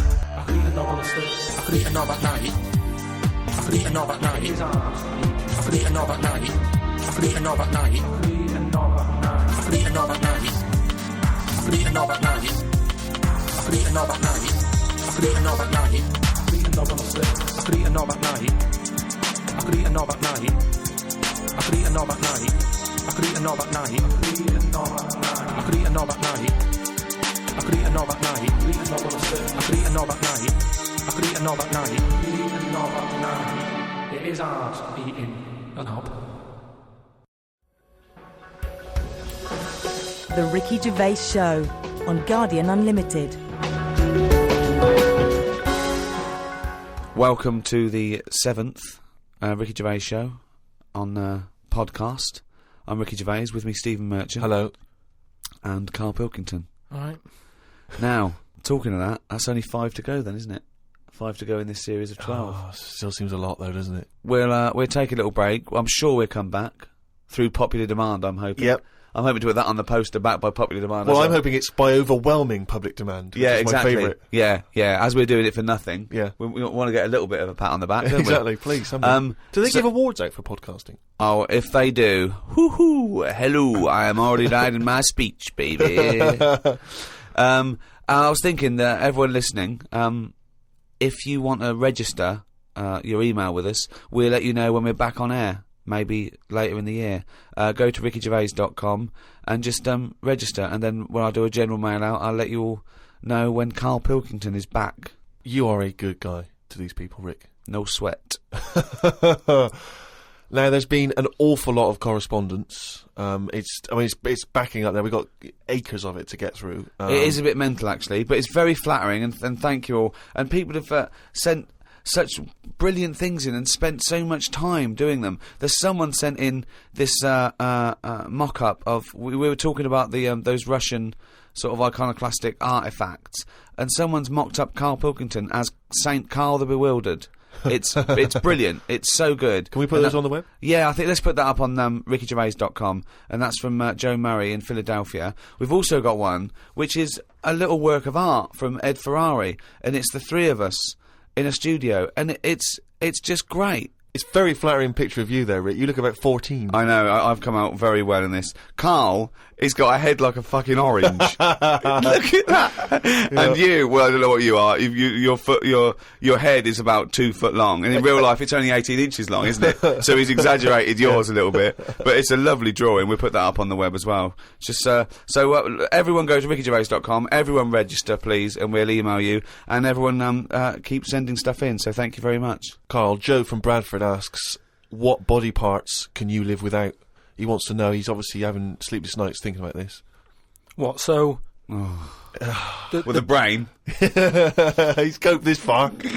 So the bits that I've got now, if I had to get rid of one of them, what wouldn't I miss? Yes. See, I did a bit of an experiment on this, right? Brilliant. It's my job at home to wash up, right? Suzanne does... She gives you all the really big responsible ones. Yeah. She sort of like pays the bills and wires the house, and you go, what can I do? And you can go, well, you can go and play with the worms in the garden. Yeah. So anyway, so it's my job to wash up and that, right? And I thought to sort of make it interesting and stuff, I thought, I wonder if I can do it, right? If I didn't have any thumbs. And so what did you do? So I just sort of You sliced off your thumbs. I just sort of held them in, and it's amazing how, like, it took me ages. Just having that one thing gone. Well, it's part of our evolution, the opposable thumb. Basically, that's when we soared. These are milestones in human evolution. The opposable thumb, the forward-facing eyes, the upright. These are massive things in taking us out of the animal kingdom. And one day, Carl, you'll walk upright. But what do you mean about eyes facing forward? You mean before we got here, there was people whose eyes were looking in their head? I don't understand. Is that what you mean? No, because when we got sort of binocular vision, where we could because we were predators have a forward face. I'm going way back. I'm not just saying. I'm not saying chimps had eyes on the side of their head, but I'm saying big, major milestones in any evolution. Mm. I lost you at evolution. I think.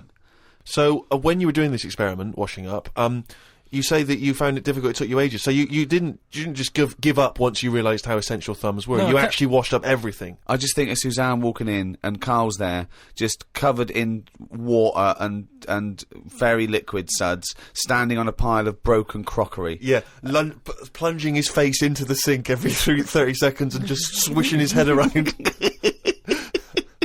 But we talked about the washing up thing before, haven't we, when I was stood there washing up. And I sort of look out of a window, so the sink's in front of the window. Yeah. And that's why I quite like washing up, because I can just look out onto the street, see people going past. There's like a local homeless fella called Franco.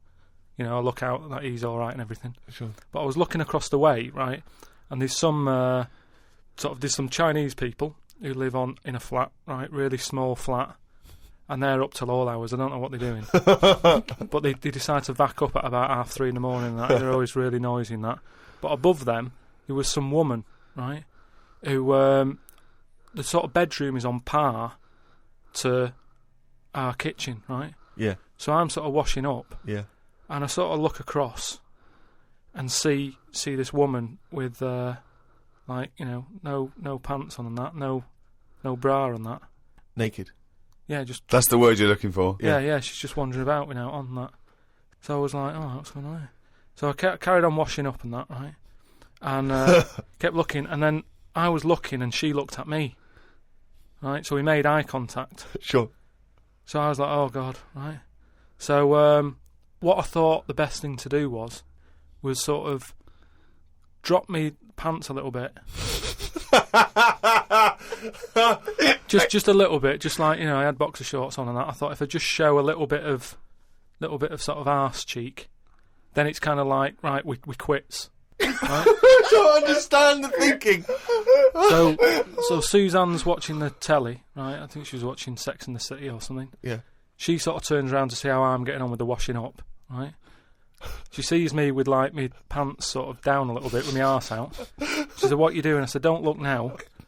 I said, but there's a woman over the road, right, with no pants on and that. She caught me looking, I'm just giving her a bit back. I love the fact that he explains the rules and Suzanne's meant to go, okay. That makes sense. But I don't. So hang on. So you showed a bit of your arse. You turned presumably to show the arse, or waggled the arse at the woman. I had to lift it up a little bit on the on the draining board. What? Hang on though. What did she do? Did you register her reaction when she saw a bit of your arse? What happened? When she saw my arse, yeah. Well, then I wasn't looking because I thought, in a way, I don't want it to look like, well, I've seen a bit of your stuff, here's a bit of mine. I just thought, at the end of the day, I caught a glance of you. It's only fair. You've had a bit back. You know, I'm not you making see, a big deal out of it. I genuinely think James Stewart missed a trick here in Rear Window. Yeah.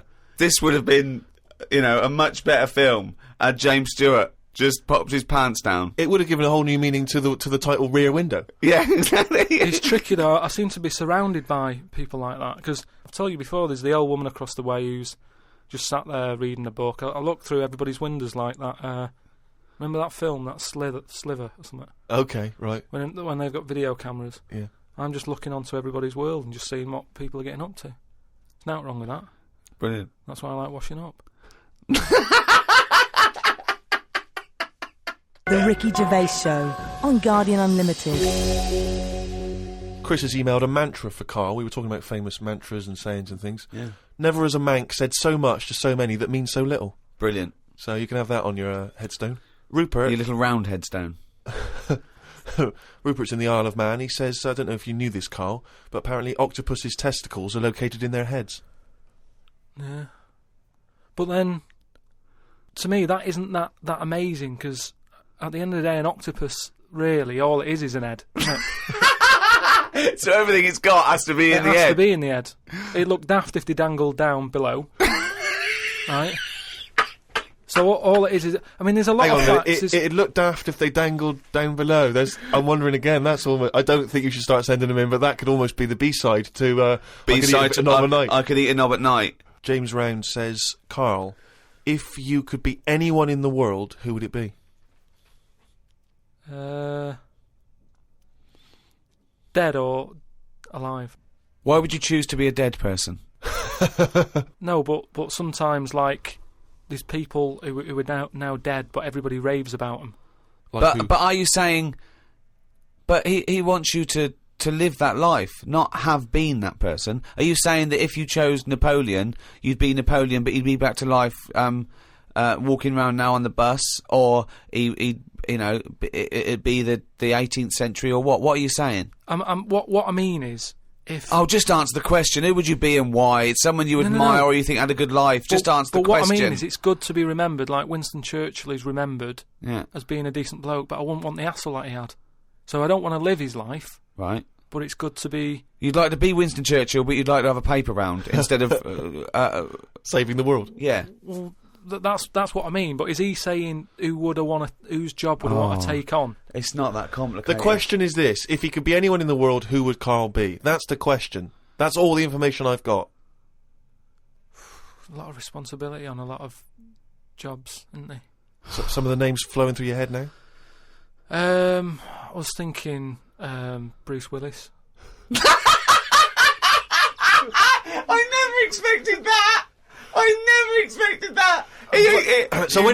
So his responsibility in your mind is what? Saving people who are trapped in a building with terrorists? Well, yeah, maybe, his worries are different worries. With, people who have a lot of money come other worries. Yeah. Do you know what I mean? So Bruce Willis, he's always going on these marches, isn't he, saying stop war and all that. Mainly because he's got, he's got more to lose if there's a war. He's got loads of houses. One of them's going to get damaged.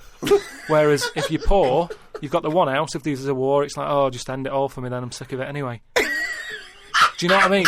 Sure. So Whereas Bruce, yeah. With successful life and happy life, there's more for you to lose, is what I'm saying. Right. Like at the moment, because I've finished a job that I've been at for 10 years. Right. I've finished working there, so suddenly I've got my timetable's a bit out, and I haven't got enough of a routine. And I'm a man who likes to know what I'm doing. Right? Yeah. So now suddenly 5 until 7, washing up with no thumbs. I've sort of turned into like an old person, where the little jobs that you shouldn't enjoy and now the main event. So But hold like, on, though. How old are you? You're 31, aren't you? 32. 32, and you're pottering around, not knowing what to do with yourself. Well, like yesterday, Suzanne's shoes needed to go to the cobblers, right? I haven't heard the word cobblers. I didn't even know cobblers still existed. I only ever see that in Christmas films made by Disney. Well, I had to go and do that, and that suddenly... Because last time you were going to the toffee shop. And now you're going to the cobblers. Next week it's the candlestick maker. But all I mean is that suddenly is a nice little day out. I'm sort of putting my coat on, going, right, I'll go and see the cobbler now and go and have a chat. Tell me about the cobbler. You didn't come back with 3 magic beans, did you? No, the cobbler's all right. He's doing, he's fixing Cobbling. shoes and that. He's cobbling all day. Have I told you about my Uncle Alf, who was a cobbler? No. I'm sure I told you about him. He's the one who he lived in like a bedsit, and he had 2 tellies. He had like one that the sound didn't work on, and one that the picture didn't. But both together, it worked. Oh, right, okay. So as long as he was watching the same channel on both, sound came out of one telly, and he'd watch the picture on the other. Brilliant. And he slept in like a rubber dinghy, right? But he was... Whoa! You can't just let that slide. Why did he sleep in a rubber dinghy? He just liked boats and stuff, and he sort of... Yeah, I like boats, but they're better on the water. Beds are better to sleep on. Boats are better to sail on. Well, he just had it in there. It's a bed sit. It was really tight space. Boat sit. He's got this. He moved into a dinghy sit. He's got this dinghy, so he's thinking, well, rather than it get in the way, I might as well use it. Yeah. Right? But he was a cobbler, and he used to like repair like my shoes and that, right? Yeah. But he'd always sort of overdo them, right? So what do you mean?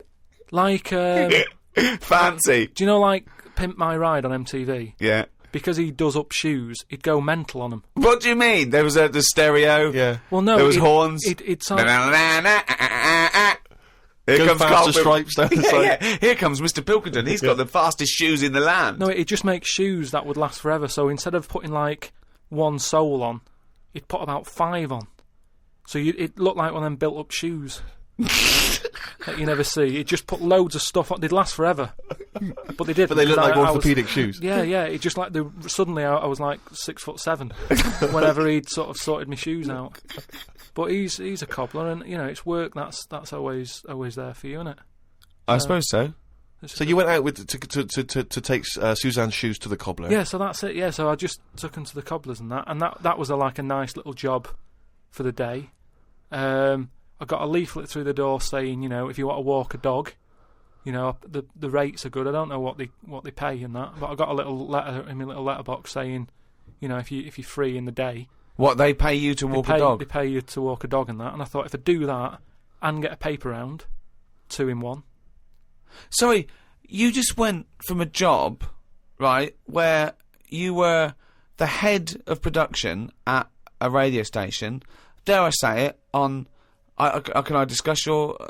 well, it was an alright wage, yeah. It was very good. But I wasn't happy, so it's pointless. No, I know that, but to go from the head of a department on a lot of money to walking dogs and doing a paper round, I don't know. No, but it's about being happy, isn't it?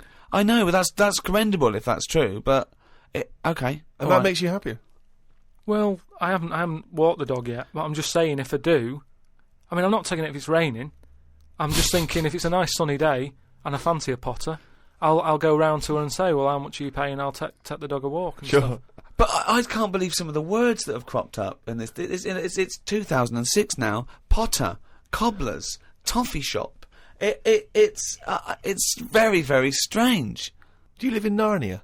The Ricky Gervais Show on Guardian Unlimited. Right, a lot of people are sort of emailing in sort of brainy stuff. Brilliant. Right, which, the more the merrier. I'm happy getting all this stuff, and if it grabs my eye, I'll run it by you and you can sort of tell me about it and that. And getting a lot of stuff about philosophy. Oh, yeah. And all that. Descartes, that's another one that's mentioned on an email. Descartes, yeah. The French philosopher. Yeah. What's your question? Well, he sort of cropped up on an email. Someone said, what do you think of him? And I was like, oh, I don't know. He famously he pondered his own existence, cogito ergo sum, I think, therefore I am. He was thinking about that. He was thinking, how do I know all this is true, everything around me? And he thought, well, I can see it, and I can smell it, and I can hear it. And he went, oh yeah, but my senses can be fooled. I could be dreaming. And he thought, well, that's true, I could be dreaming. But if I'm dreaming, then at least I'm alive. At least I have some sort of consciousness. So if I'm even thinking about anything, I exist. I think, therefore I am. Cogito ergo sum. But we don't need to know the Latin bit. Why is everyone always going back to Latin? It was ages ago. Why is that language always being... And were Latin people always in a rush? Because they seem to be like words for full sentences. Why couldn't they just take the time and say what they want to say? And it's just like, what was the rush? I love you to teach Latin! What about Plato? Right, Greek. Right, now, would you say he's a bright bloke? Yes, I would. I'd say he's a very, very bright bloke. Right, let me tell you this. Right, if he's that bright, you know how he got killed? No. Got hit on the head by an egg. Fucking hell! Well, he's not so clever then, is he? That's what I'm saying. Boo! What's the story with the egg? He was on holiday or something, right? And... He was on holiday in Greece, probably. He was having a walk about, and a bird was flying over his sort of. This over the bird beach. was what? A great auk? What size bird killed him with his egg? It was a big one, yeah. Was it? And the way they used to crack an ostrich on a hang glider. The way they used to crack the eggs open to let the kids out, they used to drop them on rocks. What bird is this? Dropping its egg to let the kids out? You're a maniac! You are a maniac! And Plato had a little bald head. Right. So from the top, the bird's there looking down, and it goes, oh, there's a little rock, I'll drop the egg. Hit him on the head. Killed him. Now, this is what I was saying before about... I'm letting too much go now, because I'm so desensitised to his nonsense. I let him go. The bird saw Plato and said, there's a rock down there. Yeah. Well, if these birds are killing people with bald heads, you've got to be terrified. So, but listen, this is what I'm saying though, right? Before about knowledge and that, how knowledge is hassle, or success is hassle. I think that was Newton. Knowledge is hassle. Now, why is Plato's intelligence got anything to do with the fact that this bird dropped an egg on his head? Because he was intelligent, and he's probably earning a nice few quid by giving out whatever messages he gave out. Yeah. He could afford to go on holiday to exotic places. If he was working in a factory, he wouldn't have been on this beach with big birds dropping eggs, is what I'm saying. So, in a way, it backfired. His knowledge killed him. And that, I think, was Kierkegaard. His knowledge killed him. Where you got this stuff about him being on holiday? Well, he shouldn't have been on the beach. He was only there having a break or whatever from doing what he does. It wouldn't have happened if he wasn't on holiday.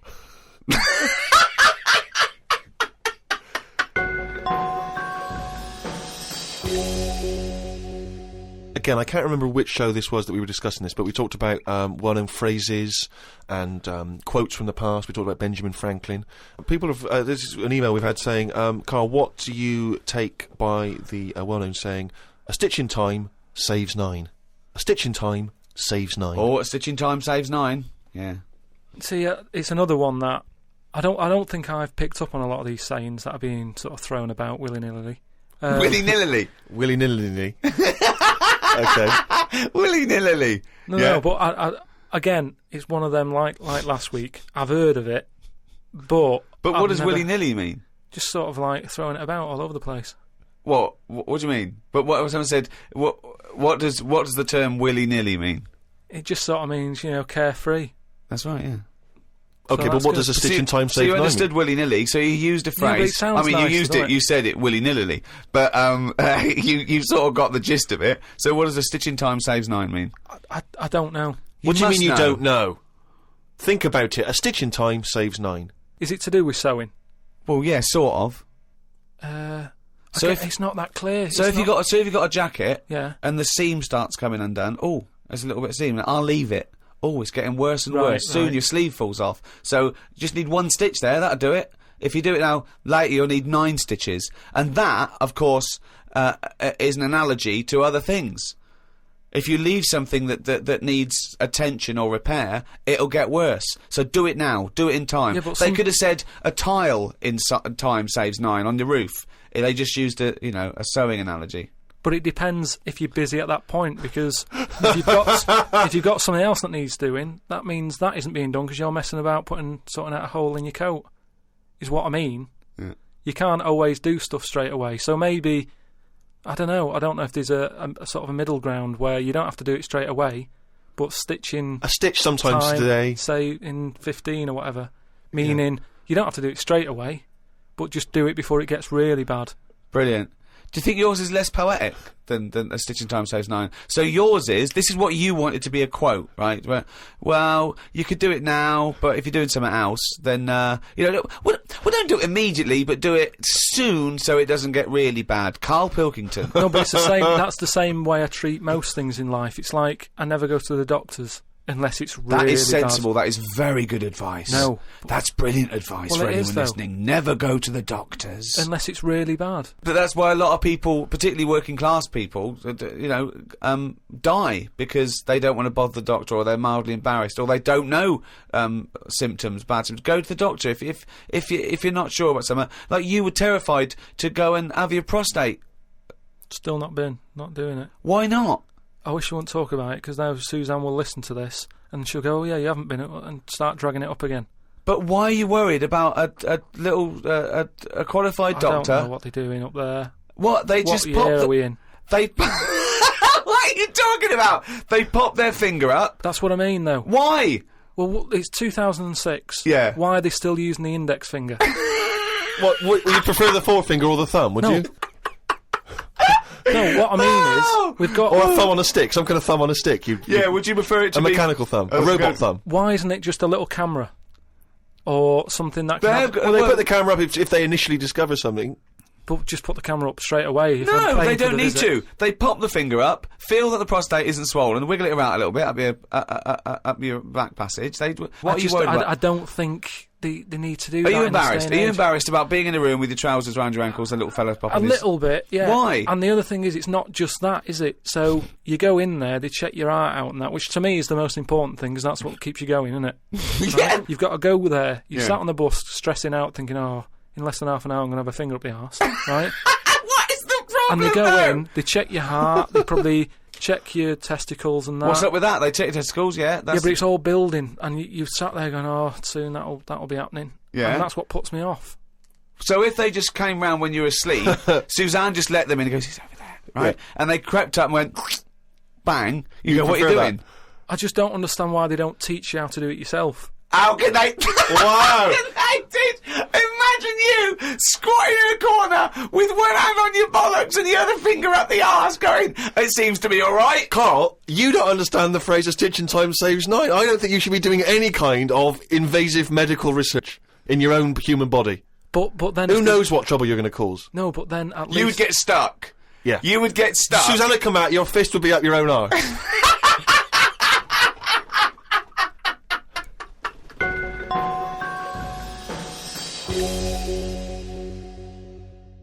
Okay, I think it's probably time. Let me just check my watch. Yeah, it's monkey news time. Oh, chimpanzee that monkey news, yeah. Right, last week we talked about, the one who was good at getting up buildings and that for putting out fires and stuff. Ended up working for the fire department. Yeah, not true, but sure. Yeah. But if the building had good grippage, he was right up there. Yeah, it's not true, but go on. So this week, anyway, it's more about tall buildings and stuff. Oh yeah. It was this bloke who was a builder. Oh yeah. Right? And you know what builders are like? They sort of move about, don't they, from sort of building to building, just building. Well, yeah. Once they've built it, the building's done, and they move on to build some more. Building to building, just building. Yeah. So he goes to his next job and that, right? Who does, the builder? The builder. Yep. He goes to like the boss, new building. the boss of this building, who's building it. Right. Okay. Yeah. And he says what unto him? Do you need anything building? Okay. Right. Yeah. So anyway, he says, yeah, there's plenty of work and that going about. Yep. He says, we're working on this one here. He said, get going on it, like, there's your bricks and your cement and stuff, get on with it. Yeah. Any plans? Just build. Just start building. Yeah. Go up. They're getting on with it and stuff, it's all going well. Right? Yep. But he notices that there's someone working high up, right, on the top bit. Sure. Because do you know, like, there's girders and stuff on these big buildings. Yeah. And he's still building the bottom bit, and which he's is weird. Yeah, well, that's the way they do it there apparently, just to sort of speed it up, work from top to middle, from top to bottom. if you Sure, know what I mean. that's in imaginary land. We So put anyway. the spire on, and we better do the foundations, Yeah. and then put some stuff in the middle to keep it up there. So anyway, he's saying to like the other workers, he's going, who's that up there? Who's that up Like, there? He's working on his own. The little fella, was he? And The little hairy fella up there. Who's he's the little saying. hairy fella up there with the hard hat? And the other fellas were going, look, don't ask questions. The boss decides who he takes on. We're happy to be getting paid here. Don't ask questions! Well, I'll see him when he comes down. So he said, well, it's pretty impressive, the work rate he's doing, the way he's getting from one girder to the other. Swinging, is he? He doesn't seem to be scared of the heights or anything. He said, no, just let him get on with it. We work well as a team. So anyway. What nonsense is So- this? so- He believes all this. Yep. So he sees the boss and he goes, that fella up there, who's the fella up there? He's pretty good. And he's like, look, just get on with the job. Yeah, I'll pay you. Let's just all get on with our jobs. Like. Lunchtime comes, they're all sat on a little wall having the sandwiches. He's thinking he'll come down in a bit. He's just carrying on. Is he just still going? Still going on that, right? So the fella says to the boss man, he says, isn't that fella up there going to come down and join us for lunch? He said, like I said, mate, don't worry about him, right? He He's very "Look," secretive. I'm suspicious about this fella. I don't know. Yeah, why, I don't know I what's don't going know on. why he's working through his lunch. I don't know why he's not scared of heights. And I don't know why he's swinging from girder to girder. It's weird. Go on. So he said, oh, anyway, you've reminded me that he's up there. He said he's doing a lot of riveting and stuff up there. He probably needs some more nuts to... Right, sure. And what kind of nuts is that? Is that nuts to food or...? So he said, what, nuts? He said, yeah, just, there's a bag full of them there. Just put them on the hook, send them up, and he can get on with his job. So anyway, he picks these nuts up. Nuts, right? yeah. Just hooks them on. He thinks they're not that heavy, No. considering, they're normally pretty heavy, aren't they? Like nuts big and bag of bolts and nuts, stuff. yeah. So anyway, he has a little glance in. Oh, no, what's in there? Nuts. What, you mean nuts that you can eat? Nuts that you can eat, Oh. right? So they send the bag up, and he's thinking, what's all that about? He checks him out, starts to stare, works it out. You can see that he's a little chimp running about. So he goes, I'm not happy with this. Why So- isn't he? Because he's working for an organisation that's, there's unions for this sort of stuff, isn't there? Yeah, he's not going, that's amazing. They've got a chimp riveting this building together. Yeah. That's not scary. He's wondering if they're breaking union rules. So he You goes... don't have to talk So some he goes shit, and has a man. word with He the boss. goes to the boss and he goes, look, I've worked out what you're playing at here. Yeah. He said, all them Is out the there... boss sitting in a tyre? He said, all them lot out there might not be wise to what's going on here. He Yeah. said, but I've clocked it, and you're sending nuts up to it. It's a monkey, it's not on. So he goes, look, we just all try to earn a living here. He said, don't get involved in it. I'm happy to pay you, but I'm paying him. Don't interfere. He's paying him. And he's saying, look, I'm just not happy with this. It's not allowed. So the boss was saying, well... We to be pay honest, peanuts, we get monkeys. He said, to be honest, mate, he's a great worker. He's known for doing what he does. He's a good grafter. If one of you's going to go, right, I'm afraid I'll have to let you go because he's Blimey. been here longer than that. Yeah. He was made redundant None of because that the monkey. happened. He was laid off. None of that happened. He's laid off and that. And that's No. where that saying about, like there's a lot of tower blocks and that in America. It's like the chimp off the old block is where... So that's monkey news.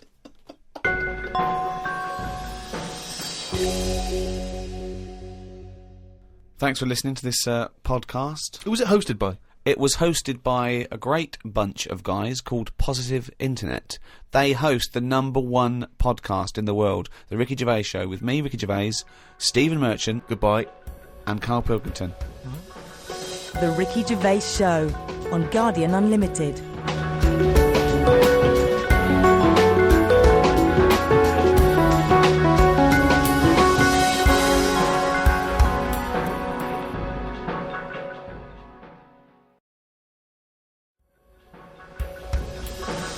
The Ricky Gervais Show on Guardian Unlimited. Hello, welcome to the 8th in this series of 12 podcasts, The Ricky Gervais Show, with The Guardian. I'm Ricky Gervais, hello, with me Stephen Merchant. Hello. And Carl Pilkington. All right. So, thank you again for all your emails. We're getting thousands. We're up to about 250,000 hits a week now, people listening to this show. Blimey. 250,000 people bothering to go in and listen to this show. Nothing else in their lives. Nothing All around the better to world. do. It's unbelievable, though. North America, Asia, South America, all over Europe, and thanks to everyone in England as well, where we do it from, in a little room in London. Keep going to rickygervais.com and registering, because so when we finish these 12, we can email you when we come back and start again. We're going to need a little bit of time off to record the second series of extras. Well, I'll tell you more than that, Rick. You're going to need some time off just to have a little breather, because I know how hard you work. And you, mate. Well, thanks, mate, but I mean, you blinking work hard. But Carl's been on holiday again, hasn't he? Oh, yeah, that's right, yeah, because Carl, you don't do anything. And you have weekends off. You take at least 5 or 6 weeks holiday a year, even though you haven't got a job now, you're meant to be doing this, and yet you still go your on whole holiday. life's a holiday, basically. Yeah, why do you need a holiday? You potter around. Your big day last week was going to the Cobblers, so... Why do you need a break so much this week? It's just that, you know, it's good for your brain and that, isn't it? It opens it up a bit. You are not evidence for that. Where did you go? Gran Canaria. For a week? Yeah. Just sitting around? Well, there isn't much else to do at Gran Canaria. I mean, I don't want to go slagging a place off, because every time I seem to talk about somewhere, get into trouble for it. Right. But it's just like a big rock. It's just volcanic, innit? And you must have looked like a little barnacle on that. Have you been there before? Been near it before to another rock, which was just. But it what, was the you same had your sort of fingers thing. burned? Why did you go back? Because you think, well, they can't have loads of these islands that are the same, like just a big rock with hotels on. They can't get away with it. So you think, and they well, obviously the next are one, getting away with it. But why do you keep